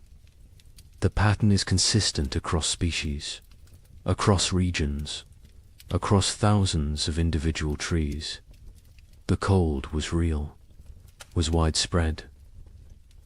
Was severe ice core samples from Greenland tell a similar story. Each layer of ice preserves atmospheric conditions from when the snow fell. Chemical analysis reveals volcanic particulates, sulfur compounds, evidence of major eruptions. The layers from 1835 and 1836 show unusually high concentrations, multiple eruptions. The volcanic material entered the upper atmosphere, circled the globe, blocked sunlight, lowered temperatures, created the conditions for catastrophic cooling. The ice remembers what humans forgot. A volcanic eruption near Japan in late 1835 was particularly significant. Mount Osama, not as famous as Tombora, which caused a year without summer in 1816, but substantial, combined with other eruptions in the Pacific. In Central America, the cumulative effect was devastating. The particulates in the atmosphere created a cascade of cooling, blocked solar radiation, disrupted weather patterns. The effects were most severe in continental interiors, places far from moderating ocean influences, places like the American Midwest. Soil analysis from archaeological sites shows frost penetration to unusual depths. In normal years, frost might penetrate 12 to 18 inches. In the affected years, it went deeper, 24 inches, 30 inches. In some locations, the ground never fully thawed. Permafrost conditions in places that should never experience them. The soil remembers, holds evidence of cold that survivors described but scientists initially dismissed as impossible. Mass grave sites have been discovered during modern construction projects. A housing development in Michigan in 1985 uncovered a burial site. 47 bodies, men, women, children, no markers, no records. Carbon dating placed them in the late 1830s. The bones showed signs of extreme malnutrition, scurvy, rickets, starvation. Some showed evidence of violent death. circumstances no one wants to examine too closely. The site was quietly reburied, a small memorial placed. Most people who drive past have no idea what lies beneath. Cabin sites across the frontier show evidence of desperate measures. Archaeological excavations reveal layers that tell stories. Burned furniture, charred cabin walls, butchered animals that would normally never be eaten. Rats, squirrels. In one site in Indiana, researchers found evidence suggesting the inhabitants had eaten leather. Boot leather, harness leather, anything that might contain nutrition. The desperation is written in the debris, in what people consumed, in what they burned, in how they died. Historical Society archives contain survivor accounts, journals that sat ignored for over a century. A diary from a woman in Illinois was donated in 1923, filed away, not examined until 1998. It documented day-by-day survival through all 3 winters. The declining food stores, the deaths of neighbors, the choices she made to keep her family alive, the guilt she carried. The final entry was in March 1838. It said simply that spring had come, that they had survived, that she did not know if survival was blessing or curse. The journal was published in 2005. 90 academics read it. The general public remained unaware. More journals continued to surface, in estate sales, in attics, in old trunks, in historical societies. Each one adds detail, adds confirmation, adds validation to what survivors tried to tell anyone who would. Listen. A journal from Ohio described November 1836. The cold that went beyond anything imaginable. The wind that never stopped. The children asking when they could go outside again. Being told maybe spring. Knowing spring might never come. The journal, as a matter of fact, unemotional, which makes it more powerful. The horror is in what is not said, in the gaps, in the things too terrible to write. Census records show the truth when examined carefully. The 1840 census recorded population in the affected territories. Researchers comparing it to 1830 projections found massive discrepancies. The expected population based on immigration rates and natural growth should have been far higher. Tens of thousands of people were simply missing, not relocated, not accounted for, gone. The census takers noted the discrepancies at the time. Their concerns were dismissed. The records were filed. The questions remained unasked for over a century. Statistical analysis reveals the scope of the catastrophe. Researchers in the late 20th century compiled data from multiple sources: church records, land claims, tax rolls, census data, letters, journals, everything available. They built demographic models. The model showed that approximately 15,000 families entered their affected territories between 1830 and 1835. The 1840 census showed fewer than 7,000 families. The missing 8,000 families represented perhaps 40,000 individuals. Some fled, but many died. The exact numbers will never be known, but the scale is clear. This was demographic catastrophe. Climate modeling supports the survivor accounts. Modern computers can simulate historical climate conditions, input the volcanic eruptions, the solar activity, the ocean currents, Run the models. See what temperatures they produce. The models consistently show severe cooling in the continental interior from 1836 to 1838. Temperature drops of 10 to 15 degrees below normal. Extended growing seasons by 30 to 60 days. The kind of conditions that make agriculture nearly impossible. The kind of conditions that kill. The models validate what survivors said. Validate what written records document. Validate what physical evidence proves. A particularly compelling piece of evidence emerged in 2012. A locked trunk. Found in the basement of a historical society in Pennsylvania. Inside were letters. Dozens of them. From frontier families to relatives back east. Letters that never reached their destinations. Letters that had been intercepted. Saved by the postal clerk who could not bring himself to destroy them, but could not deliver them either. The letters described starvation, death, terror, desperate pleas for help that never came. Because the letters never arrived. The trunk sat unopened for 170 years. The stories inside died with those who wrote them, until the trunk was finally opened, finally read, finally acknowledged the letters paint a consistent picture. Cold that started early, that would not end. Food running out. Neighbors dying. Children dying.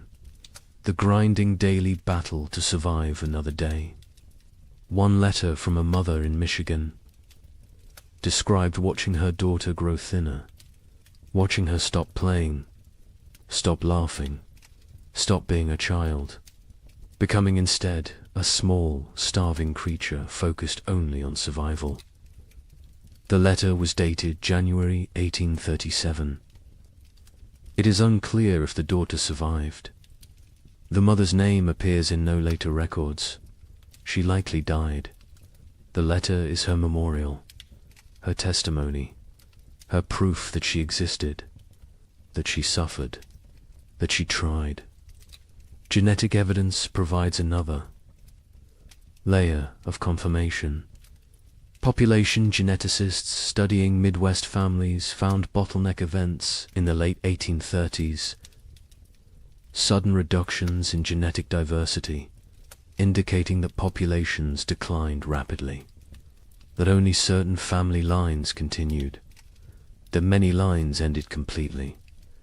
The genetic record shows what historical records obscured, shows the true impact, shows that entire family trees simply stop, branch after branch ending in the same narrow window. 1836 to 1838. Native American oral histories mention the hard years.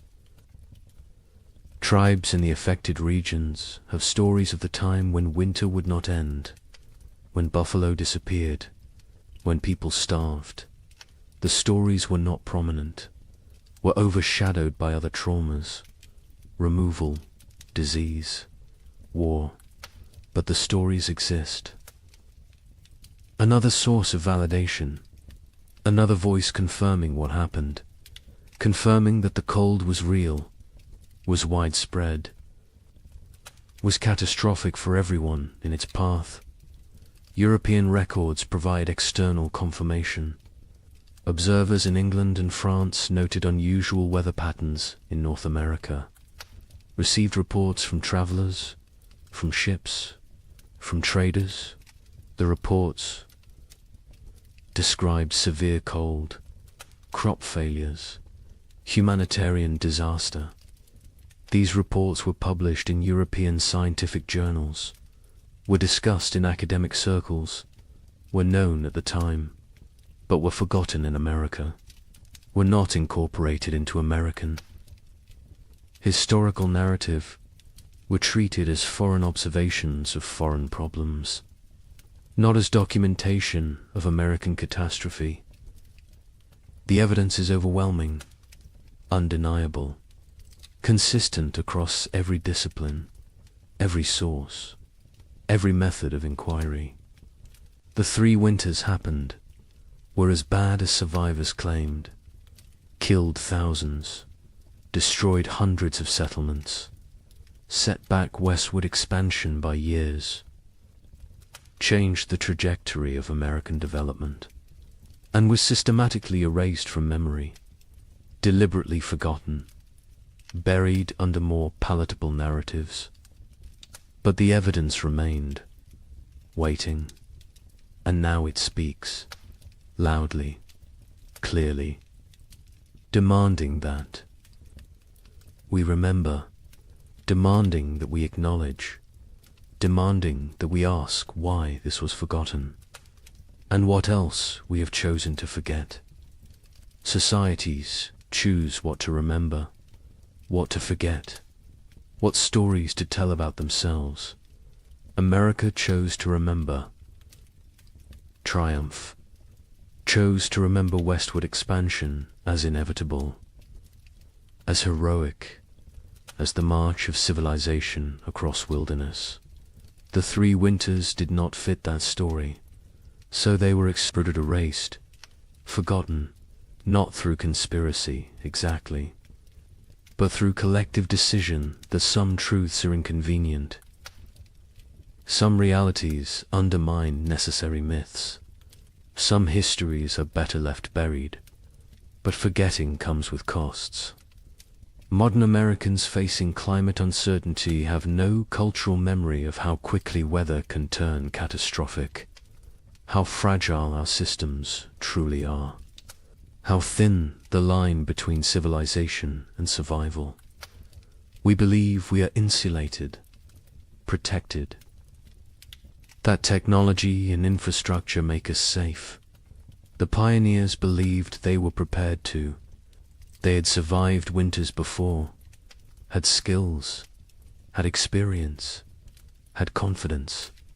They were wrong. Confidence is not armor. Preparation has limits.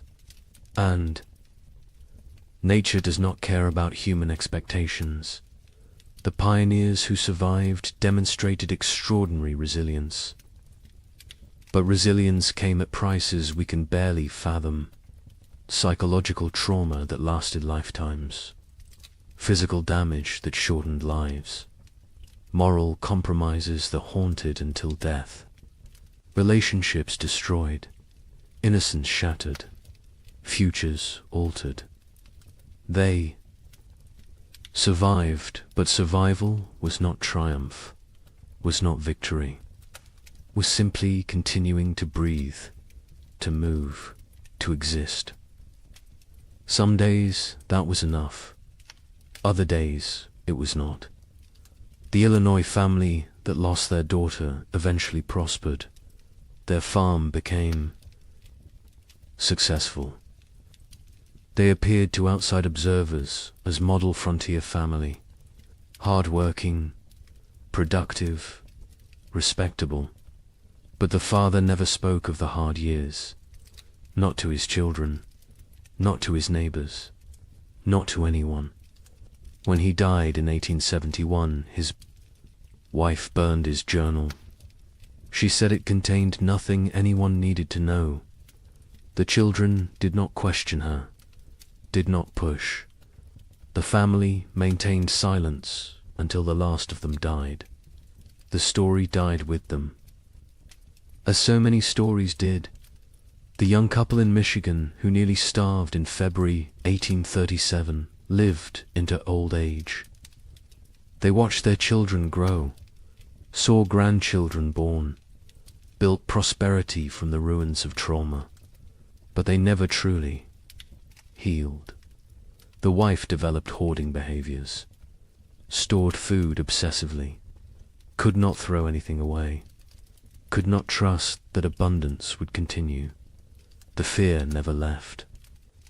The husband, startled at sudden noises, had nightmares until he died, woke, screaming about cold, about hunger, about his daughter dying. They lived together for 40 years after the winters ended. But part of them never left those years, never fully returned to the present, always remained trapped in the cold, in the fear, in the desperate fight for survival. We need to remember their stories, need to understand what they endured, not to glorify suffering, not to romanticize hardship, but to recognize truth, to acknowledge that American expansion was built on uncounted graves, unforgotten tragedies, unerased catastrophes. The triumphant narrative is incomplete, is dishonest, is disrespectful to those who suffered, who died, who survived but carried wounds forever. Climate catastrophe can happen faster than we imagine. The pioneers of 1835 had no warning, no time to prepare.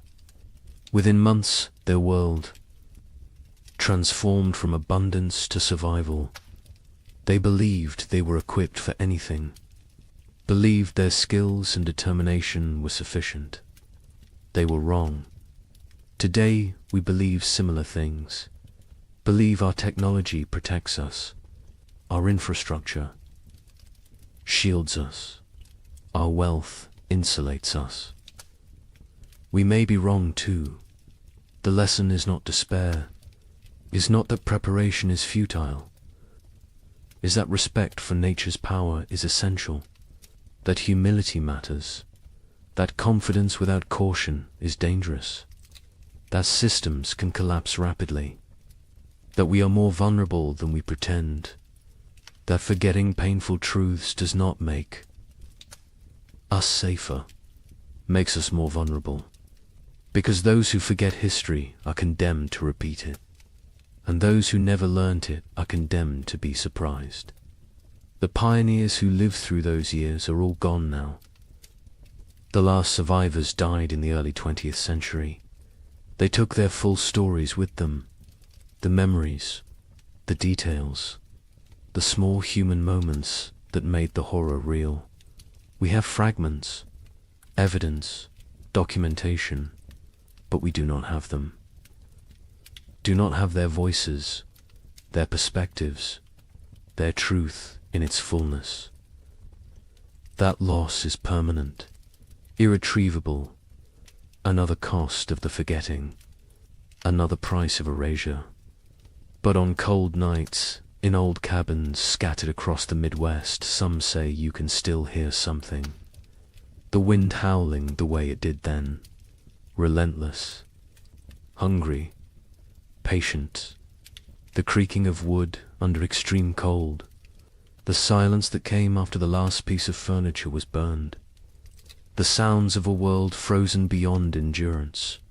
Perhaps it is just wind, just old buildings settling, just imagination. Or perhaps the land remembers, perhaps the earth holds memory, perhaps those who suffered left something of themselves in the soil, in the trees, in the stones, a presence, a witness, a reminder. Winter always remembers, even when we choose to forget. The sky changes first. It loses its depth. The blue becomes pale and thin. The sun rises later each morning. It sets earlier each evening. The warmth drains away slowly. Day by day, the world transforms. The tribe notices. They always notice. Their survival depends on reading these signs. An old woman stands at the cave entrance.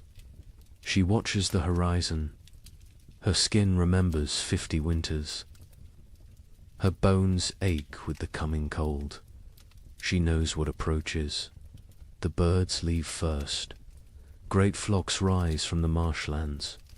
They circle once, twice, then disappear southward. Their cores fade into silence. The sky empties. Only the crows remain. They perch in dead trees. They watch with black eyes. They know about winter. They know about death. The leaves turn brown.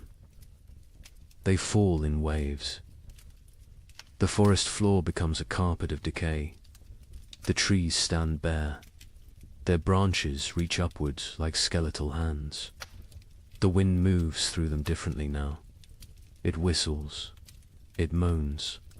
It carries the scent of ice from distant mountains. The animals change their behavior.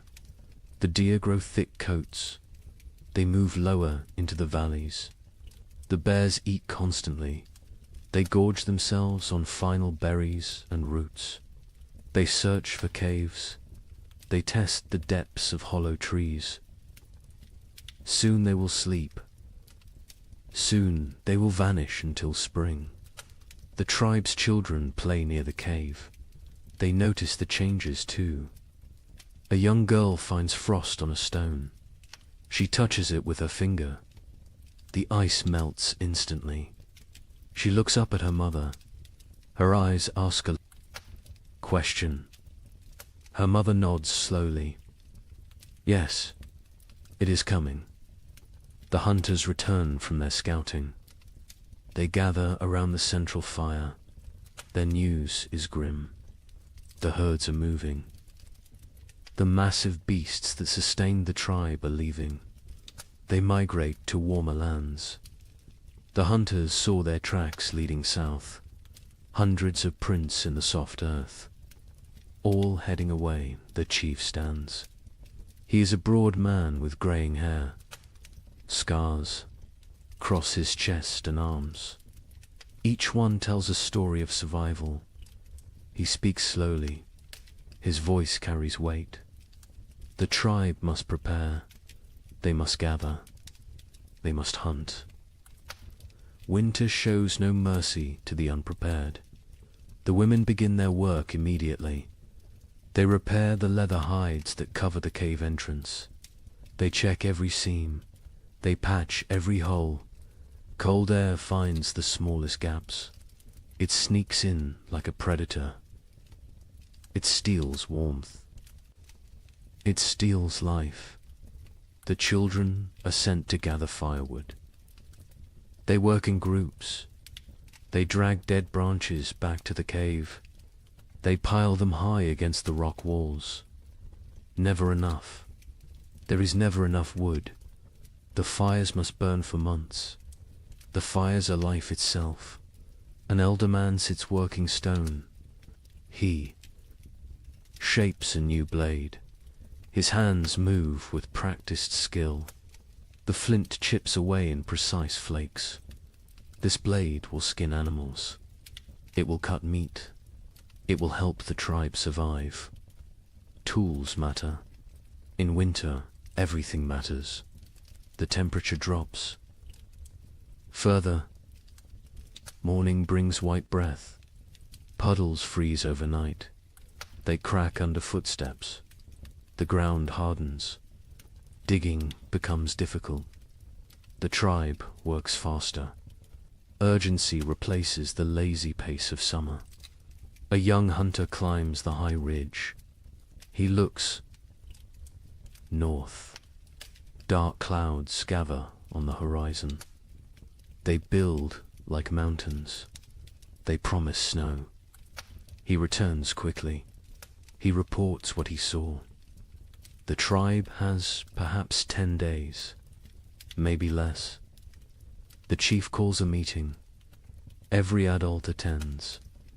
They discuss strategy. Who will hunt? Who will gather? Who will fortify the shelter? Who will watch the children? Roles are assigned. Arguments are brief. Survival requires cooperation. Personal disputes wait for spring. The women process the last of the autumn harvest. They pound roots into paste. They dry strips of meat over smoky fires. They collect every edible plant within walking distance. Nothing is wasted. A handful of seeds might mean the difference between hunger and starvation. Night falls earlier now. The darkness lasts longer. The tribe sits closer to the fire. They eat their evening meal in silence. They think about the months ahead. They remember previous winters. Some were mild, some were brutal. No one knows what this winter will bring. A baby cries.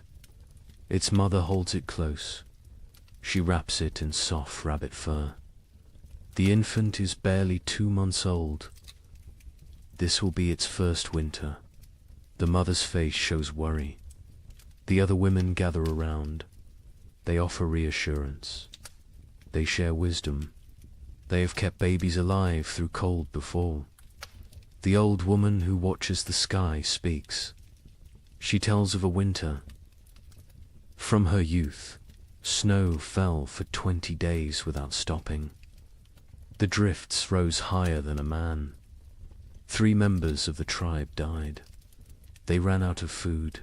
They grew weak. The cold took them in their sleep.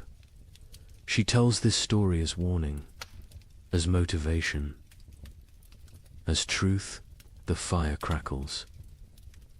Sparks rise into the darkness. They dance like orange stars before fading. The tribe sits in a circle. They feel the bond between them. They are family. They are survival partners. They will face the cold together. They will endure together. Or they will perish together. The wind picks up. It blows from the north. It carries the smell of snow. It carries the promise of winter. The tribe feels it. Every man, woman, and child knows what approaches. The season of death has begun its descent. The time of testing is here. Tomorrow, the real work begins. The hunters wake before dawn. 6 men rise from their sleeping places.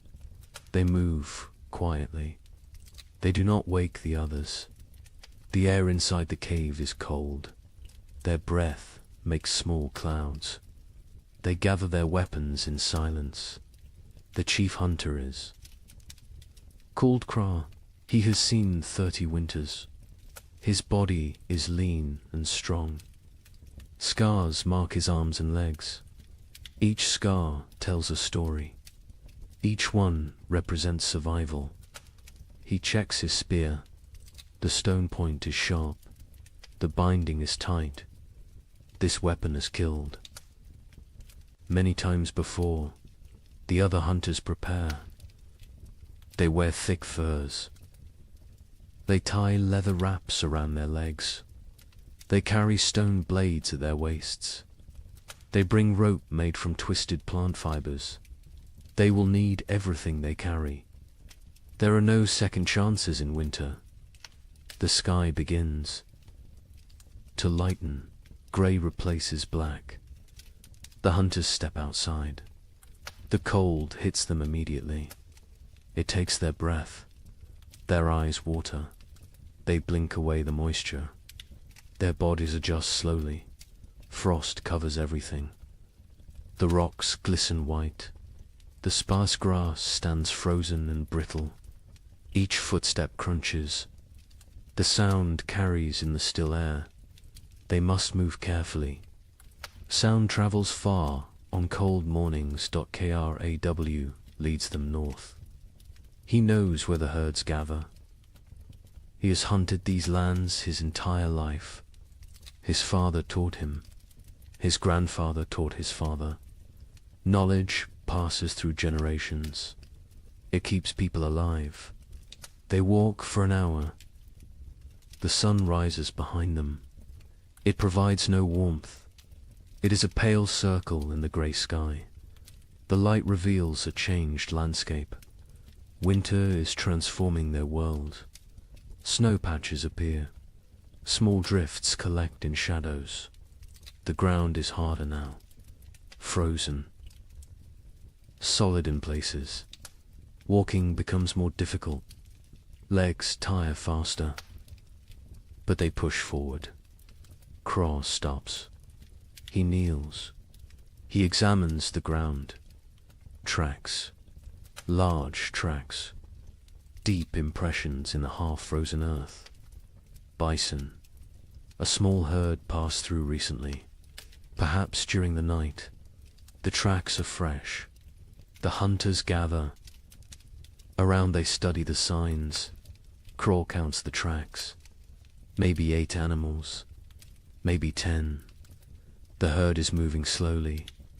They are grazing as they travel. This is good. This means the hunters can catch them. They follow the trail. The tracks lead northeast, toward the river valley. Bison often shelter near water. The valley provides protection from wind. There is still grass there, brown and dry, but edible. The wind picks up. It blows from the north. It carries tiny ice crystals. They sting exposed skin. The hunters pull their furs tighter. They lower their heads. They keep moving. Another hunter named Dren speaks quietly. He points to the sky. More. Clouds are building, dark and heavy. They roll in from the mountains. A storm is coming. Everyone sees it. Everyone understands. They must hunt quickly. The tracks become fresher. The eddies are sharp. The animals are close now. Very close. Craw signals for silence. Hand gestures only. The hunters spread out. They form a loose line. They move like shadows. They crest a small rise.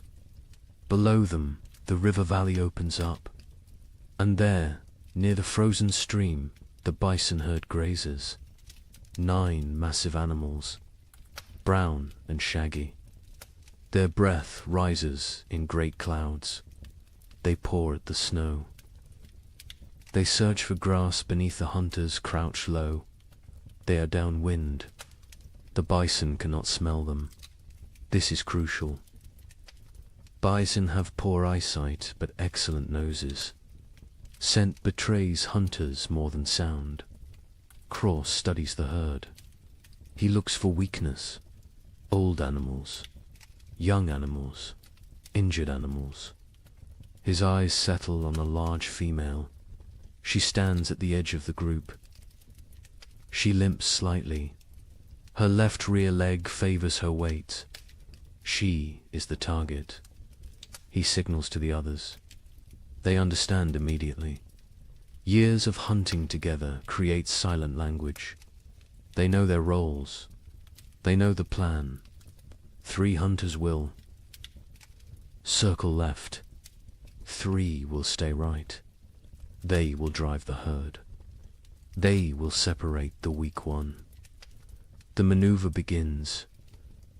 The hunters move like wolves, patient, calculated. They use every rock for cover, every depression in the ground. They become part of the landscape. The left group reaches position. They wait. Timing matters. Rush too soon and the herd scatters. Wait too long, an opportunity vanishes. Craw watches. He feels the moment. He rises. His shout breaks the silence. The other hunters echo him. The bison startle. Their heads snap up.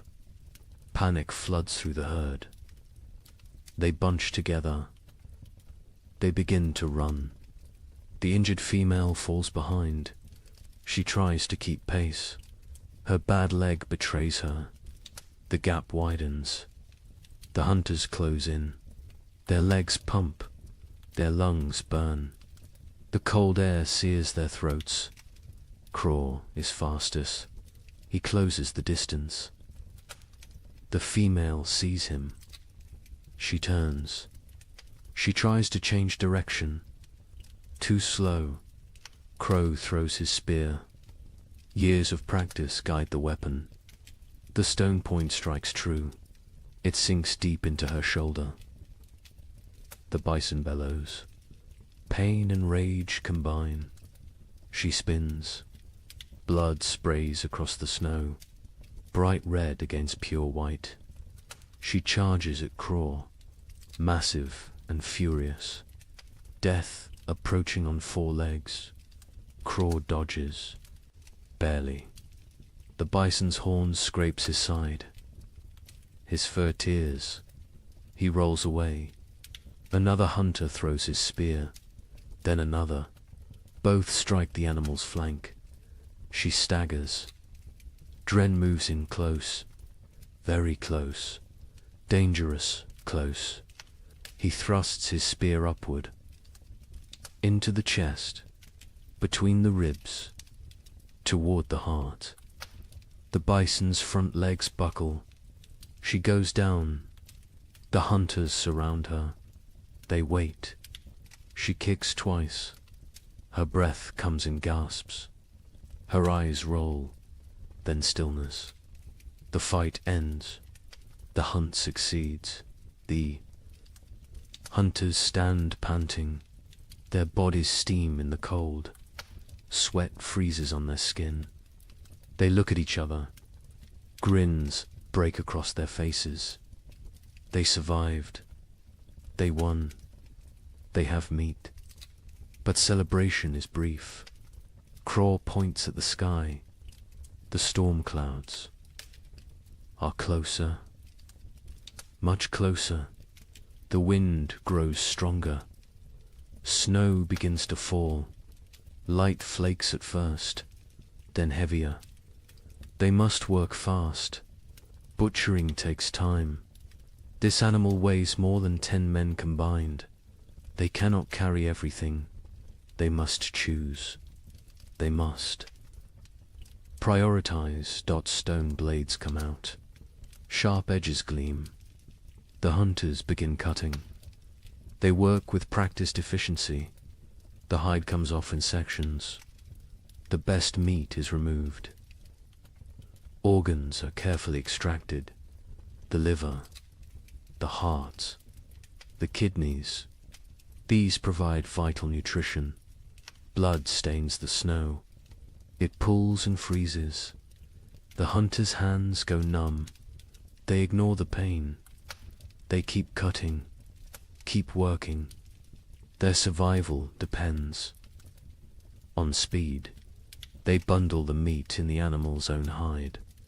They create packs they can carry. Each hunter takes a load. Heavy loads, impossibly heavy.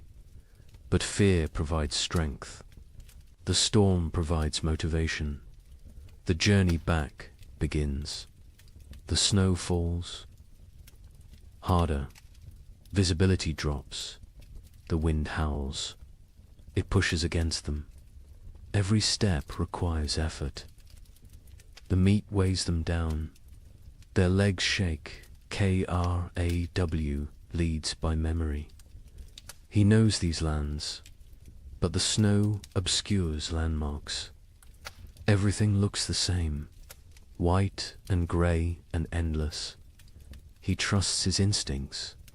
He walks steadily south. One hunter falls. The weight and exhaustion combine.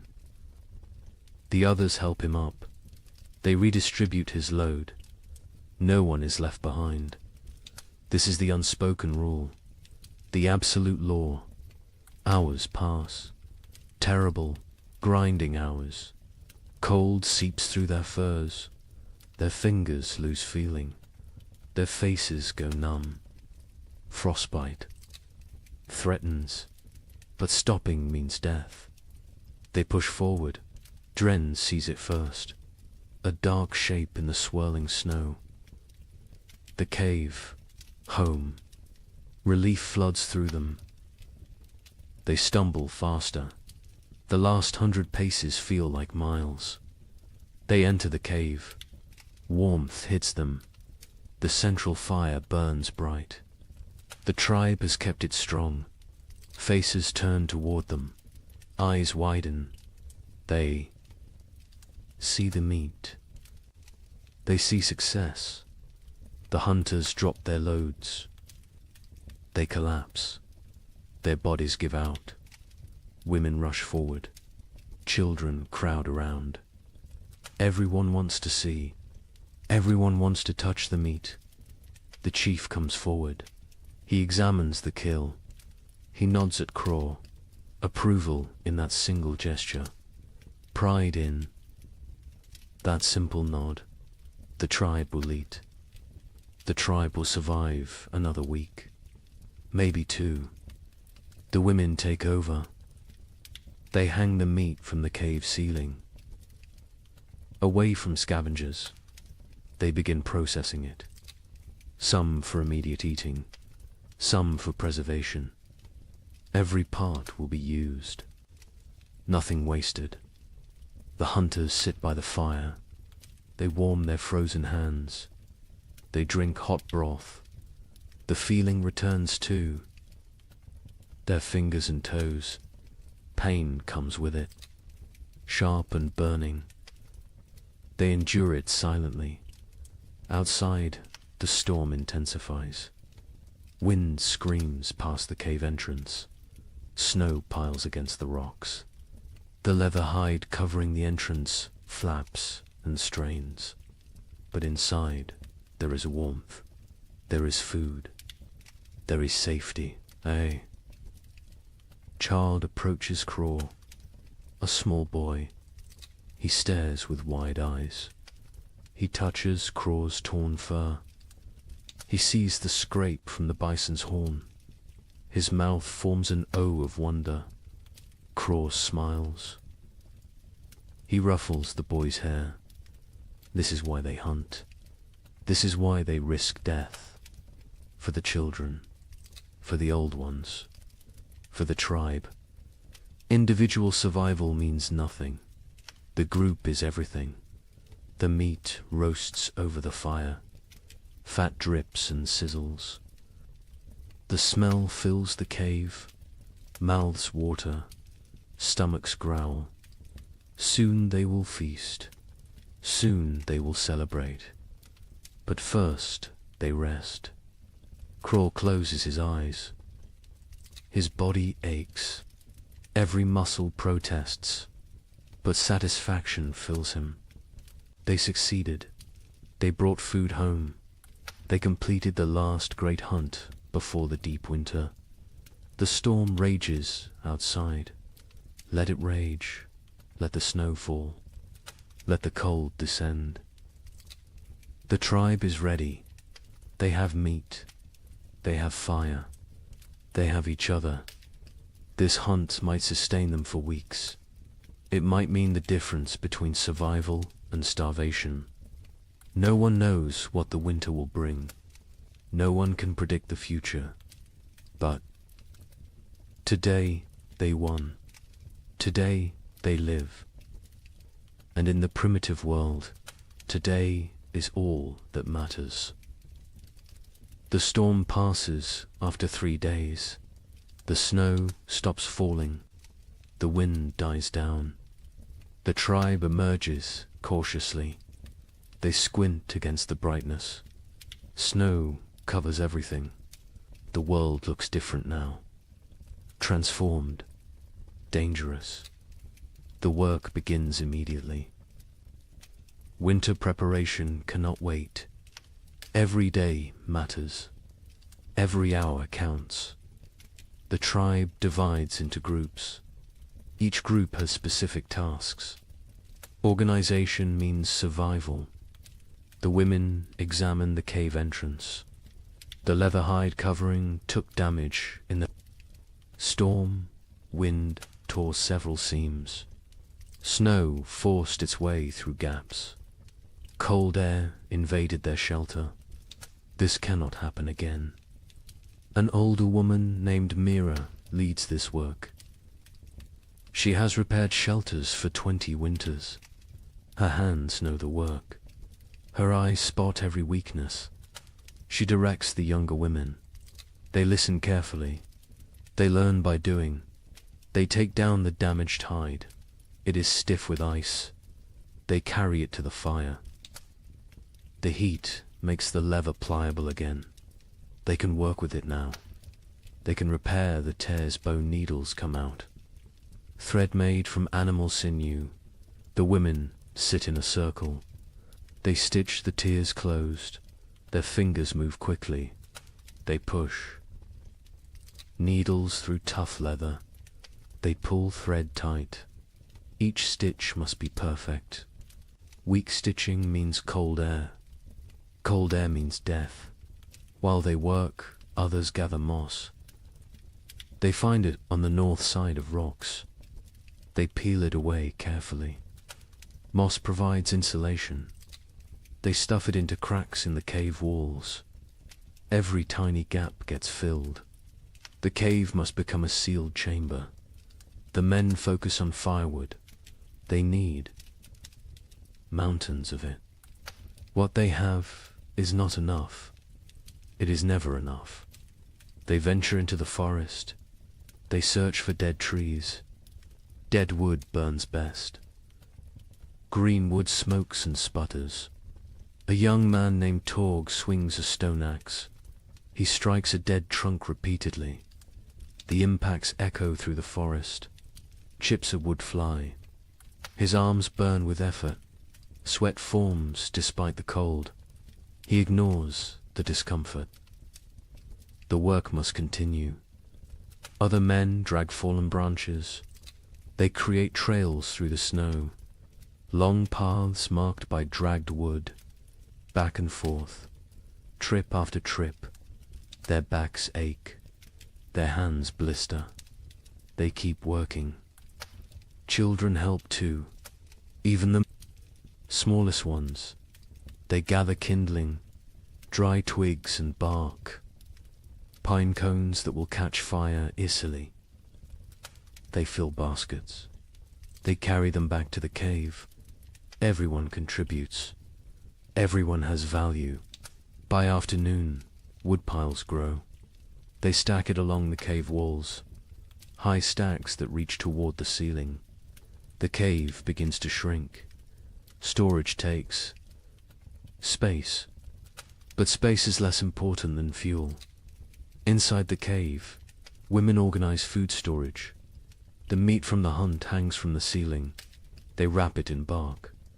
This protects it from insects, from moisture, from mold. Preserved meat can last months if stored correctly. Dried roots go into leather pouches. They stack these near the back wall, the coldest part of the cave. Natural refrigeration. The cold preserves. It prevents rot. Nuts and seeds fill clay pots. These pots are precious. Making them takes skill and time. They seal with wooden lids. They keep contents dry. They protect from rodents. A woman counts the supplies. She uses stones to track quantities. 1 stone for each pouch of roots. 1 for each bundle of dried fish. The counting is important. They need to know what they have. They need to ration carefully. The chief watches this inventory. His face shows concern. They have food, but is it enough? 6 months of winter stretch ahead, maybe 7. No one knows how harsh this winter will be. He makes a decision. Starting tomorrow, 1 meal per day, not 2. Rationing begins now, while they still have surplus. Better to be cautious early. Starvation at winter's end kills many tribes. The sleeping areas need attention. The tribe sleeps in a specific arrangement. This is not random. This is survival strategy. The weakest sleep closest to the fire. Infants and small children. The very old. Those who are sick. Adults sleep in the middle ring. They provide a barrier. Their bodies block drafts. They generate warmth. They protect the vulnerable. The strongest hunters sleep near the entrance. They endure the coldest positions. They wake first if danger approaches. They are the first defense. This hierarchy never changes. Women spread fresh pine boughs on the ground. These create mattresses. They provide insulation from the cold stone floor. They replace old bows that have compressed and lost their cushioning. Furs are distributed. Each family gets a share. Thick bear hides for the children, wolf pelts for the adults, rabbit skins sewn together for extra layers. Everyone must stay warm through the night. The fire pit requires work. It sits in the center of the cave. Stones ring it. These stones were carefully chosen. They hold heat. They radiate warmth long after flames die down. But some stones have cracked. The extreme heat damages them over time. Cracked stones can explode, send sharp fragments flying, cause injuries. The men remove the damaged ones. They bring new stones from the river, smooth and solid. The warning comes at dawn. The air feels wrong, too still, too heavy. The pressure changes. Animals sense it first. Birds that remained through autumn flee. They rise in frantic groups. Their calls sound panicked. Even the crows abandon there. Perches, got KRAW, stands outside the cave. He tastes the air, metal on his tongue, the taste of coming snow. His joints ache. Old injuries throb. His body predicts weather better than his eyes. A massive storm approaches, perhaps the worst of the season. He returns to the cave quickly. He finds the chief. They speak in low tones. The chief's face hardens. He knows what this means. He has survived 40 winters. He recognizes the signs. This storm will trap them inside. For days, maybe a week. The chief raises his voice. Everyone stops. Everyone listens. The blizzard comes. They must secure everything. Now, immediately. No delays. The tribe erupts into controlled chaos. Everyone knows their emergency roles. They have practiced this, prepared for this moment. Speed matters now. Organization matters. Men rush to bring in final wood loads. They grab everything nearby. Dead branches, split logs, even greenwood. Anything that burns. They pile it inside until the cave floor disappears beneath fuel. Women grab the drying meat. Some pieces are not ready, still moist, still vulnerable to spoilage. But leaving them outside means losing them. Animals will steal them. Snow will ruin them. Everything comes inside. Children are sent to fill water containers. They run to the stream. They use hollowed gourds, clay pots, animal bladders, anything that holds liquid. Once the storm hits, leaving the cave becomes impossible. They need water for days. The wind begins gentle at first, a whisper through the trees. Then stronger, a moan, a howl. It builds like a living thing, like a predator circling. Temperature plummets. The drop is sudden, shocking. Breath becomes visible fog. Exposed skin stings. Fingers go numb within minutes. The cold announces the storm's arrival. The first snowflakes fall, large and soft. They drift lazily, almost peaceful, but more follow than more. Within minutes the air fills with white. Visibility shrinks. The forest disappears. The world becomes a swirling void. The tribe retreats inside. The hunters enter last. They pull the leather hides tight. They secure every fastening. They add the extra layer. The interior darkness deepens. Only firelight remains. The storm intensifies.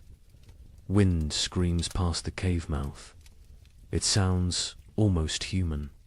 Anguished wails and shrieks. The leather hide strains against its bindings. It flaps and snaps. The noise is constant, overwhelming. Snow drives. Horizontally, it finds every tiny gap.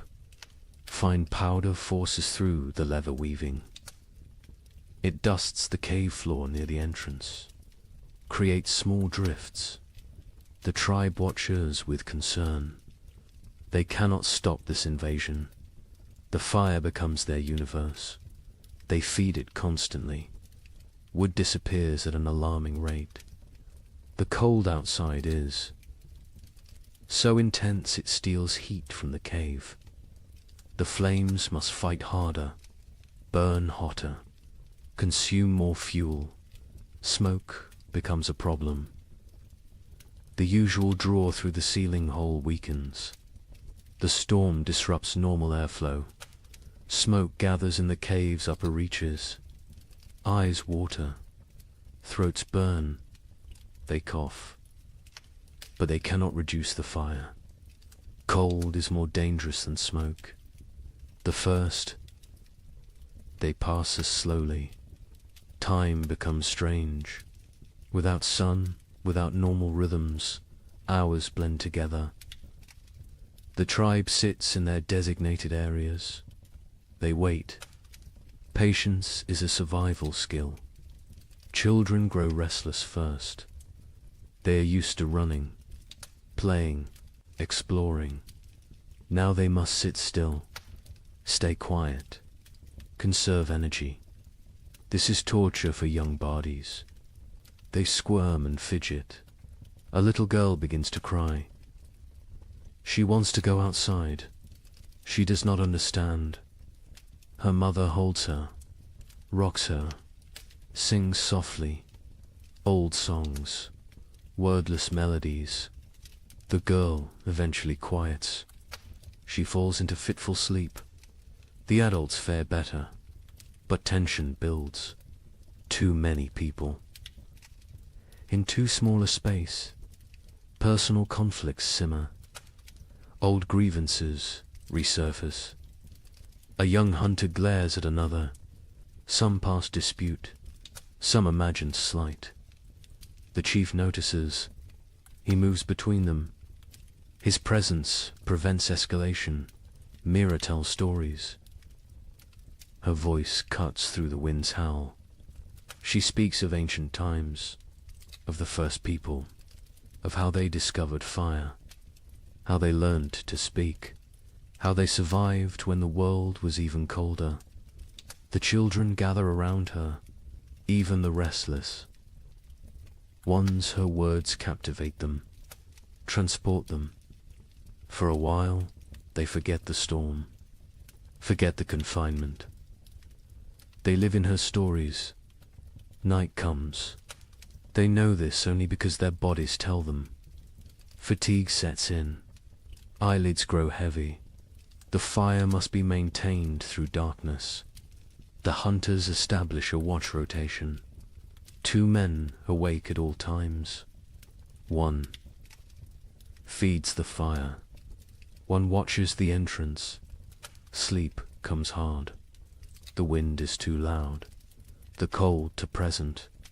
The cave floor too hard despite the pine boughs. Bodies shift. Seeking comfort that does not exist. Seeking warmth that is scarce. The baby wakes crying. Hungry. Always hungry. Its mother nurses it. But her own hunger makes her milk weak. Thin. The baby feeds but does not satisfy. It cries again. Other children wake. The mother's face shows exhaustion, desperation. An older woman brings warm broth. made from bones and snow water. She encourages the mother to drink. Liquid helps produce milk. The mother drinks. The broth is barely warm, barely flavored, but it is something. The second day brings no relief. If anything, the storm worsens. The wind reaches new levels of fury. It sounds like raging beasts, like angry spirits. The entire cave vibrates. Small stones fall from the ceiling. Dust rains down. Fear creeps in. What if the storm never stops? What if they run out of wood? What if the cave collapses? These thoughts spread silently, visible in worried eyes, in tense shoulders, in clenched jaws. The chief sits straight. Projects. Confidence. But privately he worries. The wood piles shrink rapidly. Too rapidly, he calculates. 3 more days, maybe 4. Then they burn sleeping firs. Then they face choices. Terrible choices. Food rationing becomes stricter. 1 small meal, barely enough to sustain. Stomachs growl constantly. Children whimper. Adults endure silently. Hunger is familiar. Hunger is survivable. For a while, Torg's hands have healed from the axe work. Now they crack from the dry cold. Blood seeps from split skin. He wraps them in leather strips. The bleeding stops, but the pain remains. He says nothing. Complaining helps no one. A hunter notices moisture on the cave walls, condensation from their breath, from their bodies. This moisture freezes, creates a thin layer of ice. The cave becomes a frozen chamber, beauty and danger combined. Mira leads. The women in work, they cannot hunt, cannot gather, but they can prepare. They sort through supplies. They repair torn clothing. They sharpen stone blades. Idle hands create despair. Work provides purpose. The women sit together. They speak quietly. They share memories of other winters. Some worse than this, some better. They draw strength from survival stories. From knowing others endured. One woman speaks of losing her first child to cold 10 winters ago. The baby simply did not wake one morning, frozen in sleep. Her voice breaks. Others reach out, touch her shoulder, her arm. Physical. Connection matters. They grieve together. They heal together. The 3rd day breaks their spirits slightly. The storm continues unabated. White chaos outside. Grey despair inside. Hope becomes harder to maintain. Faith in survival wavers. A young child develops a cough, deep and wet. The sound echoes in the cave. His mother's face shows terror. Winter. Coughs kill. They start small. They grow. They steal breath. They take lives. The healer examines the child. An old woman with knowledge of plants, of remedies. She has dried herbs, stored carefully. She makes a tea, bitter and strong. The child refuses it. She forces him. He must drink. He must fight. The child drinks. He gags. He sputters. But the liquid enters his body. The healer wraps him in extra furs, keeps him near the fire. She monitors his breathing, his color. She has saved children before. She has lost children before. She does what she can. The fire burns lower. Fuel supplies deplete. The chief makes a decision.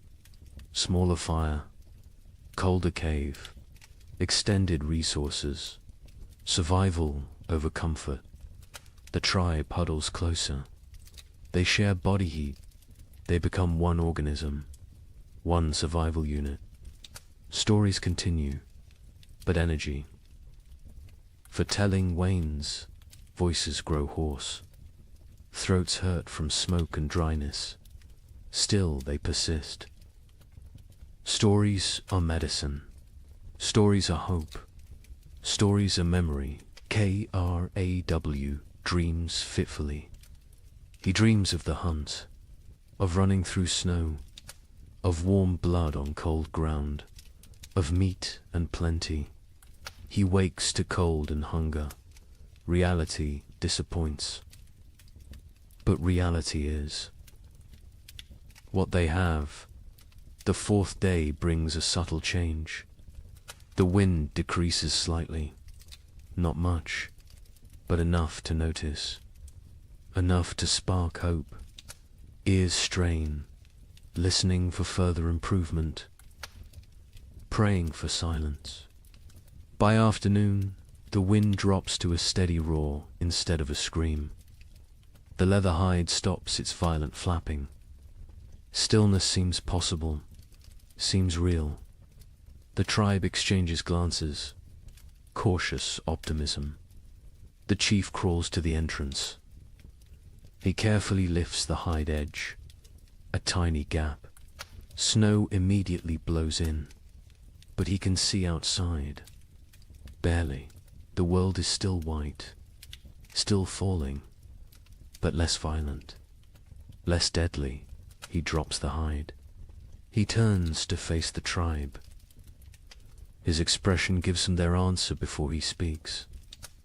The storm weakens, not over, but weakening.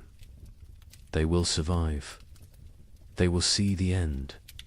Relief flows through the cave, visible, tangible. Shoulders relax. Faces soften. Tears form in some eyes. The trial continues, but the worst has passed. That evening, the coughing child breathes easier. The healer's tea worked, or luck worked, or sheer will worked. The reason does not matter. The child will live. This small victory lifts everyone. The tribe eats their meager ration with less complaint. The end approaches. They can endure. They can last. The wood will suffice. The food will suffice. They are strong enough. The fifth morning brings silence. Actual silence. The wind has stopped. The storm has ended. The sudden quiet feels strange, wrong. Ears ring in the absence of noise. Kraw approaches the entrance again. This time he fully opens the hide. Daylight floods in, blinding and beautiful.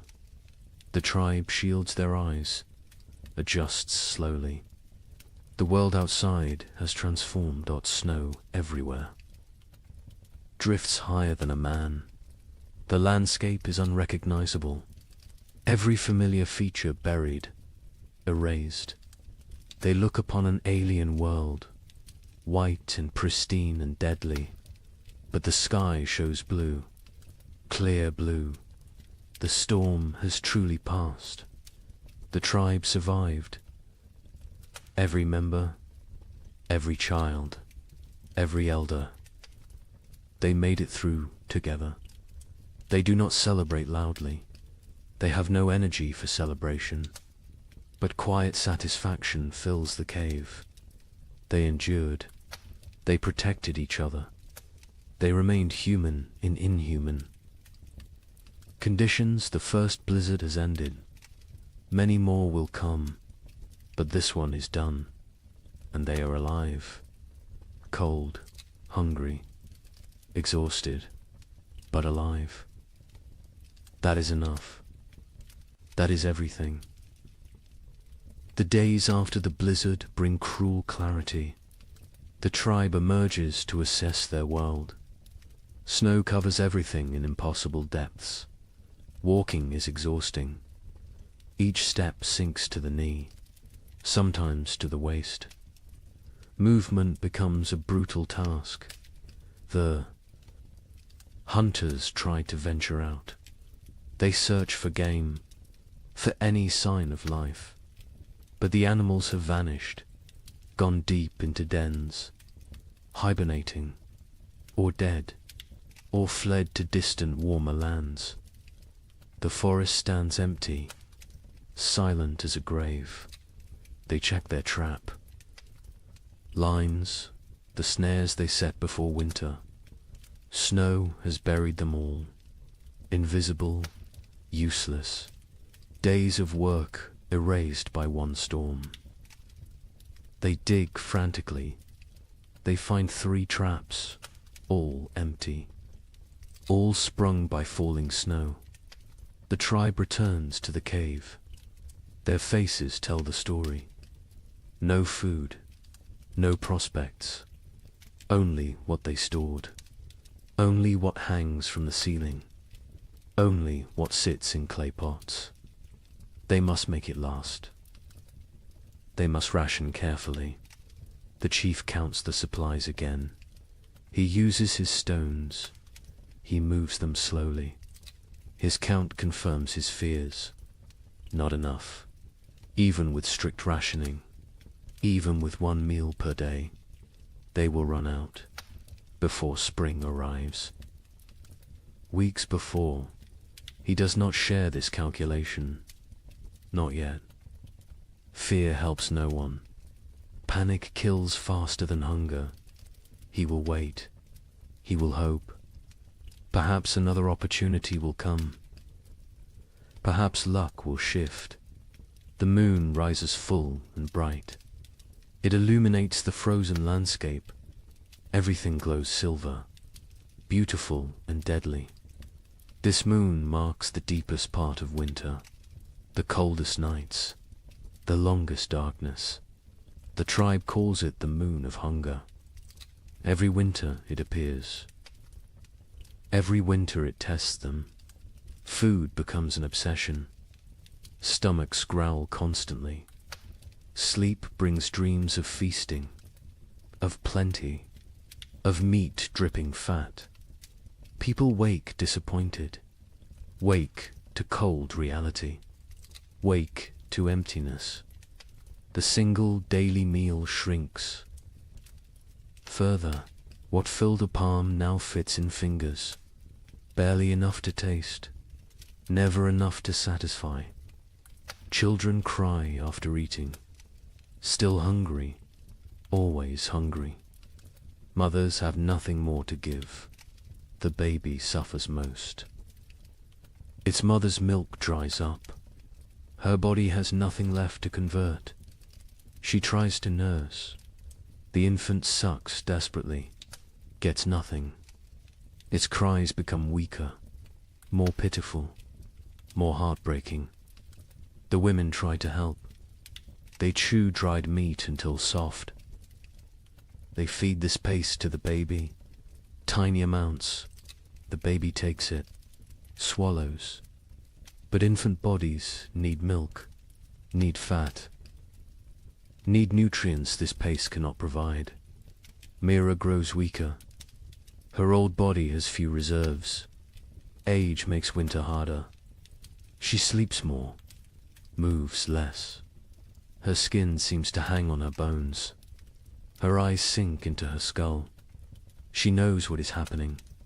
She accepts it. This is the way of things, but she still tells stories. Her voice is thin now, barely audible. The children lean close to hear. She speaks of abundance, of spring, of flowers and green grass, of warm sun on skin. She gives them hope. She gives them something beyond hunger. A hunter named Breck volunteers to venture far, to search for game in distant valleys. Perhaps the herd's sheltered somewhere. Perhaps hunting is possible. The chief considers this. The risk is enormous. But starvation is certain. He agrees.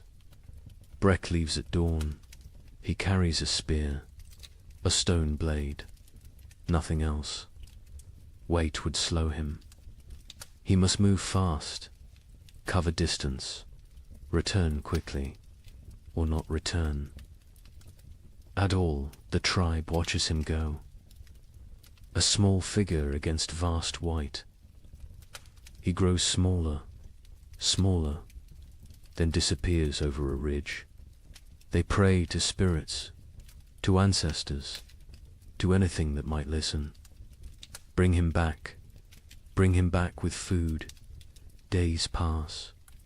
Breck does not return. Hope fades.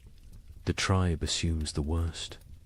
The cold took him, or hunger, or predators, or simple bad luck. They mourn silently. They cannot waste energy on elaborate grief. The fire burns lower, with supplies critical now. They cannot gather more easily. The snow is too deep, the cold too intense. They burn less. The cave grows colder. Ice forms on interior walls. Breath becomes visible even inside. People huddle together constantly. Sharing warmth is survival. Personal space disappears. Bodies press against bodies, creating human walls against cold, creating collective heat. It helps. Barely, but barely is enough. Torgs. Mother develops a fever. Her body shakes. Her teeth chatter. She cannot get warm despite the furs, despite the proximity to fire. The fever burns from within, consumes her remaining strength, consumes her remaining fat. The healer examines her. She recognizes the signs. Starvation, fever, the body eating itself, trying to generate heat, trying to survive. But without food, the body destroys itself. Muscles become fuel, organs become fuel. Death approaches. The healer makes another tea. Her herbs are nearly gone. Only a few precious leaves remain. She must choose. Who gets treatment? Who goes without? These choices haunt her, but she must make them. She gives the tea to Torg's mother. A chance. A small chance. The woman drinks. The liquid burns her throat. She coughs violently, but she keeps it down. She wraps herself tighter. She closes her eyes. She fights. Her body fights. Time will tell if fighting is enough. The children stop playing. They lack energy for play. They sit quietly, stare at nothing. Childhood vitality drains away.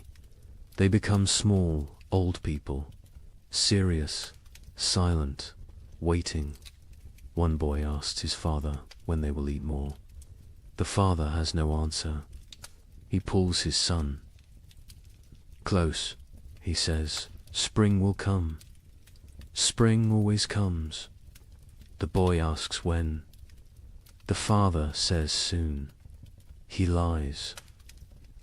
Spring is months away, but the lie is kindness. The tribe begins eating leather.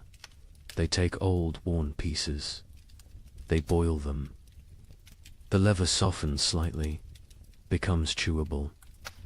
It provides almost no nutrition, but it fills the stomach, tricks the body temporarily, delays the inevitable.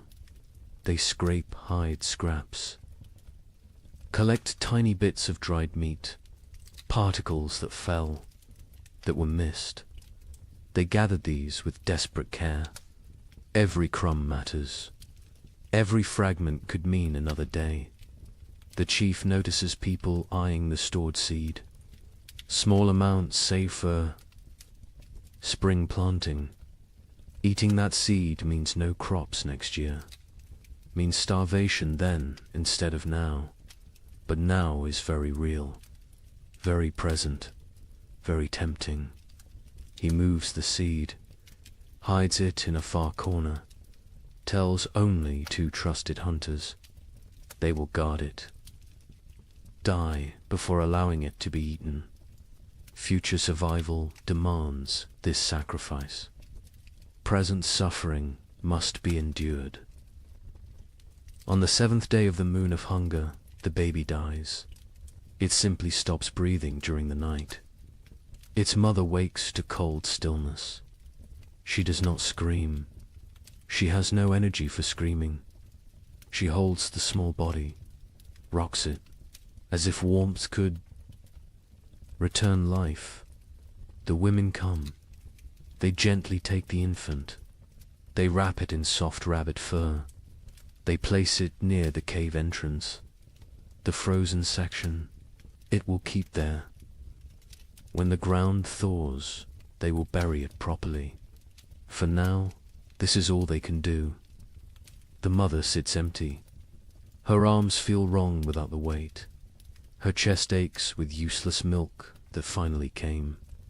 Too late, always too late. Other women sit beside her. No words exist for this loss. Presence is enough. Mira's breathing becomes labored, wet and rattling. She lies on her furs. She does not complain, does not demand attention. She simply fades. Life seeping away like water into sand. The tribe knows. They have seen this before. Young. Ones are brought to her, one by one. She touches their faces, whispers blessings, passes final wisdom. Her hand trembles with the effort, but she completes this duty, this last gift to the future. That night, Mira stops breathing, peacefully, in sleep. Her face relaxes, tension disappears. She looks younger suddenly. The years fall away.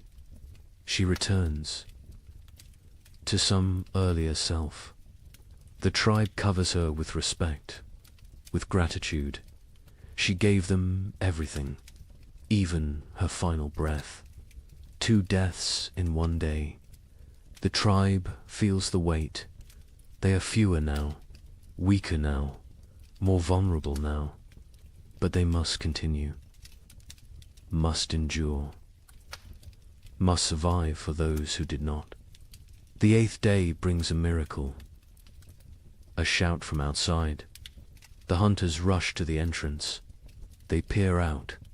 A figure approaches, limping, struggling, but alive.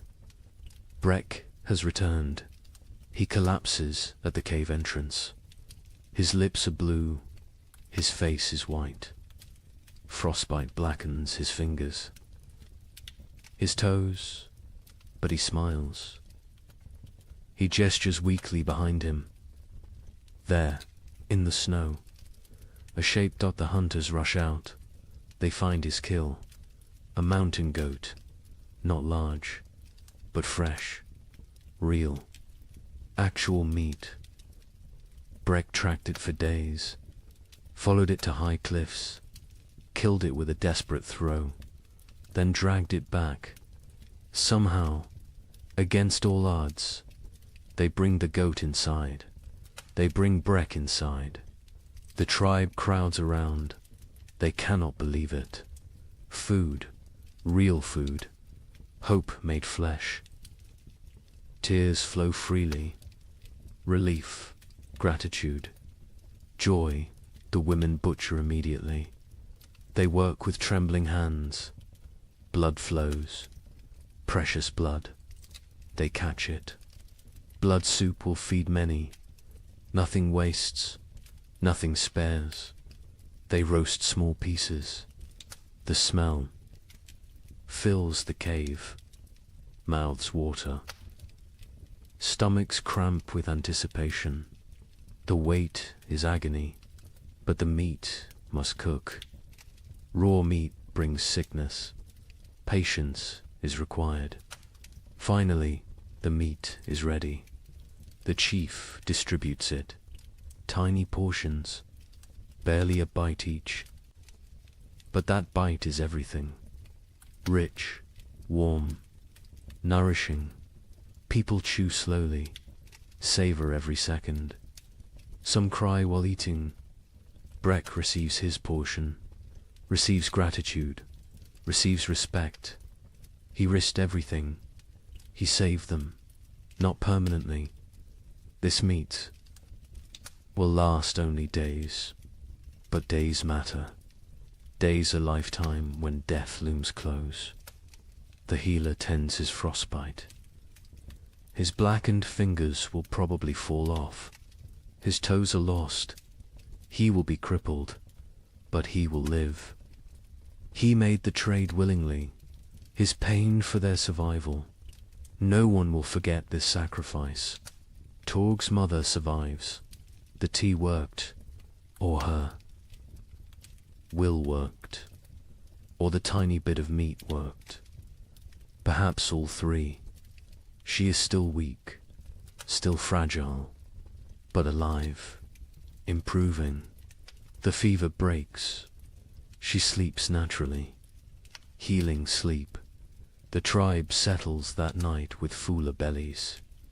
Not full, but fuller. The difference is profound. Mood lifts. Energy returns slightly. Conversation resumes. Small jokes are made. Laughter sounds strange, foreign, but welcome. The moon of hunger continues. It will continue for weeks more. They are not saved, but they are not finished. They endure. They adapt. They survive. More storms will come. More hunger will come. More death might come. But tonight, they have meat. They have hope. They have each other. The fire burns a bit brighter. Wood is still rationed. But they allow a slightly larger flame. Warmth spreads. Bodies relax marginally. Sleep will come easier tonight. Outside, the moon hangs cold and distant, indifferent to human suffering, indifferent to human triumph. It simply shines, marking time, marking the season. The moon of hunger watches all, judges none. The tribe learned to gain what they already knew. Survival requires sacrifice, requires courage, requires the few to risk for the many. Breck proved this. Mira proved this. The baby's mother proved this. They carried these lessons. They teach these lessons. They live these lessons. This is how humans persist. This is how they conquer impossible odds. Not through strength alone, but through sacrifice, through love, through unwillingness to surrender. The moon of hunger is not over, but they will face it together. They will face it standing. They will face it human. And that makes all the difference. They step onto the plain. The wind hits immediately. Ferocious, brutal. It steals breath. It pushes them backward. They lean into it. They fight for every step. Progress becomes measured in body lengths, not miles. The cold is different here. Worse, it penetrates every layer, finds every gap in clothing, numbs exposed skin within seconds. Their eyes water, the tears freeze on their cheeks. Ice crystals form on their wrappings. They walk in a tight group, close together, sharing body heat, creating a mobile shelter. the strongest on the outside, taking the worst of the wind, rotating positions regularly, sharing the burden, sharing the pain. Hours pass. Time loses meaning. There is only the next step, the next breath, the next moment of survival. Nothing beyond that, nothing behind that. Just the eternal present of suffering. Sira stumbles. She catches herself. But barely. Her legs shake. Exhaustion shows. Others are the same. Everyone reaches their limits, but limits must be exceeded, must be pushed beyond reason. Survival demands the impossible. They come to a frozen river. Ice covers it completely. Thick. Ice. Strong ice. Probably safe. Probably. But ice is treacherous. Currents flow underneath. Weak spots form. One wrong step means freezing water, means death. Crawl tests the edge. He stamps hard. The ice holds. He ventures further, still solid. He waves the others forward. They cross one at a time, spreading out, distributing weight. Every step careful, every movement calculated. Halfway across, the ice groans. A deep, ominous sound. Everyone freezes. They wait. The groaning continues, but no cracking, no breaking. They breathe again. They continue, faster now. Urgency overcoming caution. They reach the far side. Relief is brief. More walking awaits. More suffering. The plain continues endlessly. Horizon meets horizon in white emptiness. No landmarks, no reference points. Only Craw's memory guides them. Only faith in his knowledge. Afternoon brings no warmth. The sun is visible but distant, cold. Its light provides no comfort, no heat, just illumination of their misery. Of the vast emptiness surrounding them, Ren falls. He does not get up immediately. Others stop. They help him, pull him upright. His face is white, his lips blue. Hypothermia begins. They force him to walk. Movement generates heat. Stopping means dying. He walks, stumbling, barely conscious. But walking, they find a small depression, a slight dip in the endless plain. It blocks some wind, not much, but some, enough. They stop briefly. They need rest, need water, need to check their bodies. They huddle together. They share warmth. They drink from water skins. The water is partially frozen. They break ice with their teeth. The cold liquid burns going down. But hydration matters. Dehydration kills in cold. Silently, quickly, Sura checks everyone's extremities.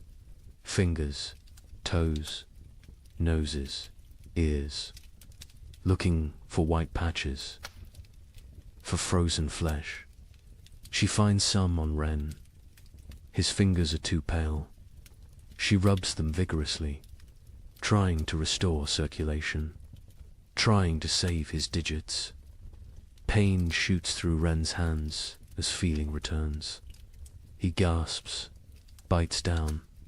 The pain is good. Pain means life, means the tissue still functions. He flexes his fingers. They move, stiff but mobile. He survives this test. They rest for half an hour, no longer. Their bodies cool quickly without movement. Already the cold seeps deeper. They must continue. Must reach the valley before nightfall. Darkness on the plain means death. Certain death. The afternoon trek is harder. Fatigue accumulates. Muscles refuse commands. Minds grow foggy. This is dangerous. Clear thinking preserves life. Confusion kills. They focus on simple goals. Next 100 steps. Then next 100. Then next, they see shapes ahead. Dark forms against white. Rocks. Trees. Hope. Surges, but distance deceives. The shapes are far. So far. What looked like minutes away takes hours to reach. The plain plays tricks, tests sanity. Finally, they arrive. Not trees, just large boulders. But boulders provide shelter. Wind breaks around them, creates calm pockets. They can rest here. They can survive the night here. Relief is overwhelming. They collapse against the rocks. Their bodies give out. They have nothing left. They walked for 14 hours, maybe 15, through impossible conditions. They should be proud, but they are too tired for pride, too exhausted for emotion. They must make fire, must create warmth, but they have no wood. The plain offers nothing, just snow and rock and ice. Craw searches desperately. He finds dried grass, small amounts poking through snow. He gathers every strand, every piece. They pile the grass. They work their firestones, striking, sparking, again and again. Their frozen fingers fumble, drop the stones, retrieve them, try again. Finally, a spark catches. Tiny flame, fragile, growing dot, they feed it carefully. Grass burns fast, too fast. The flame provides momentary warmth, psychological comfort more than physical heat, but it helps. It reminds them they are human. They can create. They can fight nature. The fire dies within minutes. No fuel remains. Darkness settles completely. Cold intensifies. Night on the plain is brutal beyond measure. They huddle together, all 10 bodies pressed close, creating a human ball. Preserving core warmth, sleep comes in fragments, minutes at a time. Someone must stay awake, must watch, must ensure everyone breathes, must prevent the final sleep that never wakes. They rotate this duty, share this burden. The night lasts forever. Time becomes meaningless.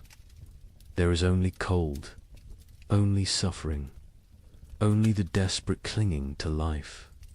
Some pray to spirits, some think of family, some think nothing. Just exist, just breathe, just survive. Dawn arrives, grey and grudging. They survived. All 10, frozen, hurting, but alive. They check each other. Frostbite has spread. Fingers are white. Faces are damaged. But they can walk. They can continue. They eat tiny portions of dried meat. The food is frozen solid. They soften it in their mouths. It provides minimal energy, but enough. Enough for another day. Enough for more walking. The valley must be close. Croft feels it. He cannot explain how, but he knows. A few more hours, maybe half a day, they can make it. They must make it. They walk again, Bodhi's screaming protest. Every joint aches, every muscle tears. They walk anyway. They walk because stopping is death, because the tribe needs them, because they are human and humans endure. The terrain begins to change, subtle at first, a slight slope, a gentle descent, then more pronounced. Hills appear, the valley approaches, energy returns, hope fuels them. They increase pace. By midday, they see it. The valley spreads below, protected, sheltered. Trees grow there, dense forest. The sight is beautiful, salvation made visible. They almost run, almost forget their exhaustion. They enter the valley, wind stops, silence surrounds them. The temperature feels warmer immediately, still cold, still winter, but survivable, bearable. They made it. Against impossible odds, against nature's fury, they made it. Now they must find food, must justify the journey, must save the tribe. The trek was only half the battle. The real test begins now. The valley delivers on its promise. The hunters find game within hours, deer sheltering in thick forest. A small herd, 5 animals, healthy and fat. They have survived winter well, protected by the valley's embrace. The hunt is successful. 2 deer fall, 2 coordinated spears. The hunters work efficiently. They butcher, they preserve, they prepare for the return journey. Success tastes sweet, sweeter than the meat itself. They saved the tribe. They accomplished the impossible. The journey back takes 4 days. They carry heavy loads, meat wrapped in hide, dragging it through snow. The weight slows them, but spirits are high, high enough to overcome exhaustion, high enough to push through pain. The tribe spots them from a distance, 10 figures approaching, all walking, all alive, and carrying something, carrying hope. The cave erupts in celebration, crying, shouting. Relief pours out. They feast that night, controlled feasting, rationed celebration, but feast nonetheless. Meat fills bellies, strength returns to limbs, color returns to faces. The tribe steps back from death's edge, not far, but enough days pass into weeks. The meat lasts longer than expected. Careful rationing, careful preservation. The tribe survives, continues, endures. Then something changes, subtle at first, easy to miss, but Craw notices. He always notices. The air feels different, less sharp, less cutting. The quality of cold has shifted.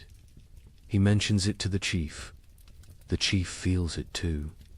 Something is coming, something changing. They watch, they wait, they observe. The days grow longer, minutes at a time, barely noticeable, but cumulative. Dawn arrives earlier. Dusk comes later. Light increases. Darkness retreats. The balance shifts. The sun rises higher in the sky. Its arc changes. It climbs further before descending. Its light hits at different angles, penetrates deeper into the cave. These are signs. Ancient signs, remembered signs. One morning, water drips. A single drop from the cave roof, then another. Ice is melting, slightly, temporarily, but melting. This has not happened in months, not since autumn. The tribe gathers to watch, to witness this miracle. Liquid water, life returning. The dripping stops when temperatures drop again. But the message was sent. Winter weakens. Its grip loosens. Imperceptibly, gradually, but definitely. Birds return. Not many, just a few scouts. Ravens first. Always ravens. They circle overhead. They call to each other. Their voices break the silence of months. The sound is jarring, almost forgotten, but welcome. So welcome. The snow begins to change. Its texture alters. Morning crust forms. The surface freezes hard overnight. Supports weight. Walking becomes easier. No more sinking to the thighs. Progress quickens. Movement improves, but afternoons bring different snow. Soft, wet, heavy. The snow absorbs sunlight, converts it to water. Slowly, drop by drop, the snow level decreases. Patches of ground appear, brown and dead, but ground, actual earth. The hunters venture out more frequently. They find tracks, fresh tracks. Animals emerge from dens, from hibernation, from wherever they sheltered. Life stirs again, cautiously, tentatively, but undeniably. A child sees something green, a tiny shoot, pushing through melting snow. Green, the color is shocking. Alien after months of white and brown and grey. The child calls others. They gather around this small miracle, this proof of continuation, this promise. The tribe's energy shifts. Desperation eases. Not gone, but reduced. They can see the end now. Not tomorrow, not next week. But eventually, spring will come. They will survive. They endured the worst. They can endure the rest. Mira's death is honored properly now. The ground softens enough to dig. Not deep, but enough. They bury her with ceremony, with gratitude, with love. They mark her place with stones. She will rest among her people, among the land she knew. The baby is buried beside her, grandmother and infant. Together, the mother stands silent. She has no tears left, but she has survived. She will continue. She will have other children. This is not comfort, but it is truth. It is the way. The tribe expands their range. They explore further from the cave, finding what winter destroyed, what winter spared. They assess damage, plan repairs, think ahead. Survival mode shifts to recovery mode. They find a frozen stream beginning to flow. Ice breaks apart. Water moves underneath. Clear, cold, but flowing. They drink fresh water, not melted snow, not stale. Fresh, the taste is incredible. Pure, clean, alive. Fish will return soon. With flowing water comes fish. The tribe prepares nets, repairs traps, sharpened spears. The river will provide. It always has. It will again. The wind changes direction, no longer from the north, now from the south. Warmer air pushes in, not warm, but warmer. Relative warmth, comparative warmth, enough to matter. Ice on the cave walls melts. Water runs down stone faces. The cave becomes damp, almost humid. This creates new problems. Mold threatens. Furs must be dried, arid, maintained. But these are problems of living, not problems of dying. The tribe welcomes them. Sero spots deer tracks. Many tracks. A large herd pass nearby, moving north, following some ancient instinct. Following the thaw, the hunters follow. They track for miles. They find the herd. The hunt succeeds again. 3 deer this time. The tribe has surplus. Actual. Surplus. They smoke meat. They preserve it. But they also eat fully. They allow themselves satisfaction. Bellies fill completely. Children laugh. The sound is strange, foreign, forgotten, but it returns. Slowly it returns. Young ones play outside again, running, shouting, burning energy stored through winter. Parents watch with emotion. These children survived. Against odds, against nature, they live. They thrive. They play.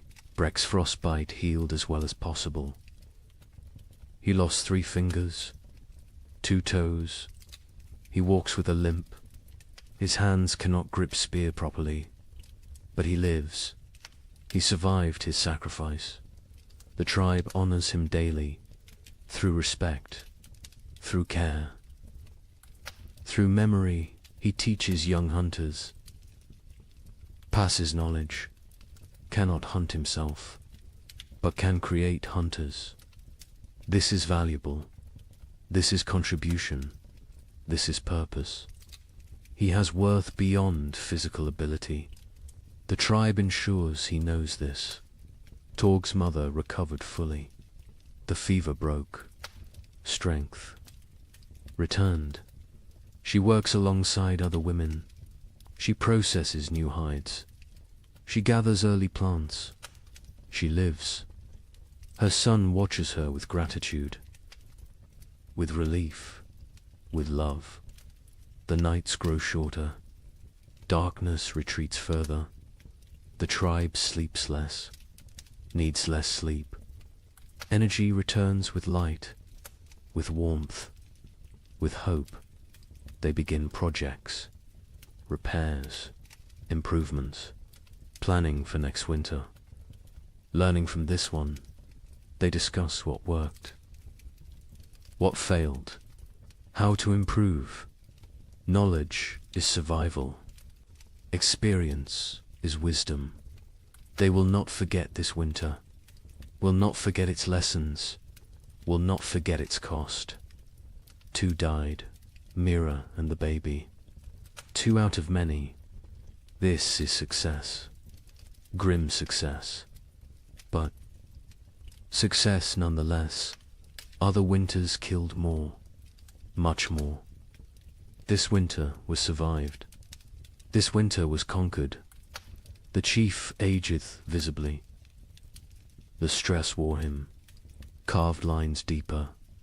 Grayed his hair further. But he stands straight. He led well. He made hard choices. He saved the tribe. Leadership exacted its price. He paid willingly. Cross joins ache more.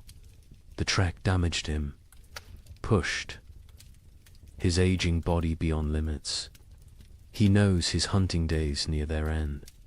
Soon he will teach only, lead only. hunt vicariously through younger men. This is natural. This is right. This is the cycle, but not yet. This spring he will hunt. This summer he will provide. He has a few good seasons left. He will use them fully, will extract every last contribution. This is his way. This has always been his way. The tribe ventures to high ground. They look north, the direction of the killing cold, the direction of death. Snow still covers distant mountains. Ice still gleams on peaks. Winter remains there, will remain for months. But here, in the valley, in their home, spring approaches, green spreads, slowly, gradually, but visibly. Grass emerges, leaves bud, flowers prepare to bloom. Color returns to the world. The monochrome existence ends. Life reasserts itself. Birds return in waves, small ones first, then larger. They sing, they call, they mate, they build nests. They choose to live here, choose to raise young here. The tribe takes this as blessing, as approval, as sin. Children collect eggs, carefully, leaving some, taking some. The birds can spare them. The birds will lay more. This is balance. This is sustainable. This is how it works. A bear emerges, thin, hungry, dangerous. It approaches the cave. The hunters drive it away. They cannot kill it. Too dangerous, too large. But they make their presence known, establish dominance, protect their territory. The bear leaves, seeks easier prey. The tribe remains vigilant. More bears will come, more predators. Spring brings life, but also competition, also danger, different danger than winter, but real. They prepare defenses, reinforce barriers, sharpen weapons. Spring is not safety. Spring is different challenge. Different tests, but they survived winter. They can handle spring. The elderly who remained in the cave through the trek are recovering. They endured. They kept fire burning. They maintained hope. They held the center. Their contribution was essential, unrecognized during the crisis, acknowledged now. The tribe holds council. All adults attend. They discuss summer plans. Where to hunt, where to gather, what to store, how to prepare for next winter. Always next winter. Winter always comes again. But between now and then, between this moment and that future threat, there is spring. There is summer. There is abundance. There is life. They will live fully, live completely, live gratefully. The thaw continues, accelerates, snow vanishes, rivers swell, the land transforms. The frozen death world becomes living green world. The change is profound, almost unbelievably, but real. Witnessed, experienced. The tribe survived. All but two. They endured when winter meant death. They outlasted the brutal cold. They conquered the primitive darkness. They proved again what humans are, what humans do, what humans will always do. They survive. They adapt. They continue. Spring has begun. The tribe gathers in evening light, not inside the cave, outside, under open sky. This gathering is ritual, sacred. It happens after every winter, after every survival. The time has come to speak, to remember, to learn. The chief sits at the center. Elders form a circle around him, hunters behind them, women next, children at the outer ring. Everyone has place, everyone has voice. This is how knowledge passes. This is how wisdom survives. The fire burns.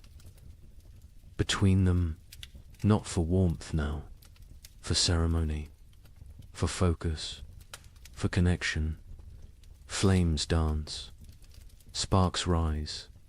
The tribe watches, reflects, prepares to speak their truths. The chief begins.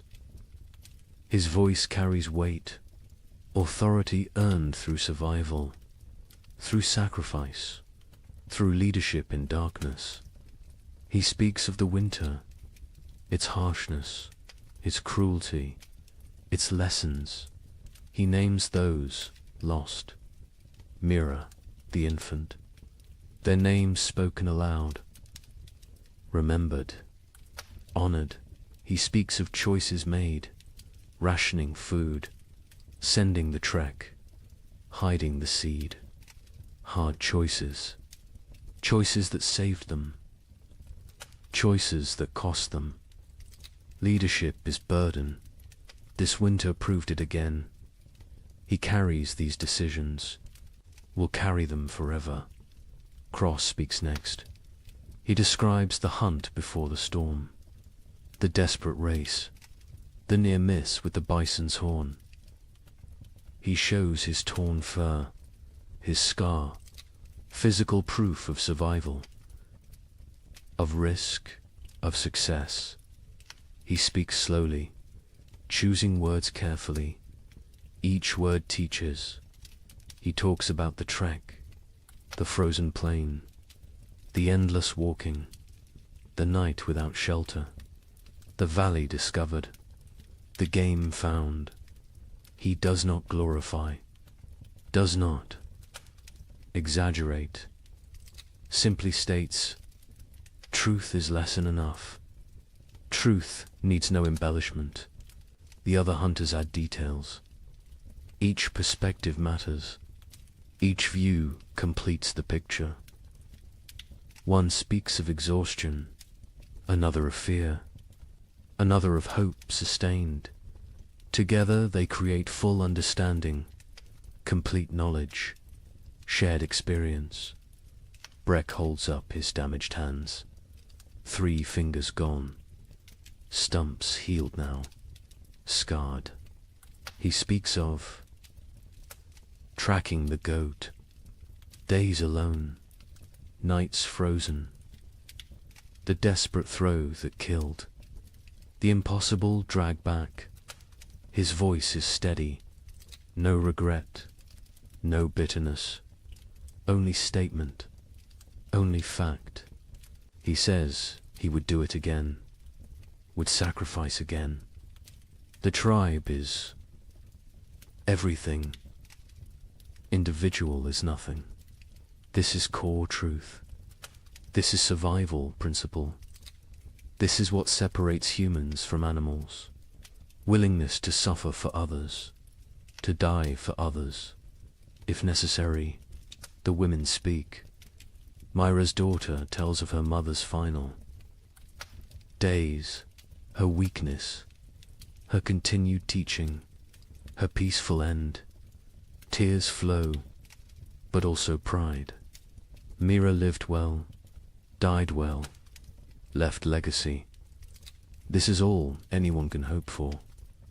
The baby's mother speaks, briefly. Her voice breaks. She cannot say much, but she says enough. Her child lived weeks, new warmth, new love, new mother's touch, short life, but life nonetheless. She will honor it, will remember it, will carry it forward. Other women discuss food preservation, what worked, what spoiled, leather eating, bone boiling, every technique examined, every method evaluated. They share improvements, better ways, smarter approaches. Next winter, they will do better. This is the point. Always improve. Always learn. Ciro speaks of navigation, of reading snow, of finding signs, of keeping group together. She describes the river crossing, the groaning ice, the careful steps. She explains her fears, her doubts, but also her determination. Leadership is not certainty, is not confidence, is commitment despite uncertainty. The young ones ask questions. How did you stay warm? How did you stay brave? How did you keep going? The answers vary. Honesty prevails. Sometimes we did not stay warm. Sometimes we were not brave. Sometimes we kept going because stopping meant death. Simple answers, true answers. Torg speaks for the first time in gathering. His voice cracks. He is becoming man, growing, changing. He talks about the wood gathering, the blistered hands, the aching back, the satisfaction of contribution. He learned his value, his worth, his place in the tribe. This winter made him adult. His mother adds her story. The fever, the weakness, the tea that saved her. She thanks the healer publicly, gratitude expressed, debt acknowledged. The healer nods, accepts thanks, but says she only did what she knew, what others taught her, what Myra taught her years ago. Knowledge circles, returns, perpetuates. The healer discusses her herbs, what she used, what she saved, what she needs to gather. She lists plants, describes locations, teaches identification. Several women listen intently. They want to learn, want to help, want to preserve this knowledge. The healer accepts students, welcomes them. Knowledge must spread, cannot die with one person. Talk turns to preparations. What they should have done, what they will do next time.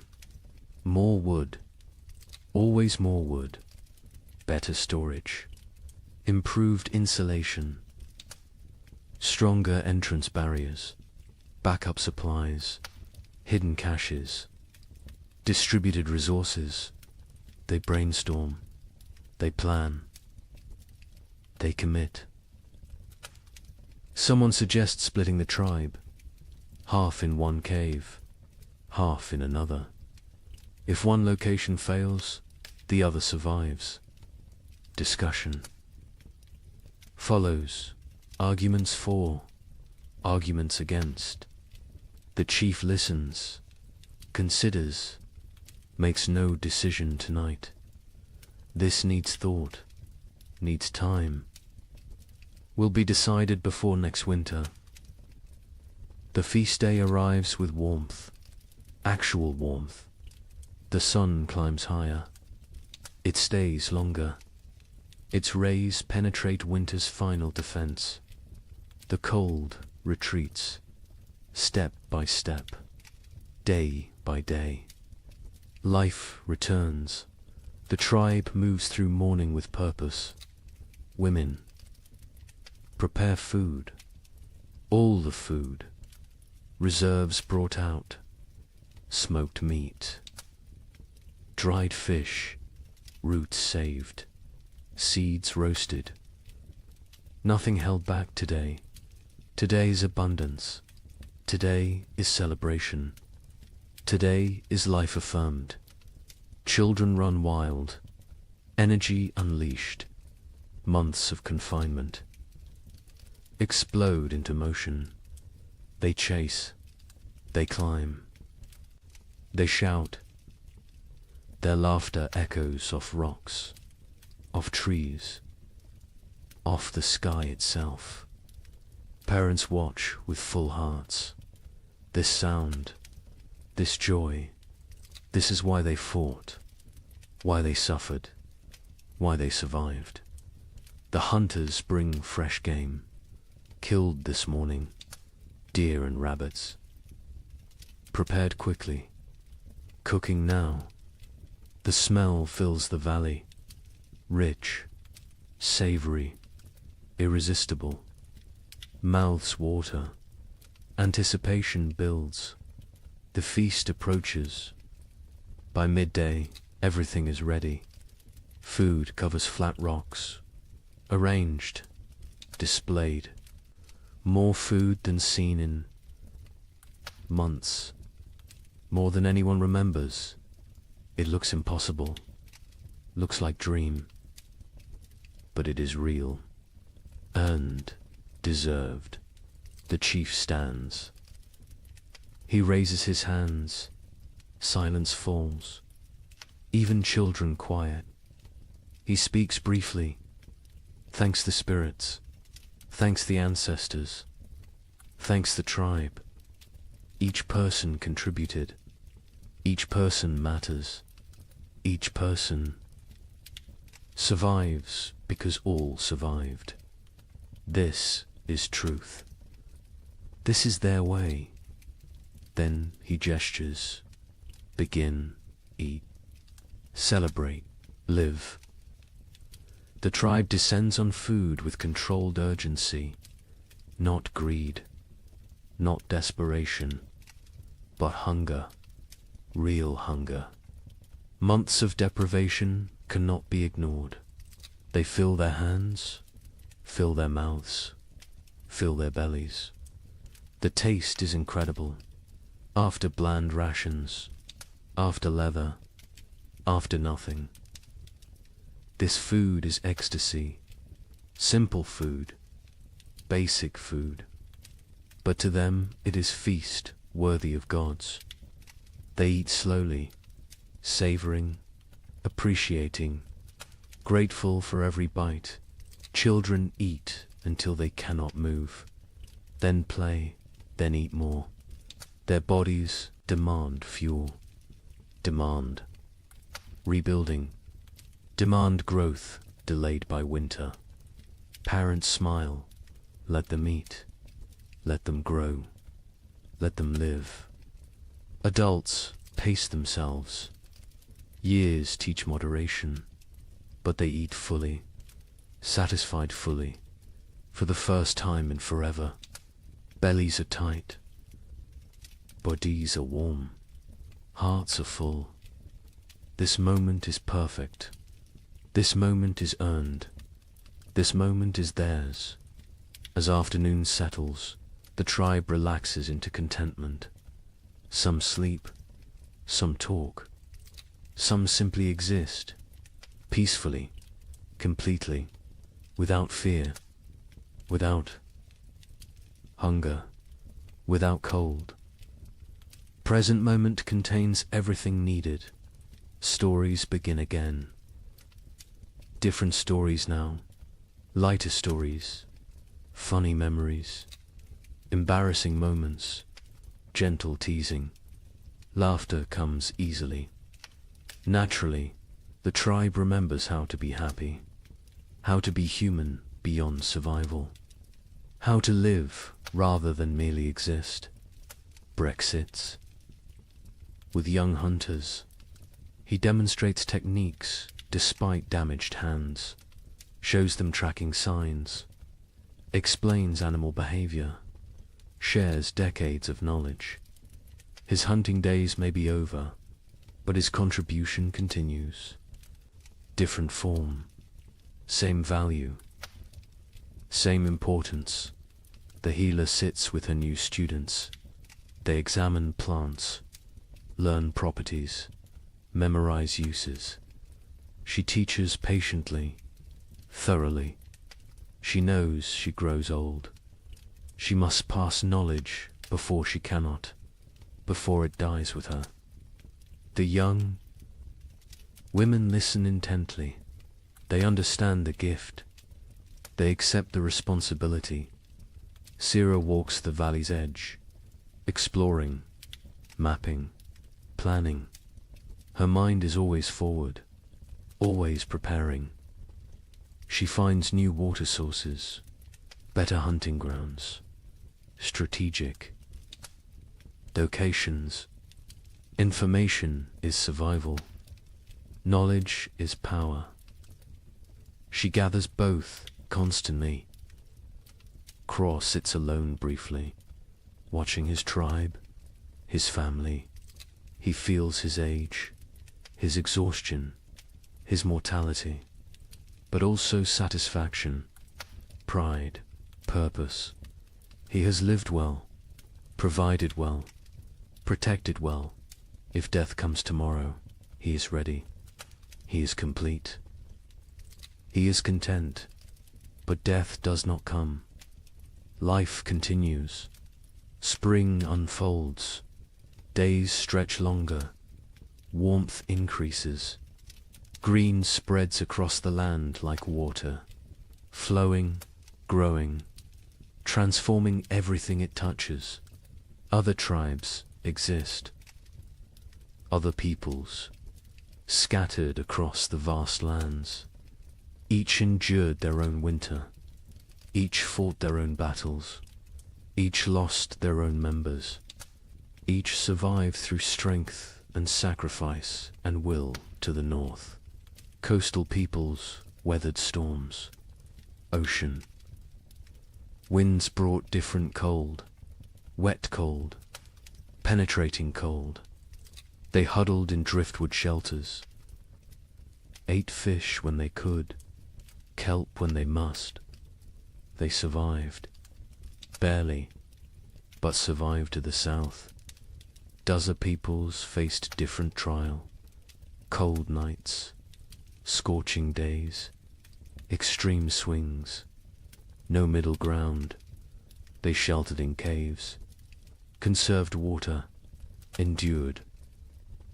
They know survival has many faces. Cold is only one. Each environment tests differently. Each demands different strengths. Mountain peoples lived with the snow, always. Surrounded, buried, isolated. They knew winter intimately, understood its moods, its dangers, its rare gifts. They moved with the seasons, migrated, adapted, survived through flexibility, through knowledge, through respect for nature's power. Plains peoples tracked the herds, followed them south, followed them to survival. They lived nomadic, always moving, always hunting, always one step ahead of starvation. Their winter was journey, was constant motion, was different struggle, same stakes. All these peoples, all these tribes, all these humans, connected by nothing except species, except determination, except refusal to surrender. They do not know each other, will never meet, will never share stories, but they share experience, share struggle, share humanity. Winter tested all. Cold respected none. It killed without preference, without mercy, without meaning. It simply was nature being nature, indifferent, eternal, unstoppable. But humans stopped it anyway. Not the winter itself, but its victory, its completeness, its total dominion. Humans survived through intelligence, through cooperation, through sheer stubborn will, They survive because they are human, because that is what humans do. The sun sets slowly, painting the sky orange, pink, purple, gold, colors absent all winter, colors forgotten, colors that seem unreal. The tribe watches silent, appreciative. Beauty matters, even to primitive peoples, especially to them. Beauty is life beyond survival. Beauty is hope made visible. The fire is lit, not necessity now. Tradition, comfort, connection. They gather around it. Not for warmth, for ritual, for togetherness, for continuation.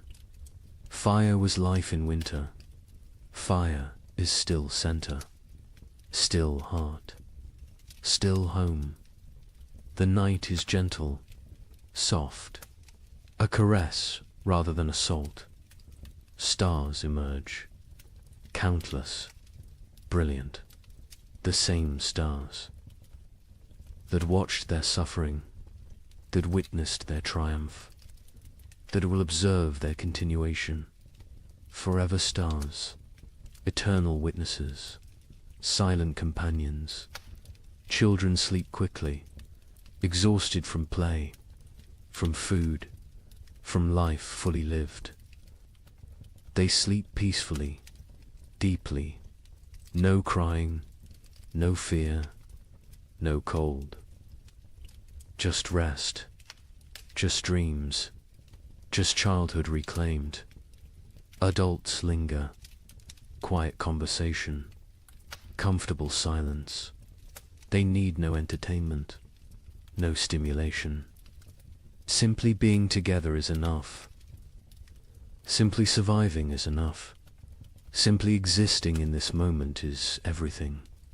One by one they drift to sleep, bodies relaxed, minds peaceful. The tribe sleeps well, under stars, under sky, under the protection of their own strength, their own unity, their own humanity. The night deepens, the fire burns low, embers glow, red, orange, fading. The valley is silent, peaceful, safe. Life sleeps, life rests. Life prepares for tomorrow, somewhere. In the darkness, a wolf howls, distant, lonely, calling to pack, calling to family, calling for connection. The sound carries, echoes, fades. The tribe does not wake, does not fear. Wolves are neighbors, not enemies. All creatures struggle. All creatures survive. All creatures seek pack, seek family, seek belonging. The echo continues. Not just wolf, but all sounds, all voices, all stories. They echo through time, through generations, through eternity. This tribe will fade. These people will die, but their echo continues, their legacy persists, their survival matters, because they are not the end, they are the beginning, the foundation, the root. From them come others, many others, countless others. Every human alive carries their echo, their determination, their refusal to quit. These primitive peoples, these ancient survivors, these frozen warriors, they are ancestors to everyone, to all of humanity. Their winter is our winter. Their struggle is our struggle. Their survival is why we exist. The night holds all of this, all of history, all of future, all of possibility. It holds the sleeping tribe, the dying fire, the silent stars. It holds everything that was, everything that is, everything that will be. And in the morning, they will wake, they will continue, they will live another day, then another, until winter comes again. And they will face it, and they will endure, because that is what they do, what they have always done, what they will always do. They are human. They survive. The night knows this. The stars know this. The earth knows this. And now you know this. To rest now. Sleep now. Dream of warm fires. Of full bellies. Of tribes that endure. Of humans who refuse to quit. Of ancestors who gave us everything, including survival itself. The echoes continue, forever, always, in the night.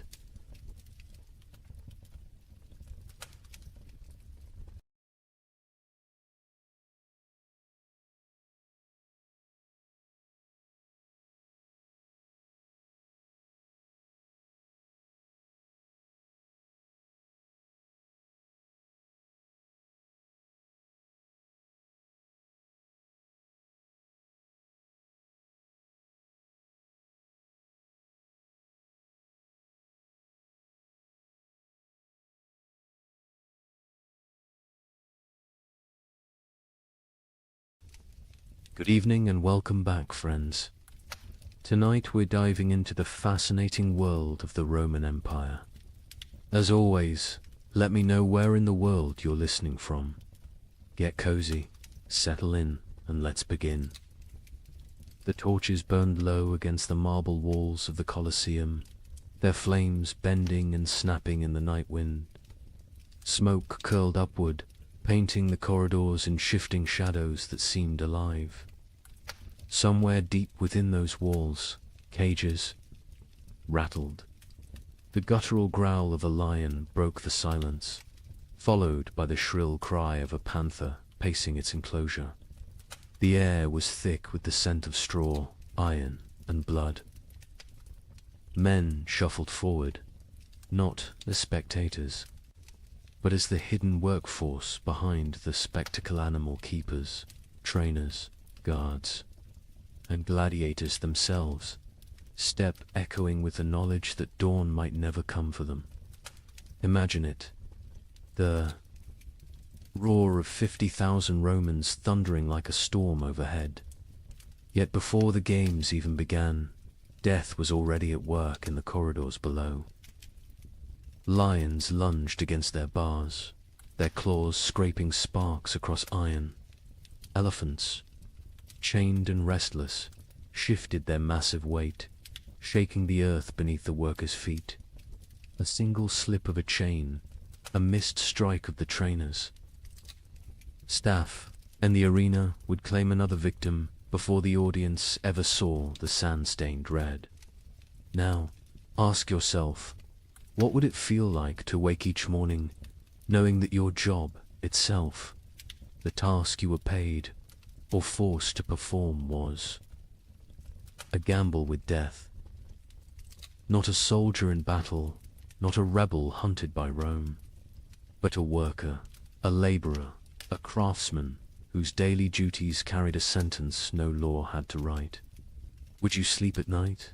Or would your dreams be haunted by the growls from the cages, the weight of the stones above your head, or the smell of lead dust clinging to your breath? History books love to tell us about emperors, senators, and generals. They speak of triumphs, victories, and architectural marvels, but rarely do they dwell on the hands that bled to build those monuments, or the men and women whose very survival depended on risking their lives in silence. The invisible workforce of Rome lived not in marble villas, but in shadows, where the price of error was not a demotion or dismissal, but death itself. And here lies the heart of the story.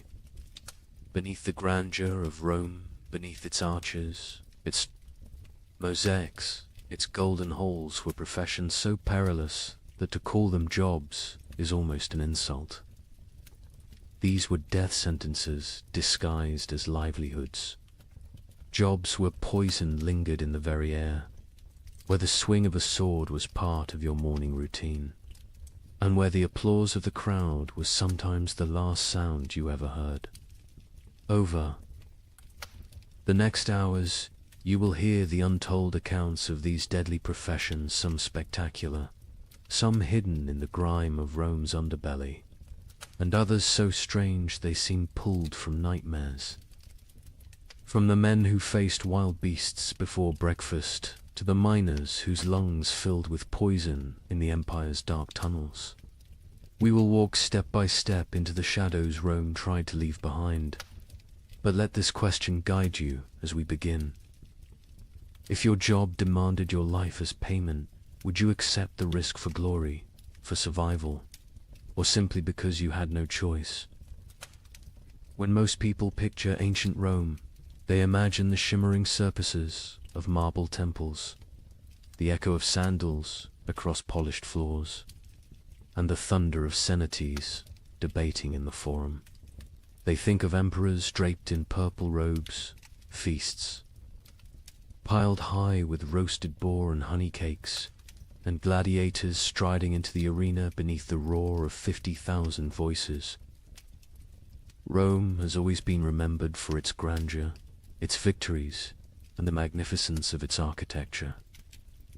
But what history books often gloss over is that the empire wasn't built on marble, it was built on blood, sweat, and the fragile bodies of millions of workers whose daily lives were defined by danger. Rome was not just emperors and generals. Behind every golden banquet, behind every aqueduct arching across the countryside, behind every amphitheater filled with spectacle, there were invisible laborers who risked everything to keep the empire alive. For every senator reclining in luxury, there were hundreds of slaves and freedmen hauling water, shaping stone, smelting iron, cleaning streets, or fighting beasts. Their names were rarely recorded. Their stories were rarely told. Yet without them, Rome's glittering facade would have crumbled into dust. Imagine the contrast. On one side, wealthy Romans lounged on couches, sipping wine sweetened with lead. Syrup, their servants, fanning them with peacock feathers while musicians played. On the other side, just beyond the villa walls, workers baked under the Mediterranean sun on dangerous scaffolds, hauling blocks of stone that could crush them in an instant. Inside, the laughter of banquets rang against walls lined with mosaics. Outside, miners descended into narrow shafts where air was poised with dust and metal fumes. Knowing they might not resurface alive, luxury was visible, risk was hidden. Rome was a stage, and the spotlight shone only on the powerful, while those who risked everything remained in shadow. Work in ancient Rome was more than a duty, was a matter of survival. For the enslaved, there was no choice at all. They labored until their bodies broke. For the poor free citizens, dangerous work was often the only chance to feed a family. And even for skilled craftsmen, fortune was fragile. One accident at a glass furnace, one slip of a chisel, and a lifetime of expertise meant nothing against the indifference of death. Unlike today, there were no safety harnesses, no unions, no laws protecting the vulnerable. Rome had no patience for weakness. If a worker fell, another was always waiting to take his place. This is the untold foundation of Rome's greatness. The empire stretched across continents, commanded legions, and shaped the destiny of the Western world. But it was held together not just by marble and laws, It was held together by expendable lives. The amphitheaters that dazzled crowds were built by hands calloused from stone and bloodied by accidents. The shimmering purple robes of emperors were dyed by workers suffocating in vats of poisonous mollusk brine. The wine that filled silver goblets was poured by servants who would never share in the feast. Now pause and ask yourself, would you trade your office, your workshop, your school, or your daily commute for the mines of Hispania, where men choked on poisonous dust in darkness for the promise of silver Rome craved? Would you exchange your cubicle or construction site for the sands of the Colosseum, where gladiators bled to entertain a restless mob? Could you imagine waking each morning knowing your work itself might kill you, not because of war, not because of rebellion, but because your role in society was considered disposable? That is the contrast that makes Rome so haunting. Its glory. It was dazzling, but it was built on invisible suffering. Every aqueduct meant water for cities, but also corpses crushed in its construction. Every road meant trade and travel, but also slaves dying in the ditches. Every banquet meant celebration, but also bakers coughing from flour dust, servants poisoned by fumes, and children forced into brutal apprenticeships. Rome was not just a civilization of luxury, it was a civilization of calculated risk, where millions lived knowing their value extended only as far as their usefulness to the empire. As we step deeper into these stories, keep this in mind. The history of ancient Rome is not just about triumphs and monuments. It is about the unseen workers who carried the weight of empire on their shoulders, often until those shoulders broke. Tonight, we will walk in their footsteps. We will stand in the mines, in the furnaces, in the arenas, and in the shadows of temples to uncover the professions so perilous they could rightfully be called the deadliest jobs of the ancient world. So, settle in. The story you are about to hear is not one of emperors' speeches or military campaigns. It is the story of ordinary men and women whose names we will never know, but whose risks carved Rome into the world's memory. And as we journey through these forgotten professions, I'll ask you again to reflect. How safe is your work compared to theirs? And more importantly, would you have survived in their place? Beneath the Colosseum, night was never silent. Torches sputtered against damp stone walls, smoke trailing upward into the labyrinth of corridors. From the shadows came the sound that froze even hardened gladiators in their tracks, the rattling of iron bars, the scrape of claws against cage doors, the guttural growl of beasts that did not belong to Rome but had been dragged here from the farthest corners of the empire. Leopards shipped from the rocky coasts of North Africa, half-starved, to make them hungrier. Tigers, stolen from distant India, pacing in restless fury. Bears hauled from the frozen forests of Germania. Even elephants, towering and furious after months of brutal marshes, swayed on their chains, slamming tusks into wooden barriers that cracked under the strain.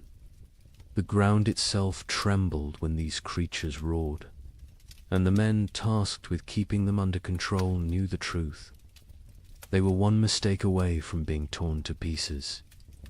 These men were the Venator shadows, the animal trainers. History rarely records their names, but their presence haunted every spectacle. Before the crowd even took their seats, before a single gladiator raised a sword, these workers had already stared death in the eye. Their jobs were simple in description, yet terrifying in practice. Feed the beasts, transport them, prepare them for combat, and release them into the arena at just the right moment. But simplicity on paper did not translate to safety in reality. Feeding a lion wasn't a matter of tossing meat over a wall. Trainers stepped into cages, armed with nothing but a staff, a whip, and their nerve. One slip of the boot on blood-slick straw, one moment of hesitation while securing a gate, and the outcome was certain. The animal lunged, claws raked, jaws snapped shut, and no one risked entering the cage to drag the trainer's body back. The suspense of those moments was unbearable. Imagine holding a slab of raw meat in your hand, the smell driving the lion to frenzy, its amber eyes locked onto yours as though you yourself were the meal. Imagine the tremor of the bars as the beast hurled itself against them, the iron shrieking like thunder in the confined corridors. Every feeding was a gamble. Every day survived was a small victory. The Empire did nothing to soften the danger. In fact, it often heightened it. Trainers were ordered to starve animals before games, ensuring they would be more violent, more dramatic for the crowd. They baited the beasts with wooden dummies soaked in blood, conditioning them to attack on sight. They lit torches in the faces of elephants to keep them agitated, lashing their trunks until the massive creatures charged blindly into the sand. To the Romans above, these were thrilling displays of power. To the men below, they were acts of survival. The fallout of this profession was as bloody as the games themselves. There are accounts of trainers being dragged into cages, shredded within seconds by the very animals they sought to control. Some were mauled in the holding chambers before the beasts ever saw the light of the arena. Ships carrying exotic predators sometimes became floating prisons of chaos, with handlers torn apart mid-voyage. And when things went wrong during the games, it was often the trainers who were sacrificed first, thrown into the sand alongside the beasts to buy time while soldiers rallied. Picture this. The gates rise, and a tiger bursts into the sunlight, its muscles coiled with hunger. The crowd roars with excitement, but backstage, panic has already erupted. A handler failed to secure the second chain. The tiger lashes back toward the holding corridor, tearing into the men behind the scenes. For the audience, the spectacle remains seamless. They see only the drama in the arena. But behind the curtain, death is quiet, fast, and unacknowledged. Ask yourself, would you take that job? Would you trade your office, your tools, or your classroom for a torch and a whip, walking daily into the jaws of lions? These trainers did not choose their fate freely. Many were enslaved, others condemned prisoners. Some were criminals whose punishment was not execution but servitude in the cages. Yet a handful were free men spatialists who took on the role for pay, prestige, or the faint hope of avoiding poverty. Their skill with animals might buy them survival, but it also chained them to constant peril. And here lies the chilling truth. Rome didn't care if they lived or died. The empire had endless replacements, slaves, captives, debtors. If a trainer was mauled, his death wasn't a tragedy, it was a footnote. The games continued, the crowd cheered, and the emperor smiled. The expendable lives of these men fueled the endless appetite of spectacle. So the next time you picture the Colosseum filled with roaring beasts and clashing swords, remember the hidden figures in the shadows, the ones who coaxed half-starved. Predators from their cages, who held their breath each time an iron gate groaned open. Who knew that at any moment the sand might drink their blood instead of the gladiators. Their work was not honored. Their names were not recorded. Yet without them, Rome's greatest spectacles would never have existed. They lived every day, with death brushing at their heels, and more often than not, death caught up. And as terrible as this sounds, these animal trainers were only the first link in the Colosseum's deadly chain of professions. Others stood in workshops, hammering weapons that decided life or death. Others knelt in the sand, stitching wounds under the gaze of the emperor himself. If the cages were a place of constant suspense, the armories and infirmaries were no less haunted. And it is to those shadows that we turn next. Step away from the roaring cages of the beasts and follow the sound of hammer against iron. Deep within the Colosseum's hidden chambers lay another world entirely, one that smelled not of blood and straw, but of smoke, oil, and molten metal. This was the domain of the weapons masters, the unseen craftsmen